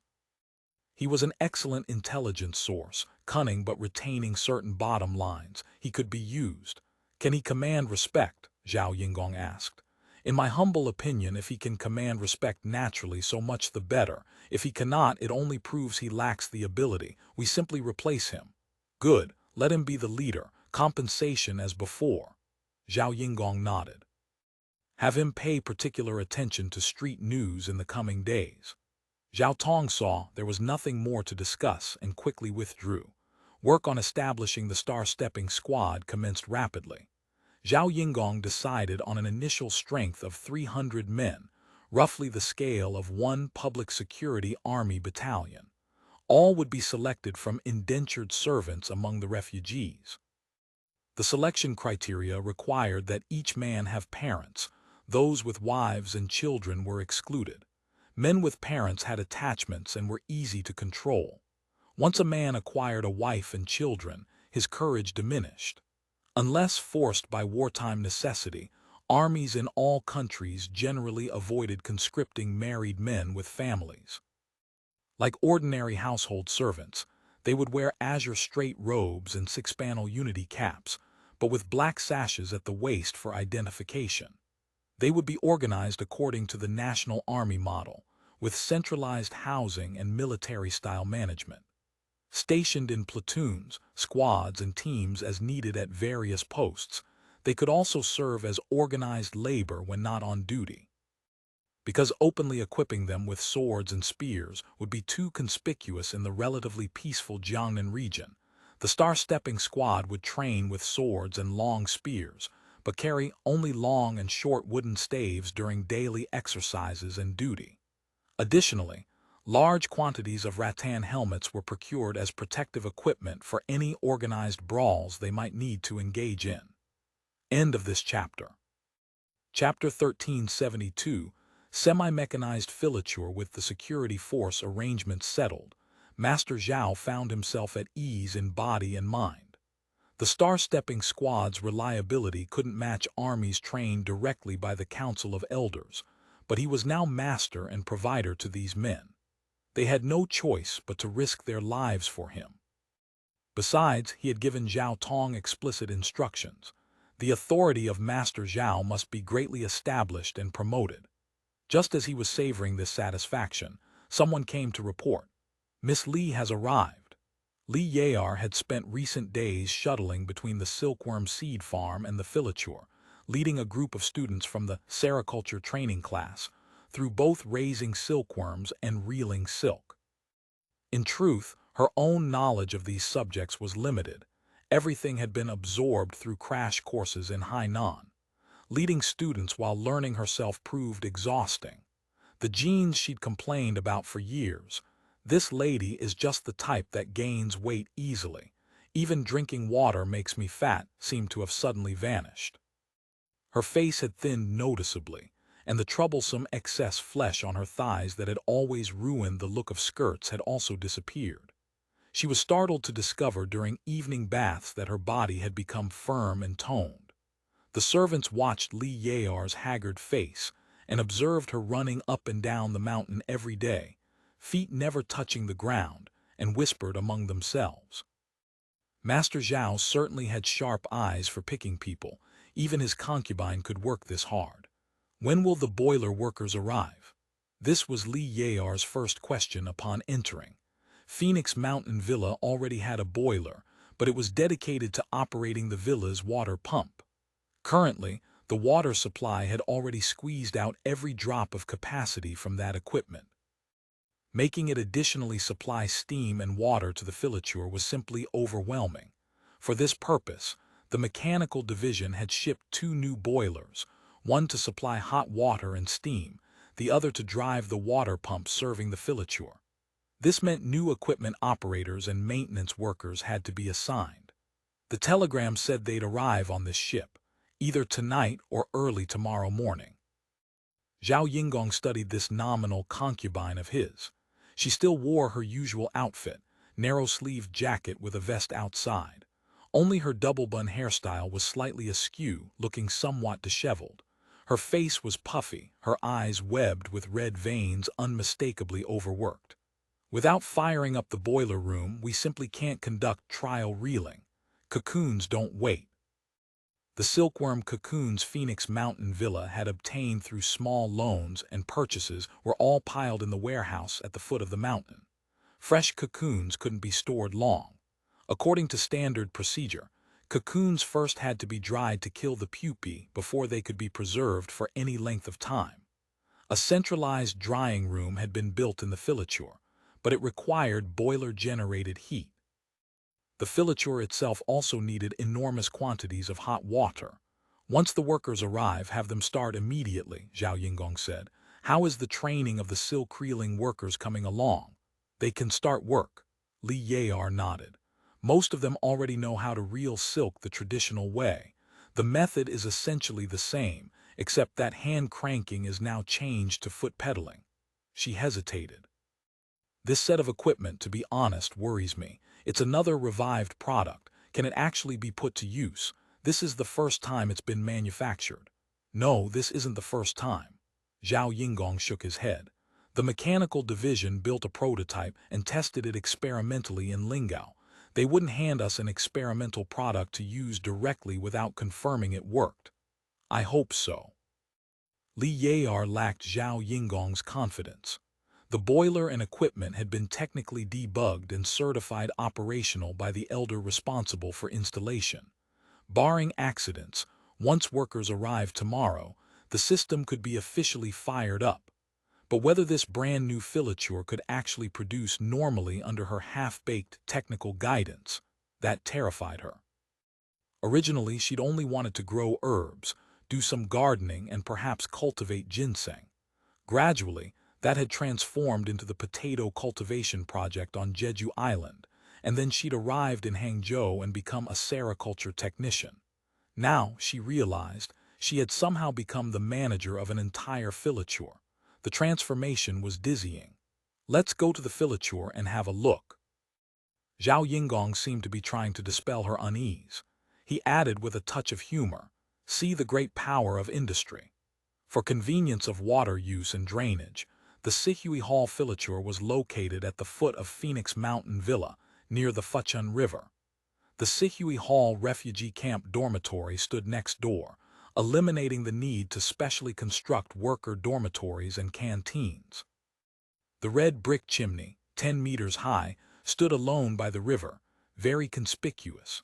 In the boiler room beneath the chimney, a Lancashire boiler had been installed specifically to supply hot water and steam, alongside a power fire tube boiler to drive the water pump. A wall separated the filature from its surroundings. Inside, rows of buildings looked somewhat incongruous against the local scenery. Household servants under Zhao Tong's command stood guard at the factory gate. They recognized Zhao Yingong and Li Yar and admitted them without question. Though the factory had completed construction and equipment installation and stood ready to begin production at any moment, it was empty inside. Apart from a few servants on duty in the factory warehouse who hurried out to pay respects upon seeing them, all the workshops were deserted. Both Li Yar and Zhao Yingong were standing in a real filature workshop for the first time. The Lingao manufactured equipment was neatly arranged on bases, with various brackets, pipes, and valves intricately assembled. Zhao Yingong had originally expected this equipment to be utterly crude, but truly standing before these ostensibly crude machines, he realized how shallow his own understanding had been. Without the manual in his hands, He simply couldn't have explained the principles and operating modes of equipment that was supposed to be backward and simple. A single person was truly insignificant before large-scale industry, the crystallization of wisdom accumulated from countless minds. Workstations connected by countless pipes and brackets were arranged in rows, like a sleeping dragon. Once awakened, the fire and smoke it would spew would converge into terrifying productivity, burning the production methods of the old world to ashes, making countless people perish together with them. Zhao Yingong couldn't help but feel his emotions surge. This is large-scale industry. Li Yar didn't feel it as profoundly as he did, but the factory and equipment before her stirred something in her nonetheless. However, thinking that this Filature and the female workers who would soon fill these workstations were all under her management, a wave of panic washed over her. This was too terrifying. Could she really handle it? She didn't dare voice these words. Right now, there were only 2 elders at Hangzhou Station, and they needed to support each other, especially with mutual encouragement. It was better to say fewer discouraging things. Our Filature looks quite high-end, grand, and classy, Zhao Yingong said with a hint of playfulness, seeming to lighten the mood.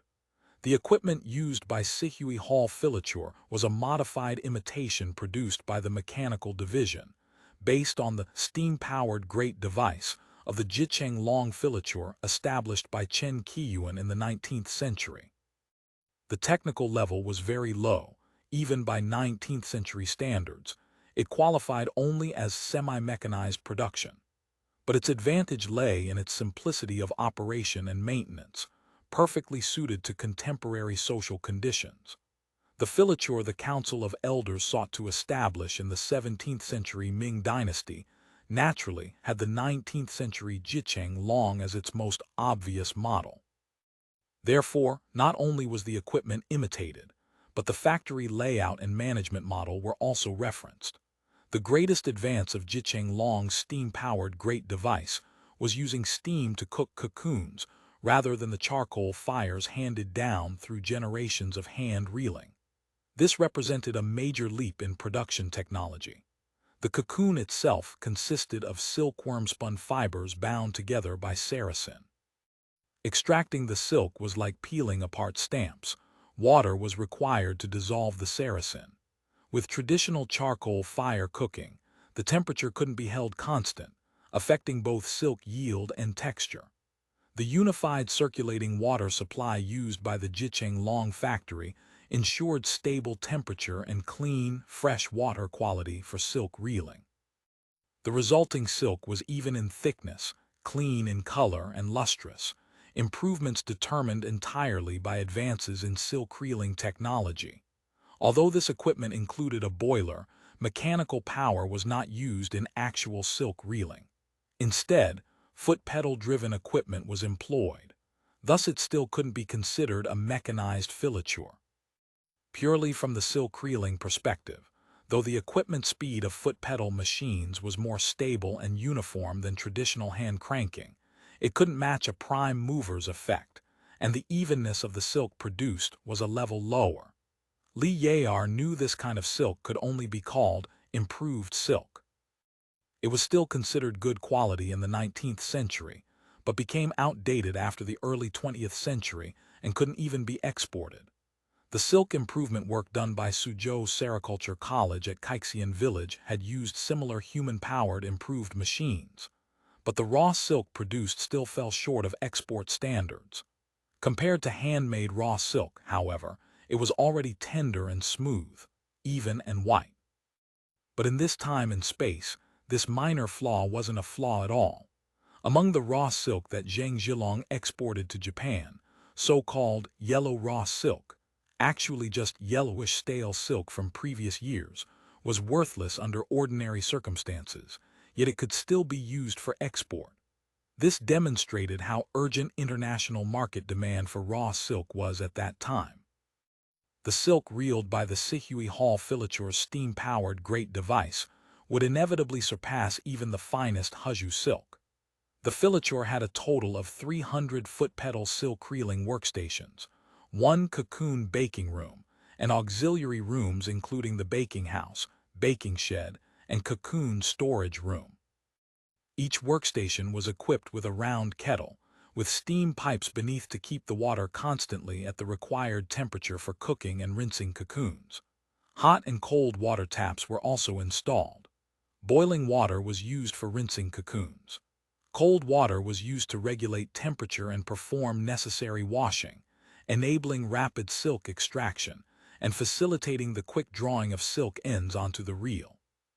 The steam-powered grate device improved labor productivity dramatically.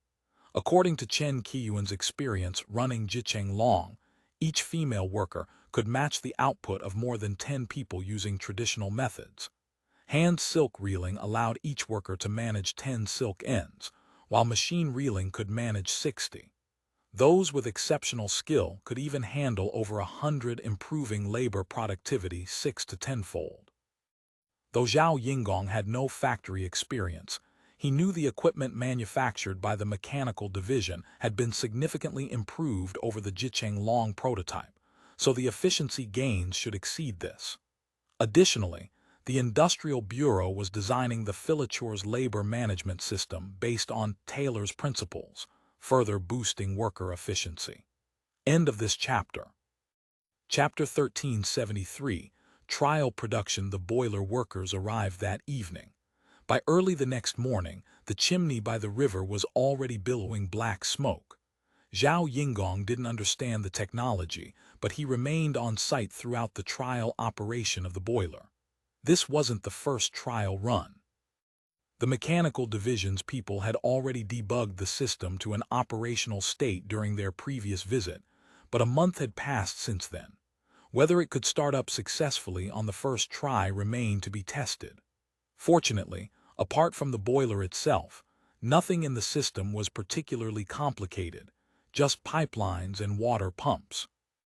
Though firing up the boiler proved troublesome and required half a day of fiddling, the entire system eventually ran without problems. "Let's begin trial production," Zhao Yingong said. The first batch of trained female workers walked into the workshop timidly and took their seats at workstations. The machinery began to operate.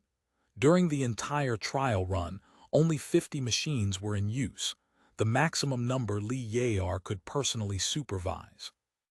These female workers were all refugees selected from Sihui Hall, unmarried, childless women between 16 and 20 years old. Silk reeling was labor-intensive and demanded high concentration, making young women most suitable. During the Industrial Revolution in the old time and space, most silk reeling workers had been child laborers aged 10 to their early teens, and their productivity was no worse than adults. Based on considerations of protecting young children's health and preventing them from aging prematurely, a waste of human resources, the Planning Commission had set the minimum working age at 16. Li Yayar planned to concentrate her efforts on this initial batch. Once their skills matured, they would serve as core workers to train newcomers. No one in the Council of Elders actually knew how to reel silk. Fortunately, the Zhenjiang long equipment was not high technology. The silk reeling technique was no different from the traditional pot beating method, so no special training was required in that regard. Li Yayar mainly trained the workers in using the foot pedal machine and the hot and cold water taps. The pot beating work was straightforward: cooking cocoons in boiling water, then locating the silk end within the cocoon body. The worker would hook the silk onto a wooden reel, press a small iron lever with her foot, and drive the axle of the reel to rotate, winding the silk into finished thread. Traditional silk reeling was entirely a sideline handicraft of farming households, cooking cocoons over charcoal fire and reeling out the silk. After the raw silk was made, it was sold to silk guilds, which then twisted it into dry warp. The production equipment and technology of Sihui Hall Filature far surpassed ordinary farmers, and the processing methods were more advanced than those of the silk guilds. Multiple steps that would normally require guilds to subcontract to various craftsmen were completed in a single facility. On the first day of operation, some minor malfunctions occurred, but overall performance was acceptable. The workers had been trained beforehand and weren't unfamiliar with the machines. The problem was that overall coordination still fell short. Some support and auxiliary tasks weren't keeping up in time. The quality of the silk produced also fell below Li Yayar's expectations, but these were all consequences of initial unfamiliarity. Li Yayar felt the problems weren't serious. More practice would naturally lead to proficiency.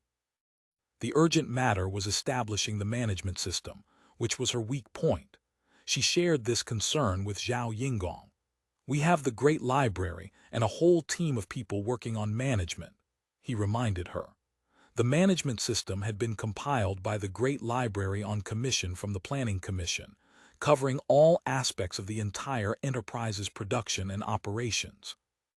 Except for a few naturalized citizen workers transferred from Lingao to maintain equipment, the workers at Sihui Hall were all indentured servants selected from refugees. This wasn't because Zhao Yingong believed slave labor was more efficient, but under contemporary conditions, hiring urban poor or rural women for factory work was completely unrealistic. Few women left home to work to begin with, and unless they lived close enough to commute daily, families were even less willing to let them stay overnight elsewhere. Only indentured servants, individuals with absolutely no personal freedom, were manageable. The main types of work at Sihui Hall Filature were silk reeling, peeling cocoon skins, entering the bushel and tying water knots, distributing cocoons and picking flowers and tightening threads. All positions except distributing cocoons were compensated by piece rate. Distributing cocoons involved no skill, only physical strength, so all women assigned to it were on the clumsy but sturdy side. They spent the day delivering cocoons to each silk reeling position as needed. At the end of each day, silk reeling workers would remove their finished products and place them on the pot of the steam pipe, covering them carefully with large oilcloth. Then they could return to the refugee camp to rest. The factory's odd job workers would collect the silk, place it in the baking room for another round of drying, then pick flowers and tighten threads. After twisting, the silk was packaged, very exquisitely. Zhao Yingong intended to position his raw silk as a premium product. Besides the workers directly handling raw silk, over 30 additional personnel served as cocoon baking workers, foremen, silk twisting workers, patrol workers, odd job workers, and machine maintenance workers. All these positions were paid monthly salaries. Regardless of type, all wages were paid in circulation notes. Since the vast majority of workers were indentured servants from the refugee camp, wages were extremely low, purely symbolic, in Zhao Yingong's view. The real compensation was 3 meals a day, with quality and quantity superior to what the refugee camp provided. The key insight was that receiving payment, even at purely symbolic levels, was enough to stimulate work enthusiasm.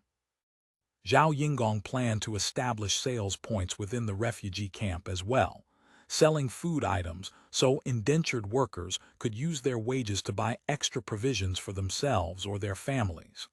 Moreover, by artificially differentiating worker grades, setting wage levels, and distributing bonuses, effective incentives could be created. This worked far better than simple slave labor. The Filature's working hours temporarily adopted a 2-shift rotation system. However, Zhao Yingong and Li Yayar planned to switch to 3 shifts once the workforce expanded. Human resources here were more abundant than in Lingao, and wage and welfare expenses were lower. There was no need to cling to a 2-shift system.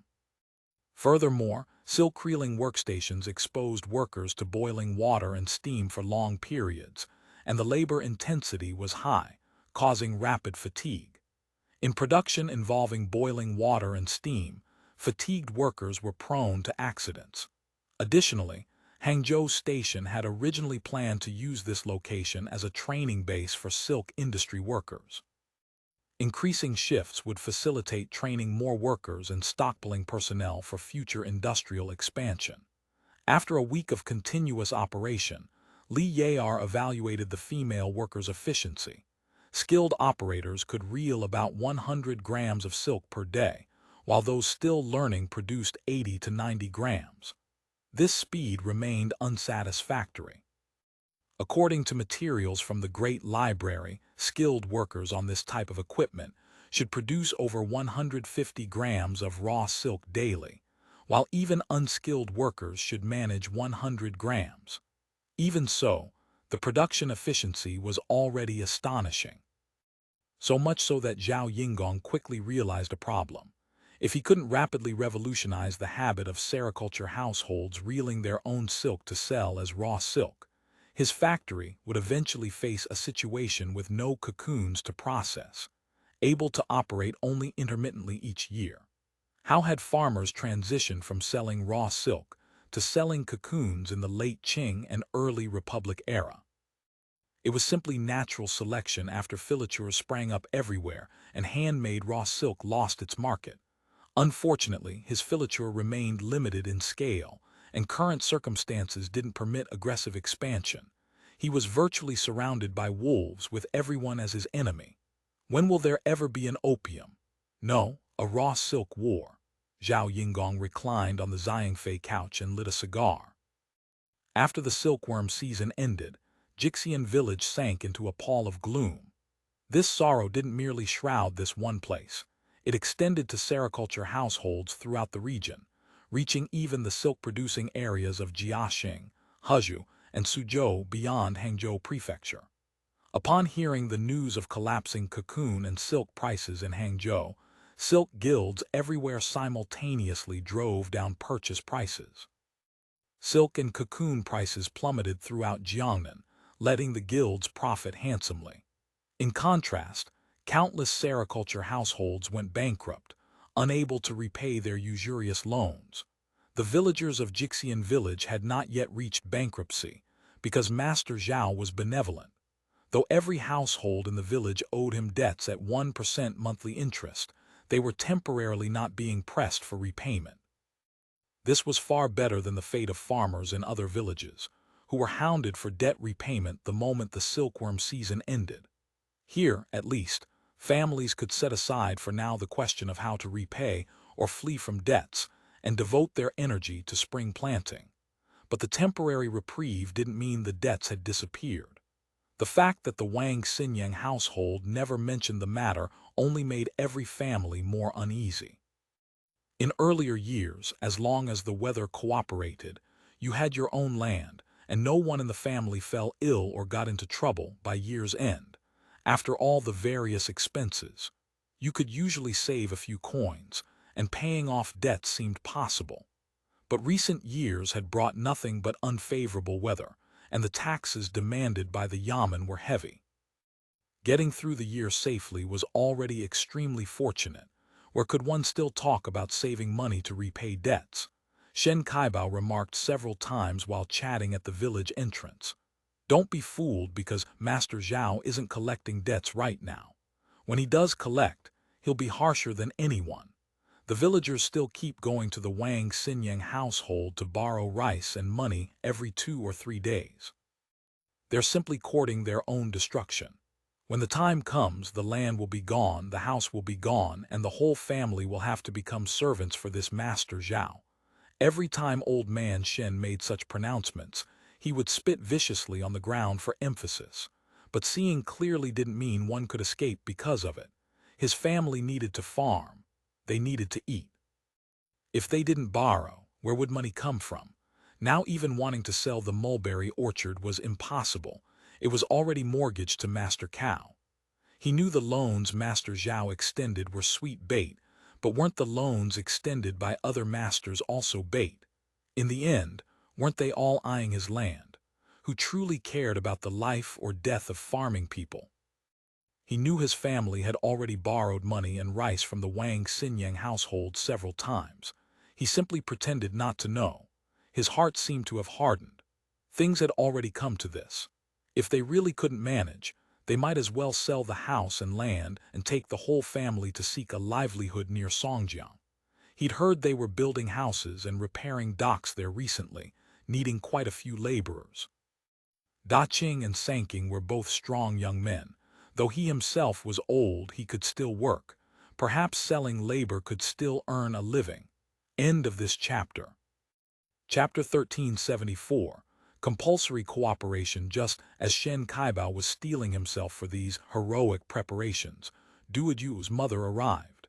She had formally become a monthly helper at the Wang Siniang household.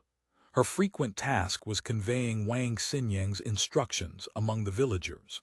In Shen Kaibao's eyes, she had become something of a lackey. Though everyone looked down on her somewhat, they also envied the lackey's compensation. Duoju's mother earned 1 tael and 2 mace of silver per month, roughly what shop assistants at the big stores in town made. She earned more than many men in this village. So while the villagers despised her inwardly, every time they saw her, they couldn't help but smile obsequiously and flatter her, terrified of giving offense. If she spoke ill of them to Wang Siniang, their debts might be collected first. Duoju's mother was all smiles. She told everyone that tomorrow evening the Shenda family was inviting all households in the village to a banquet, a thank-you feast for everyone's support of her business this year. "Bring the whole family," Duoju's mother called out cheerfully. "Plenty of wine and dishes have been prepared." Every household felt goosebumps rise at this news. There was never anything good about landlords inviting tenants to dinner. It meant either rent increases or evictions. Though the Wang Siniang household wasn't technically landlords, they were creditors to everyone. Creditors inviting debtors to dinner was even more self-explanatory. "I'd wager this is a hangmen banquet," Shen Kaibao said fiercely, but not going was absolutely impossible. Several boats had moored at the Wang Siniang family's pier, carrying caterers who had arrived to prepare the feast. Stoves were being set up on the thrashing ground. Baskets of pots, pans, ladles, and all manner of vegetables and meats were unloaded. Women gathered by the river washing vegetables. On the thrashing ground, fires blazed and steam rose. The fragrance of dishes cooking could be smelled throughout the entire village. Children's mouths watered as they eagerly anticipated the evening feast. Such days hadn't come in years. Even the anxious adults found their stomachs rumbling, saliva flowing involuntarily. That evening, the entire village, young and old, gathered at the thrashing ground before the Wang Siniang house. Tables and chairs borrowed from various households had already been arranged, with torches lit brightly all around. The fully laden tables made every eye in the village go wide. Wang Siniang sat at the head table with a beaming face, directing her subordinates to greet everyone and guide them to their seats. She offered some polite words, then ordered the feast to begin. No wine was served, but rice was unlimited. Everyone had barely managed to fill their stomachs with coarse grains lately. Now confronted with delicacies, who cared what medicine this hangmen banquet was selling? They wolfed down the food, demolishing everything like wind sweeping through clouds. In an instant, the dishes were cleaned out.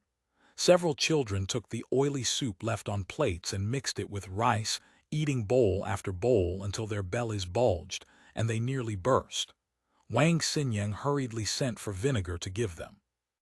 Once everyone had eaten their fill, Wang Siniang got to the main topic. The debts owed by each household could temporarily go unpaid. However, Master Zhao wanted the village to continue raising silkworms, specifically summer silkworms and autumn silkworms.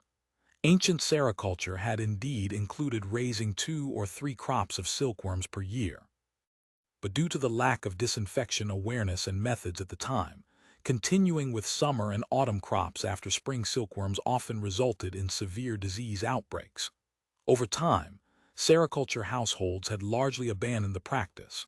Wang Siniang explained the proposal in detail. Both parties would sign a contract. Master Zhao would loan everyone silkworm eggs, mulberry leaves, and grain as advance payment, without interest. Each household would be responsible for raising a certain quantity of silkworm eggs according to their capacity. After the cocoon harvest, the advance payment would be deducted by converting it to cocoon quantity at contract prices, and the remaining cocoons would be purchased at those same contract prices. Everyone had heard of raising summer and autumn silkworms, but no one had actually done it. Now, hearing that Master Zhao wanted them to try, they couldn't help but exchange uneasy glances. No one dared respond. "Everyone can rest assured," Wang Siniang declared, patting her chest. "I have methods for raising summer and autumn silkworms, and I will naturally help take care of things when the time comes. I guarantee everyone's silkworm raising will succeed." No one believed her. In their view, this was just another new trick the wealthy had devised to exploit farming people. But no one dared refuse. Wang Xinyan held a bundle of IOUs, each charging 1% monthly interest, life-threatening ropes, everyone. Who would dare say no? Tomorrow Master Zhao could dispatch collectors and squeeze every household into immediate ruin. Zhao Yingong knew that in their current predicament, the sericulture farmers, caught between ruin and oblivion, had no choice but to accept his terms. Winning farmers' trust was tremendously difficult. Securing their genuine cooperation required even more sustained, relentless effort. He had neither sufficient manpower nor sufficient time to proceed slowly. He could only exploit this cheap purchase crisis and force his terms upon them with lightning speed. The methods were harsh, but this was the most efficient approach available.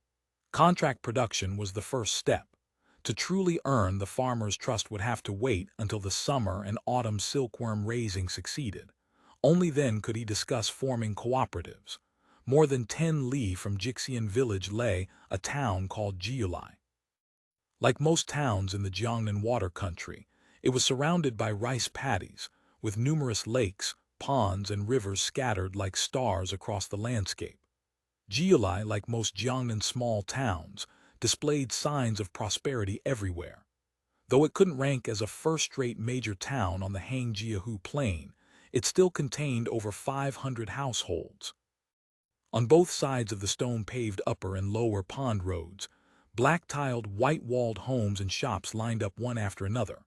Rice shops, cloth shops, grain stores, ironware shops, boat equipment stores, sundry goods shops, tea houses.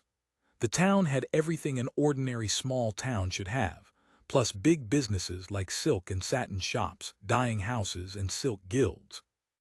Of course, there were also several temples and Taoist shrines with incense smoke curling skyward, honoring various gods and Buddhas. In the southwestern corner of this small town stood a residence that was compact but very exquisite. This was the mansion of Master Cao. Country folk didn't understand the imperial court's regulations, and late Ming society wasn't as sensitive about exceeding one's rank as in the dynasty's early days. Thus Master Cao, a local strongman with only a Ziyukai background, was grandly addressed as master by everyone, and his residence was called Cao Mansion. In the waterside pavilion overlooking the mansion's garden pond, the soft tapping of singing boards and the gentle voices of women could be faintly heard. Master Cao, Cao Guangju, reclined on a Xiangfei couch with half-closed eyes, emitting faint snoring sounds. A maidservant knelt beside the couch, fighting to resist the afternoon drowsiness while gently massaging his legs. Though he had slept for more than 3/4 of an hour without the master's orders, neither the singing girls nor the maidservant dared stop. Master Cao was middle-aged. Though he was a Ziyukai, and his family could claim to have passed down poetry and books through generations, he bore no resemblance to images like fair-skinned scholar or romantic talent of Jiangnan. He was a tall, dark, and robust fellow. His face was full of fierce flesh, conveying a ferocious expression even in sleep. Cao Guangju was a typical Broken Boots Party member, the title society at that time bestowed upon such rogue scholars. Broken Boots Party members were almost invariably Ziyukai or Imperial Academy students. Considering themselves persons of status, they could walk freely through government offices. In ordinary times, they monopolized lawsuits, mediated disputes, and bullied the weak while fearing the strong, extremely roguish. As for lending at interest and exploiting villagers, that was routine business. The Cao family had originally merely run a private school in town to make ends meet. Since Cao Guangyu became a Broken Boots party member and mastered its money-making methods, the family had prospered in just over 10 years. In recent years, he had also monopolized grain tax collection from nearby villages. Every year during summer and autumn tax seasons, he pocketed considerable extra water through methods like delaying reports and underreporting collections. His family business had grown formidable. Though Cao Guangyu was a Broken Boots party member who had done plenty of ruthless deeds abroad, his behavior in his own hometown remained reasonably restrained. His lending interest was lower than average, and his conduct more measured. This wasn't because he was kind-hearted. It was because the Jiangnan region had an extremely flourishing tradition of imperial examinations. There were many people with scholarly titles, and the gentry's power was great. As a mere ziyukai, if he truly offended a powerful member of the gentry, a single calling card could make his life difficult. Ordinary gentry also held the mentality of better to offend a gentleman than a petty man, so they maintained a relationship of well water not intruding on river water. When news reached him that someone in Jixian village and more than a dozen surrounding villages was lending at a monthly interest of just 1%, Cao Guangyu dispatched people to investigate. Who could be so charitable as to lend at such a rate? Though lending at interest was one of his business lines, he had never attempted to form a monopoly in the area. Interest lending was the main income source for gentry and masters everywhere. As a Broken Boots party member, he absolutely didn't dare dream of cornering the market. But this blatant business stealing caught his attention. His investigators learned that behind the lender was a ziyukai master surnamed Zhao from Hangzhou City, and this Mr. Zhao had considerable reputation among the Hangzhou gentry. He was particularly influential among the Catholic gentry. Upon learning this, Cao Guangyu had no further thoughts. Without a diamond, don't take on porcelain work. No wonder this Master Zhao had dared to send people so boldly to steal business. As a Broken Boots party member, Cao Guangyu could certainly make trouble for the other party, but given the man's deep background, any real confrontation would end badly for Cao Guangyu himself. Besides, plenty of gentry in the area lent money and he wasn't the biggest player. Why should he stick his neck out? When things escalated, some greater master would naturally step forward. So Cao Guangyu retreated. These were the busy farming days. Tax collection season hadn't arrived, and no one had time for lawsuits. His business was slow. Apart from his morning routine of soaking in water at the tea house, gathering news and catching up with friends from all walks of life to scout for profit opportunities, he spent his days leisurely at home. His snoring grew louder. At that moment, the steward hurried along the garden path. In his hand, he carried a visitor's calling card.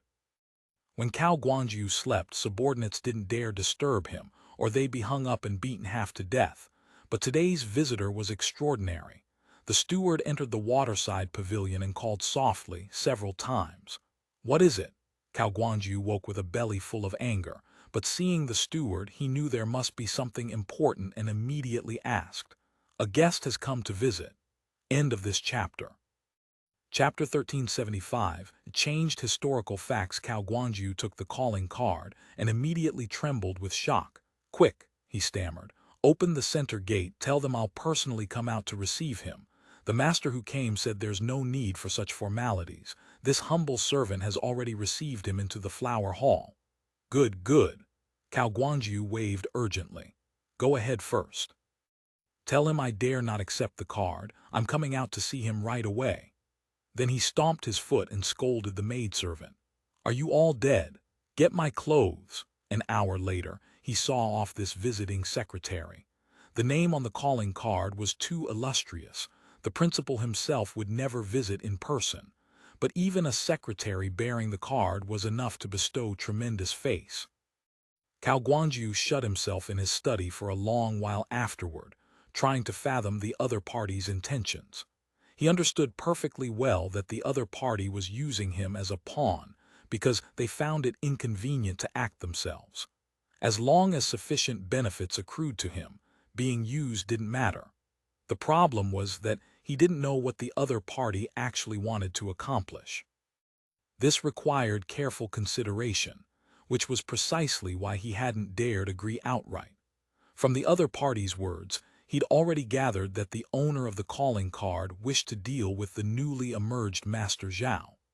This principal certainly had a formidable enough background, but the Catholic gentry backing Master Zhao were also not to be trifled with.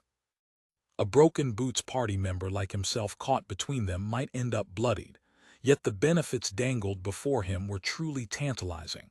This broken boots party member found it impossible not to swallow the fragrant bait. Thinking of this, he couldn't help fingering the pouch the other party had left behind. It was heavy.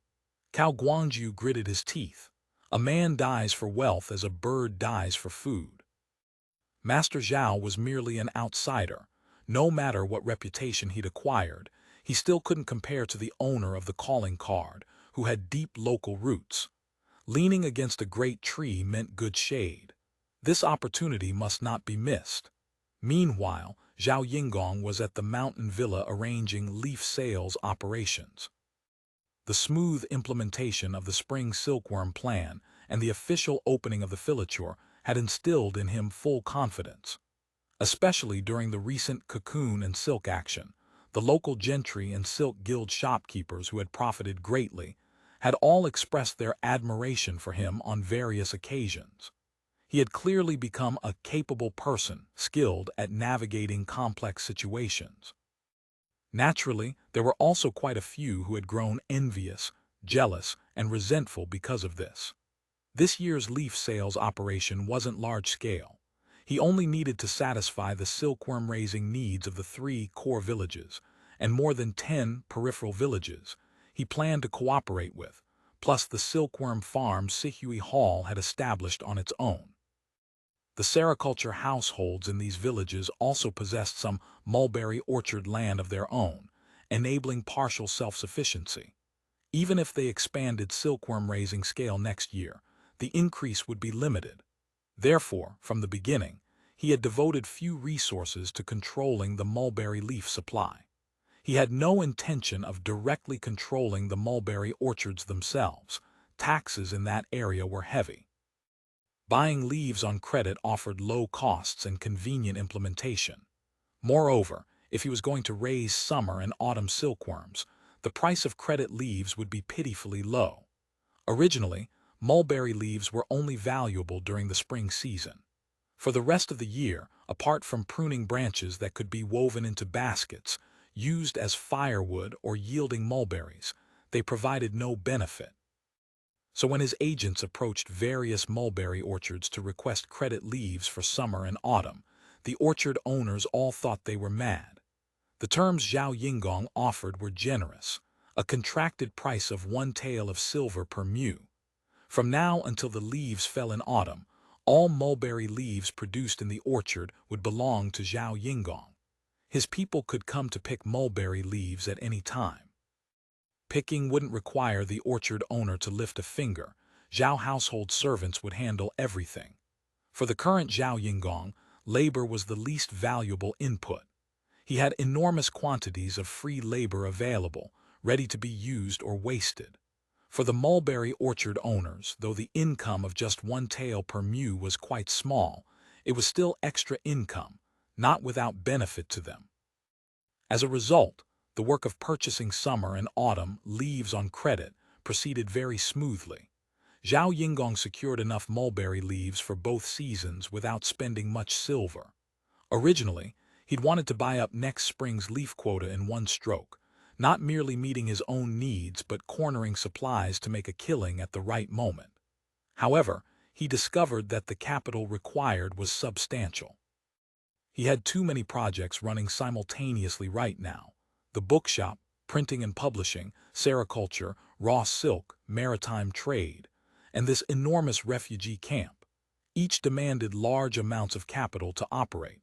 Cash flow depended primarily on funds from the merchant's bureau. The trick of 8 pots and 7 lids wasn't unique to the old time and space. His juggling act might not escape others' notice. For now, he would have to be satisfied with small-scale operations. Though he had many ideas, Zhao Yingong could only bide his time. Bigger steps would have to wait for next year. Currently he lacked sufficient strength, and the Council of Elders' influence remained insufficient. In this society where those on top took all, one had to be very careful. There were still many things he needed to accomplish. Jiying. He called out, and Jiying immediately appeared at the study door, quietly awaiting orders. "Prepare a boat for me. I'm going to Shanghai." For convenience of traveling around Jiangnan, he had long ago purchased a wuxi fast boat. At a single command, the boatmen took turns rowing day and night. In just a few days, they could reach major political and commercial centers of Jiangnan like Shanghai, Suzhou, and Nanjing. Shanghai in particular was the most important commercial channel for the Council of Elders throughout the entire Jiangnan region. All branches of the Mountain Sea, 5 routes had established institutions there. The Japan trade activities Zhao Yingong was about to launch also used Shanghai as their operations center. Goods destined for Japan were currently being transported to Shanghai for assembly. Besides raw silk, silk cloth, white sugar, Chinese medicinal materials, porcelain, and other traditional exports that Hangzhou Station had purchased from suppliers in Jiangnan, Fujian, Guangdong, and Jiangxi. There were also large quantities of daily necessities and hardware manufactured in Lingao. Though 17th-century Japan had achieved considerable agricultural and commercial development, its handicraft industry remained remarkably backward. Traditional Japanese craftsmanship was highly refined, but severely lopsided. For niche consumer goods, the level of craftsmanship far exceeded general standards. But for mass consumer goods, both quality and production capacity were woefully inadequate. Historically, Japan had relied on massive imports of Chinese-made daily necessities to meet demand. The scarcity of hardware in particular exceeded most people's imagination. Even the most commonly used items like iron nails were often unavailable. The claim that constructing great Buddha statues and temples required nails, hence necessitating sword hunts, was not a ridiculous excuse from the perspective of people at the time. In the Council of Elders' industrial system, the products that could currently be mass exported and dumped, besides paper, were hardware. Beyond mass exports to the Guangdong market, there were also exports to Jiangnan. The Japan trade would naturally not be overlooked. However, his rush to Shanghai wasn't about Japan export matters. Shentingyang had requested his presence to discuss something. The letter hadn't specified what, saying only, "The matter is urgent." What exactly was so pressing that he had to be summoned immediately? And why had the location been chosen as Shanghai? Shanghai was the future headquarters of the Merchants Bureau, the starting point for Japan trade and grain sea transport. Meeting here obviously involved these two matters. Zhao Yingong pondered the question throughout the journey. He arrived in Shanghai and had barely settled into the residence before instructing someone to deliver a letter to the Shen family residence, arranging to meet with Shentingyang. That evening, the two met at Zhao Yingong's Shanghai residence. Zhao Yingong had been deeply worried that Shentingyang intended to cause trouble over the ship-shares arrangement. To his surprise, the man was actually beaming. The moment they met, he cupped his hands in congratulations. "Finally, there are sensible people in the court." Shentingyang was visibly excited. What? Zhao Yingong had already suspected this had nothing to do with Japan exports. His heart relaxed considerably. He knew what the other party cared about most was abolishing canal transport in favor of sea transport. Could it be that the Ming court had actually changed its ways? Had it advanced the experiment of sea transport for grain contrary to history? He ventured a probe. Could it be that the court has already agreed to abolish canal transport for sea transport? Ha ha ha, younger brother jests. Shentingyang laughed.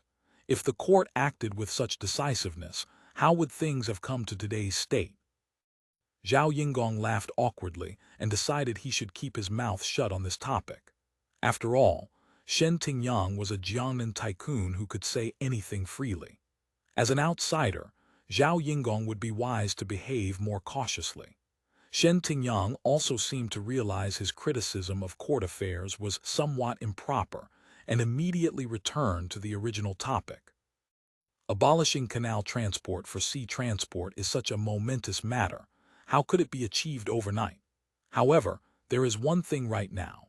If done well, it will serve as the precedent for future abolition of canal transport. He told Zhao Yingong that after the Dengzhou rebellion was suppressed, the entire system for transporting grain and military pay from Dengzhou to Liaodong had been utterly destroyed. The grain, silver, and military equipment originally stockpiled in Dengzhou were lost completely. Requests for grain and pay from Guanning and Dongjiang came flying in like snowflakes. "You probably know the habits of these military gentlemen," Shenjiang said. He appeared to be in excellent spirits and consequently very talkative.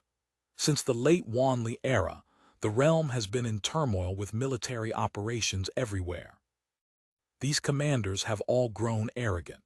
Without grain and pay, they won't budge from their positions, let alone exert themselves in battle.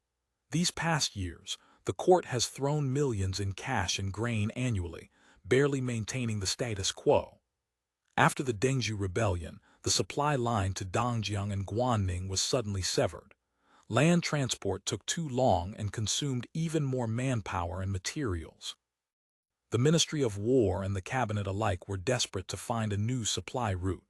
So this time, the court has issued an edict to transport tribute grain directly from Jiangnan to Liaodong by sea. Shenjiang appeared overjoyed. "Is this matter to be handled by Brother Wu Mei?" "Exactly." When Shenjiang spoke of it, he practically wanted to dance with joy. His excitement was beyond words. "I've already had someone submit a memorial and also presented my book on sea transport and map of sea transport." Zhao Yingong vaguely recalled that this should have happened after Shenjiang became a secretary in the Grand Secretariat. The current Shenjiang was still only a student at the Imperial Academy. It would be several more years before he became a secretary. Obviously, something had changed. End of this chapter. Chapter 1376. Each with their own calculations, it seemed the Council of Elders' actions were changing the course of history more and more. Historically, the matter of switching to sea transport had always encountered tremendous resistance, yet this time it had proceeded remarkably smoothly. Obviously, factors he didn't know about were playing a role. Shenjiang was in high spirits and quite talkative. The ambitions and proposals he'd nurtured for years finally had a chance to be tested. From his words, Zhao Yingong pieced together a general picture. This direct transport of grain and pay from Jiangnan to Liaodong was a proposal from Minister of War Xing Minjiu. Due to the Council of Elders' intervention, Minister Xing had appeared decisive and capable throughout the entire Dengzhou suppression. Because of this, his standing in the emperor's mind remained tolerable. Though he'd received disciplinary measures, he hadn't lost his position and been dismissed as in the old time and space. He continued to muddle through in the increasingly difficult role of Minister of War. As for Wei Xing Minjiu, this consistently wishy-washy, slippery bureaucrat, would suddenly put forward such a bold proposal, Zhao Yingong found it unsurprising. The man was desperate to restore imperial favor. He could only take risks, make moves, demonstrate his talent, and remind the emperor that he was still useful. The Dengzhou incident had caused consequences that couldn't be remedied simply by suppression. Sun Yuanhua, who was still laboring at the aftermath in Dengzhou, was working himself half to death, yet remained under the dismissed from office disciplinary measure to this day. Changying would not easily forgive those deemed primarily responsible. However, the reason Xing Minjiu had dared make such a bold proposal was obviously because someone had given him great confidence. That person was probably not as obvious as grand secretaries like Zhou Yanru or Su Guangqi. It must have been the result of behind-the-scenes maneuvering by someone extraordinarily powerful at court. Could it be Zhang Pu, the heavenly master? Zhao Yingong felt this was most likely. Ever since his personal visit to TeaPicking to promote the proposition of abolishing canal transport for sea transport, He had sensed that Mr. Zhang was deeply interested. The Fush Society largely represented the interests of groups centered on the gentry and landlords of southern Zhili, and canal transport had always been the burden they complained about most bitterly. They had the greatest motivation. Shengminjiu's memorial had garnered support from all sides. Because Shen Tingyang had long been working on this matter in the capital, Shengminjiu recommended him and also presented his book on sea transport and map of sea transport. After court deliberation, both emperor and ministers agreed it was worth a trial to relieve Liadong's urgent needs. They conferred upon him the nominal title of Secretary of the Grand Secretariat and authorized him to handle the matter with full authority. If this succeeds, there's also the possibility of switching tribute grain to sea transport in the future, Shen Tingyang declared. As long as grain could be transported directly from Jiangnan to Liaodong this time, it would prove that sea transport was reliable and inexpensive. From there, discussions of sea transporting the white grain from Taikang, or even expanding to a full abolition of canal transport, could be implemented step by step in a gradual and orderly manner. Zhao Yinggong knew things weren't that simple. The force of habit and obstruction by vested interests meant any reform would encounter great resistance. Historically, Shen Tingyang's sea transport experiment had achieved complete success, yet canal transport had continued to rely on the inefficient Grand Canal. Nevertheless, since history had already shifted somewhat due to their arrival, this change would inevitably trigger a chain of reactions. The butterfly effect wasn't merely empty talk. Zhao Yinggong adopted an appropriately pleased expression, offering a few agreeable words while waiting for the other party to get to the point. Shen Tingyang had specifically invited him here to discuss something. There must naturally be specific cooperation to negotiate. However, Shen Tingyang's pleased expression didn't last long. It soon turned grave. To tell the truth, the reason this elder brother specifically invited worthy younger brother to Shanghai is to discuss some important matters. If there's anywhere I can be of use, I will certainly serve. Zhao Yinggong nodded repeatedly, his expression solemn. What followed would be the crux of the matter. Shen Tingyang must have encountered difficulties he felt incapable of handling alone, which was why he had come seeking help. Since he'd come seeking help, the Merchants' Bureau would inevitably be involved in this arrangement. If Zhao Yinggong could use this opportunity to bring coastal shipping routes under Merchants' Bureau control, his company would become a legitimate Ming Dynasty official ship. In coastal areas, that would mean conducting smuggling and illicit trade, anything, really, with full justification. Thinking of this, Zhao Yinggong couldn't help but feel excited. Only then did Shen Tingyang elaborate on the specific issues surrounding this grain and pay transport. This shipment to supply the Guanning garrison would comprise 50,000 shi of husked rice. For Shen Tingyang's sea transport capacity, this wasn't a heavy burden. A brand new large sand boat had a carrying capacity of roughly 4,000 shi. 13 or 14 large sand boats could easily meet the demand. The Shen family had more than 100 sand boats, many of which were already sailing the northern sea route. Completing the grain transport mission would be more than sufficient, but matters were rarely as straightforward as they appeared. After gaining Shengminjiu's support and submitting his memorial, Shen Tingyang had quickly obtained the edict for trial transport of grain and pay. The ensuing problems, however, proved deeply troublesome. The 50,000 shi of grain was to be allocated from Jiangnan, with the amount deducted from this year's tribute grain. This was originally a convenient arrangement serving both public and private interests. But when Shen Tingyang approached the Provincial Administration Commission to handle the matter, he'd hit a wall. The commission refused to allocate grain, claiming that many prefectures and counties in southern Zhili had suffered floods and droughts the previous year, leaving reserves insufficient everywhere. Spring also demanded large amounts of seed grain. The provincial treasury simply had no grain to allocate, and so forth. This elder brother originally assumed this was merely the customary solicitation of bribes, Shenjiang recounted. Unexpectedly, the official in charge proved impervious to persuasion. No matter who went to intercede, he refused to even accept bribes. He simply insisted there was no grain and demanded disbursement of cash equivalent instead.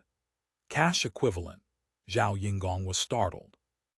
Cash equivalent, as its name implied, meant dispersing silver instead of grain, according to grain prices. This was very common in the Ming and Qing dynasties, because silver was easier to transport and use than grain. For distant regions with poor transportation conditions, paying cash equivalent was often far cheaper than transporting actual grain. Cash conversion involved tricks like silver purity issues, melting losses, and other manipulations. It offered no fewer opportunities for corruption than transporting husked rice. Most crucially, after embezzlement, it eliminated the step of converting to cash. Consequently, it was popular among officials. As you know, we're currently in the so-called hungry months of May and June, Shenjiang continued. The grain price outside is 3 mace per due. 1 shi of rice, even buying wholesale from grain merchants, costs over 2 taels of silver per shi, and grain prices are currently rising. There's no telling where they'll stop. Zhao Yingong now understood. The Provincial Administration Commission's cash equivalent was almost certainly based on the official price. How much does the official price give? 1 tael and 2 mace. Shenjiang smiled bitterly. 1 tael and 2 mace can only buy 6 or 7 due of rice wholesale. To gather 50,000 shi of rice would require putting in at least 40,000 taels of silver. The commission's cash equivalent rate was based on 1 tael and 2 mace per shi, but when actually claiming reimbursement from the Ministry of Revenue, it was at 2 taels per shi. Back and forth, this 40,000 taels became the handling personnel's profit. Compared to this 40,000 taels, a few hundred taels of customary fees and bribes counted for nothing. No wonder they used such high-sounding refusals. Zhao Yingong silently cursed officials for their shamelessness. Their greed truly knew no bounds. What is to be done? Surely Brother Jiming cannot use his own silver to handle this. Exactly. Shenjiang spoke resentfully. This elder brother is half a businessman. There are all sorts of strange business methods under heaven, but loss-making ventures simply cannot be undertaken. This time, transporting grain and pay for Guanning. Though this elder brother's intention is to repay the court, I cannot take my own family's money to plug those corrupt officials' dog holes. In ordinary times, since the Shen family was a shipping dynasty with established commercial networks, it didn't matter which waterway or grain wharf was involved. As long as cheap grain was available, they could buy in bulk. Not only would they avoid losses, they might even turn a small profit. But this time, Shenjiang faced an even more troublesome complication. The secretaries of Guanning garrison responsible for coordinating grain and pay transport in the capital had already quietly let it be known that Guanning would absolutely not accept rotten and spoiled old granary rice. They demanded cash equivalent silver. Wouldn't that solve the problem? Zhao Yingong was puzzled. Since the Guanning army wanted silver, simply transporting 60,000 taels would be convenient and avoid all the price differential hassle. Shenjiang smiled bitterly and shook his head. Worthy younger brother, you still know too little about the tricks of officialdom. The Ministry of Revenue's reimbursement is 2 taels of silver per shi. How could the Guanning army possibly accept cash equivalent silver at 1 tael and 2 mace? No matter how they calculated Shenjiang, the man handling this sea transport would lose money. And this was only the loss on the main item. The various other expenses and entertainment fees added up to no small sum either. In the past, by floating loss of a portion, these expenses could be offset with something left over. But this time, the gap in the main item was simply too large. Even Shenjiang felt at a loss. Moreover, for this sea transport, many grandees at court exerted great effort. They must all be shown proper appreciation. Shenjiang thought of this enormous subsequent expense and couldn't help but knit his brows. These personnel expenses absolutely could not be skimped. Otherwise, he feared he couldn't even get the cash-equivalent silver for sea transport on time. When Yamen wanted to make difficulties for people, their methods came one after another, and they never let you catch them making a mistake. Without grandees at court speaking up, he couldn't even pass the first hurdle. Originally, according to his thinking, this sea transport of grain and pay was serving the court. Even if he couldn't make money for the time being, so be it. As long as expenses could break even, that would suffice. If canal transport could eventually be abolished for sea transport, the benefits for both country and self would be immense. The immediate small profit could well be set aside. Unexpectedly, the moment the edict for this sea transport came out, he found himself standing at the center of a storm. Every party seemed to think he'd obtained some immense fat position. They all eyed him hungrily, ready to devour. Unexpectedly, wanting to get things done is so difficult. Siniang heaved a long sigh. I wonder if worthy younger brother has any good strategy. While Siniang was speaking, Zhao Yingong's mind had already been turning over several ideas. He recalled materials from the Compendium of Ming Political and Social Conditions, provided by the External Intelligence Bureau, combined with the commercial intelligence collected by Mountain Sea 5 routes over the past year. He already had a countermeasure in mind. He coughed lightly. In my humble opinion, this matter is not impossible to accomplish. Siniang seemed to have been waiting precisely for these words. His gaze grew sharp as he watched Zhao Yingong intently. Please enlighten me, worthy younger brother. End of this chapter. Chapter 1377, Grain and Silver. In studying the logistical history of the Guanning army, Zhao Yingong had discovered a peculiar phenomenon, the army's obsession with silver over grain. As a military force comprising over 100,000 soldiers and civilians, grain was naturally the backbone of supply. Yet time and again, the practice of transporting cash equivalents instead of actual grain prevailed, a strange preference for currency over sustenance. The logic seemed sound enough. Transporting silver cost a fraction of what it took to move grain of equal value, and once the silver arrived, the local purchase of grain would, from a modern economist's perspective, enliven regional markets and stimulate development. Applied to the Guanning army, however, this approach proved disastrous. The Guanning army was stationed in bitter, frozen Liaodong. After the Ming lost Shenyang, their holdings had shrunk to a mere corridor of fortresses stretching from Jinzhou to Shanghai Pass. Though military households continued to farm, the brutal climate, with its frost-free period of less than 2 months, meant pitifully low grain self-sufficiency. They depended entirely on supplies from inside the pass.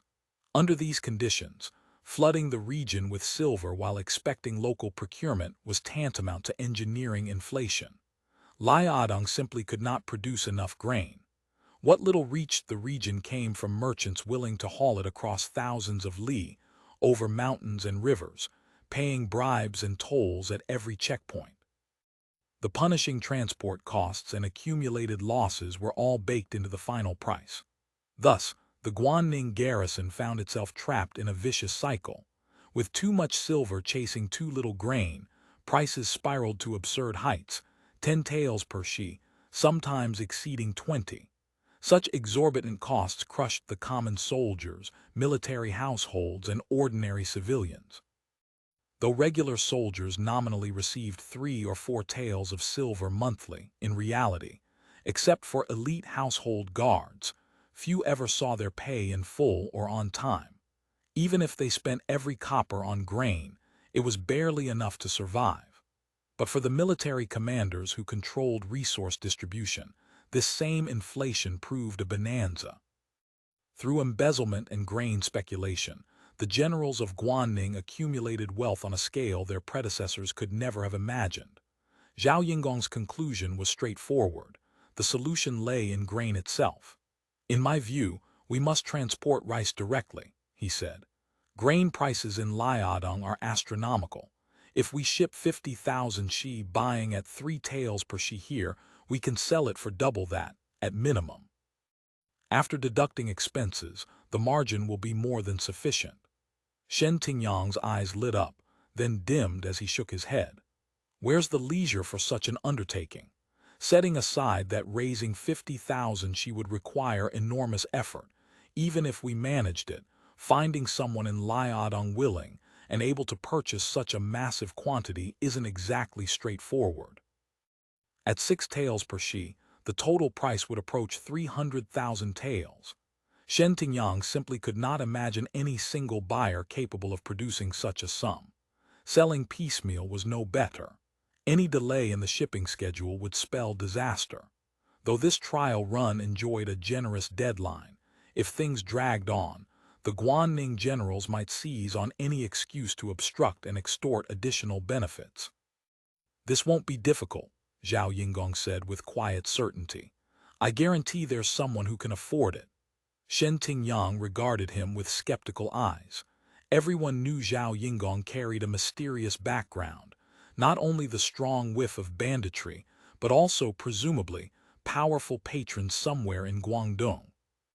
Yet his confidence regarding Liaodong's commercial situation, a market that terrified most merchants, seemed almost suspicious. Still, Zhao Yingong was not a man given to empty boasts. After their successful trade with Japan, his credit in Jiangnan's business circles had become as solid as the 9 tripods. He would not deceive him with mere talk. After a moment's thought, Siniang nodded. Very well, worthy brother. I shall trouble you with this. As for the transport, my intention is to have the Merchants' Bureau handle it. Zhao Yingong immediately understood. The Shen family possessed plenty of large ships of their own. A voyage to Liaodong required few sand boats, so there was no real need to involve the joint venture Merchants' Bureau. This was a test. If Zhao Yingong were speaking empty words, he would never dare risk his beloved daughter, the Bureau itself. If he accepted, it meant he possessed genuine confidence. Zhao Yingong affected an expression of surprise and hurriedly demurred. That's entirely improper, he said, shaking his head repeatedly. This is Brother Shen's enterprise. What do you mean? The Merchants' Bureau has this elder brother's shares as well. Since you put it that way, I shall obey. Zhao Yingong declined no further. He had intended to insert himself into this transaction from the start. Seeing him accept without hesitation, Siniang felt half his worries dissolve. The difficulty remains raising 50,000 she on short notice. The key was finding a large grain merchant capable of supplying such volume. Quality mattered little. They were converting grain directly to silver for resale. In present-day Liaodong, anything edible would sell. But locating such a merchant was no simple matter. Grain circulation in this era operated within narrow confines. Though certain distribution markets had emerged, their reach remained limited. Moreover, last year's disasters across southern Zhili had significantly reduced harvests. After paying tribute grain, local reserves were stretched thin. Raising 50,000 she would require dealings with numerous grain merchants. Bulk purchasing on this scale would inevitably drive prices higher, already climbing as it was, and gathering grain from scattered sources would require prolonged transshipment. Siniang estimated that even if he leveraged his entire commercial network across southern Zhili, the average cost per she delivered to Shanghai would probably exceed 3 taels. No need to rush on that account, Zhao Yingong said calmly. I'll work on the grain supply as well, but we must secure the cash-equivalent silver as quickly as possible. That, Brother Jiming, will require your efforts. Cash-equivalent silver was far from easy to obtain. Where procedures existed, costs followed. Zhao Yingong understood this intimately, even in the democratic rule-of-law society of his old timeline. Settling accounts between contractors required sweeteners. How much more so in an era where customary fees were openly acknowledged? Leave it to me, Siniang agreed. Zhao Yingong threw himself into the preparations. For a wholesale buyer in Liaodong, he already had someone in mind. Li Loyu's Liaohai trading house had both the capital and the distribution network. Purchasing 50,000 she of grain would pose no difficulty for his operation. True, the price he could charge Li Loyu wouldn't be excessive, but 6 taels per she remained achievable, nor would Li need to pay the full 300,000 taels in silver. 100,000 would suffice for the handover to Guanning garrison. According to intelligence from the External Intelligence Bureau, Liaohai Trading House maintained working capital of 3 to 400,000 taels in Liaodong. 100,000 in cash was manageable. The remainder could be offset through bank drafts, redeemable at various branches inside the pass, or through direct commodity purchases per their existing remittance agreement. In Liaodong, grain was the most coveted commodity and the most profitable. Whether sold to the Guanning army, the Zhenjiang army, or even the Manchus, it commanded high prices. Where it ultimately went was Liao Haihong's affair, not Zhao Yingong's concern. But using Liao Haihong as the wholesale intermediary served another purpose. Neither the Council of Elders nor Shen Tingyang possessed real connections in Liaodong. If they transported 50,000 she directly and attempted to sell it rashly, even setting aside how few local merchants had the means to buy, the entire shipment risked seizure by soldiers, leaving them with nothing. Merchants from the Dengzhuleju region who had gone bankrupt this way were not few. Li Loyu, by contrast, had operated in Liaodong for years. His roots ran deep.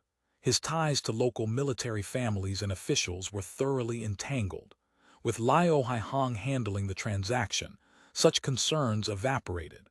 Frankly, only a figure of his power dared do business in that lawless territory and still turn a profit. The remaining question was critical. Where would the husked rice come from? Jiangnan was in the grip of a supply crunch. Wealthy households hoarding grain would certainly wait for peak prices. Rates would only fall after the summer harvest hit the market, and Shen Tingyang obviously could not wait. Zhao Yingong's confidence was not quite as ironclad as the assurances he had given Shen Tingyang. His original plan was to transport Siamese husked rice from Lingao. The price advantage was overwhelming. Even delivered to Shanghai, the cost per she would not exceed 1 tael. But Siamese rice imports remained constrained by transport capacity, and the flood of immigrants had tightened things further.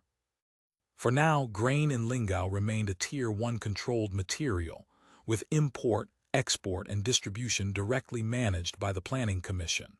Transferring 50,000 she in one shipment, even if it promised several times the profit, would almost certainly be denied. He had already submitted a request, but privately held little hope. As for Taiwan and Jeju, agriculture had developed to a degree, but both regions bore the burden of receiving massive refugee transfers. Jeju Island was barely self-sufficient. Taiwan's grain still had to come from Lingao. Counting on either to export was impossible. Besides, grain reserves in those locations consisted largely of relief rations and potatoes, hardly commodities that could be converted to silver in Liaodong. It seemed he would have to look elsewhere. Zhao Yingong considered several possibilities. The Joseon kingdom was destitute. Extracting even a few thousand, she would reduce the Joseon court to endless complaints. Buying from them was unrealistic. Japan produced grain in considerable volumes by contemporary standards, but surplus for export was virtually non-existent. Grain had never been among their trade goods. Zhao Yingong turned the problem over in his mind, but could devise no brilliant solution. End of this chapter. Chapter 1378. Rice from Changying Granary. Procuring 50,000 she of rice in southern Zhili was beyond the capacity of any ordinary merchant. Shen Tingyang volunteered to work his own channels. Wuhu on the Yangtze was a major grain distribution hub, and perhaps a considerable quantity could be raised there. He aimed to gather it within a month. Zhao Yingong returned to the Kiwei Shanghai branch and summoned Mao Sansheng to discuss the matter. Since arriving in Shanghai, Kiwei had focused primarily on logistics, but Mao Sansheng had handled enough varied cargo to accumulate considerable market knowledge. "I'm afraid bulk rice purchases aren't possible right now," Mao Sansheng said. We do business with merchants at several rice markets. Bulk prices have shot up recently and everyone's holding back stock. They're only releasing amounts in the tens or 1 or 200 shi. Buying even 1,000 or 2,000 shi at once is difficult. Kiwei Warehouse dealt most frequently with bulk goods merchants like rice dealers, so Mao Sansheng's assessment was reliable. I need to raise 50,000 shi of rice. Within a month. Mao Sansheng drew a sharp breath. Master, that's going to be extraordinarily difficult. If you put real effort into purchasing, how much can you realistically gather? Running from household to household, leaning on past relationships and personal favors, we might scrape together 10,000 shi or so, but the price? Mao Sansheng indicated the final average might exceed 3 taels of silver. That expensive? Zhao Yingong was displeased. If we manage to buy rice at that price, we should count ourselves blessed. Very well, send people to handle it. Buy what you can and transport everything to Shanghai. 10,000 she still left a vast gap. Though the difficulties seemed daunting, Zhao Yingong could only steel himself and remain in Shanghai to coordinate the purchasing effort. Despite southern Zhili's persistent natural disasters, it remained one of the few regions under Ming rule that could still be called stable. Social order functioned more or less normally, and grain supply was adequate, if expensive. Though rice prices climbed and merchants hoarded their stocks, rice could still be bought if one was willing to pay. This was a season of steadily rising prices to begin with. The large-scale purchasing campaign by Shen Tingyang and Zhao Yingong sent them climbing continuously. Previously, rice prices in southern Zhili and Anhui had been low enough for surplus grain to flow into Zhenjiang, which had suffered severe shortfalls this year, to supplement the shortage. But as purchase volumes increased, vast quantities of grain and rice began converging on Shanghai, where transportation was most convenient. In the Hangjiahu region, which had endured floods and droughts the previous year, rice prices had actually declined for a time, thanks to relief grain distributed by the Famine Relief Bureau and price-stabilizing sales. Now they began to rise again, quietly breaching 3 mace per due. For 15 consecutive days they climbed, until by mid-June, Hangzhou's rice price reached 3 mace 6 kandarines, approaching the famine threshold of 4 mace. Far away in Shanghai, Zhao Yingong was wholly unaware of this shift. Though weekly intelligence reports covering social and financial developments reached his desk, he was consumed with purchasing grain and negotiating commercial contracts with Liaohai Trading House. He had no attention to spare.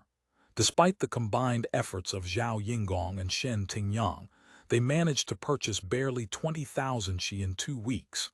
At this pace, gathering 50,000 shi by the latest July departure seemed unlikely.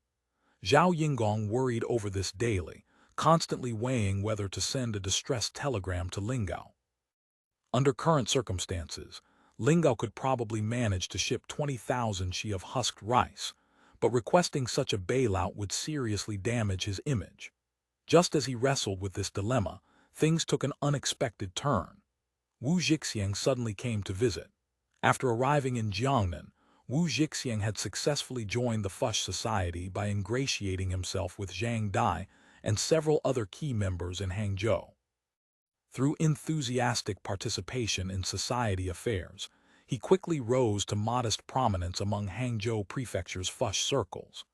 Knowing that advancing through the imperial examinations was essentially hopeless, even Fush wouldn't arrange for an unlearned wastrel like himself to pass the provincial exam. He had purchased the title of Imperial Academy student. Now he waited for an opportunity, a recommendation from Fush and an official posting through connections with Donglan grandees. Wu Zhixiang had connected with Zhao Yingong early on through Zhang Dai and others. His experience dealing with great Master Gu in Guangzhou had left him thoroughly convinced of Zhao Yingong's identity as a bandit. He simply chose not to expose this particular layer. Zhao Yingong, aware of Wu's background, intended to cultivate him as an asset. Both sides proceeded with tacit understanding. Fush had long known about Siniang's undertaking of the Liaodong grain transport. Indeed, the endeavor had succeeded only with Fush and Donglin's support. The Merchants' Bureau's involvement was therefore no secret. In Fush's view, though Zhao Yingong wasn't a member and carried the suspicious taint of banditry, he was a fellow traveler on the issue of replacing canal transport with sea transport. His Catholic faith had also built relationships with Su Guangqi and others, making him an important ally for the Donglin Fush faction, which desperately needed support from cabinet grandees. What Wu Zhixiang brought was precisely what Shen Tingyang and Zhao Yingong dreamed of: rice, plentiful rice. Not only enough to fill the 30,000 she shortfall, but more if needed. The rice wasn't in Jiangnan, but the distance was manageable. Transport to Shanghai presented no difficulty. Once both sides agreed on terms, delivery could proceed swiftly. The price was reasonable too. Delivered to Shanghai, just 2 taels of silver per she. Even without shipping it to Liaodong, selling locally would turn a profit. Though elated, Zhao Yingong harbored deep suspicions. Pies didn't fall from the sky. He genuinely could not fathom where in all the Ming realm one could casually produce tens of thousands of she of cheap rice. If he hadn't known Wu Zhixiang's family background and witnessed his performance in Guangzhou so thoroughly, he might have dismissed him as a swindler on the spot. "Where is this rice?" Zhao Yingong pressed. "Qingjiangpu." Zhao Yingong cursed himself inwardly. How had he forgotten this place? Qingjiangpu belonged to Shenyang County in Huyan Prefecture. Though merely a town, since Chen Xuan had opened the port in the early Ming and canal transport replaced sea transport, it had evolved into a critical hub for north-south land and water traffic. When Chen Xuan managed canal administration in the early Ming, he created the branch transport system for tribute grain. Transit granaries were built at key towns along the canal, Huyan, Suzhou, linking, each receiving tribute grain delivered by civilian boats from designated regions. The Changying granary stood at Qingjiangpu. Some 1.5 million she of grain from Jiangxi, Huguang, and Zhejiang were transferred and stored there. Perennial reserves exceeded 1 million she. Where a great granary existed, swarms of rats inevitably gathered. Everyone connected to this massive warehouse: canal transport workers, warehouse managers, Ministry of Revenue directors at the top, warehouse clerks hauling grain at the bottom, canal soldiers on the boats. Countless categories of people fed off the canal. Of the 4 million she of tribute grain transported to the capital each year, transport costs and losses along the way consumed a staggering additional 8 million she. Qingjiangpu was the largest of these blood-sucking conduits on the entire route. That significant quantities of granary rice accumulated here for private sale was hardly surprising. Wu Zhixiang himself couldn't be counted among the rats, but his father currently served in the Ministry of Revenue and drew his share of benefits from Changying granary. These benefits, accumulated at Qingjiangpu, had to be converted to silver before they could be spent. From the minister down to bureau clerks, anyone who profited from Changying granary faced this realization problem. In the past, such modest benefits were nothing. Specialized handlers dealt with them. But this time, the volume of grain requiring conversion was substantial. This wasn't just Wu Zhixiang's father's share, but the accumulated savings of numerous Ministry of Revenue officials. Ordinary merchants lacked the capacity to handle such quantity, so Wu Zhixiang thought of this Master Zhao with his bandit connections. During his time in Guangzhou, he had observed the bandits' robust, seemingly bottomless demand for grain. They imported constantly and never exported. Master Zhao couldn't possibly be uninterested in this. Both sides quickly reached agreement. Wu Zhixiang would transport 30,000 she of husked rice to Shanghai by mid-July at the latest. Surplus would be accepted. The Merchants' Bureau would purchase at a CIF price of 2 taels of silver per she. "Is there any risk of failing to deliver 30,000 she on schedule?" Zhao Yingong asked, somewhat uneasy. In an era of backward transportation and communication, long-distance bulk shipments were calculated in months. Moving this much rice from Qingjiangpu to Shanghai in under a month would be no simple feat. Rest assured, Master Zhao, this happens to be the season when canal boats wintering in the north return south. Qingjiangpu is full of empty vessels. The transport soldiers are eager to carry cargo on the return trip for extra income. Very well, I await good news. Zhao Yingong nodded. It's a deal. It's a deal. Wu Zixiang's face flushed with excitement. This was his first major business transaction. Imagining how his father and brothers would view him, he felt almost giddy. For years he had borne the stigma of wastrel. Though his family hadn't restricted him much, letting him idle in Guangzhou, he had always been looked down upon. And frankly, he had looked down on himself. Zhao Yingong reminded him that if any mishap occurred during transport, he must notify him immediately. Kiwei Warehouse would serve as relay. No problem. I can definitely handle this, Wu Zixiang promised emphatically. Excellent. Then I rely entirely on you, brother. Though Zhao Yingong felt lingering unease, the arrangement was payment upon delivery.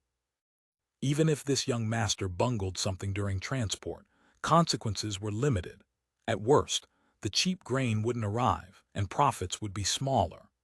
If the transported rice sold at a CIF price of 6 taels per shi, the profit of 120,000 taels would be sufficient to hand over Guanning's military pay and cover all miscellaneous fees along the route. The transport fee paid by the court would become pure profit for the Merchants' Bureau. This young Master Wu had been close to Guangzhou Station in the past, one of those youths deeply steeped in Australian decadent culture.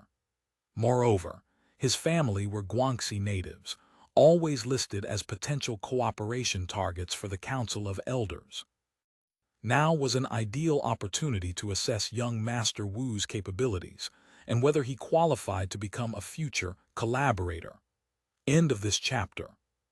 Chapter 1379, Rice Riots. On an early August day in 1633, the land outside the walls of Linnan County, Hangzhou Prefecture, lay lifeless and desolate. No livestock cried. No children laughed. By daylight, every village stood silent and empty. Occasionally an old person or a child appeared, all with the pallid, greenish complexion of the malnourished, all listless. Men and women toiled under the scorching sun from dawn to dusk, yet still had to carry baskets into the hillsides to forage for wild vegetables. But even those were growing scarce, picked nearly clean. Summer grain was about to come to market, yet every household's reserves had long been exhausted. Prices rose by the day. Farming families who had barely survived last year's drought now struggled once more for survival. The government relief grain had all been eaten. The plummeting prices of raw silk and cocoons in spring had destroyed whatever slim hope sericulture households still harbored. With summer grain not yet arrived and starvation looming, even selling young crops couldn't close the gap. They sold land, houses, sons, daughters. Everything a desperate person could sell had been sold. Though this year's weather seemed favorable enough, the shadow of famine pressed ever heavier upon them. In many households, food had already run out. Tenant farmers abandoning their land to flee famine and crowd into the city's porridge sheds grew more numerous by the day. Corpses accumulated along the roadsides. In front of the rice shop in Dongyuan town, just outside the county seat, ragged villagers crowded together. On the doorframe hung a water board displaying prices for rice and various coarse grains, marked and remarked many times over. From 3 mace per due at the start of spring, prices had dipped briefly, then climbed steadily since summer's arrival. Now they stood at 3 mace 8 kandarines. The tea houses and wine shops remained full.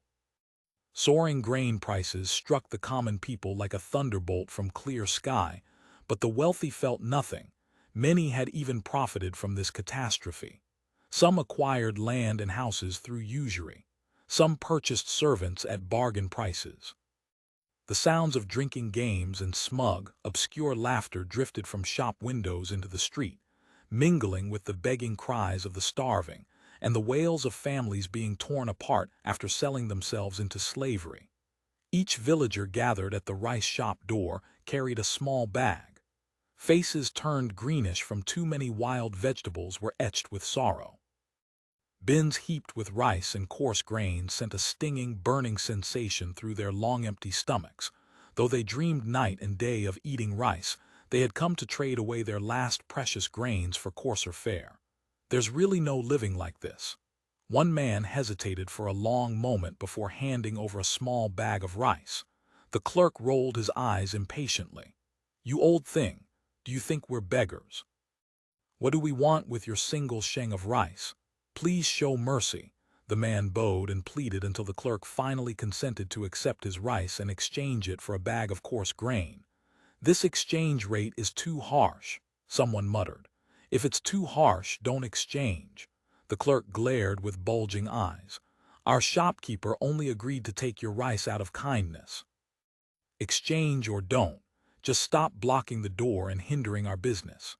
The crowd murmured among themselves, but this was the only shop nearby willing to accept their meager handfuls of unpolished rice. Other shops wouldn't even look at such small quantities.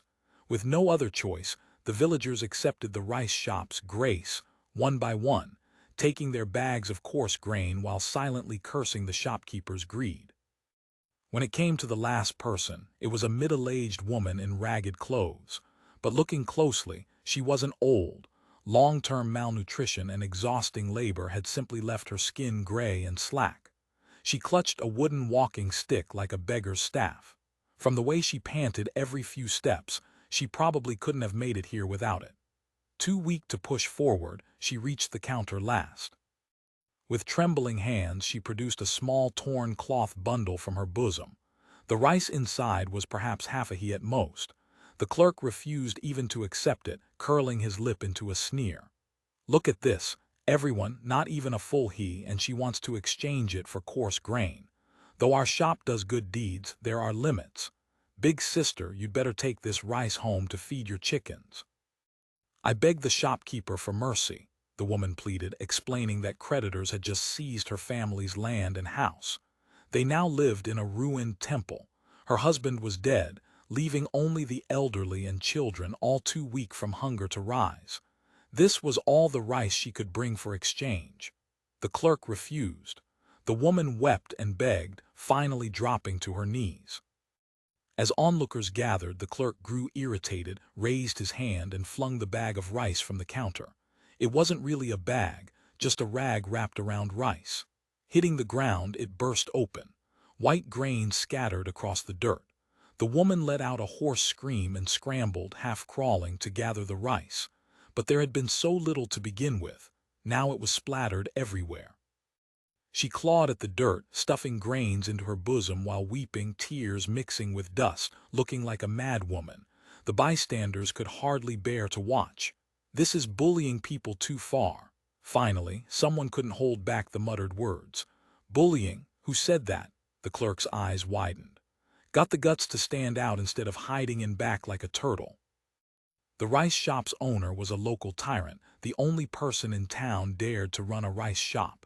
His clerks were accustomed to throwing their weight around. Under that glare, none of the idle onlookers dared say another word. An old man stepped forward to mediate. "Shopkeeper Liu, show some mercy. For the sake of her being a widow with orphans, exchange some coarse grain." It's not charity after all. The shopkeeper himself had been picking his teeth with a cold smirk. Perhaps finding the commotion at his door unsightly, he rose impatiently, retrieved a few bran cakes from beneath the counter and tossed them out. "Bran cakes?" Dissatisfied voices rippled through the crowd. "What's wrong with bran cakes?" The shopkeeper glared. "Presumably you're all too rich and refined, eating rice and white flour daily to lower yourselves to bran cakes." The woman hastily scooped up the cakes one by one and stuffed them into her basket. The shopkeeper laughed. "See, you despise bran cakes, but she doesn't. Now that's what proper begging looks like. If we weren't from the same village, I'd have kept those cakes to feed my pigs." "What same village? Quit spouting nonsense." A deep voice rang out from the crowd. "You're just a bastard who eats people without spitting out the bones." The shopkeeper stiffened, his mouth falling open in shock. All these years he had lorded over the town, monopolizing the rice trade, lending at usurious rates, bullying men and seizing women, committing every variety of evil. Yet no one had ever dared utter a word against him. Everyone in the county, except for the gentry masters he couldn't afford to offend, treated him with deference. Even yamen runners and squad leaders spoke to him politely, let alone dared to curse him to his face. "What thing are you? Get out here and let me see." The crowd parted, but one man stepped forward. He was perhaps 27 or 28, tall with pale skin, slightly stooped with bow legs, the posture of someone who spent long hours sitting before a silk loom, an ordinary-looking weaver. His face was calm, his manner steady. "Who are you, daring to be so insolent to Master Liu?" The shop clerks had recovered from their surprise and now shouted. "How Yuan?" The man spoke evenly, with no apparent intention of causing trouble. A clerk suddenly vaulted over the counter. On his face, thick with brutal features, a deep scar ran sideways from the right corner of his forehead to his left cheek, a memento from the days when he had helped shopkeeper Liu establish territory here. Though called a clerk, he was in truth the shopkeeper's enforcer. He sized up his opponent, seemingly calculating the man's weight. Without a word, he swung a punch straight at Hao Yuan's chest. Hao Yuan was hurled 10 paces back, crashing onto a table in the tea shop across the street. The clerks in the rice shop erupted in laughter. "Well hit, let him learn his weight." The enforcer crossed his arms triumphantly, lounging in the shop's hall, a twisted smile on his scarred face as he admired his handiwork. Then Hao Yuan swayed and struggled to his feet. His face was cut by shards of teacups, blood trickling from the scratches. The crowd fell silent. In that silence came the crack of a firecracker. A strange atmosphere descended over the scene. Many people shared the same intuition. This wasn't over. Footsteps on the street grew louder, more urgent, as though many people were rushing this way. Within moments, the rice shop entrance was surrounded by a pressing mob. Hao Yuan turned and stepped onto the bench in front of the tea shop. Facing the gathered crowd below, he shouted, "Everyone saw it. We poor people have no way to live. Even a bastard selling rice wants us dead. Those who don't want to watch their families starve, follow me." He raised his arm. "Those who don't want to die, grab the rice." Hao Yuan's shout struck like a thunderbolt from a clear sky, jolting the dazed crowd awake. These were all common folk living at the bottom of society. Years of disaster had made their already difficult lives unbearable. They had survived only by selling off everything they possessed, piece by piece. By now, they had reached the point where even bitter pleading on their knees couldn't obtain a scrap of so-called grace. And now someone had awakened them. Since begging on your knees doesn't work, use your fists to take what you need. Several men who looked like weavers shouted in unison. The crowd erupted instantly. "Those who don't want to die, grab the rice." One voice became 10, 10 became 100. Everyone roared the words as if possessed. End of this chapter. Chapter 1380, The People's Rice. The officials' rice, seeing the situation spiral out of control. Shopkeeper Liu bellowed, "Brothers, grab your weapons. Put up the door planks." Even as he shouted, he had already snatched up a cudgel. The clerks armed themselves with sticks and beat outward desperately. They were clerks only in name. In truth, they were enforcers with rich fighting experience. Sensing that disaster had arrived, they roused themselves to action, swinging their clubs wildly to drive back the mob. But the crowd's fury only intensified. Days of accumulated anger and grief erupted like a mountain flood. Those struck down scrambled back to their feet. Heedless of bloodied heads, they charged forward, bare hands grabbing at the sticks to wrestle them away. These people, sallow, emaciated, half-dead from hunger, suddenly found strength no one knew they possessed. One after another, they pulled down the clerks. Once a clerk fell, the crowd submerged him instantly. Fists and feet rained down, and screams were quickly drowned beneath the mob's frenzied roar. Watching his clerks beaten down one by one, his defenders retreating step by step, more and more people swarming outside, shopkeeper Liu was seized by panic. He had indeed provoked the masses today. Normally, he would have fled to avoid immediate loss. But this was the family business he had built through years of effort. In the rice warehouse behind him sat 700 or 800 she of rice, over 1,000 taels of silver and countless valuables. If he ran, he would have nothing left. Gritting his teeth, he drew a Burmese sword from a hidden compartment beneath the counter and shouted, "Brothers, show your blades. Charge together." Before he finished speaking, several packets of lime came flying from the crowd. One struck shopkeeper Liu squarely in the face. Instantly the shop filled with white dust. The clerks caught by the lime could no longer worry about real weapons. Howling, hands pressed to their faces, they stumbled blindly toward the back. The rioting stream of people surged through like water bursting through a dam, flooding into the rice shop. The mob poured in like mercury spilling across a surface. Some chased the fleeing clerks with sticks. Others toppled rice bins and filled whatever bags they had. Bin after bin crashed over, white rice flowing like water. People threw themselves into this white river, grabbing with abandon. Some used cloth bags, others stripped off their own clothes to wrap rice. The inner circle seized grain while the outer circle shoved desperately inward.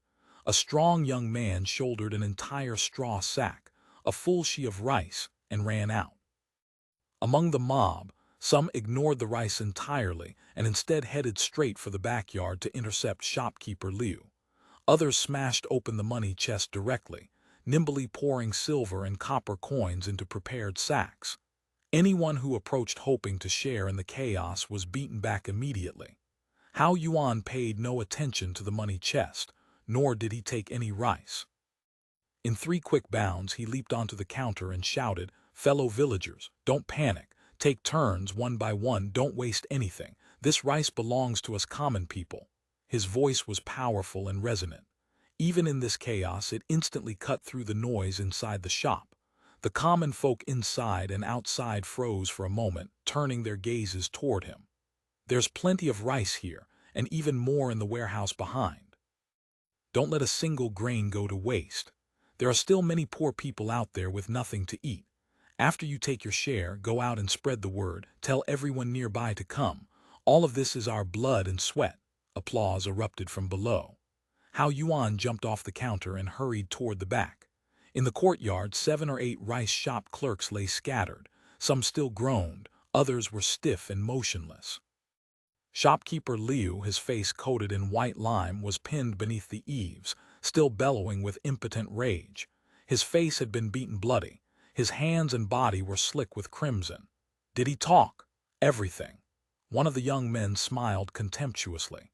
Shopkeeper Liu boasted he was a tough nut who wouldn't break under beatings or death threats, but he spilled everything before we even finished cutting 5 fingers. As he spoke, several others carried out small chests from the back rooms. Heavy as they were obviously filled with wealth. "Send shopkeeper Liu on his way," Hao Yuan ordered. "Don't spill blood." Before his voice faded, a burly man standing behind shopkeeper Liu swung his club down hard on the back of his skull. Shopkeeper Liu went limp, blood streaming from his mouth and nose. He made no sound. "Ignore the rice in the front shop. Now everyone hold the warehouse door. No one takes rice without authorization. Line up. Distribute by head count. 1 due per person, adult or child, for everyone who comes," Hao Yuan commanded. Outside, common folk who had received word swarmed in.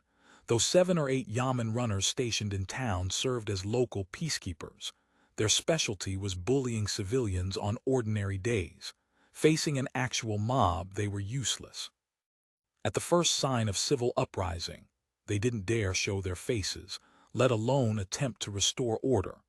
A few simply fled to Linnan County to report to the authorities. Common people from the town and neighboring villages arrived one after another, carrying baskets and rice bags.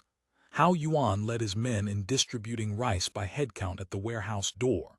In less than half a day, every grain was gone. When news reached the Linnan County magistrate, he hastily dispatched the jail warden with mounted and foot constables to suppress the riot. But on the way, they discovered the bridge had been burned. Forced to take a lengthy detour, they arrived only to find the entire rice shop smashed and looted clean. Aside from catching a few stragglers wandering the empty hall hoping to find something more, nothing remained, not even winnowing baskets, reed mats, or door planks. Everything had been stripped away. Looting rice shops was much like eating from rich households during famine years, hardly unusual. But this time, several people had died. Linnan County dared not neglect the matter and hurriedly reported upward. Yet the rice riots spread like plague across all of northern Zhenjiang. Throughout the several prefectures of northern Zhenjiang, popular discontent had already built to the breaking point, a stack of dry kindling soaked in oil. The Dongyuan town rice grab was the spark dropped atop it. Over the following 10-plus days, commoners in counties under Hangzhou, Hezhou, and Jiaxing prefectures in northern Zhejiang, as well as places like Wujiang and Suzhou prefecture of southern Zhili, rose up one after another, destroying or looting over 200 rice shops. The entire Jiangnan region was shaken. The Merchants' Bureau ships transporting grain to Liaodong had already set sail in late July. Wu Jixiang had delivered 30,000 shi of rice as promised, which made Zhao Yingong view him in an entirely new light. On this particular day, Zhao Yingong hosted a banquet for him at the Shanghai headquarters, ostensibly to settle accounts, but actually to probe further into his intentions for cooperation. The wine and dishes were, naturally, all Wu Jixiang's favorites. Australian-style preparations and Cantonese flavors, including the famous Wuzhou specialty, paper-wrapped chicken, though of course that dish didn't actually exist in Wuzhou yet. This greatly whetted the appetite of young Master Wu, who had lingered in Jiangnan for over half a year. When they were half drunk, Zhao Yingong asked how he wished to receive payment, a single bank draft or split into several. "I have a list here." Wu Jixiang produced a slip of paper from his robe. Written on it were numerous hall names, so-and-so hall, with different figures in Suzhou numerals beneath each, some as small as 300, others as large as 10,000. Zhao Yingong understood immediately. This was the roster of Ministry of Revenue officials participating in the grain resale. A rough count showed about 20 names. Those with larger amounts were likely senior officials. Those with smaller shares were probably minor functionaries like warehouse ambassadors at Qingjiangpu. "Very well. Shall I issue these as DeLong drafts, or DeLong drafts for all of them?" DeLong drafts are elegant and presentable, much better than the ratty paper those Shanxi houses use. Wu Jixiang was in excellent spirits after completing such significant business. "Also, prepare another 1,000 taels in cash silver." "Very well." Zhao Yingong immediately summoned a secretary specializing in financial matters to issue drafts one by one according to the list, then had someone bring out a chest containing 1,000 taels of silver. With all drafts issued and cash prepared, the total came to only 50,000 taels. Zhao Yingong was somewhat puzzled. "And the remaining silver, should I prepare cash, or count the remainder as my capital?" Wu Jixiang smiled. "Put me down for a share in the Merchants' Bureau." Zhao Yingong nodded. "Easily arranged, but your esteemed father—" "That doesn't matter." Wu Jixiang shook his head. "I can make this decision myself." He added with a joking tone, "I can't invest in the purple character shares just yet, so letting me buy into the Merchants' Bureau should be reasonable, don't you think?" Zhao Yingong gave a dry laugh but didn't take the bait. Though he knew his true identity wouldn't remain secret to someone like Wu Jixiang, who had dealt with Guangzhou Station for so long, hearing it stated so baldly felt rather reckless. Still, accepting the investment made sense. The Merchants' Bureau was currently strapped for funds. Receiving 10,000 taels less upfront was actually a good thing. He immediately expressed willingness to take on the investment. Wu Jixiang was in high spirits. He drank several more cups and his tongue inevitably loosened. With a knowing smile he said, "Speaking of which, Brother Zhao's success in raising so much grain this time was partly thanks to a certain grandee." Zhao Yingong's interest sharpened. Drunken words often contained valuable intelligence. So he said nothing, simply smiling and drinking along. Sure enough, Wu Jixiang rambled on, revealing much. It turned out this batch of grain had moved so smoothly not merely, because Ministry of Revenue and Canal Transport officials shared in the profits, but because even the Nanjing Provincial Administration Commission Yamen was involved. In fact, it was people there who had specifically leaked word that the Merchants' Bureau was seeking to purchase large quantities of rice. Otherwise, how would I, hardly Zhuge Liang, have divined with such accuracy that you, older brother, wanted to buy so much rice? Zhao Yingong was secretly alarmed.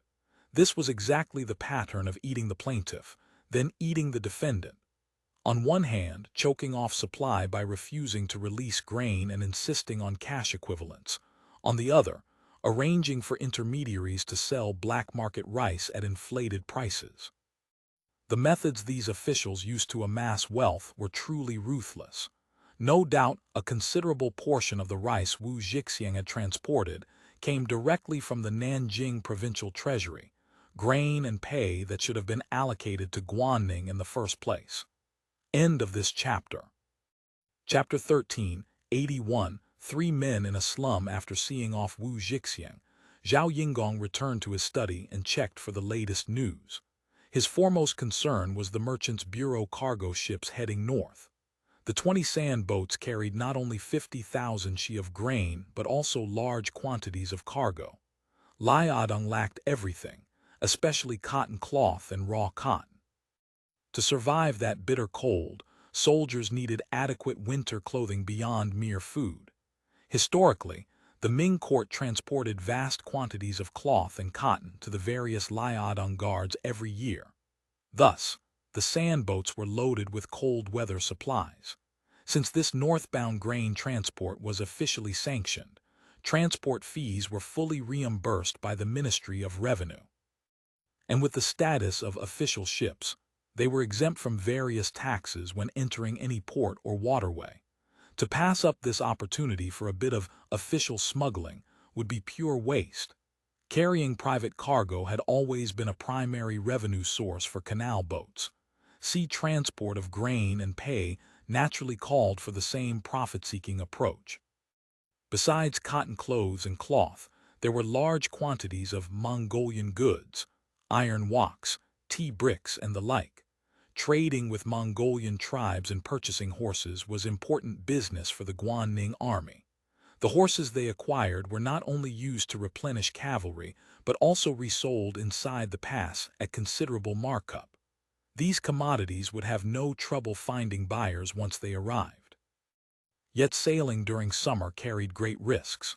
Typhoons posed a significant threat, and the sand boat sailors were unfamiliar with the coastal route to Liaodong. This time, Zhao Yingong chose not to deploy his own navigators and core crew as he had done for the Japan trade. Instead, he relied entirely on the original sand boat sailors, sending only a few trusted aides to accompany the fleet. Ancient navigation lacked both weather forecasts and accurate charts. Sea vessels faced constant peril, and shipwrecks were alarmingly common. In Zhao Yingong's research of historical Liaodong sea transport records, accounts of ships destroyed and crews killed by storms were too numerous to count. References to drifting losses appeared everywhere. This made him deeply anxious about the safety of this coastal shipping operation, more anxious, in fact, than he had been about the Japan trade. For this reason, he had sent pigeon trainers aboard each ship, releasing a bird every 3 days to report voyage progress and conditions. The news that came back offered some reassurance. Though the ships had paused several times to wait out unfavorable winds, they had been steadily heading north. No vessels had been damaged or run aground. The voyage appeared to be proceeding smoothly. The next piece of news concerned the rice riots that had swept through the 4 prefectures of northern Zhenjiang and southern Jiangsu. Zhao Yingong was shocked. He had known about the Linen County incident a few days earlier, but hadn't given it much thought at the time. Such things were hardly unusual. Peasant uprisings, peasant riots, and the like had never truly ceased. Looting a rice shop during famine amounted to little more than eating from rich households. The government probably wouldn't bother pursuing it too seriously. But the disturbances had exploded across so many prefectures and counties within mere days. Driven by a modern person's political instincts, Zhao Yingong immediately suspected that someone was manipulating events from behind the scenes, or at the very least, coordinating the unrest. He knew perfectly well that the recent spike in rice prices was directly connected to the Merchants' Bureau's massive purchases. If anyone cared to trace the cause, the Bureau could not escape blame. Purchasing and shipping out vast quantities of grain during a famine, the thought made Zhao Yingong's blood run cold. That charge was solid. If someone truly used this to incite the common people, with one man sparking the flame and 10,000 responding, the consequences would be unimaginable. His own reputation would be ruined, and he would have to flee in disgrace. Quickly. Send messengers everywhere. I want detailed reports on the rice riots. Outside Hangzhou City lay a place called Nangxiawa, South Lower Depression. It was a lower corner, or in modern terms, a slum. This was where refugees fleeing famine congregated. Whenever disasters struck elsewhere, victims would swarm toward the provincial capital from every direction, supporting the elderly and carrying children, hoping to scrape together a meal. Some died here and became roadside corpses.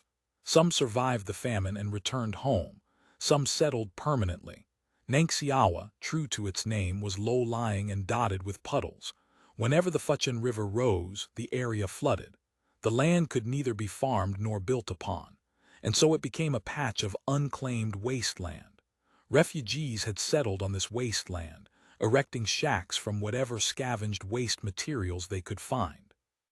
Gradually, it evolved into the kind of shantytown that sprouts up in any city.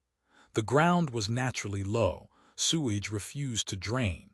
When it rained, water pooled immediately, mixing with garbage to form a stinking, desolate mud pit. Except for the poor who had no other refuge, anyone passing by covered their nose and hurried on. Among these densely packed hovels near a graveyard stood a shack where 3 men currently sat around a small, broken table missing one leg, the gap propped up with broken bricks. They drank strong wine, and on the table sat a large bowl of river snails serving as a side dish. In Jiangnan, this was the cheapest meat one could find. By any riverside, you didn't even need to buy them, just take a bowl and grope along the bank. Though not yet dark, the room was very dim. An oil lamp already burned on the table. The shack had been cobbled together from broken bricks, small stones, rotting planks, rice straw, and mud. It had no proper windows, only a hole cut in the wall, fitted with a piece of broken translucent shell that someone had discarded. The roof of bamboo strips and rice straw hung so low that anyone of average height would nearly graze their head upon standing. Despite the cramped, crude space, the owner kept it remarkably clean within possible limits. Bricks supported a bamboo bedboard, a rarity in this neighborhood. Atop it lay a torn kang mat, frayed but wiped clean. A battered bamboo hat hung on the wall. Against another wall, a wooden board propped up as a table held paper, ink, brush, and inkstone, cheap goods of the sort accountants used, but proof nonetheless that the resident was a literate scholar. On the table sat several dirty, dented pewter wine warmers and 3 chipped, cracked bowls serving as cups. The air reeked of dregs from low-quality yellow wine. Foul alcohol fumes, the sweat of 3 men, a table heaped with snail shells. Anyone who burst in would assume they were drinking happily. And that was precisely the appearance these 3 cultivated to cover their meeting. Hao Yuan, the man who had stood out during the rice riots days earlier, was prominent among them. He wore a patched jacket, idly toying with his wine bowl. Of the other 2, one was Cao Guangjiu of the Broken Boots Party, dressed like a down-and-out scholar. The other had a face covered in scars, fierce-looking, none other than Gu Chengxuan, who had escaped from Lingao years before. After fleeing the routed army on Hainan Island, Gu Chengxuan had made his way back to Guangzhou through untold hardships. He hadn't dared show his face. Such a catastrophic defeat would inevitably implicate many people. A man of uncertain identity escaping from a shattered army might easily be beheaded as a bandit spy. So he concealed himself in Guangzhou. Though he still had 20 or 30 taels of silver on him, he didn't dare display it, surviving instead by begging. A chance encounter brought him face to face with Lin Ming, who was searching for his sister-in-law in Guangzhou. Gu Chengshuan's intimate familiarity with Lingao and the bandits made him a treasure to this clueless brocade guard. After several nights of conversation, during which Lin Ming extracted much valuable intelligence, he instructed Gu Chengshuan to return to Lingao as a spy, giving him silver for expenses. But Gu Chengshuan, already frightened to his core, had no intention of going. Using the pretense of sneaking back to Lingao, he fled instead. His conscience gnawed at him.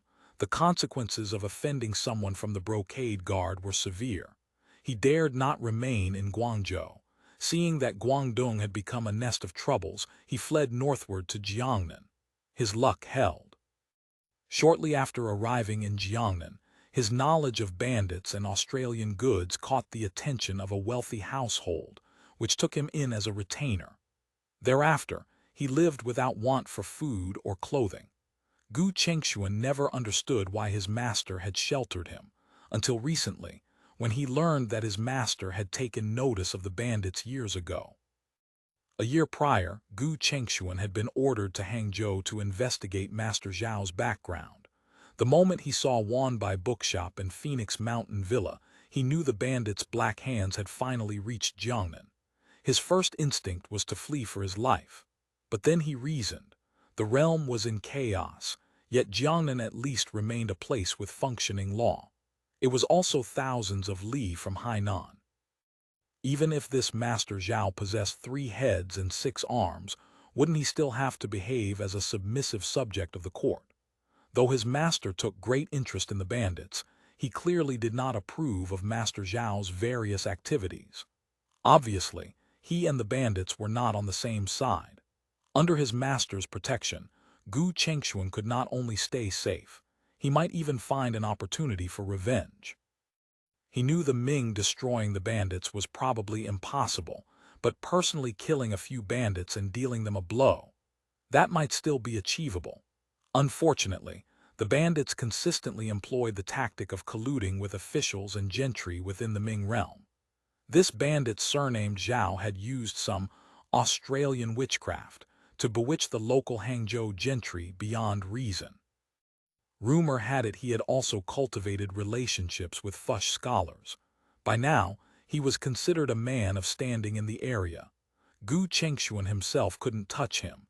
Even his master was somewhat wary. He was told only to keep constant watch on Master Zhao's movements. Intelligence on the sericulture improvements, loan issuances, and silk price manipulations Zhao Yinggong conducted in Hangzhou was all delivered to his hands by dedicated personnel. He summarized and organized everything. Gu Chengshuan was intimately familiar with these tactics, carbon copies of what had been done in Lingao. This bandit Zhao was audacious indeed, burrowing under the court's very nose to transform Zia with Yi. Yet his master never reacted to the news and observations he compiled. Just when Gu Chengshuan began to lose hope for his vengeance, the master finally sent him out on a mission. His task: maintain contact with the man named Hao Yuan and relay the master's instructions. As for Cao Guangjiu, he was another contact the master wished him to maintain. End of this chapter. Chapter 1382, Smear him. Cao Guangjiu was nothing remarkable. The first time Gu Chengshuan laid eyes on him, he recognized him instantly as a member of the Broken Boots party. Though Lingao lacked that particular term, the type was the same. Back then, Gu Chengshuan himself had been reviled by those Lingao literati as a disgrace to scholars. "They called me a disgrace," he often muttered to himself during sleepless midnight hours, pained by his fallen state. Yet one by one, those same people surrendered to the bandits. He hated the bandits even more for failing to recognize talent, for not approaching his Gu family first, for insisting instead on colluding with those salt dogs. In truth, his family would have felt no psychological burden about surrendering to the bandits. The problem was that the bandits had farmed his family as enemies from the start, making it impossible for the Gu clan to sell out the country even if they wished to. Now it had become a blood feud, a national enmity and family hatred born of having no door through which to betray. This profound sense of loss, compounded by his own degradation, had forged in Gu Chengxuan an intense hatred of the bandits. He was determined to fight them to the death. This was not his first visit to Hao Yuan's dwelling. The man was strange, clearly living in a stinking slum, yet keeping his room meticulously clean. He behaved with elegance, loved cleanliness, could read and write, and spoke with layers of nested principles. His essays on heavenly propriety and human sentiment were watertight. Gu Chengxuan was convinced he was no weaver, but came from a scholarly background. Yet this scholar was unlike any other. He didn't flaunt his education, yet could dwell in such miserable conditions without complaint. One had to consider, Gu Chengxuan's own master gave him 10 taels of silver monthly for personal expenses. As for funds used in affairs, that amounted to dozens of taels more each month, and in recent months, sometimes several hundred taels at once. In an era where taking a 30% cut was not merely common, but openly accepted, where even great gentry households tacitly allowed their servants to skim from purchases, Hao Yuan could easily have taken personal benefits from the silver passing through his hands. Even if he were truly too lofty to profit, 10 taels monthly would have been more than enough to rent a decent house in the city and find a woman to attend him. A private secretary in a yamen earned only 120 taels a year, after all. Yet Hao Yuan showed no interest in leaving this broken shack. Every day he ate rice mixed with coarse grains.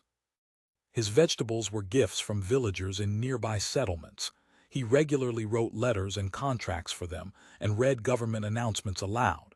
As for meat, it was the cheapest stinking fish and rotten shrimp from the riverside.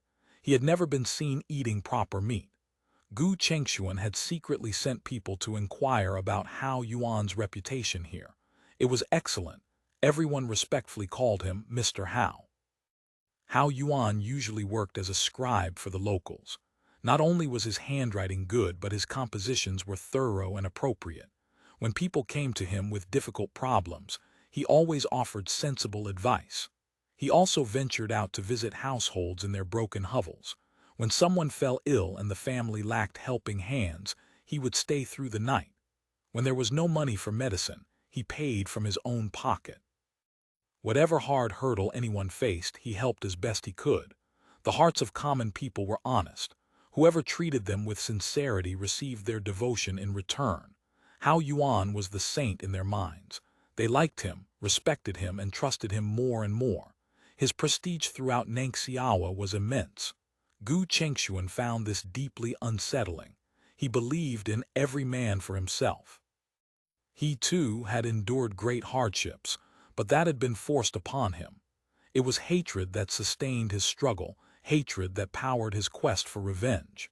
And given half a chance, he would absolutely not let go of any silver that came his way, nor any opportunity for proper enjoyment. A man without desires, one who didn't covet wealth or pleasure, who was content with poverty, yet willingly extended kindness to others everywhere, could only mean one thing: his ambitions were enormous. Gu Chengxuan had read some history. He had raised this concern with his master many times, but the master always dismissed it with a profound, inscrutable smile, leaving him confused. Perhaps what superiors and inferiors understood was simply different. Sometimes, Gu Chengxuan even felt an envious twinge. His master and Hao Yuan seemed to understand each other better than he ever could. This impression deepened through their few interactions. Though Hao Yuan claimed to be a weaver by birth, his manner of speech was always neither humble nor arrogant, with quiet determination and confidence showing through his gentleness. It was completely unlike the demeanor of those from humble origins, neither the cringing subservience that dared not speak, nor the prickliness of men who seemed to have swallowed gunpowder. The master's intention is that the rice riots must continue, and the momentum must grow. Gu Chengxuan continued relaying his master's instructions. Not only bigger, but wider in scope, especially into the other counties of Suzhou Prefecture. The rice riots must be linked into a connected whole. A look of worry crossed Cao Guangzhu's face, but Hao Yuan remained calm. After a moment's thought, he said, "This won't be difficult. Though Suzhou Prefecture didn't suffer disaster last year, the common people's lives are hard enough. This year's sericulture income was also badly damaged by Zhao Yingong. Moreover, there's been a large influx of flood refugees from north of the river in Shandong. These people are all powder kegs, one spark will set them off. Then we shall trouble Mr. Hao." Hao Yuan smiled. "How can I accomplish anything alone? It still depends on the master's support. The matter is straightforward, but it requires Master Cao's assistance."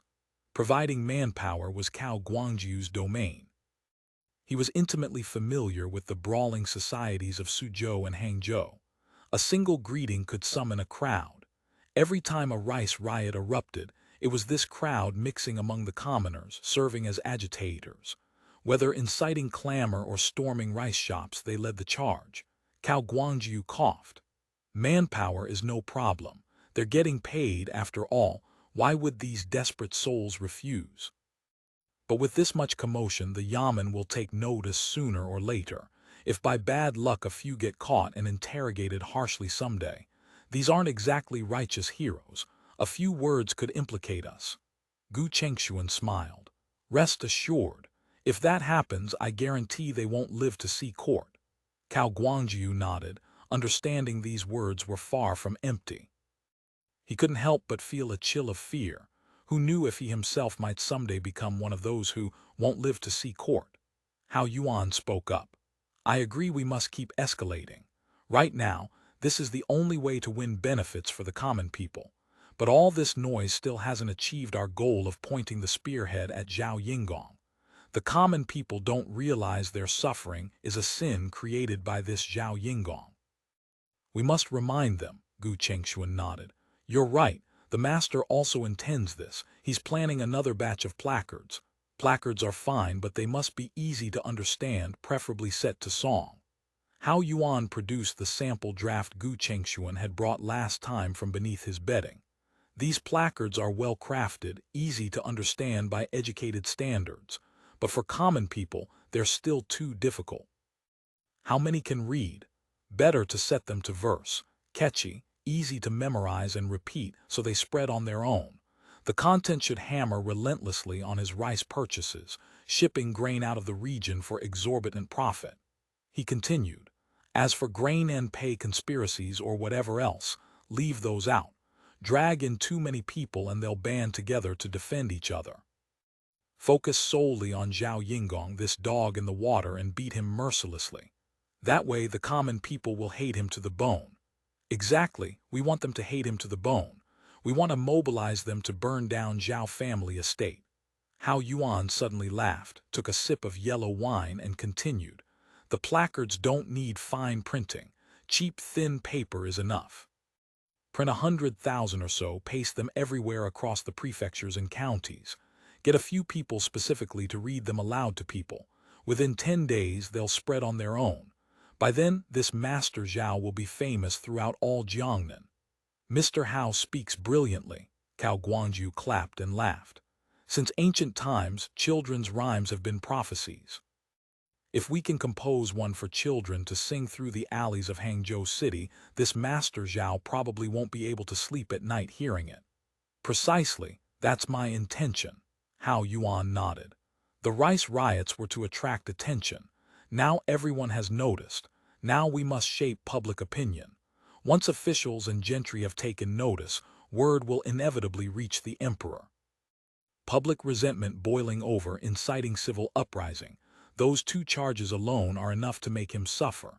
By then, even if powerful backers support him from behind, they'll have to sacrifice the rook to save the king." Cao Guangzhu said, "His backers aren't simple. Aren't they just that bunch of gentry who follow the cross religion?" Hao Yuan was dismissive. "Grand Secretary Su is already sickly, probably won't survive the year. Sun Yuanhua is a clay Buddha trying to cross the river. The rest are insignificant. They're still fush." As long as we smear Zhao Yingong and transform him into a people's thief, who harms the common folk, those fush people, who care most about their reputation in scholarly circles, won't be able to distance themselves fast enough. Even if they collude in secret, they absolutely won't dare support him publicly. Besides, this is a civil uprising. Even if the gentry protect him and help him weather the crisis, even if the court doesn't pursue charges, Phoenix Mountain Villa and Wanbai Bookshop will vanish in flames. Trying to start over from scratch after that will be nearly impossible. Gu Chengshuan didn't think much of it. He was an outsider after all. But Cao Guangjiu, who had lived in Jiangnan for years and understood local customs intimately, was secretly startled. He hadn't expected this outsider who had appeared from nowhere to grasp the situation in Jiangnan and its scholarly circles so thoroughly. Such knowledge wasn't rare among literati, but for ordinary common people it was unusual indeed, especially for someone who claimed to be a weaver. Mr. Hao is right. The key is to smear Zhao Yingong, the stinkier the better. Gu Chengshuan's smile was radiant. By then, even if someone burns his house and property to the ground, everyone will clap and cheer. Perhaps someone will even write a novel about it, call it the black and white biography. The three men laughed loudly together. End of this chapter. Chapter 1383, Zhongyuan Festival Plan. As the laughter subsided, Gu Chengshuan said, Mr. Hao's living conditions here are rather bitter, dirty, and foul-smelling. It makes it difficult for us to come discuss matters. Shall I speak to the master about arranging a proper residence elsewhere for you? Hao Yuan shook his head.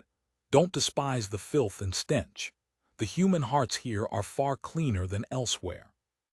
Here I am like a fish in water, stable as Mount Tai. Living here, don't the Pasi Chia and Yamen runners come to make trouble? Heh, not at all. No one is that blind. The Beijing's mother here was sick unto death. It was I who helped find a doctor and fetch medicine to save her. He wanted to kowtow and become sworn brothers with me.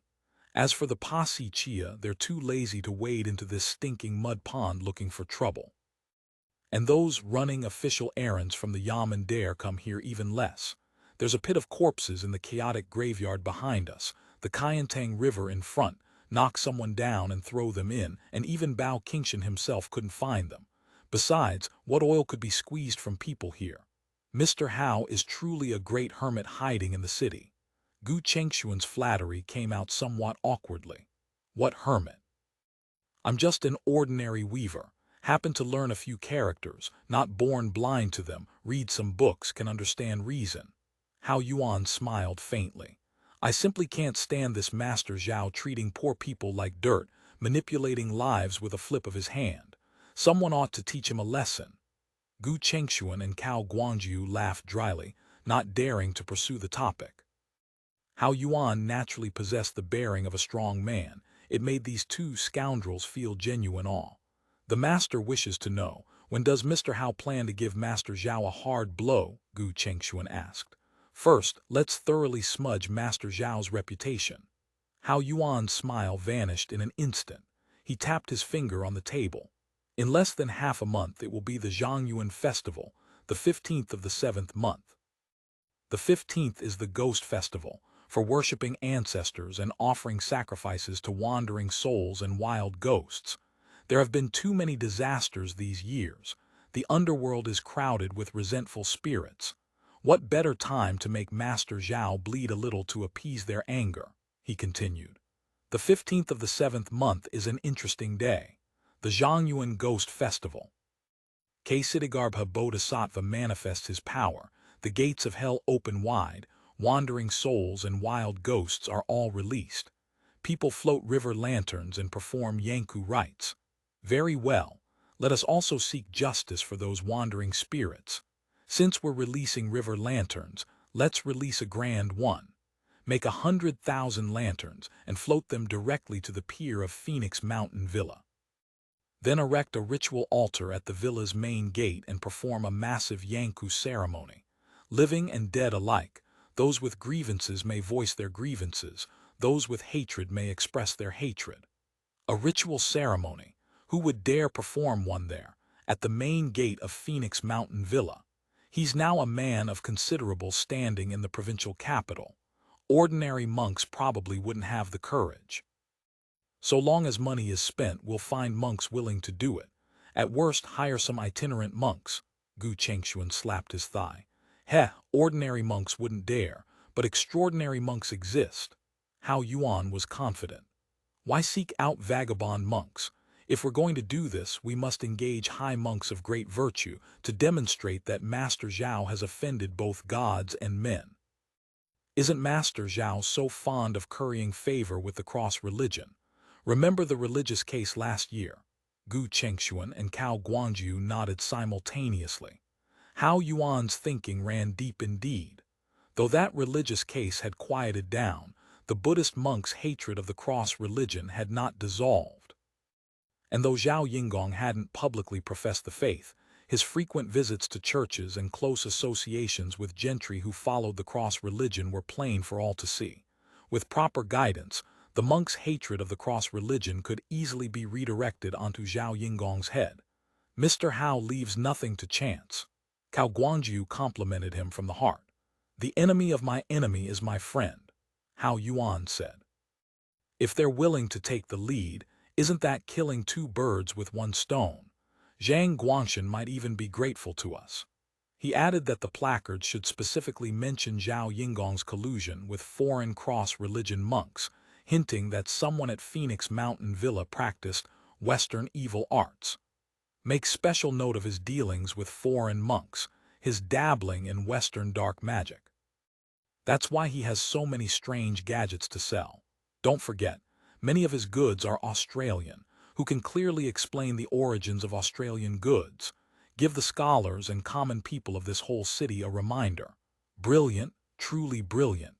Gu Chengshuan was already filled with hatred for bandits. Hearing this struck exactly the right chord. Not that I'm babbling, but I see this Master Zhao as a genuine bandit replacement. Heh, whether he's a bandit or not is beside the point. Hao Yuan smiled faintly. Just smear the reputation of these so-called Australians. In the future, it won't be so easy for them to deceive common folk by playing ghost and doctor at the same time. We must let the common people see their true faces clearly. Otherwise, drive out one Zhao Yingong, and there'll be a Liu Yingong or a Wang Yingong to take his place. Gu Chengshuan and Cao Guanju understood only partially, but they didn't ask for clarification. One was already filled with hatred for the bandits, the other was paid to do a job and cared nothing for the rest. Hao Yuan added, however, don't drag kneeling gentry who follow the cross religion into the placards. We're dealing with Zhao Yingong, don't create unnecessary enemies. Good, let's do it this way. Gu Chengshuan slapped the table with enthusiasm. After I report back to the master, I'll send people to handle it.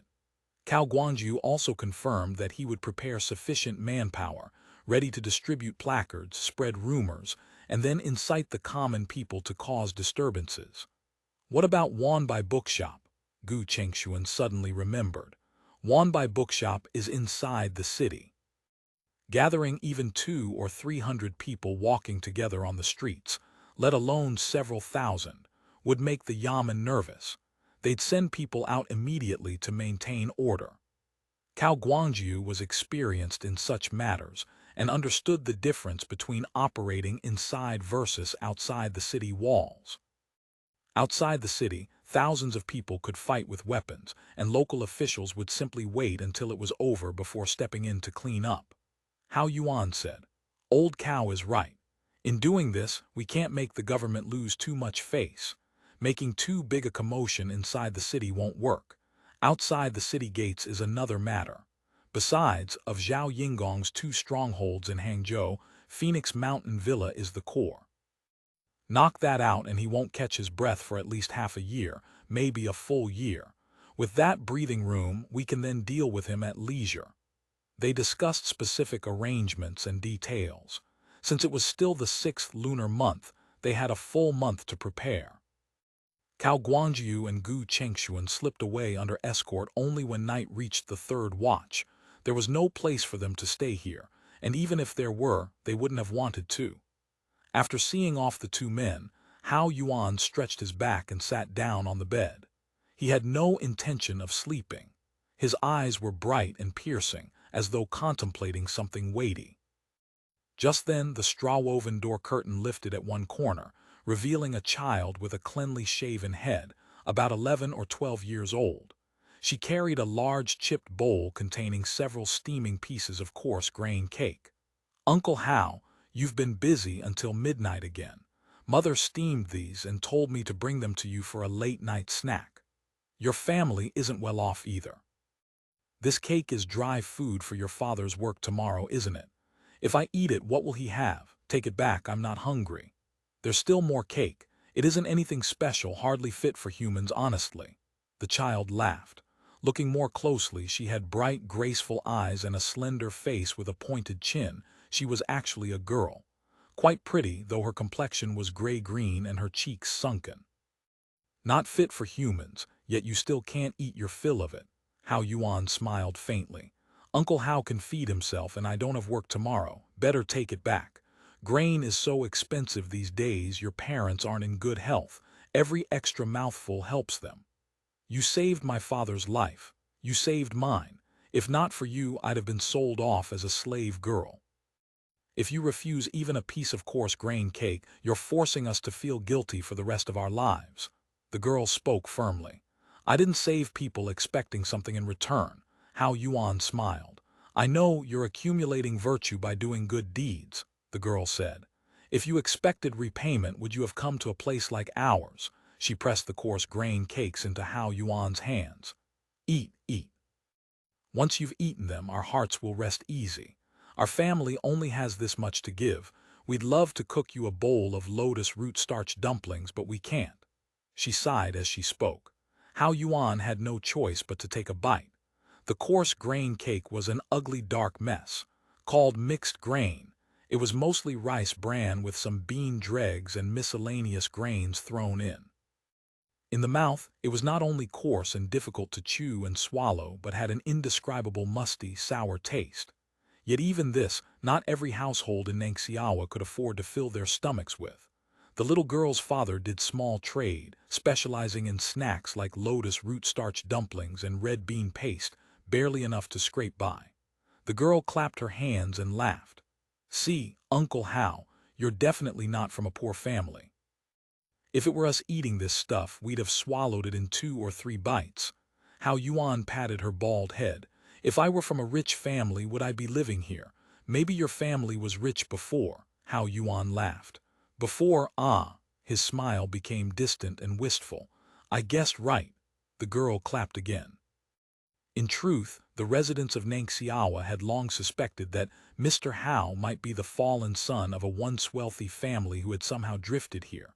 But no one said so to his face. Everyone felt this was a sore subject for him. "No, even before, my family wasn't rich." Hao Yuan returned to the present moment with a quick, deflecting smile. "You're a girl. Staying at my place too late at night isn't proper. Hurry back." "What kind of person am I that anyone cares about such things?" the girl laughed. "Who here worries about propriety? Any day now I might be taken out and sold. Last time, if not for Uncle Hao's help, who knows which household I'd be suffering in by now, maybe beaten to death already." Hao Yuan took another bite of the coarse grain cake. "There's nothing special about that. I happen to have a few coins. Without those coins, what good would my kind heart be? So my luck was good. Uncle Hao is my lucky star. Know your Nangxiawa's lucky star." End of this chapter. Chapter 1384, Education. Hao Yuan smiled. "Beyond this one Nangxiawa, there are millions of poor people under heaven. How could there be so many lucky stars?" He set the large bowl on the table. "Right now I have some income. Beyond feeding myself, there's surplus. Naturally, any bit I can help makes a difference. I saved your father's life and helped many people here. But outside Nangxiawa, who knows how many more Nangxiawas exist, how many more poor suffering souls? Can we simply hope for more people to do good deeds and accumulate virtue? When we poor folk encounter great troubles, what else can we count on besides kindness from others?" The girl sighed with a touch of helplessness. "Those with good fate meet a noble person like you to save them. Those with bad fate, well, what can they do? A life is gone just like that." As she spoke, she wiped her eyes. I used to have an older brother, loved me very much since we were small. 3 years ago he became an apprentice at a carpentry shop. I even ran to the city and talked with him at the shop door. That night he was carried back. They said he'd gone out to deliver goods, got heatstroke on the way, and just died. If only he'd had a packet of plague-avoiding powder on him. Blow it into the nose and it could have saved him. Plague-avoiding powder only costs 4 wen, but he didn't even have 4 wen. By then, tears were rolling down her cheeks. Hao Yuan silently patted her head. She wiped her tears. Mr. Hao in Nangxiawa, this kind of thing is nothing special. A person dying doesn't even make a sound. Roll them in a reed mat, bury them in the charity graveyard behind us, and that's the end. I don't know why I thought of him again today. But do you know, since you came here, how many fewer people have died? How many fewer have been taken away by traffickers? Hao Yuan nodded. So you call me a lucky star? He took out a handkerchief and handed it to the girl. Wipe your tears. You're already a young woman. Don't wipe your tears and snot on your sleeves anymore. The girl took the handkerchief, glancing at him quietly. I knew you came from a young master's background. Looking down on this poor girl, Hao Yuan smiled. Don't say such things again. His expression grew serious. I'm no young master, and I didn't come here to be some noble philanthropist. The girl blinked her bright eyes, seeming puzzled. She hesitated before asking, Then what did you come here for? Hao Yuan didn't answer directly. His expression was both heavy and strangely cheerful at once. The girl was confused. Then suddenly she clapped her hands and laughed. I know Mr. Hao came here to help poor people. Hao Yuan smiled and nodded. Tell me, why are poor people so poor? Bad fate, didn't get born into a good family. So rich people just have good fate. Well then, you tell me, why is their fate good? Because, the girl couldn't come up with an answer. The masters in the temple say it comes from accumulating kindness and practicing virtue. But look at those rich people. How many of them actually accumulate kindness or practice virtue? Hao Yuan asked. Even if some do, are they the majority or the minority? The minority, the girl hesitated. But the temple masters also say that merit from past lives is very important. Accumulating kindness in a past life, then doing evil in this one. Isn't that rather strange? The girl fell silent. Her eyes grew bewildered. Then you tell me, why is it like this? Because this world belongs to them, to the rich people, not to us common poor folk. Hao Yuan said. Your father carries his load out to do small business every day. The Shuojin family next door does day labor and grows vegetables. Grain and vegetables from the fields, the silk and cotton cloth we wear, the houses and tools we use. Which of these wasn't made from the blood and sweat of common people? Your family makes dumplings and boils lotus root starch every day, yet you can't even afford to give me a bowl of lotus root starch dumplings. Where did all the things we worked so hard to make go? The girl looked confused. She had never thought about such things. She had only ever known her family was poor. As for why they were poor, she had never considered it. Hao Yuan continued, because this world is theirs. With a single word, they can take away everything we've worked so hard to make. Doesn't this world belong to Emperor Zhu? Emperor Zhu snatched the world from the Yuan dynasty emperors. He was originally a poor monk who had to go out begging during famine just to avoid starving to death. Hao Yuan said, would you say his fate was good or bad? How could someone who was about to starve become emperor in the end? This logic was rather difficult for a teenage girl to grasp, but it was as if a ray of light had suddenly projected into her once blocked and darkened heart, instantly illuminating something. Hao Yuan spoke firmly, so there is no fate in this world, and even if there were, we can change it. Really?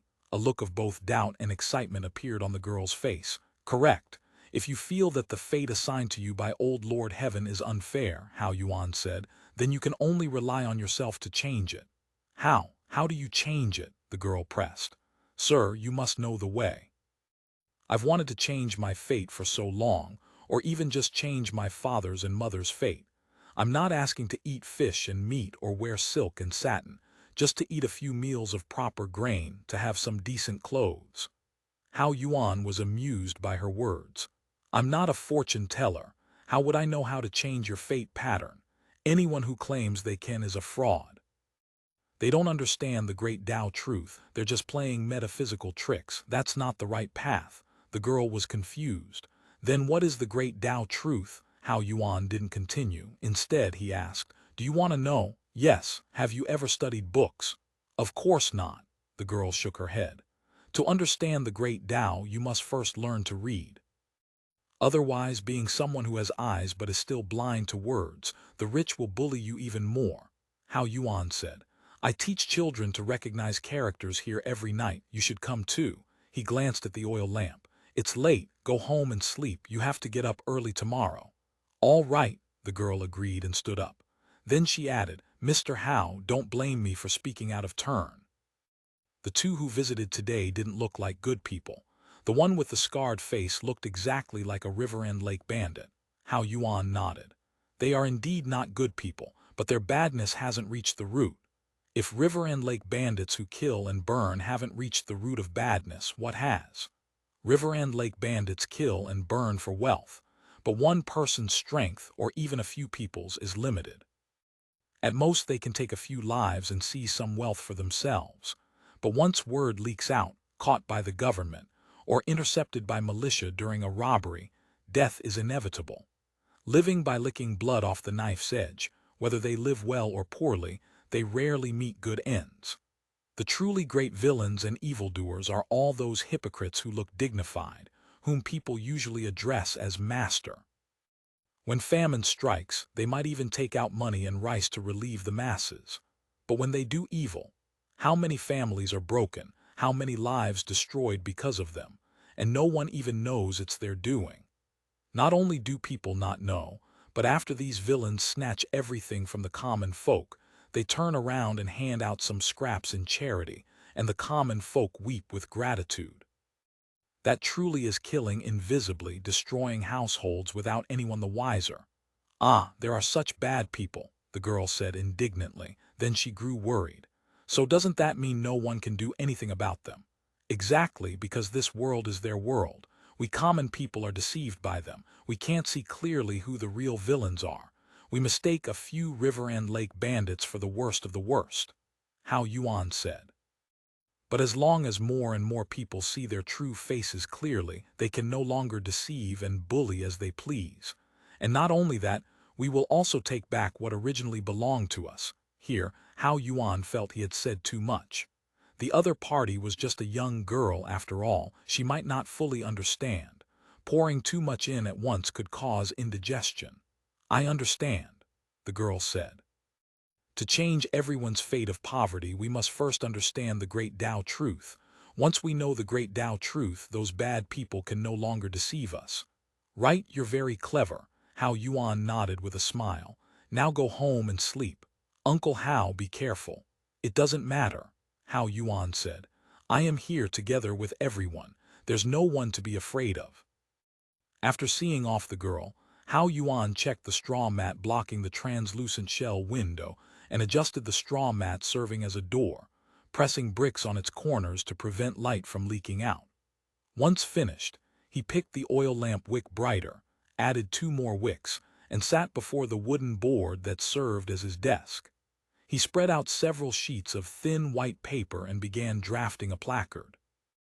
Beside him lay a tattered essay collection on the imperial examinations and a half-smudged practice scroll. If anyone suddenly walked in, they would see only a poor scholar studying hard. As he ground ink, Hao Yuan considered the placard's content. The goal was to expose Zhao Yingong's collusion with officials and his manipulation of silk prices. He had been pondering for several days how to make it both easy to understand and as concise as possible. Placards would be printed in large quantities. If the text was too long and complex, carving the printing blocks would take too long, and time was pressing. Hao Yuan wrote on thin paper while thinking. His calligraphy was standard Yan style, nothing beautiful but powerful. When he finished the placard, he corrected it once and copied it out cleanly. While waiting for the ink to dry, he carefully placed the draft in a bamboo tube and stuffed it into a hole in the wall in the corner. Then he took out a letter that had arrived that day via the Kiwei Private Letter Bureau, pulled out the letter paper inside, and carefully held it over the lamp flame. In the blank spaces of the letter paper, brown handwriting gradually emerged under the heat. Hao Yuan read it carefully several times. Then he held both the letter and the placard draft to the lamp flame, igniting them, watching them burn to ash. When all was done, he washed his hands, poured himself a bowl of cold boiled water and sat at the table, eating a bite of coarse grain cake, drinking a mouthful of cold water. End of this chapter. Chapter 1385. Canal Gang, the personnel Zhao Yingong dispatched, spent several days investigating the prefectures and counties where rice riots had erupted. The intelligence they brought back left him deeply unsettled. Though Hangzhou Station's operatives had limited capabilities and couldn't obtain sufficiently detailed intelligence, one thing was clear from studying what they had gathered. This rice riot was obviously premeditated and organized. The opposition was experienced, their actions skilled, clearly old hands at this. Furthermore, the placards they had collected made the spearhead unmistakable. It was aimed directly at him. During a famine year, being branded as someone hoarding for speculation and seeking exorbitant profits, even a child knew what fate awaited such a person. Setting aside the terrifying destructive power that common people suffering from hunger and poverty could unleash once provoked, the gentry of wolf and tiger nature could easily seize on this as well, making much hay from his predicament. And more troubling still, any force capable of organizing disturbances on this scale was no ordinary enemy. Zhao Yingong shut himself in his inner study, pot after pot of strong tea, cigar after cigar. He had always assumed the greatest threat came from local Jiangnan gentry. He hadn't expected someone to approach silently with underhanded moves. Most terrifying of all, he still hadn't identified the opposition's background. Who were they? What did they hope to gain by targeting him with such heavy-handed tactics? None of Hangzhou Station's various news channels could collect anything particularly useful. The enemy remained shrouded in fog. After much deliberation, he sent a telegram to the External Intelligence Bureau reporting the situation, while ordering heightened security at both Phoenix Mountain Villa and Wanbai Bookshop. The most urgent priority is to dig out the hidden mastermind. Zhao Yingong reasoned that if they remained in darkness while the enemy operated in light, one-way transparency, the disadvantage would be crippling. At this moment, Zhao Yingong realized that although the intelligence network he and the External Intelligence Bureau had constructed enjoyed considerable breadth, the information it collected was essentially all open-source intelligence. Indeed, no one in all Jiangnan was likely better informed than he was. He could receive news from major cities across Jiangnan within 3 days, and same-day intelligence from Beijing, Guangzhou, Wuhan, and Dengzhou. But when it came to secret intelligence, covert operations, his capabilities remained limited. Security awareness in ancient society was remarkably weak. Setting aside ordinary gentry and wealthy households, even news from government yamens could be bought with money. Many so-called military secrets were already flying as gossip across small-path news networks in the capital before any official announcement. Yet his painstakingly built intelligence network knew absolutely nothing about the hidden hand behind this rice riot. This told him the opponent was no ordinary enemy. They had to be an organization with considerable experience in clandestine operations. He recalled lectures from a group of bookworms at the Great Library during his training at the External Intelligence Bureau. Ming Dynasty's secret religious sects were remarkably flourishing, boasting not only numerous members but strict organizational structures. Could this be cult elements? Zhao Yingong muttered. Yet the placards he had collected showed no trace of folk religious doctrine. If this were happening in Lingao or somewhere similar, the Council of Elders' coercive apparatus would respond with high efficiency. But he was in Ming-ruled territory now. The instruments of violence were not in his hands. The first step was to investigate clearly who was the enemy. Only by knowing that could he devise countermeasures. One point was beyond doubt. The enemy had their spearhead pointed at him and was preparing to further incite larger civil disturbances by continuously stoking popular emotions. Once a large-scale uprising erupted, not only would the foundations he had laid in Jiangnan suffer severe damage, but his own reputation would be ruined. Continuing activities in Jiangnan would become nearly impossible. Countermeasures must be taken immediately. With this in mind, he summoned Zhao Tong to discuss the situation. Though Zhao Tong was a naturalized citizen who had come from Kiwei Escort Agency, he was in truth an authentic man of the rivers and lakes. He had been born into the trade of walking dark escorts, essentially an individual operator in the escort business, specializing in transporting priceless treasures under conditions of maximum secrecy. Men who walked dark escorts traveled alone, their whereabouts uncertain. They possessed not only exquisite martial arts but the bold yet cautious temperament of those intimately familiar with underworld tricks. As I see it, this has the fingerprints of secret society people, Zhao Tong said after glancing through the materials. How do you figure? Zhao Yingong was secretly startled. Though Zhao Tong had handled most of the material collection, much had arrived through other channels and the compilation and summary had been done by others. Yet with only a cursory look, he had reached a conclusion similar to Zhao Yingong's own. This kind of technique, their religious sects are masters of it. Zhao Tong was concise. Also, master, don't forget, this is Hangzhou. What about Hangzhou? Have you forgotten those temples by Gongchen Bridge? Ah, Zhao Yingong suddenly understood. How had he overlooked this? The Luo sect. Gongchen Bridge, outside the Baixin Gate of Hangzhou Prefecture, was the starting point of the Grand Canal, the traditional anchoring ground for grain boats of canal transport. According to tradition, during the Ming Dynasty, three men, Qian from Mian, Wang from somewhere unknown, and Pan from Songjiang, lived in Hangzhou and jointly propagated the Luo sect. They built 3 nunneries at that location, Qian Nunnery, Wang Nunnery, Pan Nunnery, worshipping Buddha statues and practicing vegetarianism and sutra chanting. Because the location was near where grain boats anchored, canal boat sailors often sought lodging there. Over time, many converted to the sect. The nunneries gradually became the sailors' own property. As more sailors stayed, the number of Luo sect temples multiplied.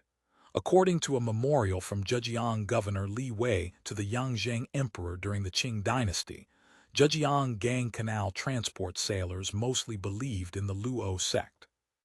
Even in that period of decline, over 30 temples still existed, and at its peak earlier, rumor claimed the number reached 72. Sailors saved silver monthly for temple maintenance and support. During the winter months when boats returned empty, they rested at these temples without paying room fees. For lawsuit expenses along the route, specialized personnel handled matters at Huyan, Tianjin, Tangzhou, and the capital. Thus a gang of canal transport sailors had rapidly formed. Given that he and Shen Tingyang, along with Fush, were now planning to abolish canal transport in favor of sea transport, and given that the Merchants Bureau had just undertaken the northbound shipment of Guanning grain and pay, it was no wonder people from the canal gang might view him as a thorn in their eye. Zhao Tong's speculation was quite reasonable. With potential suspects identified, the situation became more manageable. At least now he knew what means to deploy against them. This is good, he found himself saying. Zhao Tong looked at him in surprise. If they were truly targeted by the Luo sect and Master Zhao's response was, "This is good," had the chief gone mad?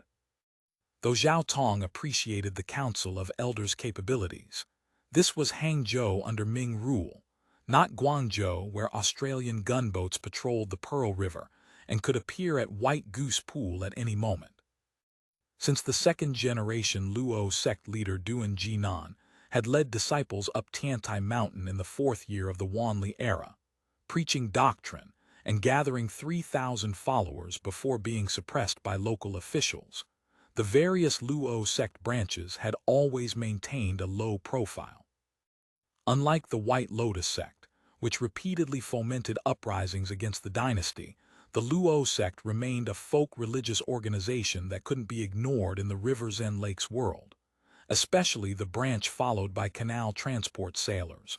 Though its religious character was faintest, its power along both banks of the canal was immense. Can you investigate their background thoroughly? I'll start immediately. Zhao Tong agreed readily. He was intimately familiar with rivers and lakes people. With the right connections, much news could be uncovered. After Zhao Tong withdrew, Zhao Yingong considered briefly and decided to notify both Shen Tingyang and Fush. Someone was secretly acting against the Merchants' Bureau. If the canal gang was truly behind this, he had no intention of shouldering the burden alone.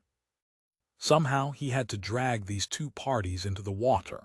However powerful the canal gang might be, it was merely a vigorous social organization. They definitely wouldn't openly confront established power. Hangzhou Station's safety could be temporarily preserved. He would slowly marshal forces to deal with them. And taking a step back, if matters truly spiraled out of control and the canal gang rose in rebellion, even the complete destruction of Hangzhou Station would be no great loss. Such an outcome would provide exactly the opportunity for the Council of Elders to intervene directly in Jiangnan and further extend control over the north-south shipping routes. However, the news Zhao Tong brought back several days later surprised him yet again. There was absolutely no talk within the canal gang about dealing with Zhao Yingong. The canal gang was merely a sailors' association. Though its organization was large, its internal structure wasn't particularly strict. There was no role like general gang leader, nor did it establish incense halls everywhere as folk religious sects did. Even its religious character was faint. The canal gang was roughly distributed along the canal line, one gang per locality. Though disciples with high seniority in the organization commanded respect, that was merely a matter of status. There was no governing hierarchy between gangs, only cooperation. Canal gang chapters too distant from Hangzhou, even if they recognized the Merchants' Bureau's grain transport as a grave threat to the gang's future, could hardly intervene directly. Any action would have to be led by gangs in southern Zhili and Zhenjiang. If the canal gang truly intended to move against Zhao Yingong, given such a loose organizational structure, middle-level personnel in Hangzhou's canal gang should have received word by now. Yet Zhao Tong's days of running around had turned up nothing. Up and down the ranks, canal gang members were busy repairing ships. In a few months, autumn grain would come to market. Prefecture and county yamens would open their granaries to receive grain from tax-paying households, while canal boats arrived at the piers for acceptance and loading, a process called receiving exchange. This was the most important event of the year for the canal gang. Not only could official business not be delayed, but during receiving exchange and grain color inspection and customs clearance, there were countless opportunities to extort prefectures and counties. The gang's core members leading these activities could make fortunes, and the entire organization from top to bottom reaped significant income. Under these circumstances, it was hard to imagine the canal gang, consumed with generating income, would spare energy to pursue Zhao Yingong. Even reactions to grain and pay being shipped north by sea were muted. First, this wasn't a regular practice. Second, a mere 50,000 she of rice was one hair from 9 oxen compared to the over 2 million she of tribute grain transported annually. Zhao Tong himself was baffled. He had been quite confident in his deduction. He hadn't expected the facts to prove otherwise. End of this chapter. Chapter 1386. Undercover, yet Zhao Tong's inquiries were not entirely fruitless. He learned from canal gang personnel that those recently active in Hangzhou, spreading rumors and distributing placards, were mostly members of brawling societies from Hangzhou and nearby prefectures and counties. These brawling societies had no conflict of interest with Zhao Yingong. Their participation clearly meant someone had paid to hire them. Zhao Tong suggested pursuing the investigation through this opening. Pity we're not a yamen, he said with some regret. Otherwise, We could detain a few of their leaders and interrogate them properly. We'd definitely get information about the mastermind. Secretly kidnapping people and conducting interrogations in a private court was possible, of course, but this was a sensitive time. Every move he made was probably being monitored by someone in the shadows. If word leaked that they were rashly abducting the opposition's members, it would only provide ammunition for their enemies. Taking a step back, even if the opposition didn't know or didn't care about their members' safety, ordinary foot soldiers might not be able to reveal anything useful anyway. Still, the brawling societies were definitely a breakthrough point. After much deliberation, Zhao Yingong suddenly thought of Zhuang Heioran. Zhuang Heioran was now the head of Wulong Society. The organization's relationship with Phoenix Mountain Villa remained secret. At present, only Zhuang Heioran himself and a handful of naturalized citizen operatives from Hangzhou Station knew that this brawling society was actually funded by Zhao Yingong. Though Zhao Yingong had used Wulong Society on multiple occasions, superficially it appeared to be a transactional relationship, hiring with money, not subordination. "Go see him," Zhao Yingong ordered. "Have him use his brawling society connections to infiltrate the enemy's operation. Try to identify the mastermind behind all this." The method was simple. Since they couldn't pull information out, they would push someone in. As one of the brawling societies active in Hangzhou, Wulong Society was neither too large nor too small. It possessed its own territory and a respectable core of basic personnel. In several Hangzhou prefecture brawls, it had demonstrated impressive combat power. If the opposition planned further large-scale actions, they would inevitably need to recruit more people, especially brawling societies, with some degree of organization and fighting capability, which would be their first choice. Wulong Society would very likely fall within their selection range. Zhuang Heioran's current public identity was Wulong Society's leader. The opposition would almost certainly try to bring him into the fold. Zhao Tong shook his head. "Chief, this is inappropriate." "Oh, why?" "You're asking him to go undercover," Zhao Tong said. "Since ancient times, those who go undercover not only risk their lives, even if they manage to return safely, they're forever marked as heartless, unrighteous men. Their reputations are ruined. People sent undercover must either be held by some leverage forcing their obedience, or must have received kindness as vast as heaven and earth. Zhuang Heioran has neither. If you send him undercover, he'll just go through the motions. He definitely won't work himself to death for this." Zhao Tong had another layer he left unspoken. Zhuang Heioran wasn't a naturalized citizen, just a peripheral member of Hangzhou Station who hadn't passed the Political Security Bureau's reliability assessment.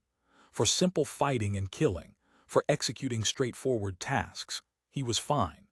But for matters involving the life and death of Hangzhou Station itself, non-naturalized citizens couldn't be trusted. Zhao Yingong considered for a moment. "Zhao Tong, do you think the enemy has planted spies here with us?" This was a question of grave importance. Though Sun Wangkai served as general manager cum security captain for the villa, Zhao Tong was specifically responsible for internal security. He thought for a minute before answering.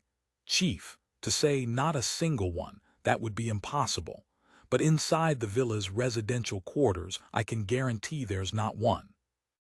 Zhao Yingong nodded.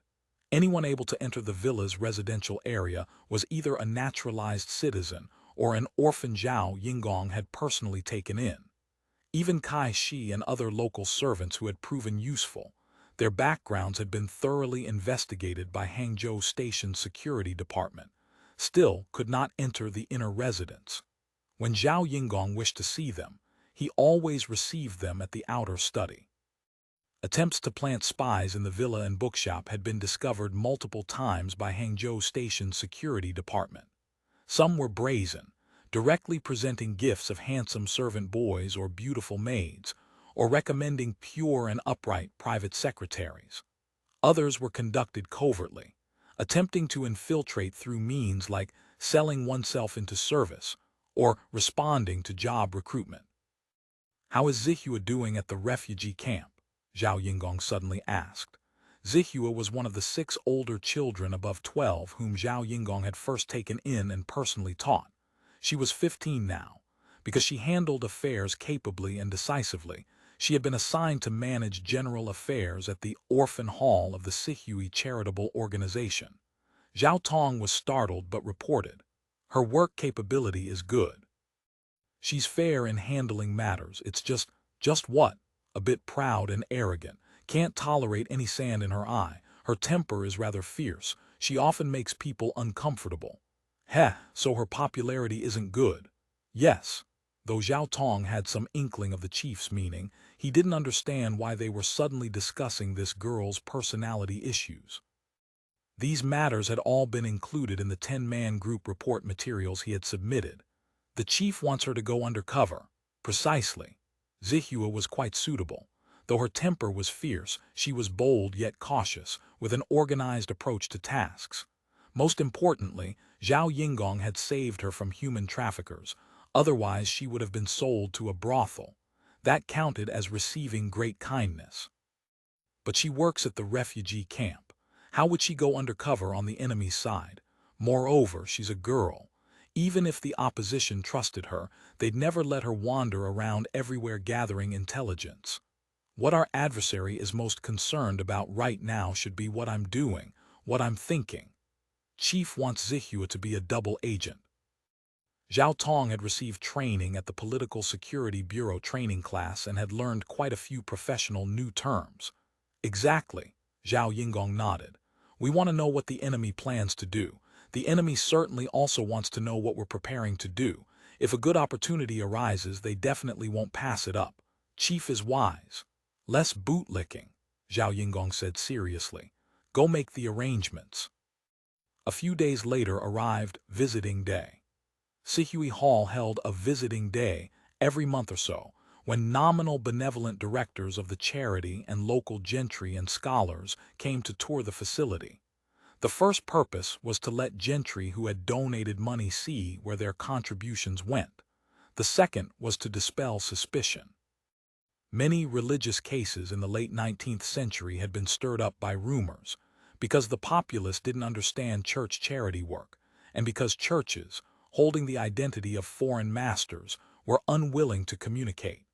Such visits had drawn many people at first, but recently attendance had dwindled. The gentry's novelty had worn off. Moreover, this was the height of summer, with the sun blazing like fire. Only 7 or 8 people came this time, among them Wu Zhixiang, who was desperately cultivating his relationship with Zhao Yingong these days. The so-called visit to Sihui Hall actually meant the gentlemen pinched their noses and walked briskly through the refugee camp down the mountain, said to be crowded and smelly, with coal smoke from the riverside drifting in as well. Before they had seen half the sights, several gentlemen already wore expressions of boredom. Kai Shi, experienced in serving the elite and skilled at reading moods, immediately ordered the sedan chair bearers to bring the litters. One by one, the masters were carried up Phoenix Mountain. The mountain breeze blew, and they instantly felt cool all over. It was midsummer now, the mountain forest dense. Combined with Zhao Yingong's years of greening improvements, the scenery along the way was quite pleasant. About 1 li from the villa gate stood a patch of woods containing a camphor tree over 100 years old, its canopy spreading gracefully. Zhao Yingong had ordered a banquet table set up beneath it. Incense to repel mosquitoes burned around the perimeter. As they sat down, maids served iced towels and iced plum syrup. I didn't expect Master Zhao to know enjoyment so well, actually creating a fairyland of happiness for himself. Wu Zhixiang took an iced towel and refreshed himself with several vigorous wipes, then drank several mouthfuls of the thick, sweetly sour iced plum syrup, feeling saliva spring beneath his tongue and a breeze stir under his arms. His whole body was suddenly cool. Sitting at the banquet, feeling the gentle wind, looking down at the magnificent view of the Kayantang River below, the gentlemen's minds and spirits expanded. "I've passed by this Phoenix Mountain before," said Wen Huai, a Fush member. "I never expected a barren hill could be transformed by Master Zhao into such a sight. No wonder everyone says Master Zhao's learning in practical statecraft is the deepest. Others followed with compliments, and Zhao Yingong was inevitably polite in return. He immediately ordered wine and dishes served. Because it was midsummer and appetites were poor, the dishes all featured light flavors. Though numerous, nothing was greasy. Many fresh fruits were also served, among them quite a few southern varieties transported with ice preservation from Lingao, either things they had only heard of but never seen, or fruits that didn't exist in this time and place. Once brought out, they opened everyone's eyes and drew universal praise. A maid brought a large white porcelain plate piled high with fresh lychees, water droplets still clinging to their skin. Not only was the fruit skin still red, but even the leaves on the stems remained verdantly alive, as though just picked. Master Zhao's fresh lychees are truly unique in all Jiangnan. When Huai hurriedly peeled one and popped it in his mouth, his fingers already busy peeling another. Even Brother Zongzi has admired your reputation for some time. Zhang Dai's lifestyle of pleasure and refinement was famous throughout Jiangnan, but this kind of industrial age enjoyment, iced fresh fruit, was unobtainable no matter how much money one spent in that era. Fresh lychees, except in the production regions of Guangdong and Sichuan, simply couldn't be eaten regardless of wealth or power. Even dried lychees were rare. Ming and Qing emperors, noble as the Son of Heaven, could only eat fresh lychees that had been dipped in honey and then rushed to Beijing, their flavor already quite different from truly fresh fruit. But Zhao Yingong had no gas-powered cold storage for making ice. His ice arrived via transport ships from Lingao. Ships departing Lingao heading north to Jiangnan used artificial ice, preserved in large quantities of sawdust, as ballast in their lower holds, both for the station's own use and for sale. Naturally, transporting iced fresh fruit posed no difficulty. End of this chapter. Chapter 1387. Visit Phoenix Mountain Villa maintained its own ice cellars, not merely for preserving ice, but for storing vast quantities of fresh fruits, vegetables, and meat. The estate's fresh lychees had become legendary among Hangzhou's gentry circles. Despite prices that bordered on extortionate and strict purchase limits, one still needed to place orders well in advance. The guests savored lychees between sips of fine wine and mouthfuls of delicacies, gradually surrendering to pleasant inebriation. Sensing that the master's spirits had risen sufficiently, Steward Kai slipped away to summon the songstresses. The fashion for theatrical performances ran rampant in the late Ming Dynasty. Nearly every gentry household and wealthy family maintained their own opera troupes. Zhao Yingong, however, detested such extravagance. The costs of preparing costumes alone were astronomical, to say nothing of hiring instructors. Should the Council of Elders ever discover such expenditure, there would be yet another uproar. He still remembered how several people at Lizhu Station had been dressed down and threatened with death merely for acquiring a few extra maidservants. Yet foregoing an opera troupe made entertaining the gentry somewhat awkward. Australian gadgets remained woefully inadequate for such purposes. Zhao Yingong's compromise was a team of female musicians. These musicians had been carefully selected from among refugees who had sold themselves into service, each specialized in a traditional instrument. The Council of Elders raised no objections. After all, one could invoke the excuse of cultivating traditional musical talent, which appealed greatly to certain senators fond of expressing sentiments for tradition. The maid training program had even incorporated musical instruments into its curriculum.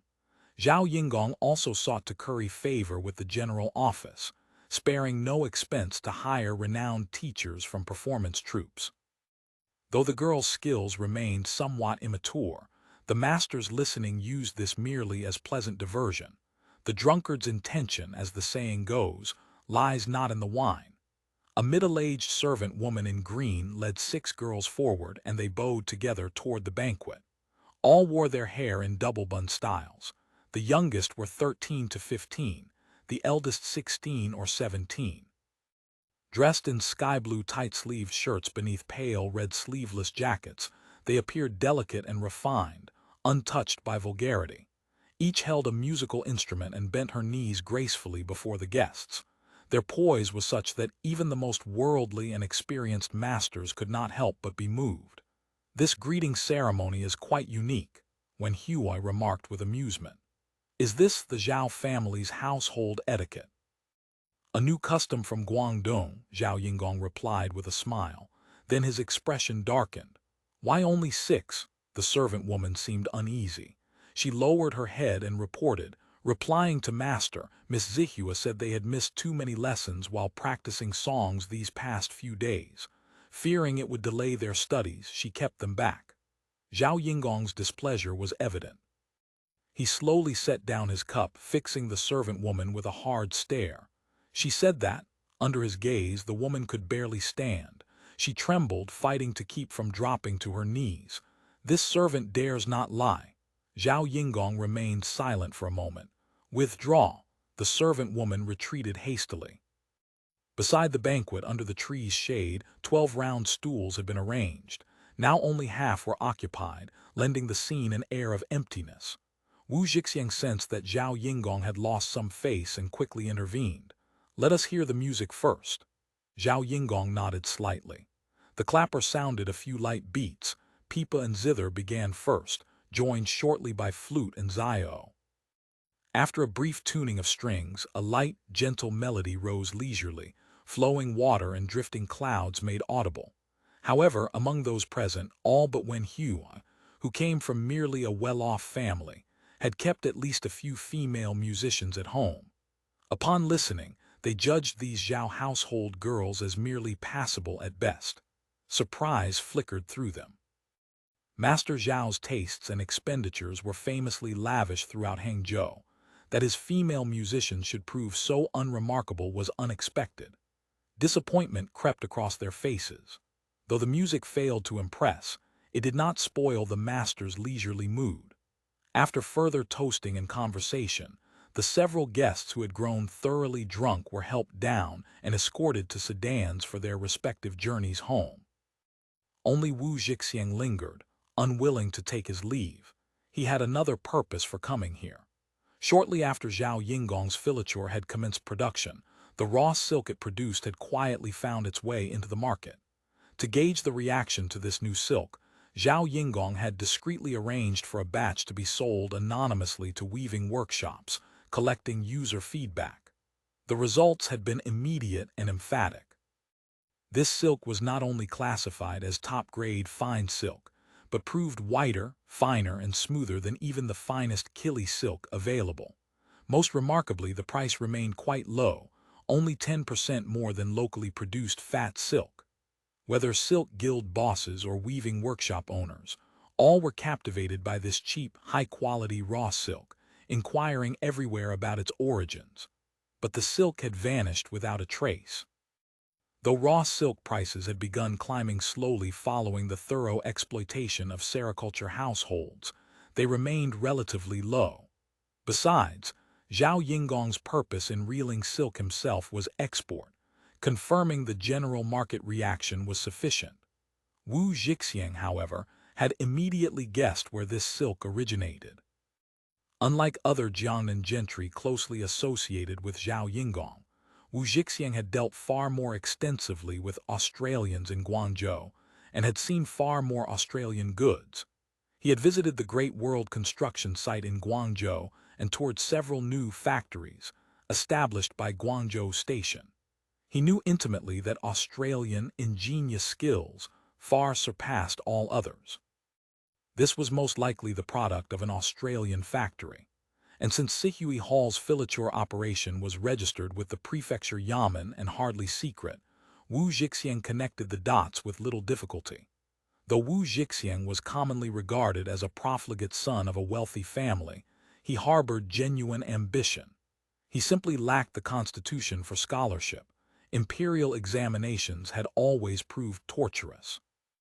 Though his recent efforts toward obtaining an official position in Jiangnan had shown some progress, it seemed he could only enter officialdom through the path of imperial college student. a background thoroughly looked down upon in those circles. His enthusiasm for becoming an official had consequently waned. His initial attraction to Australians had been their playthings of ingenious skills. Gradually, Wu Jixiang had developed intense interest in Australians as a whole, particularly their use of skills to seize the power of creation, generating wealth on a scale utterly beyond their predecessors, accomplishing things previously unimaginable. This had shocked young Master Wu profoundly. Australians are human, and I am human. We are all of Huaxia lineage. What they can do, I can also do. Wu Jixiang could not recall when this thought had first taken root in his heart. Having lived in Guangzhou for extended periods and intending to pursue foreign firm business, Wu Jixiang knew the Pearl River Delta's sericulture industry possessed considerable scale, though its raw silk quality was inferior to Jiangnan's, and export prices fell short of Nanjing silk. If he could obtain Australian assistance to raise silkworms and real silk in the Pearl River Delta, perhaps he could open an entirely new frontier. You wish to visit Sihui Hall's Filature? Zhao Yingong was somewhat surprised. He had never encountered a Ming upper-class person interested in factory workshops. Let alone upper-class, even ordinary commoners showed no interest. Indeed, I beg Brother Zhao to fulfill this humble brother's wish. Wu Jixiang's expression was earnest. To speak plainly, I also wish to establish industry in Guangdong. Easily done, easily done. Zhao Yingong's mind raced through several calculations. Wu Jixiang belonged to the pro-Australia personnel. From risking himself to warn Guangzhou Station in the past, to actively selling rice to Hangzhou Station, and purchasing Merchants Bureau shares now, everything proved this man's heart turned toward the Council of Elders.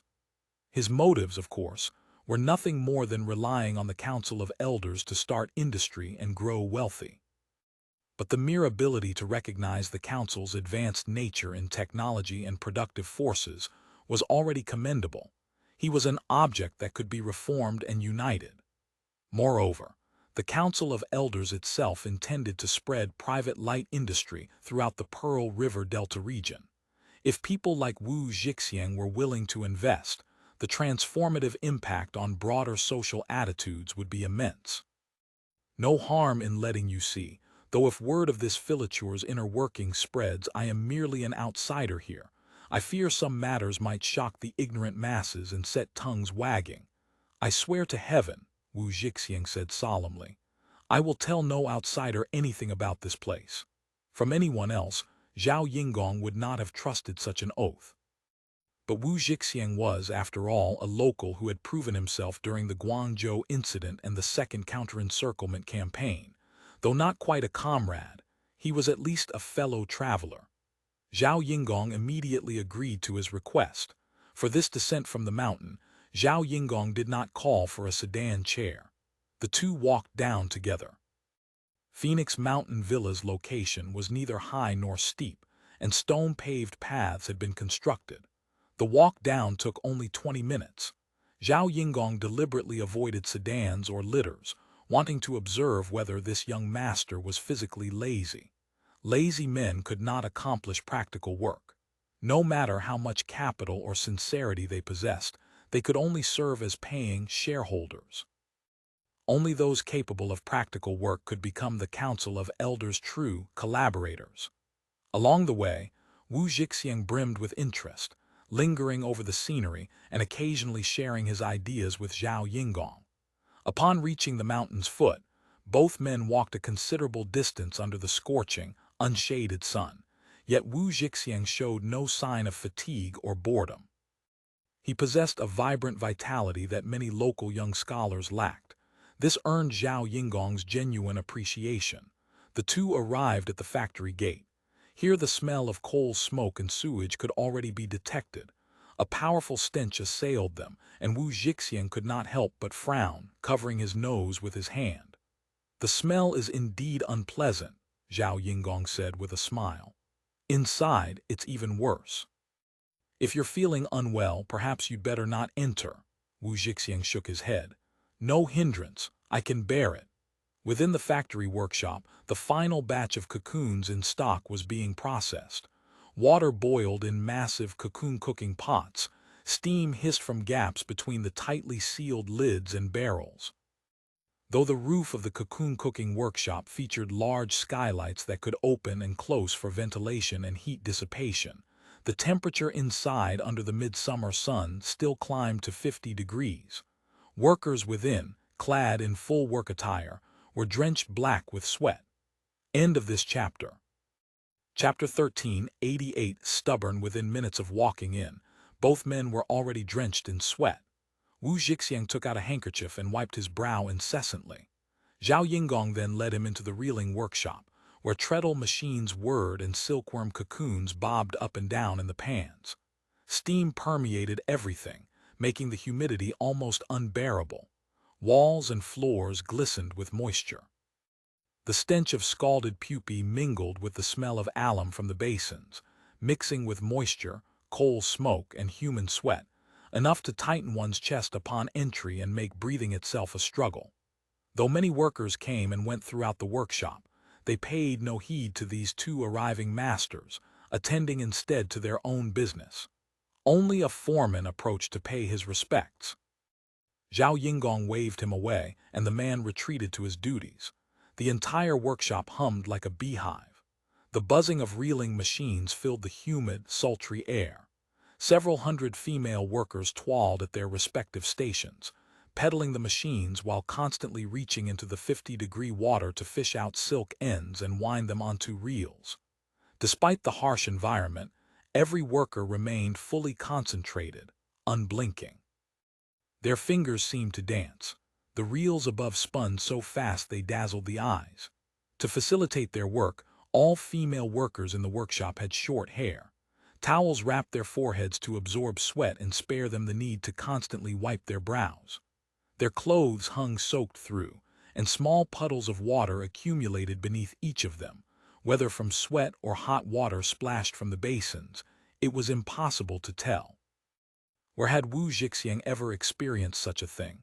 Though young and strong, he felt his chest tighten and his breath grow short.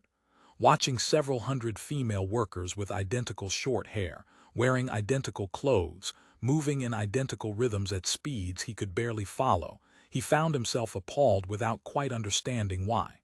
Were these even human? Wu Zhixiang thought privately. They moved like Australian machines. He could not fathom how the Australians had achieved this, yet his mood was also intensely excited. Though he could not fully comprehend everything before him, the efficiency was unmistakable. How could household reeling ever match such speed? No wonder whenever Australians produced something, the price dropped so low that competitors could not sell at any price, not even at a loss. Despite the tightness in his chest and the urge to retch, his mind raced with excitement. Looking up, he noticed a patrol gallery running along the wall near the ceiling. It was not open but enclosed with bamboo grid walls, through which figures could dimly be seen moving. What is that? The patrol gallery. Inspectors walk back and forth supervising the female workers' operations. Zhao Yingong explained that the Filature's products followed strict production regulations. Each thread was limited to combining 3 or 4 cocoons, which inevitably slowed the workers compared to traditional manual reeling. Manual reeling could produce 1 jin of silk per day. Here, output was only 6 or 7 taels. Since wages followed a piece rate system, workers naturally coveted higher production to earn more. Many would secretly add cocoons beyond the limit, combining 5 or more for a single thread, wasting raw materials and degrading silk quality. The patrol gallery existed to prevent this. Inspectors patrolled back and forth, observing the workers' operations through the grid. Because of the bamboo walls shielding, the workers could not see when they were being watched. If an inspector spotted a workstation exceeding the cocoon limit, they would immediately write down its number on a card and toss it to the foreman's station. Someone would then collect that silk skein for inspection. If it met standards, the matter was dropped and the skein returned to the worker. But if the weight exceeded the standard count by 1/3, indicating excessive cocoons and coarse, Inferior silk, punishment followed according to regulations. Laziness, chatting, or other violations noted by inspectors all resulted in penalties. I see, Wu Jixiang nodded. So you govern the factory with military law, Brother Zhao. Military law is perhaps too strong a term. But running a factory without such measures makes peaceful production impossible. Zhao Yingong felt he could scarcely bear it much longer himself, but unwilling to lose face before Wu Jixiang, he maintained an expression of indifferent calm. He led Wu Jixiang out through a corner of the workshop into another room. Large windows lined the walls, providing cross-ventilation from north to south, making the space tall and bright. Emerging from the sultry, humid workshop, both body and mind felt instantly lightened.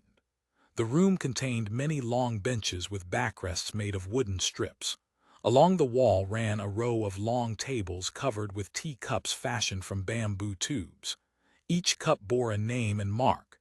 Since almost none of the female workers could read, such pattern marking was the only viable method.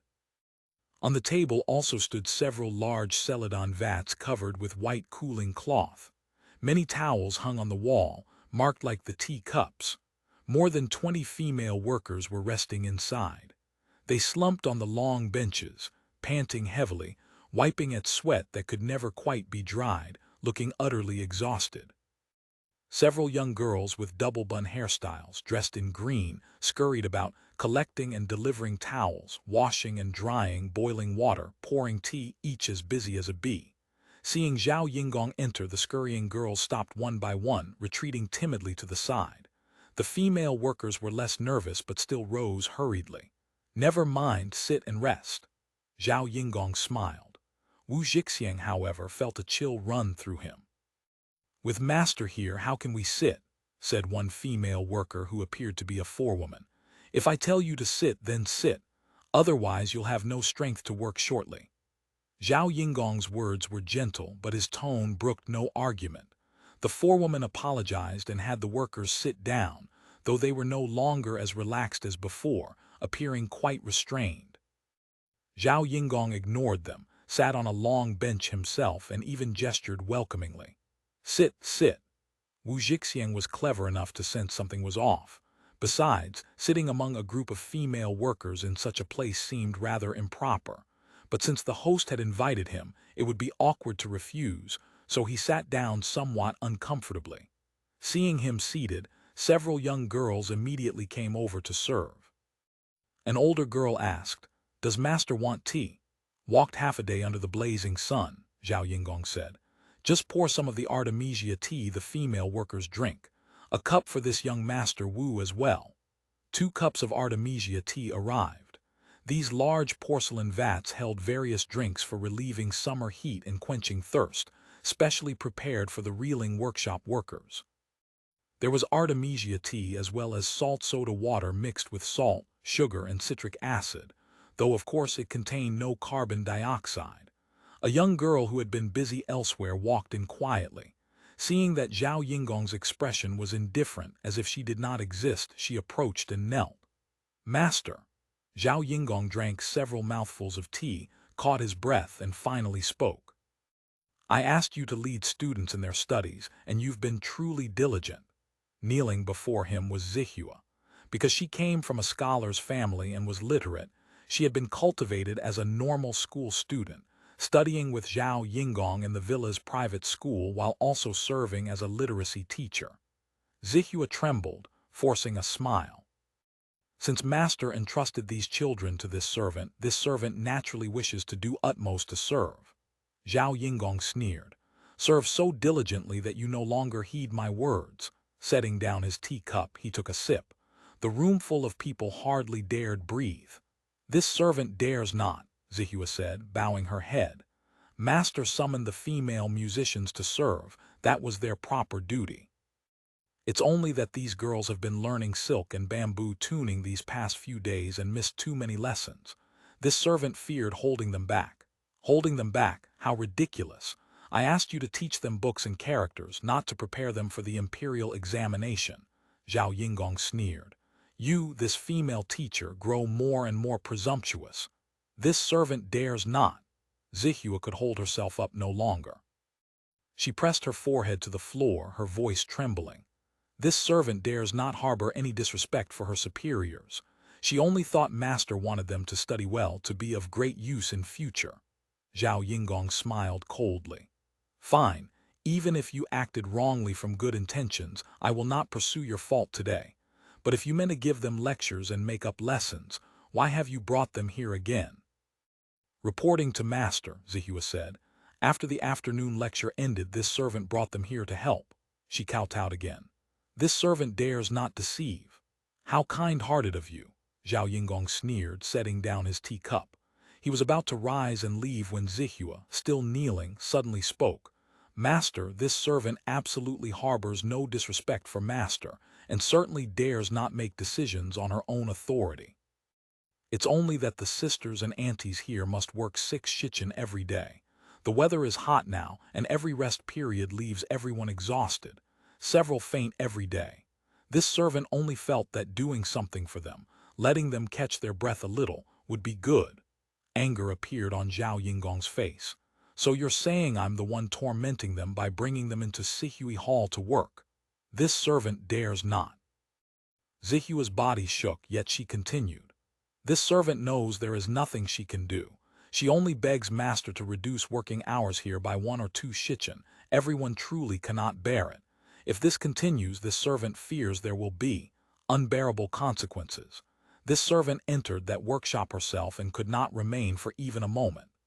Wu Zhixiang and the surrounding female workers were dumbstruck, their faces pale. They all knew Zihua's words were true. The workshop was no place for humans to remain, let alone work for 6 shichen with only 1 meal and a few breaks in between. Zhao Yingong's face had gone white with fury. Listen to this, it's all my fault now. This servant deserves death. Zihua's face flushed crimson, her whole body trembling. This servant deserves death, but what this servant said is the truth. Zhao Yingong was so enraged his hands shook. He turned to Wu Zhixiang. You hear this? What kind of rule is this? He raised his voice. Come, drag her out and beat her to death. End of this chapter. Chapter 1389. Zhou Yu beats Huang Gai. Wu Zhixiang found himself in an awkward position. Perceptive as he was, he could see immediately that this girl had likely been favored by Master Zhao in the past, inevitably spoiled by such favor. Making unauthorized decisions, acting impulsively. No wonder this usually gentle and refined Master Zhao would be so furious. As the saying goes, deep love, severe responsibility. Seeing the servant standing frozen, Zhao Yingong grew even angrier. What are you standing there for? Drag her out. This time, the inner direct squad family soldiers who had been following for security dared not hesitate. They lifted the tear-streaked Zihua and carried her away. Seeing she did not speak a single word of plea for mercy, yet her eyes were full of attachment and reluctance toward Zhao Yingong, Wu Zhixiang, himself a sentimental soul who had been entangled with several maids at home, felt his heart soften. He smiled. Brother Zhao, why such anger? This girl is merely ignorant. Give her a few boards as a lesson. Why go to such lengths? Everyone present was frightened and trembling. This Zihua was no ordinary person. She was one of the few most favored maids at Master's side, nominally a servant, practically a student. Master had personally selected her to teach by his side. She usually wielded considerable authority. That she should suddenly encounter thunderous rage left everyone bewildered. Some with quicker minds had already guessed this was Master making an example of Zihua. The forewoman servant reacted fastest, walking to Zhao Yingong and dropping heavily to her knees, kowtowing with force. May Master calm his anger. This time it cannot be blamed on Miss Zihua. It was this servant who spoke too much, saying the workshop was terribly hot and that everyone could not bear it. Thousands of mistakes, all are this servant's alone. This servant begs Master to spare Miss Zihua and punish this servant heavily instead. Zhao Yingong's face shifted slightly. What is your name? This servant is Huang Xiang. Seeing Master Zhao's expression darken further, Huang Xiang felt a twist of fear, uncertain whether her gamble had been correct. But matters had come to this. Bracing herself and pressing forward was the only option. She kowtowed heavily again. "This servant begs master to show great mercy. Spare Miss Zihua. Enough of this performance of virtue. I have been occupied with many matters recently and have neglected supervision of the villa. You all grow ever more presumptuous. How can this continue? Since you've come forward to accept guilt, at least you show some loyalty. I will spare you the rod today, Feng Hua. Tell the steward office, dock her 1 month's wages." Outside, the punishment had already begun. The sound of bamboo boards striking flesh and muffled sobbing filtered in. Female workers and slaves stood silent as cicadas in winter, not daring to speak. Wu Jixiang, hearing the sounds, could not bear it and tried again to intercede. Even with 1,000 faults, she is after all a delicate woman. Brother Zhao runs Sihui Hall and the silk factory to accumulate kindness and virtue. If she were truly beaten to death, it would harm your dignity and violate the way of benevolence. I fear it would invite unwelcome scrutiny. Seeming to realize that beating to death was indeed excessive, actually killing a slave maid would also be troublesome, Zhao Yingong exhaled heavily. "Since you plead for her, I'll spare her this time. Pass down the order, 60 boards administered diligently." He waved his hand. "Tell everyone to be careful.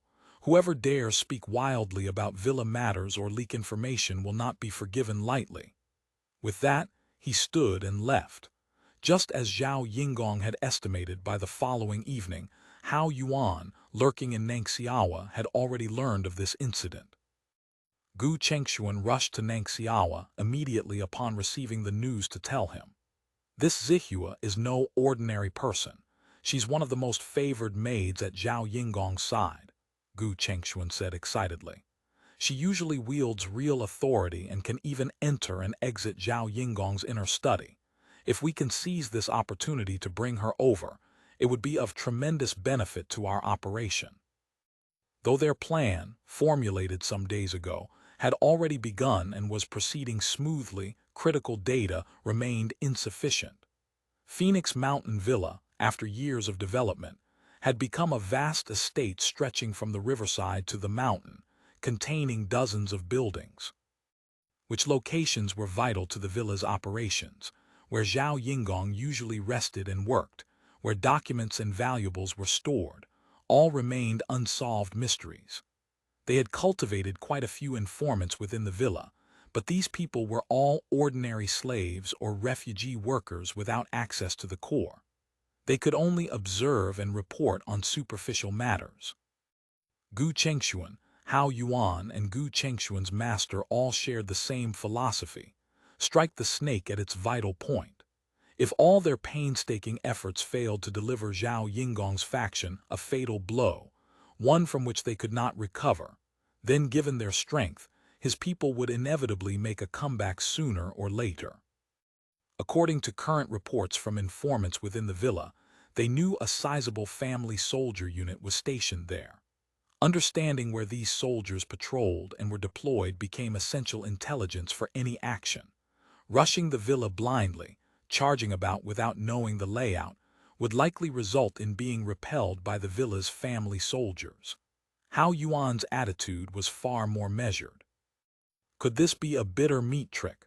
Gu Chengxuan seemed to have anticipated the question.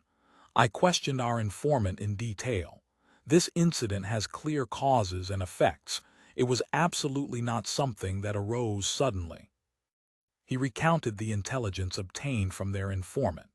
Zihua had always focused on teaching and was reluctant to let her students perform miscellaneous duties.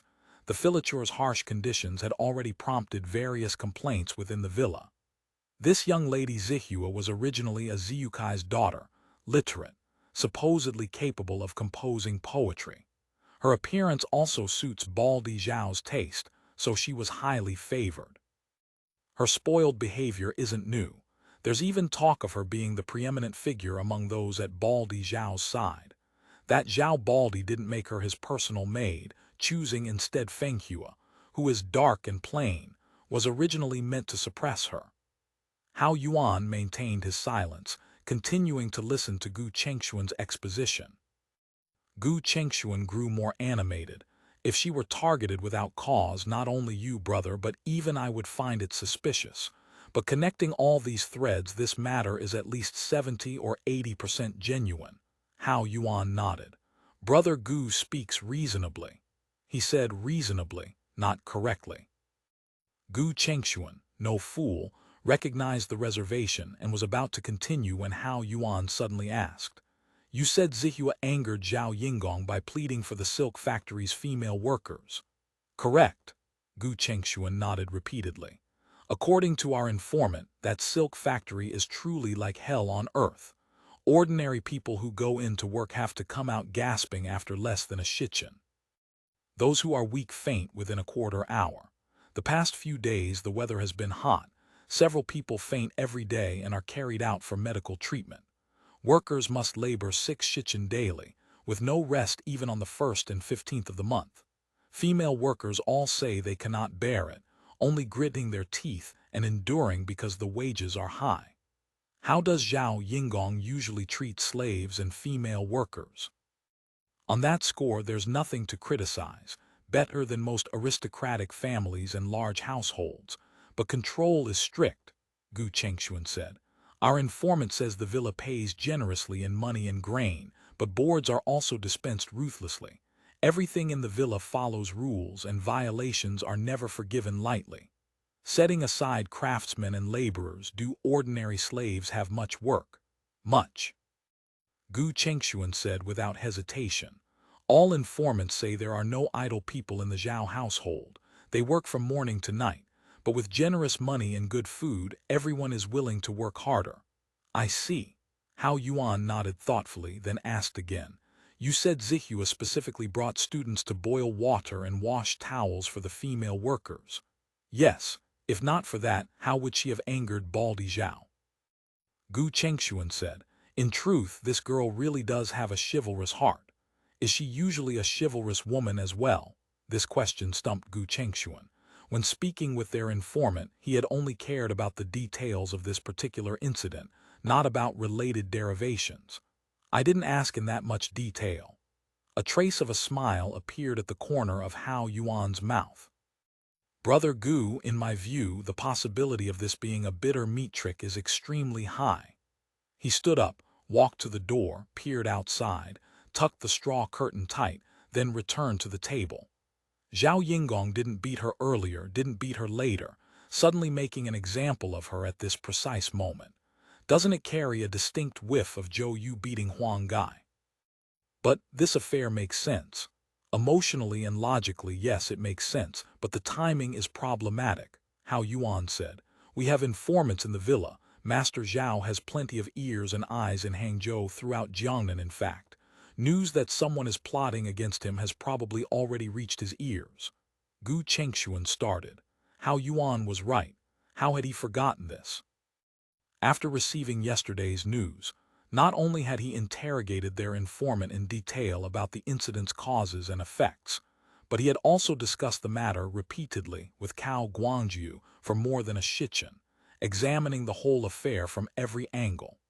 Both had felt the possibility of using this opportunity to recruit Zihua as an inside agent was considerable. Yet they had all forgotten that while they plotted against Zhao Yingong in secret, Zhao Yingong was not entirely ignorant. Since not entirely ignorant, there would be countermeasures. Currently they were in the dark and Zhao Yingong in the light. If he wished to reverse attack and defense, planting an operative among them was the most effective method. Hearing Hao Yuan's analysis, Gu Chengshuan felt as if waking from a dream. This gang of pirates was indeed incomparably cunning. He gritted his teeth.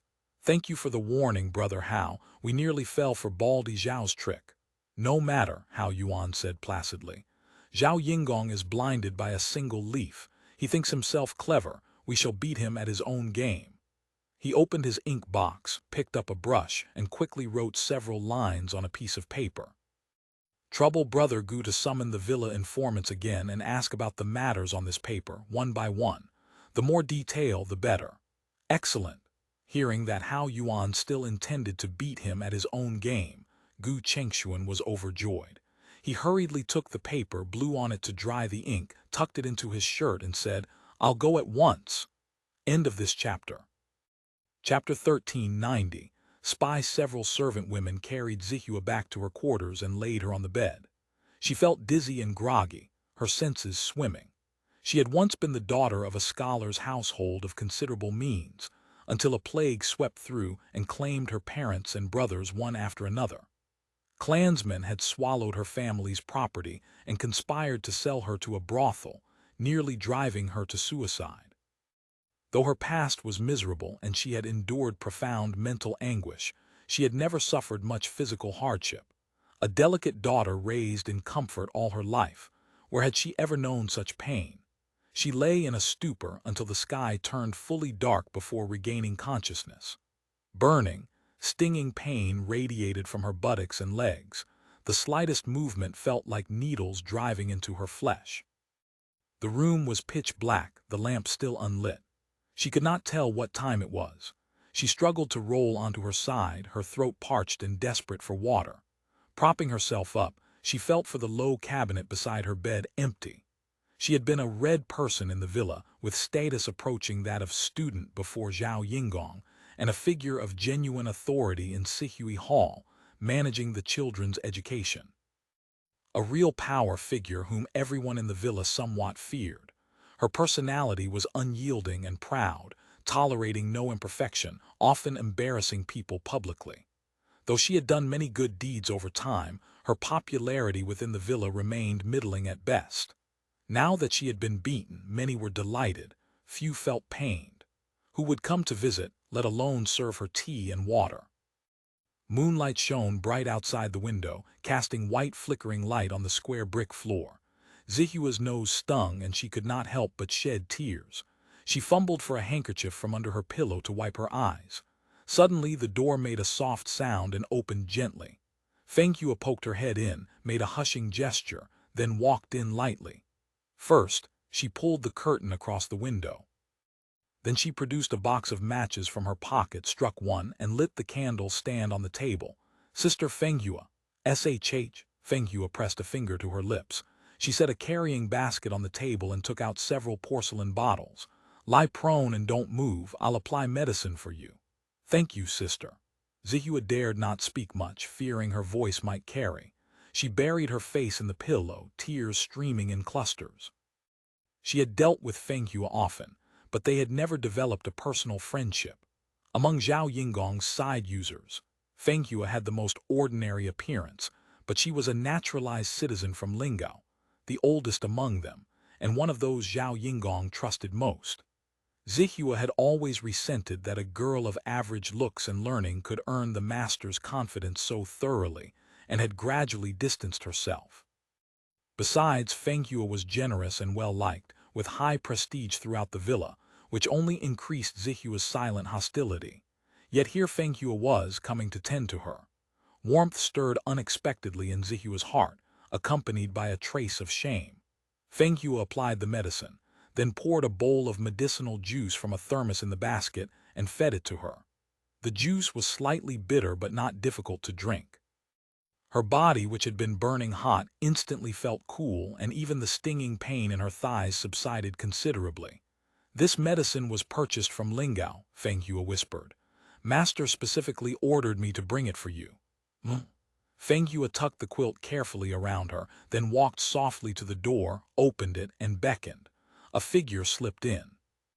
It appeared to be a man.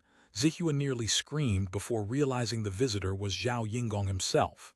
Master, Zhao Yingong nodded. Feng Hua had already brought over a stool. He sat down beside the bed. I came to see you. Don't move, just lie there. It hurts, doesn't it? Seeing her try to straighten her body, Zhao Yingong held her arm with one hand to stop her. Zihua was clever. That the master would visit her quarters at night, coming in person. She knew today's outburst must have had a purpose. Yet she was angry that she had clearly pleaded for the people, and the master himself had spoken to her of education as the foundation and teaching and nurturing as a century-long endeavor, only to punish her publicly for precisely that. The physical pain could be endured, but the humiliation was hard to release. Given such feelings, her words naturally lacked tenderness. When master beats a servant, It is the natural order of heaven and earth. Even being beaten to death would be deserved. This servant dares not speak of pain. All this servant received was deserved punishment. Feng Hua was about to scold her, but Zhao Yingong shook his head. Today's matter was originally meant to make an example of you. Someone as clever as you surely understands. Yes, this servant understands, Zihua whispered. The matter of the silk factory workers that you raised, I have already instructed the steward office. Beginning tomorrow, the factory will switch to 3-shift operations, with a rest period every shichen. The meal standards have also been raised. Zihua's eyes widened. She could not fathom the master's intentions. She had always felt that he treated the contract slaves in the factory too harshly. Sooner or later, someone would die in that place. That was why she had stepped forward to argue in a moment of passion. Yet now the master had accepted everything at once. Humans are not grass or trees. How can they be without feeling? How could I not know the filature is comparable to hell? Zhao Yingong smiled faintly, then covered his smile. It is easy to have petty benevolence and petty righteousness. It is hard to have great benevolence and great righteousness. Rare that you bear it. Such praise, even the usually proud Zihua dared not accept it. Master speaks too highly. This servant cannot bear such words. Why can you not? Zhao Yingong spoke with frank assurance. You yourself hold an upper-rank position in the villa, receiving the best money and provisions. I trust and rely upon you. You have standing among the servants. In the filature you have not half a relative or old acquaintance. They are all people unrelated to you. Yet you risk stepping forward to speak out for their suffering. How is that not great benevolence and great righteousness? These words struck directly at Zihua's heart. In truth, she had not thought so much when stepping forward. It had been mere momentary indignation. Now pointed out by Zhao Yingong, feelings that had been vague became clear and understood. For a moment, a tumult of emotions churned within her, and lying on her pillow, she wept loudly. Feng Hua hurried forward to comfort and soothe her. It took some time before her tears subsided. It was all this servant's fault. Zihua, eyes still wet, tried to rise again. Zhao Yingong stopped her. No need to admit fault. You were not wrong. The matter of the filature was originally an expedient measure. He smiled again. Besides, if not for your disturbance today, how else to win the enemy's trust? Zihua was somewhat confused, but as he spoke, understanding dawned on her like light flooding a snow cave. Master wants this servant to be Huang Gai. Clever. I had originally intended to tell you first to avoid internal unease. But if you felt at ease, this act would never have looked real. This servant understands. What does Master want this servant to do? Zhao Yingong's face turned serious. You two are my most trusted people. There is no harm telling you now. Someone is plotting in secret, wanting to destroy Phoenix Mountain Villa. These words had little impact on Feng Hua. After all, she was a naturalized citizen who had stayed in Lingao. She knew the Council of Elders' deep strength, and she understood that coming to Hangzhou with the chief meant venturing deep into enemy territory. Since they were in enemy territory, a life-or-death struggle could come at any moment. But for Zihua, it was different. Her feelings for Phoenix Mountain Villa ran deep. She had been a girl on the verge of falling into the dusty world of brothels when she came under Zhao Yingong's care. Not only had she herself been saved, but she had watched the master build Hangzhou's enterprise little by little, from Wanbai Bookshop to its current vast scale. Particularly Sihui Hall. From last year until now, she had seen how many common people, who would otherwise have become starving corpses, had been rescued. Handling general affairs in Sihui Hall, she knew this better than anyone. For people like Zihua, Phoenix Mountain Villa had become something like home. Hearing that someone wished to destroy it, her eyes went wide. Master, what people could be so vicious? I still do not know, which is why I want you to find them out. Are you willing? He paused. Going this time means entering the tiger's den. Perhaps 9 deaths for every chance of life. If you are unwilling, I will absolutely not blame you. This servant is willing, Zihua said without hesitation. Tell this servant what to do. Good. Deep inside, Zhao Yingong felt satisfied. He had not misjudged her after all. Remain calm. I fear the villa may already be infiltrated by spies. You suffered the family law today. Someone will inevitably come to seduce you. Simply follow nature." "Yes, this servant understands," Zihua responded. "And if no one comes?" "Rest assured, someone will definitely come," Zhao Yingong smiled. "Within the villa, only Fenghua and Zhao Tong know of this matter. If anything arises, contact Fenghua. She will tell you what to do next."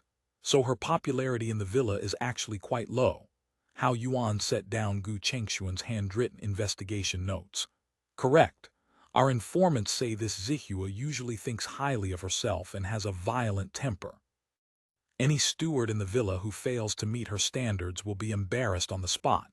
Quite a few people hate her, but she does things meticulously, following all the villa's rules, leaving no handle to grasp. That only makes her more annoying." "Oh," Hao Yuan pondered briefly. "You've been speaking of stewards. What about ordinary people, refugees, slaves, female workers?" "She doesn't interact much with them usually. The people below find her arrogant by nature, but she handles things fairly, is willing to think of the common workers, and is willing to speak on their behalf. She has considerable prestige." Gu Chengshuan said. "This time Baldy Zhao beat her under family law for standing up for the Filature's female workers." According to our informant, this does not appear to be fabricated. She had mentioned reporting the Filature's conditions to Baldy Zhao several days before. It seems this woman really does have a chivalrous heart. Hao Yuan offered no comment on whether it was genuine or not. He gazed up at the low ceiling for a long while, then asked again, "Did anyone visit her afterward? How did Zhao Yingong subsequently dispose of her?"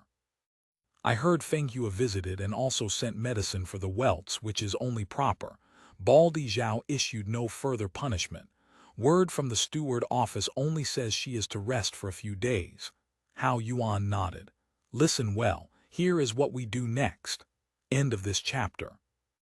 Chapter 1390. One backdoor. After seeing off Gu Chengshuan, Hao Yuan was just tidying the items on the table when the straw curtain lifted. The girl from next door came in again, bringing today's dinner. Living alone, Hao Yuan naturally did not cook for himself.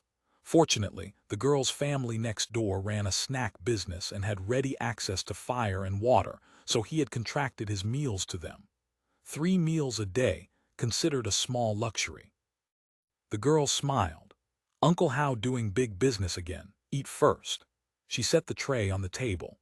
Inside were 2 bowls of dishes plus a small rice bucket, all steaming hot. The dishes consisted of a bowl of vegetables and some saltwater shrimp, likely caught from the Kayantang River. Though Hao Yuan was diligent and thrifty, he was never stingy about eating. 1 dish of rice and 1 of vegetables per meal, with occasional aquatic supplements.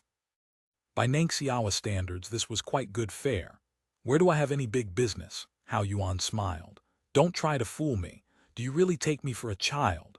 The girl's scalp still showed short stubble from the shaving treatment for ringworm. Only in a few patches did the hair grow both short and sparse. "I've never looked at you as a child." Hao Yuan smiled and sat down.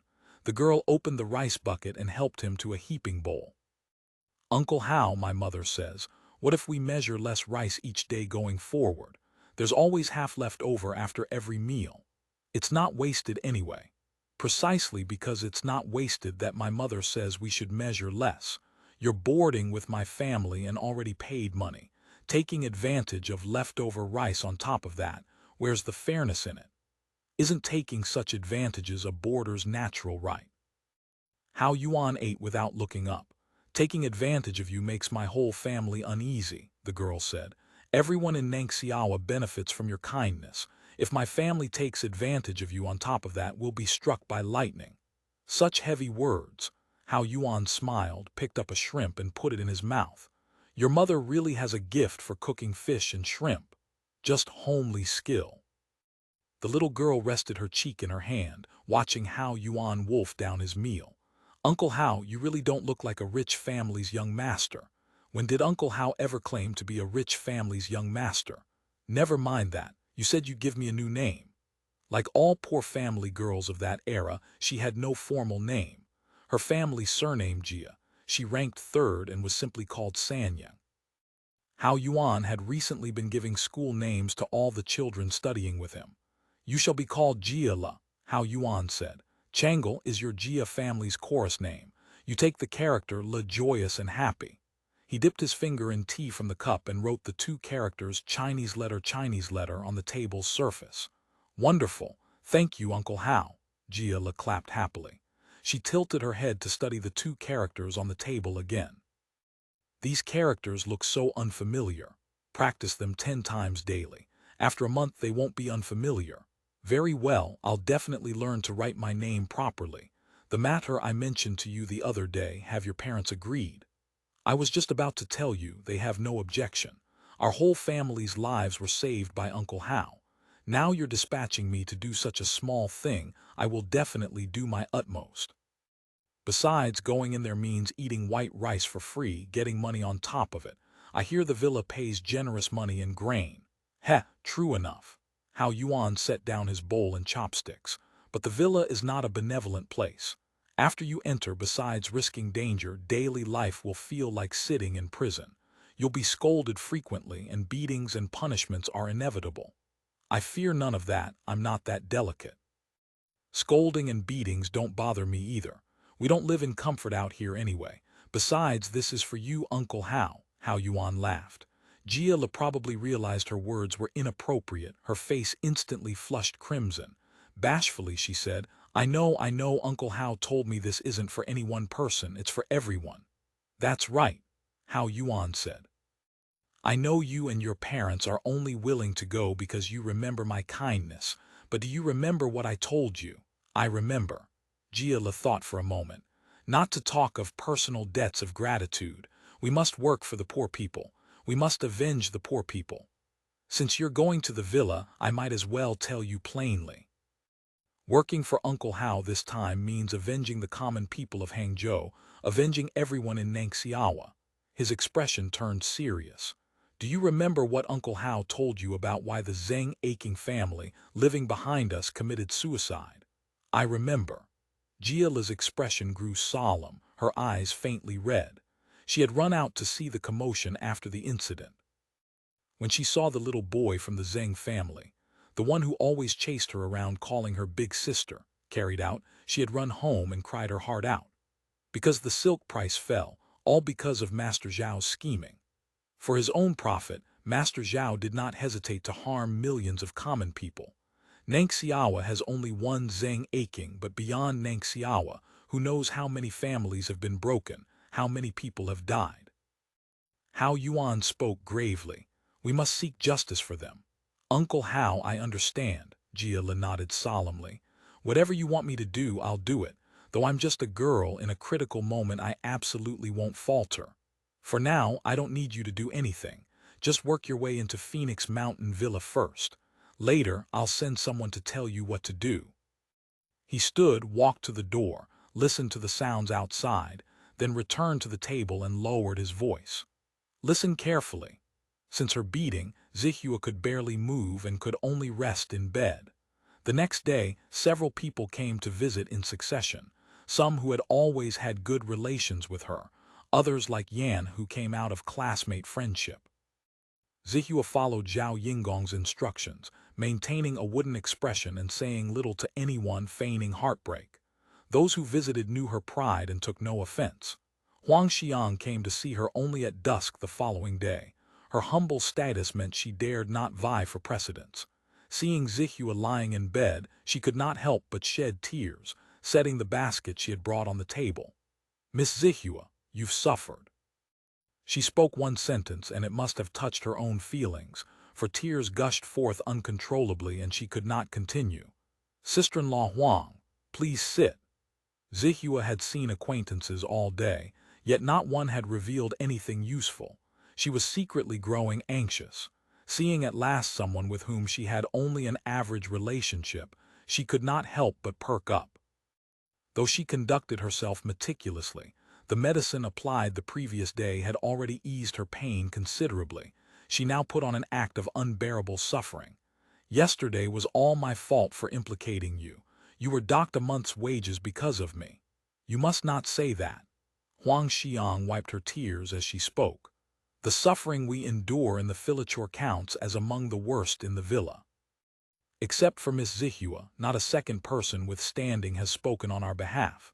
Just for that, never mind losing a month's wages, I would willingly take 60 boards for you. She wiped the corner of her eye with her sleeve and took several items from the basket. The female workers at our factory pooled money to buy these. They're nothing special. We can't produce anything special. I know you people, every one of you has heavy family burdens and went there only because the Filature wages are high. How can I accept your things? Absolutely not. If you don't accept, we'll feel even more uneasy inside, Wang Xiang said. Yesterday, Steward Kai already announced the factory is switching to 3 shifts, each 2 shichen shorter. Everyone says Miss Zihua risked her life to win this for us. You are our benefactor, she rambled on with words of gratitude. Zihua's mood was complex. She had spoken up for the Filature workers only out of momentary indignation, never expecting such tearful gratitude in return. Despite repeated refusals, she could not overcome Huang Xiang's persistence and finally accepted the gifts. Only then did Huang Xiang raise her actual purpose. She had a distant relative locally whose life was difficult. The family planned to send their daughter into the villa to serve. Because the child was young and the family was unwilling to sell her outright, she would be classified as a hired worker under villa rules, which meant she could only do miscellaneous labor or run errands in Sihui Hall. Huang Xiang hoped to ask Zihua a favor, finding the girl a position where she could actually learn something. Zihua's heart clenched. Could this Huang Xiang be the spy? Her complexion shifted slightly. Huang Xiang had already noticed. She forced a smile. I know this is difficult to ask. It's not difficult. Zihua had already reasoned it out. Right now, anyone could be a spy. Only by following nature could she draw out the fox's tail. She gave a bitter smile. Sister-in-law Huang, I myself am still a body awaiting punishment, not knowing how Master will dispose of me once I recover. If I'm still assigned my original duties, I'll transfer that girl to my side as a school assistant. With me, at least she can learn a few characters and pick up some needlework skills. Huang Xiang happily performed a blessing. Master will treat you well. There's nothing to worry about. Once you're recovered, everything will be as before. Zihua asked, what is the girl's name? Replying to Miss, her surname is Jia and she ranks 3rd. You may call her little Sanyang. Huang Xiang returned to the dormitory quarters. Being married, she had been allocated a separate room in the villa. Inside, a woman was waiting for her, a servant woman in the villa named Wang. Sister-in-law Huang, how did it go? Seeing Huang Xiang enter, she asked eagerly. All settled. Huang Xiang picked up the teapot on the table, poured a full bowl of coarse tea and drained it in gulps. Miss Zihua agreed to transfer your niece to her school. Then I really must thank you. Wang Ronger's brows rose with joy. She performed several blessings in succession, then produced several circulation notes from her waist and pressed them into Huang Xiang's hand. Sister-in-law Huang is truly capable. It's all thanks to Miss Zihua's kindness. Huang Xiang accepted the notes with a smile, thinking to herself that, although she had lost a month's wages this time, at least the master had reduced the Filature's working hours and Miss Zihua now looked upon her with new regard. Fortune out of misfortune, as they say. End of this chapter. Chapter 1392, Charity School. Wang Ronger was one of the villa informants that Gu Chengshuan had handed over to Hao Yuan. Hao Yuan's instruction to her was simple: find a way to place Jiala at Zihua's side. Zihua was the Huang guy in the bitter flesh trick. Hao Yuan had already judged this correctly. Yet based on all the intelligence gathered, Zihua still held potential for being turned. And Jiala was the first move in his plan. Jiala was merely a little girl. Though loyal enough, the time had been too short and she was too young to exert subtle influence. Therefore, the task he assigned her was simply to try to lure Zihua into meeting with him. The actual work of turning Zihua would be done by Hao Yuan himself. He was quite confident that Zhao Yingong, now eager to trace the mastermind behind all this, would very likely instruct Zihua to swallow this fragrant bait without hesitation. I'm a newly arrived child, won't it be very difficult? It doesn't matter. Do as I instructed and Zihua will definitely agree. Hao Yuan spoke with quiet confidence. All right, I'll do as you say, Uncle Hao. Jia Le nodded firmly, but worry immediately crept back into her expression. Can this really work? Definitely. Hao Yuan thought to himself. Jia Le was actually transparent. Zihua had probably already guessed who she was. Why else would she so readily agree to take her into the school? The moment Jia Le opened her mouth, Zhao Yingong would know as well. But none of that mattered. As long as Jia Le pretended to persuade her, Zihua would go along. Otherwise, how could her bitter flesh trick continue? Jia Le was Jiang Gan, cooperating with Master Zhao to act out the bitter flesh trick. But he, Hao Yuan, was not Cao Cao. Jia Le encountered little difficulty getting into the villa. Though Phoenix Mountain Villa did not lack labor, Zhao Yingong, drawing on his experience from later generations, believed certain benefits should be appropriately shared with local people, and that handling everything oneself was not suitable. Thus he also hired some locals. Phoenix Mountain Villa employed quite a few local commoners. The vetting process was not stringent, having a shop or a pagia as guarantor sufficed. All hired laborers were required to stay overnight in the villa, specifically in the dormitories of the refugee camp at the foot of the mountain. This was primarily for hygiene considerations. Hired laborers also had to undergo purification treatment. Though they did not need to shave their heads, procedures like bathing and being issued clothes were the same. If workers went back and forth daily, they would very likely bring parasites from outside into the camp. However, these hired local workers could only serve in Sihui Hall at the foot of the mountain. They could not go up the mountain, nor could they enter any of the restricted areas at its base. Only a very few professional, skilled hands and artisans could enter restricted zones to work, and then only with passes. Jia Le signed her employment contract and was taken in for purification, bathing and changing clothes. To avoid shocking public sensibilities, hired workers were not shaved during purification here. After bathing, she received a complete set of clothes from the inside out, as was standard, including replacements. These clothes are awarded to you by Master, the servant woman who brought her said. After working a full year, these clothes become yours. If you don't complete the term and resign, the cost of the clothes will be deducted from your wages. Understood, Mama. Remember to change and wash clothes frequently, bathe and wash your hair often, and keep your nails trimmed. Master despises unclean people above all else. Someone checks every day. If you receive a bad rating 3 times, money will be docked. Be careful. The servant woman leading her was only a level 5 servant who could not even go up the mountain, yet she still carried herself with great authority before new hired workers. Yes, thank you for the reminder, Mama. The Sihui Hall grounds were vast.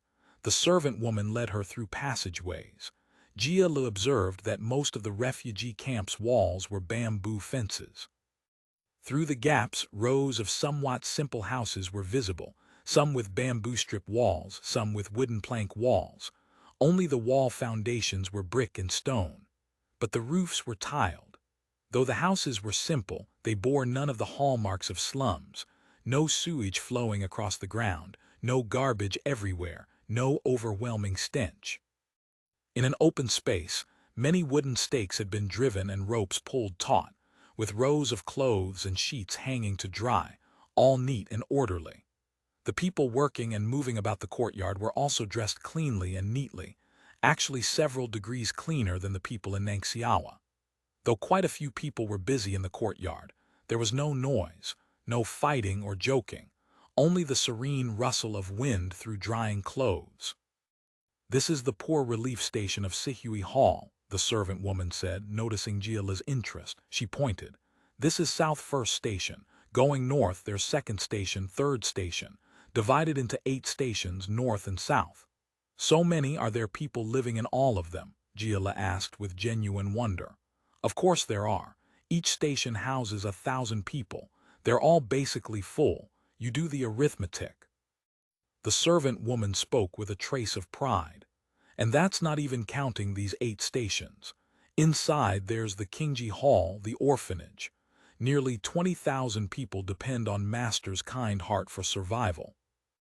Though Hao Yuan had long since educated Jia that Zhao Yinggong was a hypocritical villain, seeing with her own eyes the organized order here and the peaceful, prosperous scene, she could not help but feel a twinge of doubt. She was led onward, walking straight toward the foot of the mountain. Here stood another large courtyard, similarly filled with rows of houses. This is the charity school of Sihui Hall. You'll serve here from now on. The servant woman called out toward the interior, Miss Zihua, Miss Zihua. What is it? The door curtain lifted, and out walked a 15 or 16-year-old girl, her clothes and hair perfectly arranged, her face quite serious. Jia knew this was probably Zihua and quickly lowered her hands to stand behind the servant woman. Miss Zihua, this is the Jia recommended by sister-in-law Wang. The servant woman smiled broadly and bowed. Jia was quick-witted. She stepped forward at once and performed a blessing. 10,000 blessings to sister. Zihua nodded. You are Jia? Yes, at your instruction, this servant is. Can you read? I can read the 3-character classic. I cannot write. That's reasonably good. Zihua nodded. You'll live in East 6th room. Put down your things and come to my quarters. There is plenty of work for you to do. From that day on, Jia served in the charity school of Sihui Hall. Though the school nominally employed traditional primers like the 3-character classic and 1,000-character classic, it was actually conducted according to Lingao's literacy education methods. The purpose was simply to give refugee children some basic reading, writing, and arithmetic skills during the waiting for transport stage, while also teaching the taken-in orphans a few rules. The sheer number of children in Sihui Hall astonished Jia. Every child looked well-fed and well-dressed, with clean faces and hands, free of the parasites and sores common among poor children. The happy, healthy glow on their faces as they ran and played in the open field during breaks was something she had never seen in Nangxiawa. The dormitory for 20 people where she lived had clean bunk beds, one to a person. Everyone had a sleeping mat, pillow, and quilt. Jia had lived 12 years without ever having her own pillow or quilt. She had always shared with her sisters. As for a pillow, that was something that had never existed in her life. The food was also surprisingly good. Children here received 3 meals a day, with rice and mixed grains enough to eat, vegetables at every meal, and meat once every 5 days. Such fare was beyond even what most ordinary families in Hangzhou could manage, let alone Nangxiawa. No wonder sister-in-law Wang had said that any refugee or beggar child taken in by Sihui Hall had essentially gone to heaven. And this was not 1 or 2 children, there were several hundred. Jia marveled silently. How much money must Master Zhao have? Though Sihui Hall boasted quite a few benevolent directors, everyone knew Master Zhao led everything. Obviously, he paid the most. This only deepened her confusion. What was Master Zhao seeking by doing such enormous good deeds? Uncle Hao had said that some evil people did good either to ease their consciences or to confuse the world, preventing people from seeing their true face of wickedness. But in Jia's limited understanding, such dust-in-the-eyes measures did not need to be so extravagant. Rich people who wanted to accumulate virtue and win a false reputation had plenty of ways to spend little money for great fame. Why commit to something like a charity hall, which consumed money year after year?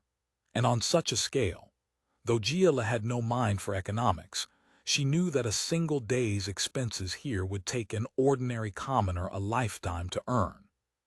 Despite her doubts, Jia worked diligently and thriftily at the charity school. She had come with a purpose which naturally made her extra attentive. Though Sihui Hall's management was strict under the Council of Elders system, more work, more pay, and roughly guaranteed fairness were ensured. As long as one worked earnestly, one would not be shortchanged. Jia's work enthusiasm was quickly mobilized. She was capable, small, and sweet-tongued, and soon established good relations within the school. However, her crucial objective, making contact with Zihua, never quite succeeded. Zihua was